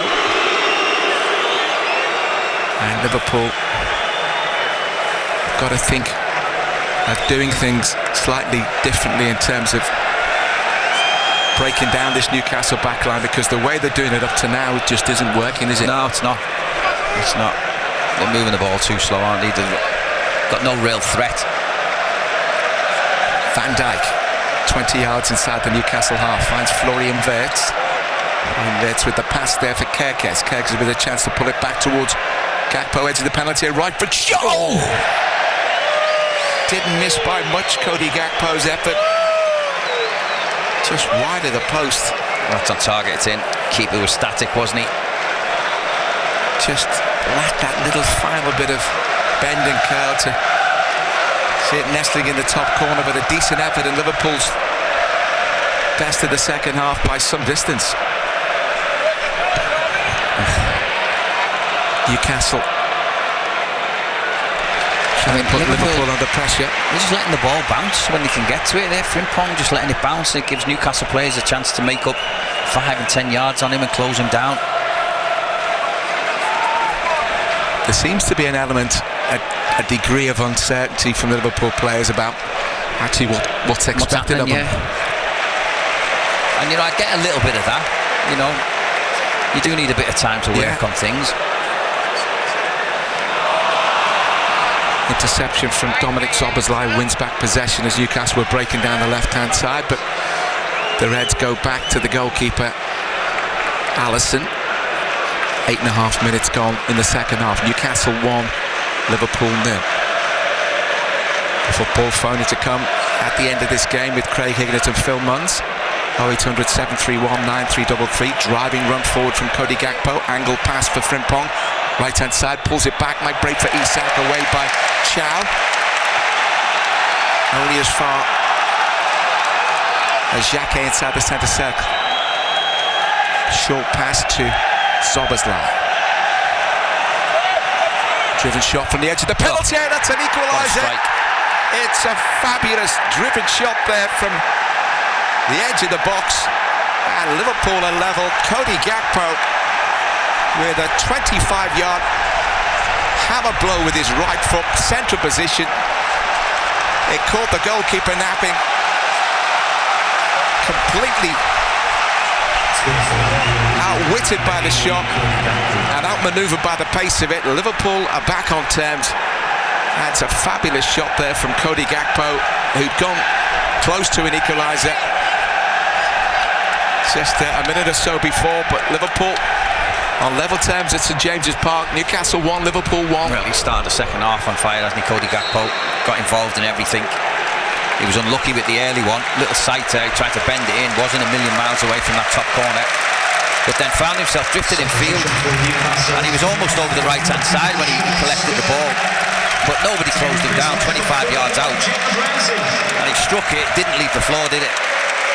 Absolute daisy cutter, keeper was nowhere near it. Just the start to the second half Liverpool wanted. We'll see what Newcastle are made of now. Joe Willock has come on, and so too has Jacob Ramsey.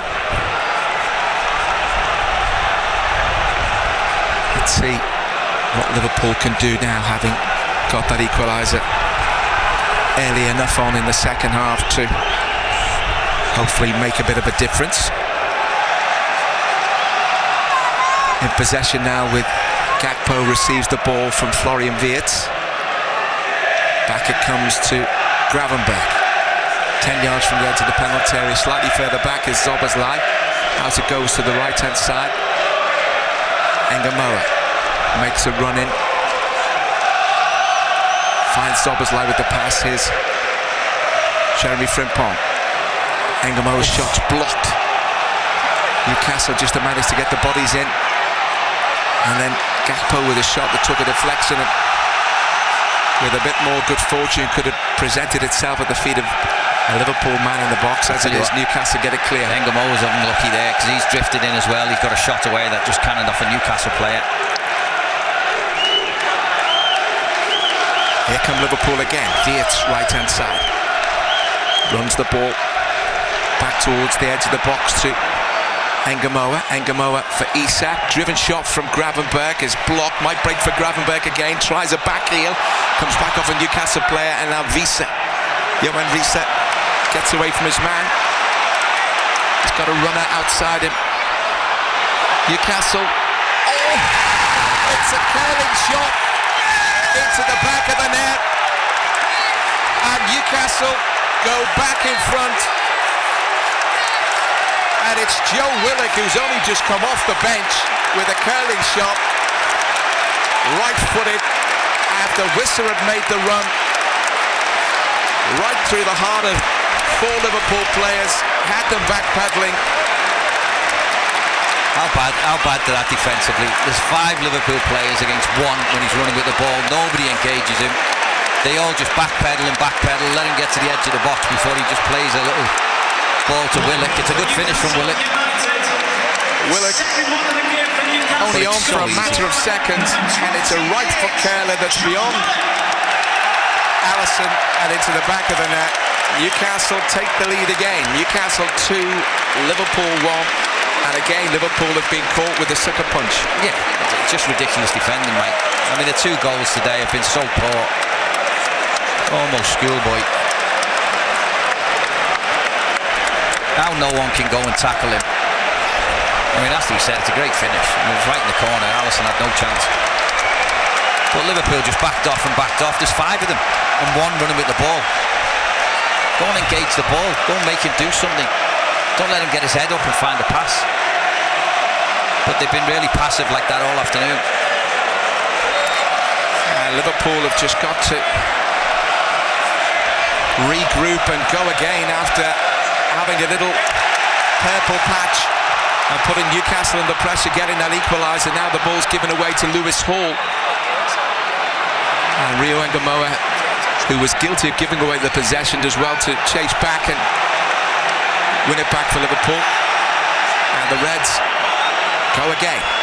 Over halfway with Gravenberg. Wirtz in towards Gakpo. Edge of the penalty area. Recovery challenge from Dedic, who's looked really good on his debut. Yeah, he had to make that. And that's Jacob Ramsey. Looking for Harvey Barnes. Liverpool win back possession. Florian Wirtz. Edge of the penalty area. Gakpo inside the box, tries to tuck it back. Comes off Lewis Miley. Kerkes left edge of the penalty area down towards the dead ball and gets a good crossing towards the far post. Hooked away there by Ramsey. Only as far as Gakpo. No. This time the curling effort is way off target and it's behind for a goal kick. Craig to say, they've started the second half, Liverpool, really aggressively on the front foot. Yeah, more vigour. Looked like they're more dangerous, more positive. You've been hit with a sucker punch there, but it's their own fault. Just when you want to, you get back in the game. I mean, the referee there's counted him out, and he's still. And just give themselves it to do all over again. Newcastle appealing for a free kick. Jeremy Jacquet. There's a free kick. There's a foul on Jacquet. And Liverpool get the free kick. Matthias Jasler can't believe it. The Newcastle fans are going crackers. But that was a foul and it is a free kick. Alexis McAllister is going to be introduced for Liverpool. Newcastle in possession with Elanga. Out it goes to the left-hand side for Harvey Barnes. Barnes for Elanga across the face of goal. Thankfully, Newcastle didn't have any players inside the box, and Munoz is going to come on. Well, this is totally open now, isn't it, the game? It's getting like a game of basketball, isn't it? Munoz probably going to come on for Rio Ngamoa. Kerkes in possession for Liverpool, midway inside the Newcastle half. Has support from Ryan Gravenberg. Wirtz works a 1-2. Not able to penetrate that Newcastle line, and they break with Elanga for Lewis Miley. Miley running with Van Dijk, tried to thread it through for the pace of Elanga to run beyond the Liverpool back line, but it came off Van Dijk, and then Liverpool able to defend. Harvey Barnes closes down Jeremy Frimpong, and the Newcastle fans applaud wildly as it goes out for Liverpool throw-in. So Rio Ngamoa to be replaced by Munoz, which is no real surprise because Munoz can add a bit of pace and direct running. Is that Wirtz coming off? Hasn't really worked out so far for Rio Ngamoa. Florian Wirtz is replaced by McAllister. Wirtz is one of Liverpool's better players, but I think McAllister, it's trying to stem the tide almost, isn't it? It's putting him, Gravenberch there. They'll ask Szoboszlai, no doubt, to play in front of him. Hope that he gets in some areas that Wirtz has got. You know what he can do with a football at his feet if he's got a bit of time and space on the edge of the box. Throw in for Liverpool, right hand side, forward it comes. Clearance downfield by Botman, and eventually it's gone out for a throw in for Newcastle. Liverpool, they've got plenty of time to get their way back into this. They trail 2-1.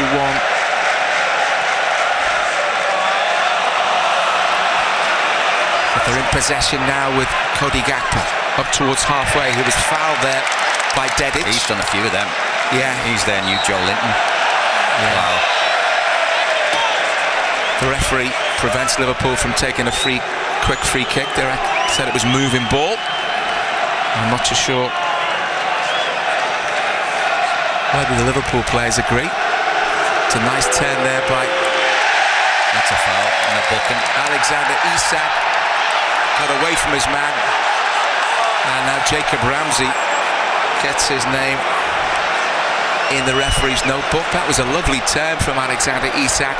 Got away from his man. I think Munoz has took it as well. I think the referee's pulled it back for the foul on Isak, but if he'd have let it go, Munoz was brought down, I think, in the box. I didn't see it because I was too busy watching the Isak one. Free kick for Liverpool to the right of centre. Again, it's going to be Dominic Szoboszlai to take it. Liverpool have got 8 players in and around the edge of the penalty area. 2-1 they trail, 64, almost 65 minutes gone at St James's Park. There's still plenty left in this one in terms of action and incident to come. Be sure of that. In comes the cross. Might break at the far post. Virgil van Dijk connected, but couldn't get enough power and direction on it, and it just sailed into the arms of Newcastle's Lucas Hornacek. It was a really tough one, wasn't it? It was a good ball in by Szoboszlai, and Van Dijk was at the far post, but it bounced just before him. Just bounced, and he just tried a little half volley, which with is his really left foot. Difficult one to know where the ball is. Liverpool in possession up towards halfway. Gakpo linking up nicely with Szoboszlai. Forward ball for Cody Gakpo. Cody Gakpo inside the penalty. This is a chance for an equaliser. Gakpo. He was tripping when he was falling, wasn't he, all the time? Gakpo. He was losing his balance, and when he checked back in on his right foot, the tackle came in there from Malik Chow. Newcastle clear, but Liverpool have got it back. McAllister linking up there with Frimpong. Here's Munoz with a low cross. It's blocked, but Munoz receives it out by the corner flag right-hand side. Goes past his man, gets across him, might break for Isak. Took a swing at it, didn't connect. Wissa running downfield. Finds Elanga, and Wissa goes again. Liverpool have got 4 players back against 2. Again, Liverpool defended that really poorly. They just let Wissa go. If Elanga would have got his head up, Wissa was in. Ramsey, 7 yards from the edge of the penalty, finds Harvey Barnes. Jacob Ramsey again. Here's Willock. Scorer of the second goal for Newcastle after just coming off the bench. There's the other substitute, Ramsey. Lewis Miley. Miley gets away from Szoboszlai. Low cross in, across the 6-yard box, and thankfully Harvey Barnes couldn't make contact, but Elanga still has possession. Down by the dead ball line, right-hand side this time. Dedic. Elanga again. Pulls it back for Miley. Challenged by Zoboslai. Here's Elanga. Onto his left foot, shoots. Good save, diving to his right-hand side. He just bounced up in front of Allison and kicked up off the grass, but good save from the Liverpool goalkeeper. Yeah, it was an awkward one, wasn't it? But again, Liverpool just standing off, letting them do what they want on the edge of the box. It wasn't the best strike by Elanga, but it was enough to make Allison make a save, and it was bouncing just in front of him almost. Really tough one. 3/4 of the way through this one.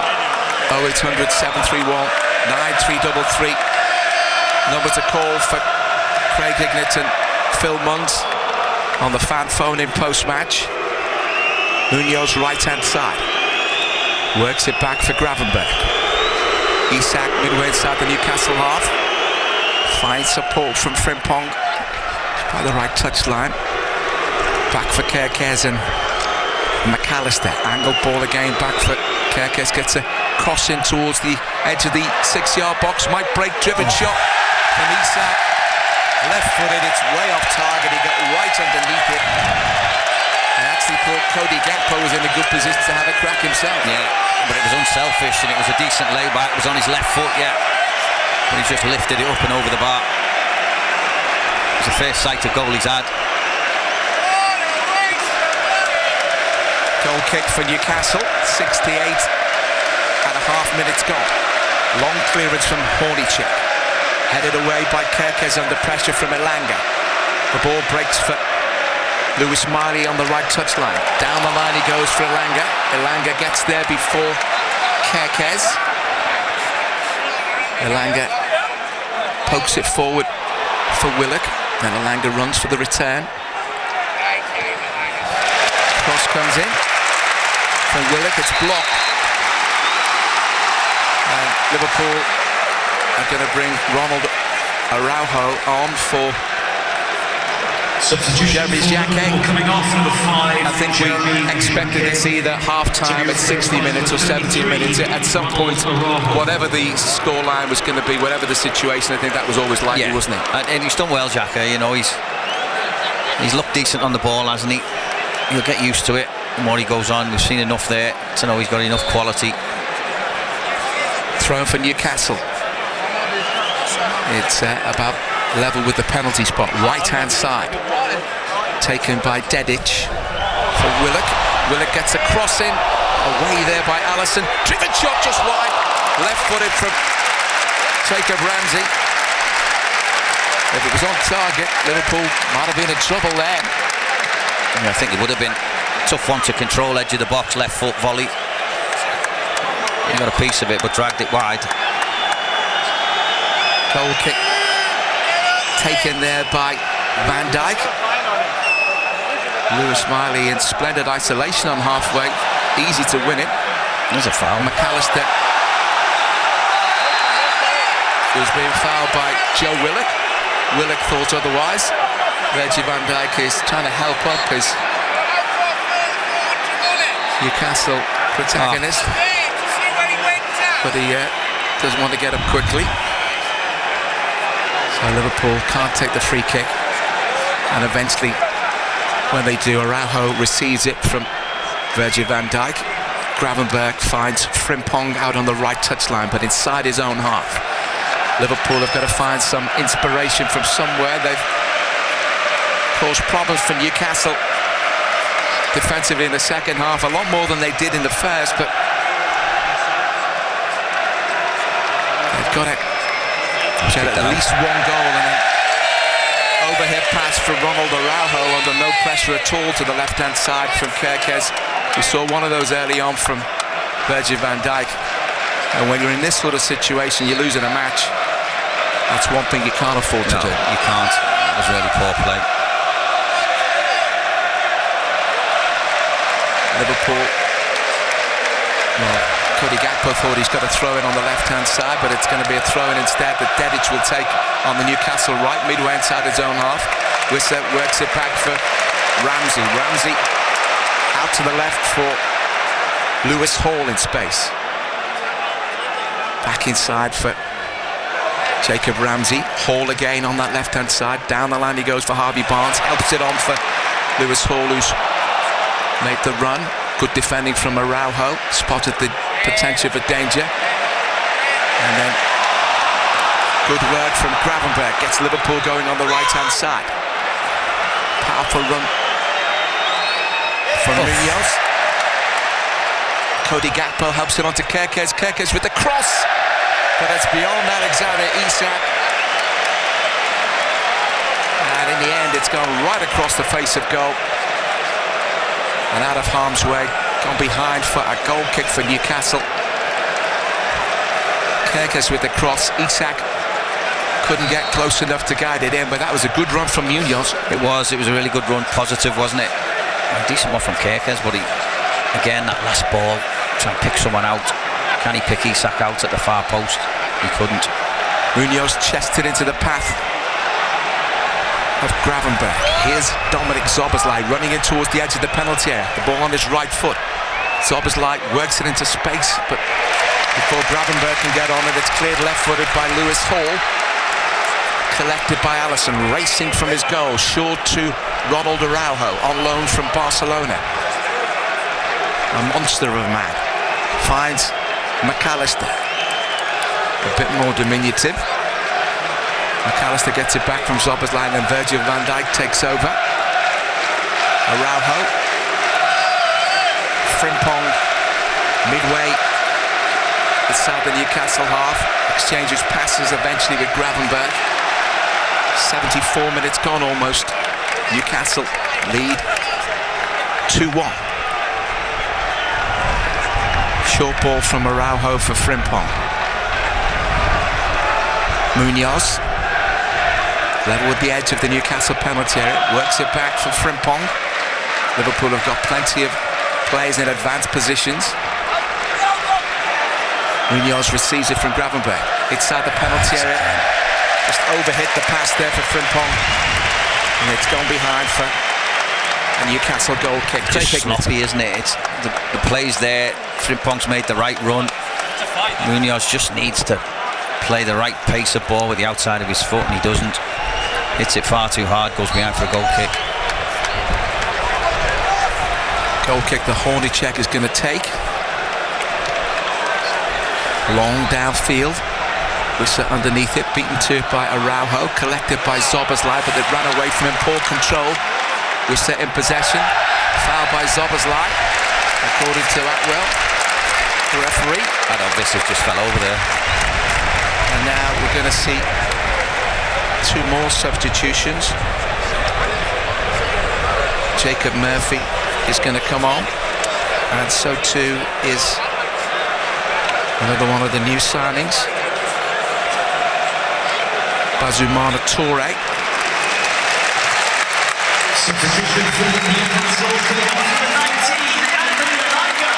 Anthony Elanga replaced by Jacob Murphy. 23, Jacob Murphy.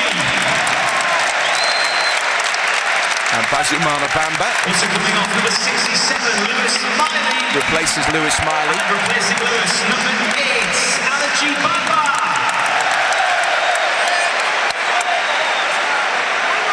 In fact, it's Alaji Bamba who's come on and not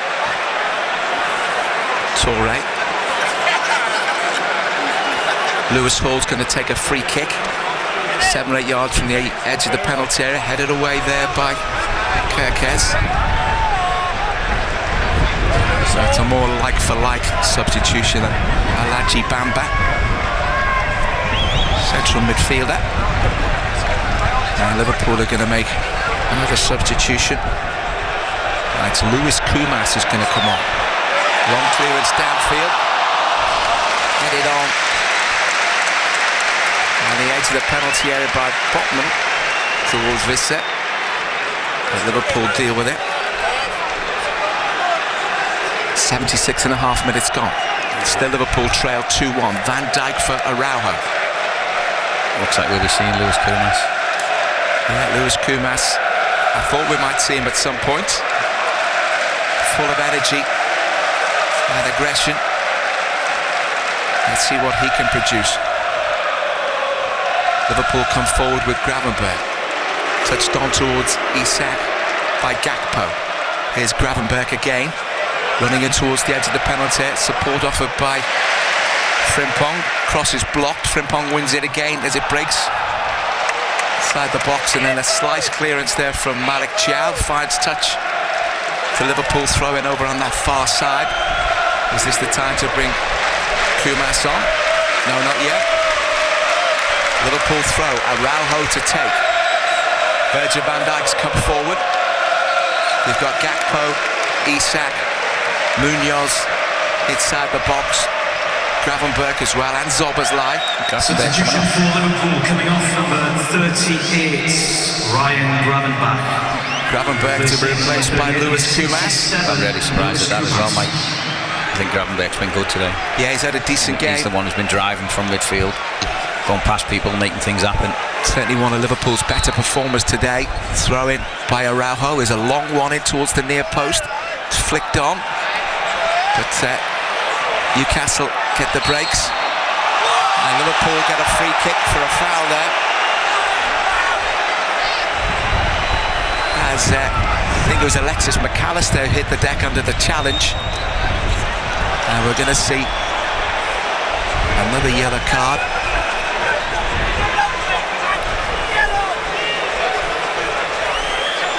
The challenge came in. Just caught McAllister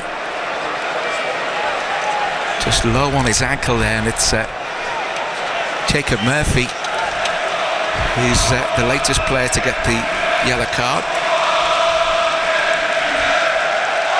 So what can Liverpool produce from the free kick? Well, it's on his favourite side, I would think. Suits are right-footed, doesn't it? Keeper will go and stand by his left hand, or left-hand half of his goal. Fairly central, slightly to the left if you're going to argue the toss. Newcastle have got a four-man wall. Liverpool have got two players joining in with it. The wall is just outside the penalty area. Szoboszlai steps up, curls it goalwards, hits the top of the wall. Still there for the winning slice clearance up into the skies, and then Araujo with the challenge. In comes a cross. He's given a foul. Kumas over the bar, but the referee's given a foul by for the challenge. Harvey Barnes just went down. Knew what he was doing. Challenge on by Araujo as we move into the final 10 minutes of the game. And Liverpool still trailing. Craig Hignett. Yeah, they're huffing and puffing, mate. I thought the way they started the second half, they'd turn it round, but they didn't give themselves a chance before Newcastle got their noses back in front again to a really poor goal. But they've got a chance. I still think they'll get a couple, 2 or 3 chances before the end.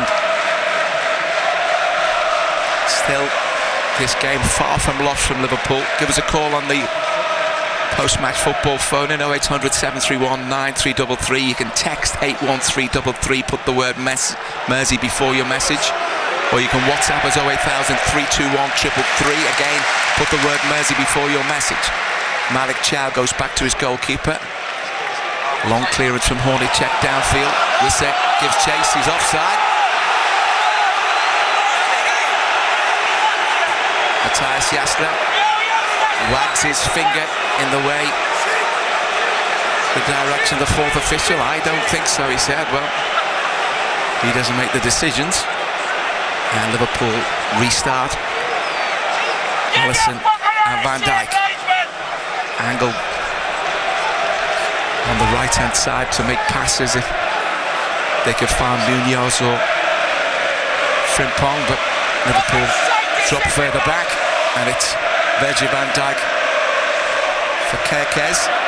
Cody Gakpo's pass is poorly executed out towards the left-hand side, and it's out of play for a throw-in to... Apologies for any industrial language you could hear in the background. One or two of the Newcastle fans getting overexcited with the misdemeanors, as they see it, of the officials. Throwing down the line, Liverpool win it back with Kerkez, but then Newcastle head it back with interest. And behave yourself, man. Let's give offside. Free kick offside against Newcastle, taken by Van Dijk, finds Araujo inside the centre circle, inside his own half, forward ball for McAllister. McAllister's terrible pass, Harvey Barnes floats it forward and Araujo manages to effect a recovery and Liverpool move it downfield. Here's Frimpong. Munoz manages to, I thought he'd won a corner, but it actually ricocheted off the Liverpool winger, the new signing, who, even though he's right-footed, is ostensibly known for playing on the left, but it came off him on the final occasion, and so it's gone behind for a goal kick to Newcastle into the final 7 minutes and 10 seconds of this game, and Liverpool still in there fighting, but not getting much encouragement by way of chances. They're just a little bit loose and a little bit off it, aren't they? They haven't been on it at all today, and by the way, Newcastle, I think, are no great shakes. And they haven't had to work hard for their goals or chances, have they? It's been really basic from Newcastle, just get it up and run after it, basically. That's all they've done. They've got a bit of pace up front. They've competed, but they've showed no real quality, have they? It's all been huffing and puffing. Crossfield pass from right to left from Szoboszlai for Kerkez. Here's Cody Gakpo, scorer of the Liverpool goal, runs infield and then goes back out to find Kerkez. Gakpo, right-footed infield for Van Dijk. Van Dijk for Ronald Araujo. Short ball for Szoboszlai. Everybody bar Alisson inside the Newcastle half. All the black and white shirts are back behind the ball as Liverpool apply the pressure. Right-footed to the left from Van Dijk to Kerkez. In towards the edge of the box for Cody Gakpo. Back with Van Dijk. McAllister, Van Dijk again. Araujo has support from Szoboszlai. Midway inside the Newcastle half. Out they go to the right to Jeremy Frimpong. Running down the line. Gets the cross in. It's a good cross towards Isak with a header. Couldn't get above it, unfortunately. Came off the top of his head and just looped goalwards. A comfortable save for Lucas Hornacek. Yeah, it was just a bit too high for him, wasn't it? Couldn't get any power in it. Just tried a loopy one. Easy for the keeper. Long clearance downfield. In the end, it's gone out for a Liverpool throw-in. Araujo quick to take it. Back it goes to the goalkeeper. Oh no. What are you doing? Well, too often, long balls from Liverpool out towards this left flank in the second half have found touch. Well, it's just total lack of anything, no concentration. It was easy-ozy. Newcastle throw taken by Dedic, poked forward there by Willock. Wissa's in on goal, a chance for Wissa. Good save from Alisson, and the flag stayed down. And now Liverpool, can they counter? Forward ball. Munoz receives it from Szoboszlai. Munoz inside the penalty area. It's blocked by the diving Botman. Blocked it with his body. Munoz receives it. Retrieved it, pulled it back towards the edge of the penalty area. Helped on there by Kumas. And then eventually it finds the feet of Milos Kerkez. Out to the right for Frimpong. Just over 4 minutes remaining. Liverpool trail by 2-1. Back it comes for Szoboszlai. What a chance that was, wasn't it, for Vissa? Yeah, Great save by that could Alisson. have wrapped it up. Good diving save by the Liverpool goalkeeper. Here's Gakpo. Cross deep towards the far post. That was a push there by Munoz. The referee, they're doing stupid things. He's given a goal stupid kick. things, Liverpool, Mike. It's almost like there's a little bit of panic in there. You know, balls are up and it's an obvious foul. Why would you give an obvious foul away there? It's almost like they've lost their heads a little bit. Yeah, they haven't had much composure about the game at all today, have they? No, they haven't. It's been really slow as well, you know, apart from that first 10 or 15 minute spell at the start of the second half, where they were quick and bright and looked like they really wanted to do something. They've just gone back to slow again, and it's easy for Newcastle to defend. McAllister Newcastle win back possession, but McAllister's back up off the deck and combined there with Szoboszlai to win it back for Liverpool. Gakpo couldn't hang on to it. Here's Lewis Kumas out towards the left-hand side. Gets away from his man. Just a lofted pass for Kerkez to chase after inside the penalty area. It's never going to happen. But in the end, Malik Chow just blocked his route towards the ball and chucked it out of play without touching it. It was a nice bit of quick thinking from Lewis Kumas, and a bit of ingenuity as well with the lofted pass, but Kerkez couldn't get close to it before the Newcastle captain prevented it from doing so. 2.5 minutes remaining. Newcastle still with the advantage. Here's Kumas on the halfway line, racing out towards the right touchline. Gets away from a couple of Newcastle players. Frimpong trying to help him out. Good pace from Kumas to get away from Alaji Bamba, but Newcastle eventually get the ball downfield. Liverpool in possession with Araujo. Szoboszlai dispossessed from challenge from Willock, and Newcastle go again out towards the left-hand side. Willock running at Frimpong, runs in field. Here's Harvey Barnes, 15 yards from the edge of the penalty area. Jacob Murphy down towards the dead ball line, pulls it back across the face of goal. Danger again, thankfully. Nobody in a black and white shirt able to get a telling touch, and it's across the face of goal, and Liverpool have got a throw in, but the sands of time are running out. Just remains to be seen how much time is to be added on. Liverpool trying to get it downfield. Newcastle win it back with Botman inside the Liverpool half, but then Liverpool have it. Isak couldn't hang on to possession for long enough. Challenged by McAllister. Newcastle's Jacob Murphy goes down. Get up, says the referee. Eventually the ball at the feet of the Newcastle goalkeeper Hornicek, long downfield. Virgil van Dijk finds Gakpo. And Newcastle win possession. Mischallenged by Van Dijk inside the penalty area. Driven shot is charged down. Willock went down inside the box. And in the end it goes out for a throw for Newcastle by the corner flag, right-hand side. Liverpool have lost their edge. You can see there, Virgil van Dijk with a real lazy one on Visser. Didn't go for the ball. Referee played advantage. I think he's going to book Van Dijk for it now. Yeah, Van Dijk becomes the third Liverpool player to get the yellow card. 4 Newcastle players have had the same treatment. 5 minutes to add on. We're into the 5 now. Throw-in to be taken by Jacob Murphy.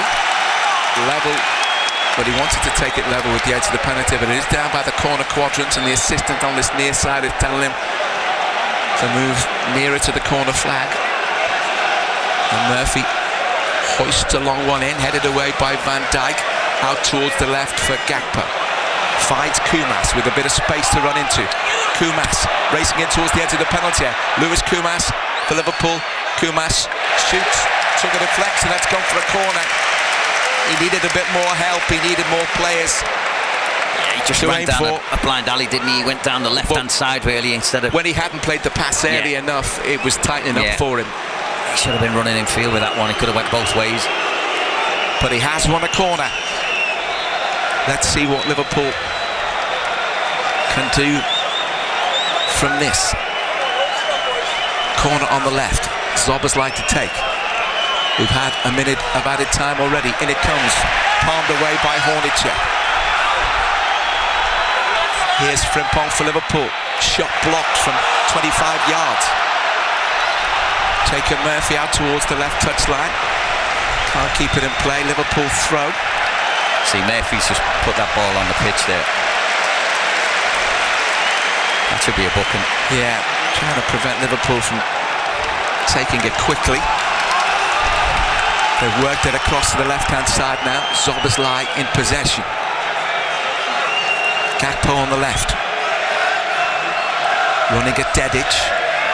Gets it back from Szoboszlai. Cody Gakpo gets the cross in, headed away by Botman.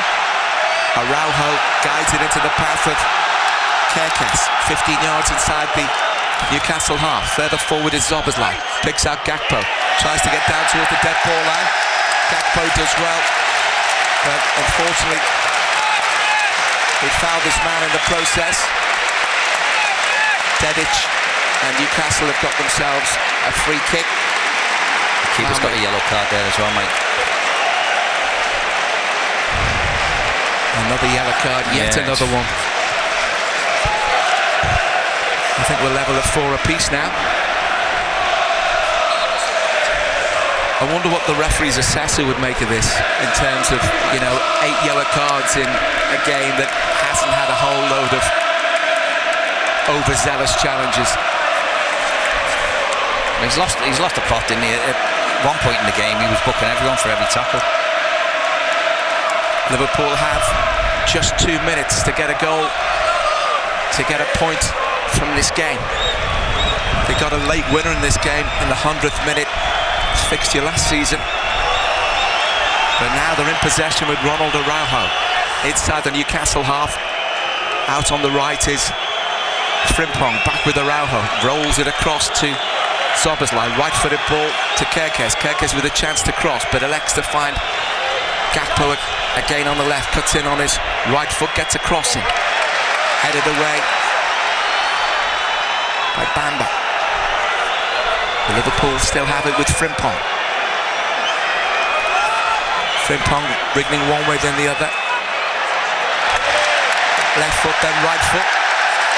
And now he's adjudged to have fouled Harvey Barnes. And Newcastle have a free kick. He had umpteen chances to get the cross in, didn't he? Yeah, he did. He just didn't. That's decision making of Liverpool today has been really poor. Newcastle are going to make a substitution to try and waste a bit of time. Substitution for Newcastle coming off with number 9, Johan Wissa. Fabian Schär to replace him. Applause from the Newcastle fans. Johan to be replaced by number 5, Fabian Schär. Fabian Schär comes on. Johan Wissa goes off. And now we're down to a matter of seconds that the referee will have to add a bit of time on for that. Just 20 seconds remaining, but hopefully a few more for that substitution. Long clearance from Hornacek, finds touch. Liverpool throwing out on the right-hand side. Thrown back eventually to the goalkeeper. The whistles for the Newcastle fans as the ball's lofted in towards the edge of the Newcastle penalty. It might break for Munoz inside the box. He's brought down. Is that a penalty? That's definitely a penalty. The referee he's given a penalty. Liverpool have got a chance to retrieve this situation in the last seconds at St James's Park. Munoz went down inside the box under the challenge. The referee took a long, hard look. I thought for one moment he wasn't going to give the penalty kick, but he has. Now. Szoboszlai, it looks like, Mike. I did wonder whether Isak could fancy it. Well, Szoboszlai, I think, is going to be handed the burden of responsibility to retrieve this situation. Matthias Jaisler protesting to the fourth official, but the referee has made his decision. There's all kinds of arguments and conversations going on, but of course VAR will have a look at this, but we're led to believe they want this lighter touch of VAR, so the penalty's been awarded for the challenge on the Liverpool substitute. It was a good run from Victor Munoz, and will it be Dominic Szoboszlai? Cody Gakpo has got the ball as it stands. And this is Liverpool's get out of jail card. Well, unbelievably get out of jail. Because they haven't been good enough this afternoon, Mike, if I'm being perfectly honest, Liverpool. Well, in a game where the referee has captured plenty of the headlines, some questionable decisions in terms of the bookings where he's made 8 of them, 4 for either side. He's awarded a penalty kick, and Liverpool have got the chance to earn themselves a point. Last knockings at St James's Park, it could well be the last kick of the game. And it looks as though it is going to be Szoboszlai who's got the job of earning Liverpool a point. Liverpool unbeaten in the last 19 Premier League matches against Newcastle. And Dominic Szoboszlai is going to try and make sure it's 20. Steps back 3 or 4 paces. Hornacek's got his arms waving either side of him. Moves up and down on the line, stepping one way then the other. Szoboszlai's poised, he's ready. The referee blows his whistle. Dominic Szoboszlai, Liverpool's fate is in his hands, or on his right boot, and he hammers it into the roof of the net. Dominic Szoboszlai, I thought he was going to roll it into the corner, but he delivered a right foot rocket shot right into the roof of the net that was bulging to the right of Lucas Hornacek, who was nowhere near it. Liverpool have got out of jail. A late equaliser at St James's Park. 8 minutes into 5 minutes of stoppage time. 2 apiece.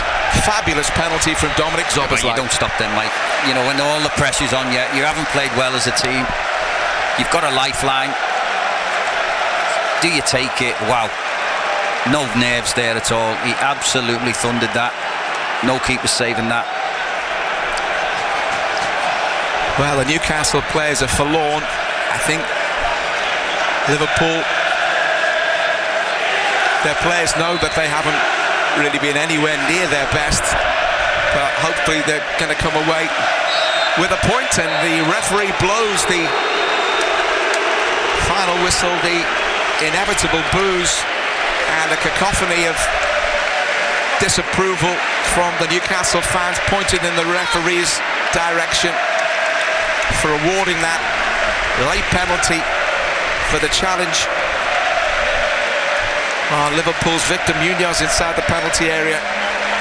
Penalty was awarded after all kinds of arguments and consultations and dispatched high to the roof of the net.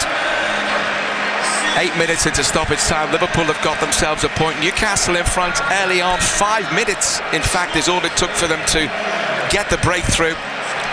Liverpool had a chance to have a crack at goal with nice run forward from Gravenberg, in a position to shoot, elected to turn it to Gakpo on the left. Gakpo wasn't ready. Newcastle got it clear downfield. Asula with a run to put the Liverpool defence in trouble, angle the pass into the path of the on-rushing Anthony Elanga, and a low right foot cross shot beyond the goalkeeper to make it 1-0. That was the score at the interval. Liverpool back on terms with a long-range, cracking right foot drive from Cody Gakpo, but then Liverpool again conceded a cheap goal when they turned over possession, and substitute had just come on. Joe Willock curled in a shot after Whistler had ran through 4 Liverpool players, and then that late equaliser from the penalty spot from Dominic Szoboszlai means it's ended up Newcastle 2, Liverpool 2. Craig Hignett. Yeah, whether Liverpool deserved it or not doesn't really matter, does it? I think we've actually seen 2 poor teams here today, Mike. I think in terms of Newcastle, yes, they had endeavour and they had a bit of pace going forward, but the defensive frailty of Liverpool was there for all to see. I don't think this Newcastle team is a football team. It's a long ball team. It's a hit you on the break counter-attack team. And Liverpool were just as poor. They played with no pace in the first half especially. They huffed and puffed. They kept the ball. They kept moving it square and backwards. And there was no pace. And when they had a chance to shoot, they didn't. And it cost them the first goal. Gravenberg, who I thought was one of Liverpool's best players today, he got into a great position in the box, didn't pull the trigger when he should have, and Newcastle then break away. But defensively, Liverpool for the 2 goals, absolutely all over the place, Mike. And yes, they've got out of jail with a brilliant penalty from Szoboszlai, but there just wasn't enough quality there today. There wasn't enough intent, there wasn't enough purpose. They have to improve a vast amount, I think, to get in the top four.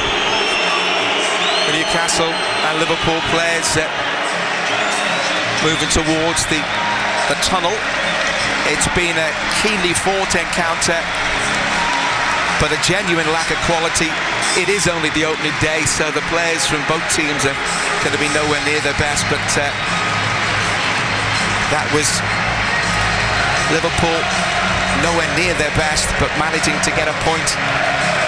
And a point when you've not played so well, you take that. That's the only positive I could take out of that, Mike, where they've been nowhere near the best. They've had one of them days where nothing's gone right, nothing's felt for them.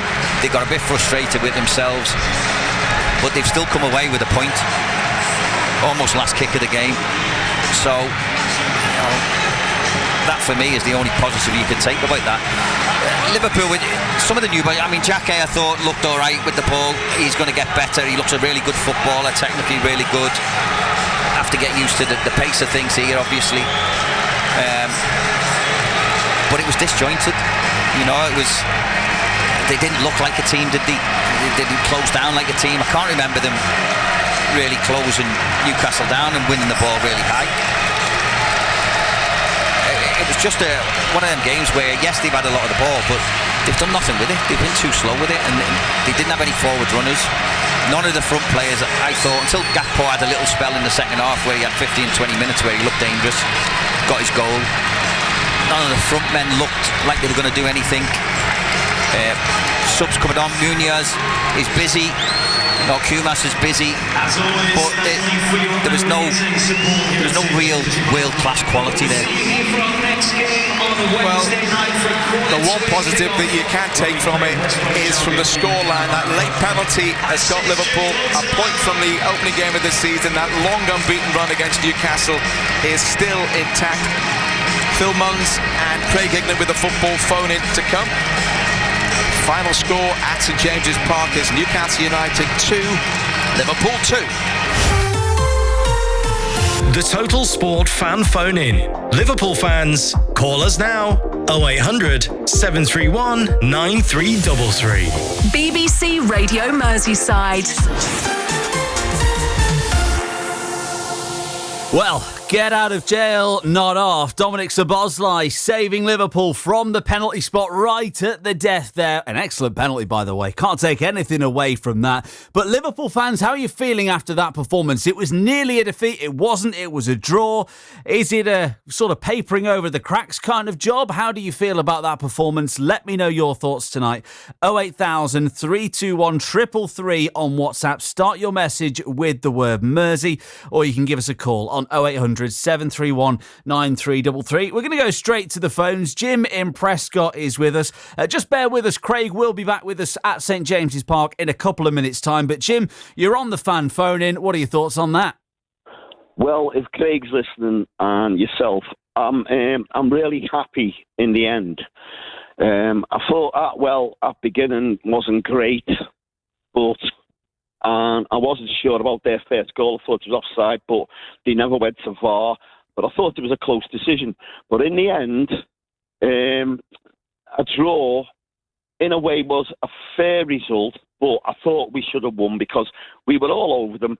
They had two sorts of attacks on goal where they scored twice, which obviously the defence need to sort that out. I'm not great on the new players and the new names, but there's quite a few great displays there, and there was a couple there I'm thinking, I don't really like mentioning names, but I think Kerkez needs to up his stamina. Otherwise, I don't know about Frimpong being on the right-hand wing, because I thought he used to do better on the left-hand wing. But anyway, let's see how things go. It's a good point at the start of the season, and I think we should have won, but we didn't deserve to get beat, that's for sure. So I can't understand why Newcastle players were so upset at the end, because in a way, they were really lucky. They were at home, and we looked like the home side, the way we were constantly pressing them. And otherwise, I enjoyed it. Do you know what? This was so much better than last season. Did you see a big difference, really, did you, from this season to last in that performance? You what? Did you see a big difference there, yeah? Absolutely. We were brilliant. Because we weren't lucky getting the goals. I thought that game, it was more like they were actually saving, they were doing the press and then relaxing, then doing the press again. Right, okay, we got caught twice on corners and breakaways. Did teams do that at Anfield? That's what they try. You just put the block in. Newcastle were at home. They should have played better than that. I tell you what, if I was the home side and saw that, I'd think we need to be better and we need to hold out. And it was a clear penalty. Atwell couldn't no penalty, because it was a clear penalty. Right, and I do think that VAR still need to, just be involved in goal line decisions, if it's in the goal or not. Because I don't think, today. I was watching a game earlier when Man City were given the goal when, to me, it looked offside, whereas VAR used the toe as offside. As not offside, whereas the player for Man City had his arm offside. Okay. Now, it's a joke. VAR is a joke. Get rid of it. Let's bring you back to Liverpool for a second, Jim. Just sorry to interrupt you, but we do have Craig Hignett back now at St James's Park, so he can join the conversation. Thank you very much, Craig. Jim was saying there mainly about Liverpool's performance. He actually was quite happy with the performance today. What is it you want to say to Craig Hignett, Jim? I'm just saying, Craig, it's a much better watch than last season, and I enjoyed it. And if we probably would have ended up getting beat 2-1, I would have been very upset because we didn't deserve it. And I didn't think Atwell was that great at the beginning, but at the end he had to give the penalty. And his yellow cards, I think, were disproportionate to Liverpool, whereas. Their number 9, who was supposed to be their great player, he shouldn't have been on the pitch at the end, the way I looked at it. And he was getting away with a lot of stuff, whereas you and me can see it, whereas the ref at his level, maybe, I don't know. But the thing is, though, Craig, we've got a great point out of that, and we didn't deserve to get beat. So, in a way, I'm happy. In a way. Yeah, you have to be happy with the result, don't you? Because when you've got a minute left and you're 2-1 down, I just thought overall we didn't, in the final third, we controlled the play in middle third, no doubt about it, but we moved the ball quite slow, and in that final third, when we did have chances to go in and punish them, we didn't. Our final third play, final ball play, shooting, I thought it let us down today badly. And then you could see a little bit of frustration in the second half. They started the second half really well, got themselves back into it, and you think they're going to go on and win it now. But then to concede that goal, and defensively, Jim, I thought we were really, really poor. You can't concede 2 goals like that in the Premier League and expect to win games. You're not going to go away and score 3 goals every game and win games. So there's work to be done. I think the squad's a little bit light. I do. I still think they need to go and make 2 or 3 more signings, because I think it'll be a real battle. If he stays with what he's got now, I think it'll be a real battle to finish top 4 with that squad. Jim, thank you very much for your call. Jim in Prescott there. We're going to keep the calls moving. Still time to get yours in as well on the fan phone in. You can call Craig Hignett now at St James's Park. Reds, what did you make of that performance? The result, getting a draw in that circumstance, you've got to be happy with. But what did you make of what you saw today? 0800 731 9333. Tony is a Red in Walton. Tony, you're on with Craig. All right, Craig. Hiya, Tony. Got out of jail here today, mate. Same old. Full-backs awful. Big gap in midfield. And there's just no end product. And this Florian Wirtz, I'm sorry, but I know you've sometimes got to give them a season, but he's never going to do it in the Premier. But he needs to just get what we can for him now, because it's just not for him, the Premiership. He's just done too much time on the ball, and he seems very weak to me, and he's just not going to do it. And you just said 3 players, but I think we need 6, mate. Otherwise, we've got no chance of winning anything or getting in Europe. Yeah, listen, Wirtz is one. I love Wirtz as a player. I do. I get what you're saying about it looks a little bit lightweight for the Premier League, moves it a little bit slow. I thought we looked dangerous when it was going through him near the edge of the box, but listen, I thought the whole team in the final third today were poor. I don't think we've seen any of the front three in the first half. I thought they were non-existent. Gakpo was the only one really for 20 minutes in the second half that come to life. He had a shot, got his goal. It just wasn't good enough, and when you're not good enough in the front third and you're not firing there and you defend like we have for the 2 goals, I mean, their 2 goals, Tony, if you look at them again, they're so poor. I mean, the first one for a start, Asula shouldn't get the ball and get turned. We've got 2 centre-halves, we were just watching him, and there's no one behind them, so they can go as tight as they want, but they don't. They let him get turned, and then we all know how quick Elanga is. He just outran Kerkez. And then the second goal, when you get back into it and you think, right, they're going to go on and win it now, because they've got Newcastle rocking. They've started quick in the second half, but then they get the goal back, and then there's 5 of them around one player running with the ball, and not one of them engages him and makes a tackle or tries to make him do something. They just let him run and then find a pass.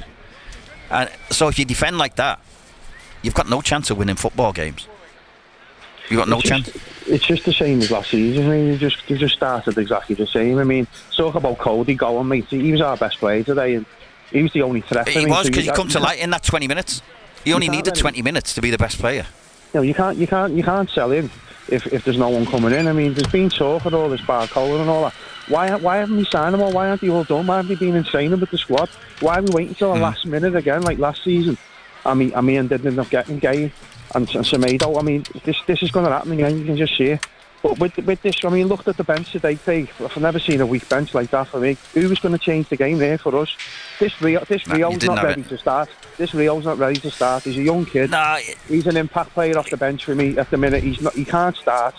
And, you know, that Liverpool was brilliant. I'd sign him if we could sign that Liverpool. I'd just say how much you want for him, because he was outstanding him at left back. He's probably the best left back in the league. So, you know, it is worrying. It's the first game of the season, and you play like that, and you've seen how thin the squad is now. It is worrying at the minute, mate. I would agree. I think when you do look at the team that played, and then you look at the bench and who he can bring on and who can influence things, there's nothing there. I was sort of half sat thinking, am I just watching a top 10 Premier League side here? And I probably, the way it stands at the minute, I think I am. You know, they need some vast improvement in them and some signings to help them. And if you're talking about you've pursued Barcola, and I don't know how many weeks this has gone on for, but it's gone on since during the World Cup. Yeah, so why they haven't done it now, there's obviously a reason why they haven't done it. But I always think if you haven't got your player in before the season starts, then it's a nightmare, because you end up doing what we've done with Isak, where you bought him last minute and then he's not fit, he's missed pre-season, he's playing catch up for the rest of the season, and it's a waste, you know. But I agree with you. I think 3 is what we need minimum, but they're 3 starters who go straight into your team and improve it, not 3 people who just join your squad.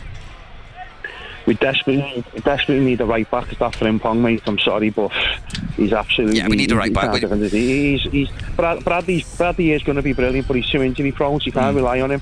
And we haven't got a backup right back. That Frimpong's no good at right back. Every team are going to attack down his side now, because they're going to see how weak he is. Well, that's the problem. Tone, here's one for you then. Would you have Trent back?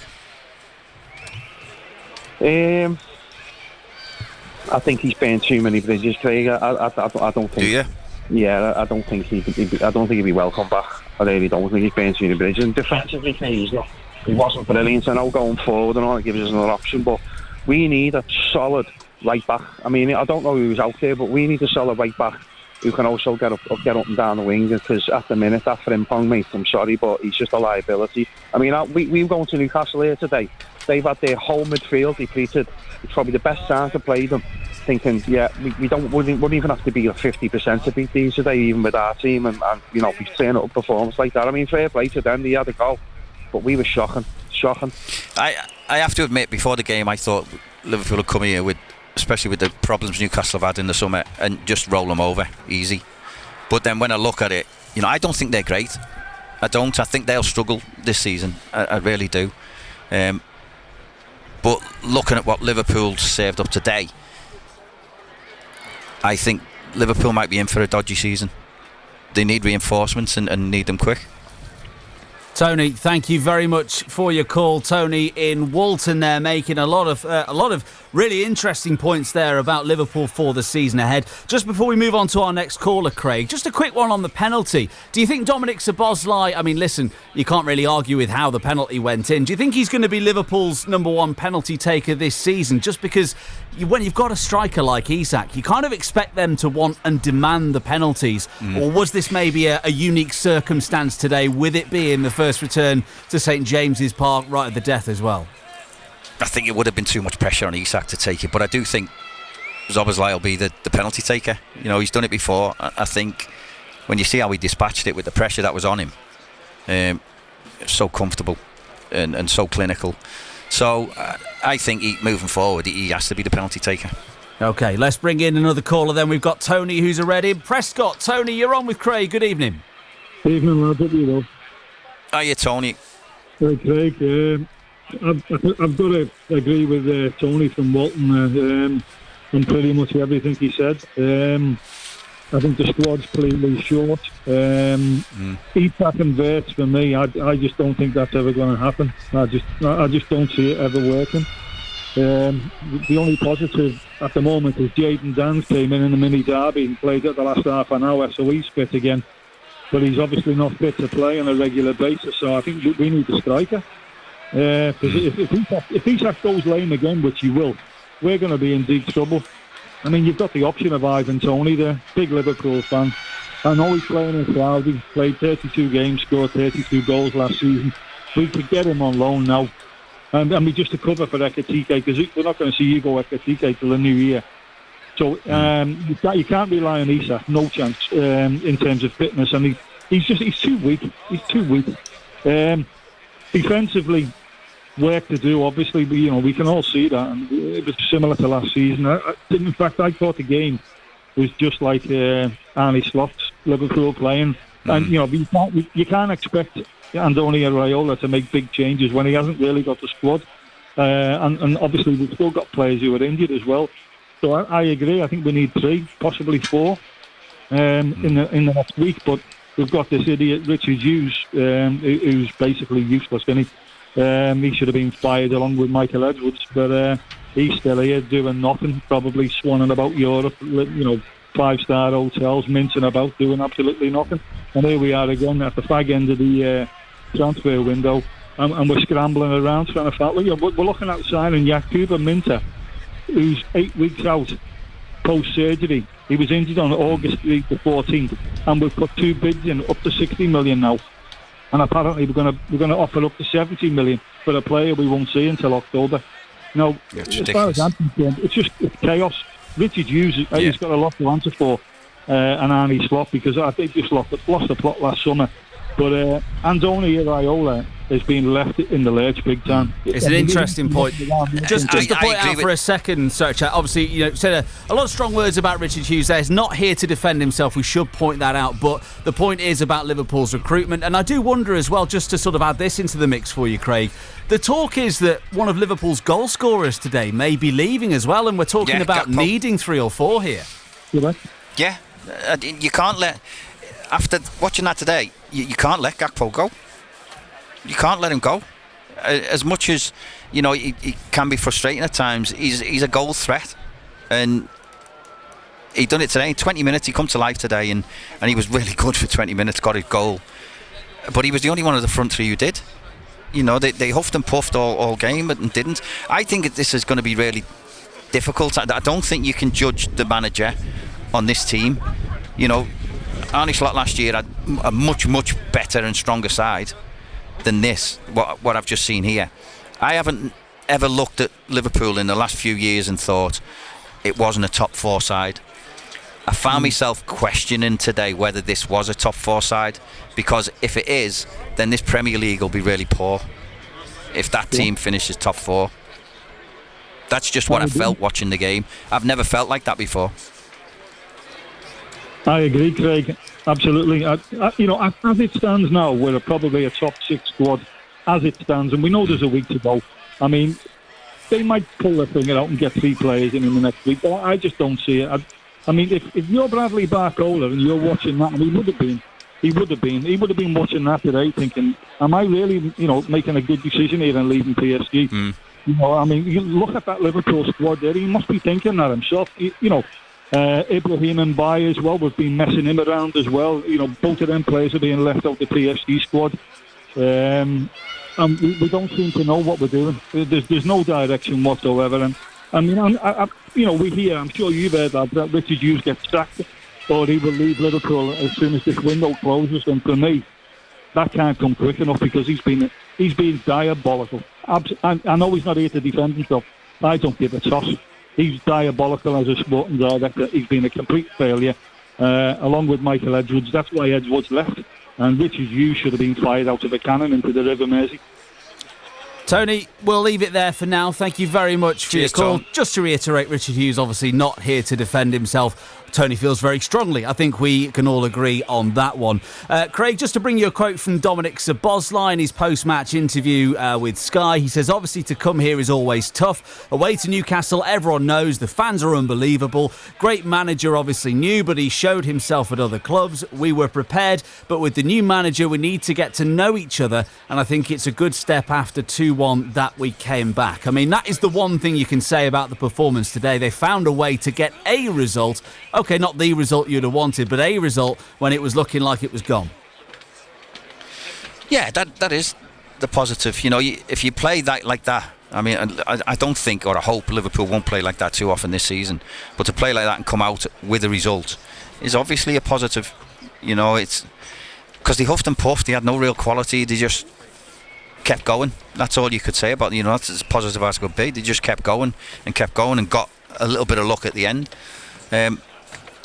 But if you look at the whole season and the work that needs to be done and the signings that they're still short, I think there's an enormous amount of work that needs to be done. Szoboszlai himself, his performance, he played a lot of the game in a deeper role than maybe he did for a lot of last season. In fact, obviously he played all over the place last season, I know that. But he seemed like he was, considering he's one of Liverpool's main threats, if not the main threat. For me, he seemed too deep for most of that game. Don't know what you think, Craig. Yeah, listen, you want him on the edge of the box, don't you? You want him collecting the balls somewhere around the goal because we all know his quality in and around the box and his shots and what have you. It didn't open up for him like it opened up for, say, Ryan Gravenberch. Now, is that because Gravenberch was a bit more positive and he wanted to go forward with it and Szoboszlai was a little bit safe or playing a little bit safe? Or was that what he was told to do? We don't know, but I certainly like to see him playing as a more forward-thinking midfielder. I think that's where his talent is suited. Listen, he can do that. He can sit and he can be the one who gets it and sprays it. But if you're talking about someone who can affect the game from 30 yards out in, he can certainly do that. So, and I think the manager will probably still trying to find out what his best 11 is and what the players can really do, because I know he's been working them for a few weeks now and he'll have a really good idea. But listen, the games are the games, friendlies are friendlies. These games are the ones where you see the true character of players and what they can and can't do, and then you start to form an opinion of where he'll get the best out of them.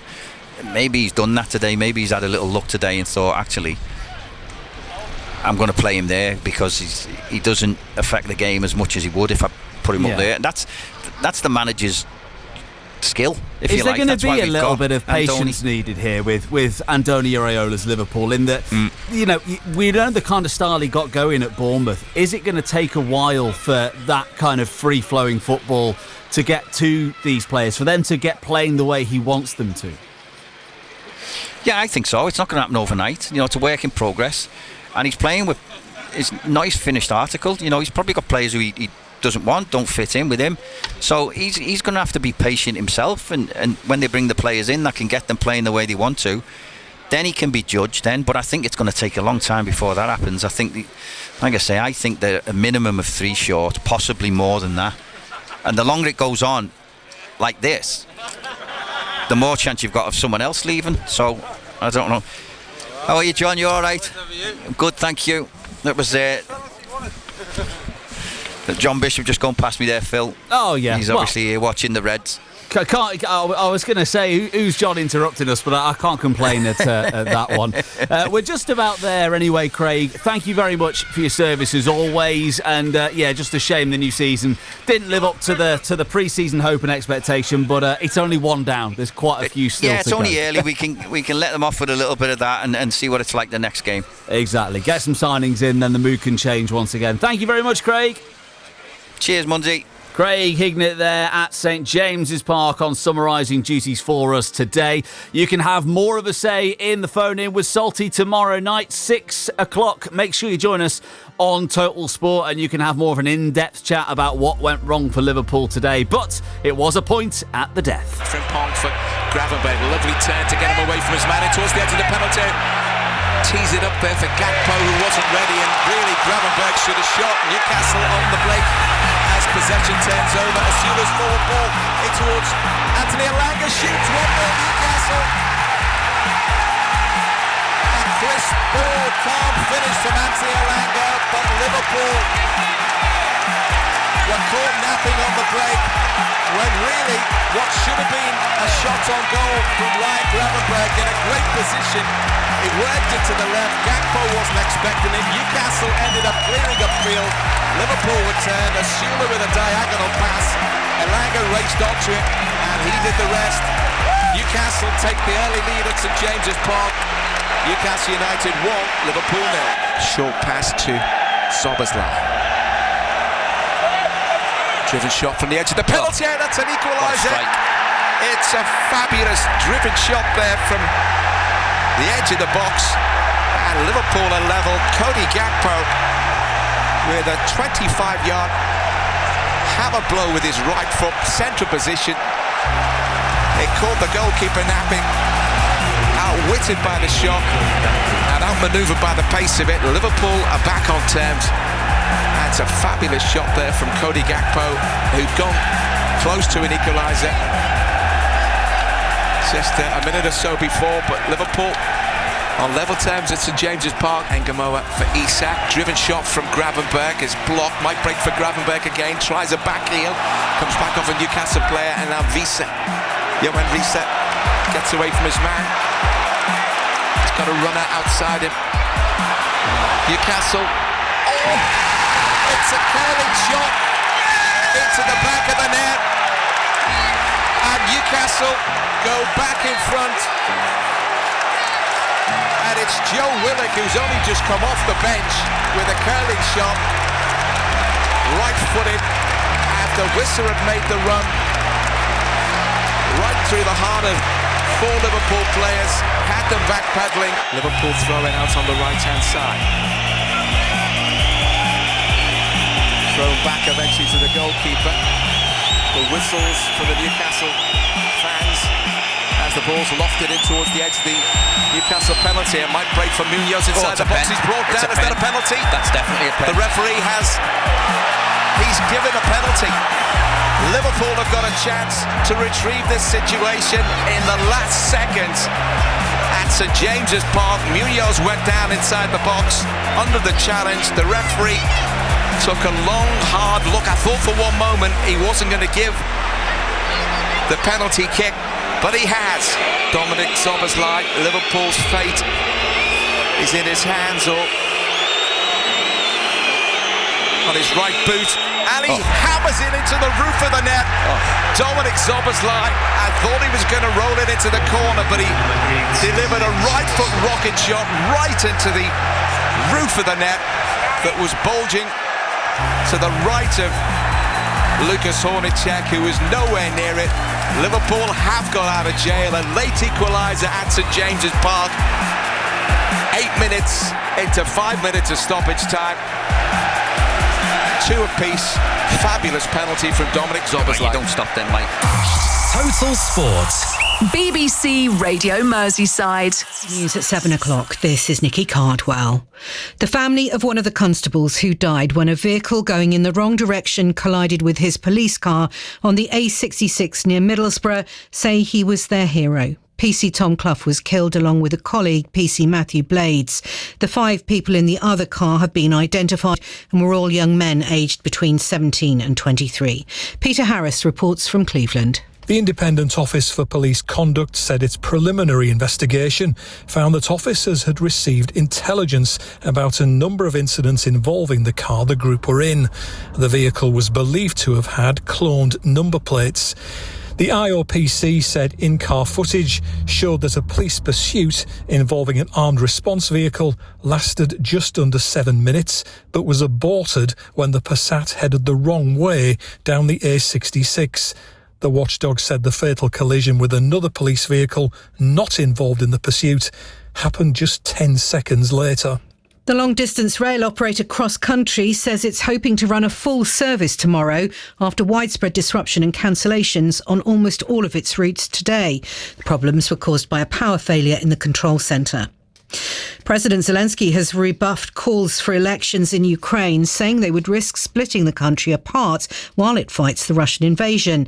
There's been pressure for a vote from Ukraine's former Defence Minister Mikhailo Fedorov. Paul Knott, who's worked in Ukraine as a British diplomat, says most Ukrainians believe in democracy but think an election is impossible right now. How on earth do you conduct an election with Russia firing bombs at anywhere people gather in large numbers? How would you find a way for the millions of people who've had to flee the country as refugees to vote? Really importantly, soldiers on the front line, how would they vote? People in Russian-occupied territories. A 34-year-old man has been arrested on suspicion of murder after a woman died following a fire at a property in Hounslow in West London in the early hours of Wednesday. The 48-year-old victim has not been identified. Streets in Washington DC have been converted into a motor racing track for a Grand Prix marking the 250th anniversary of American independence. IndyCar drivers will zoom through the National Mall, past the Capitol building and down Pennsylvania Avenue near the White House.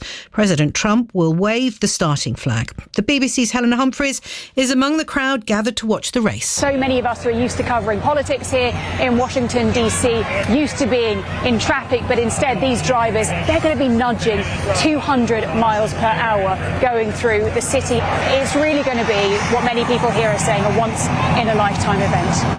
Tonight's weather mainly dry and chilly. Tomorrow, most areas will be dry with plenty of sunshine. Eastern Scotland and eastern England will have the odd shower.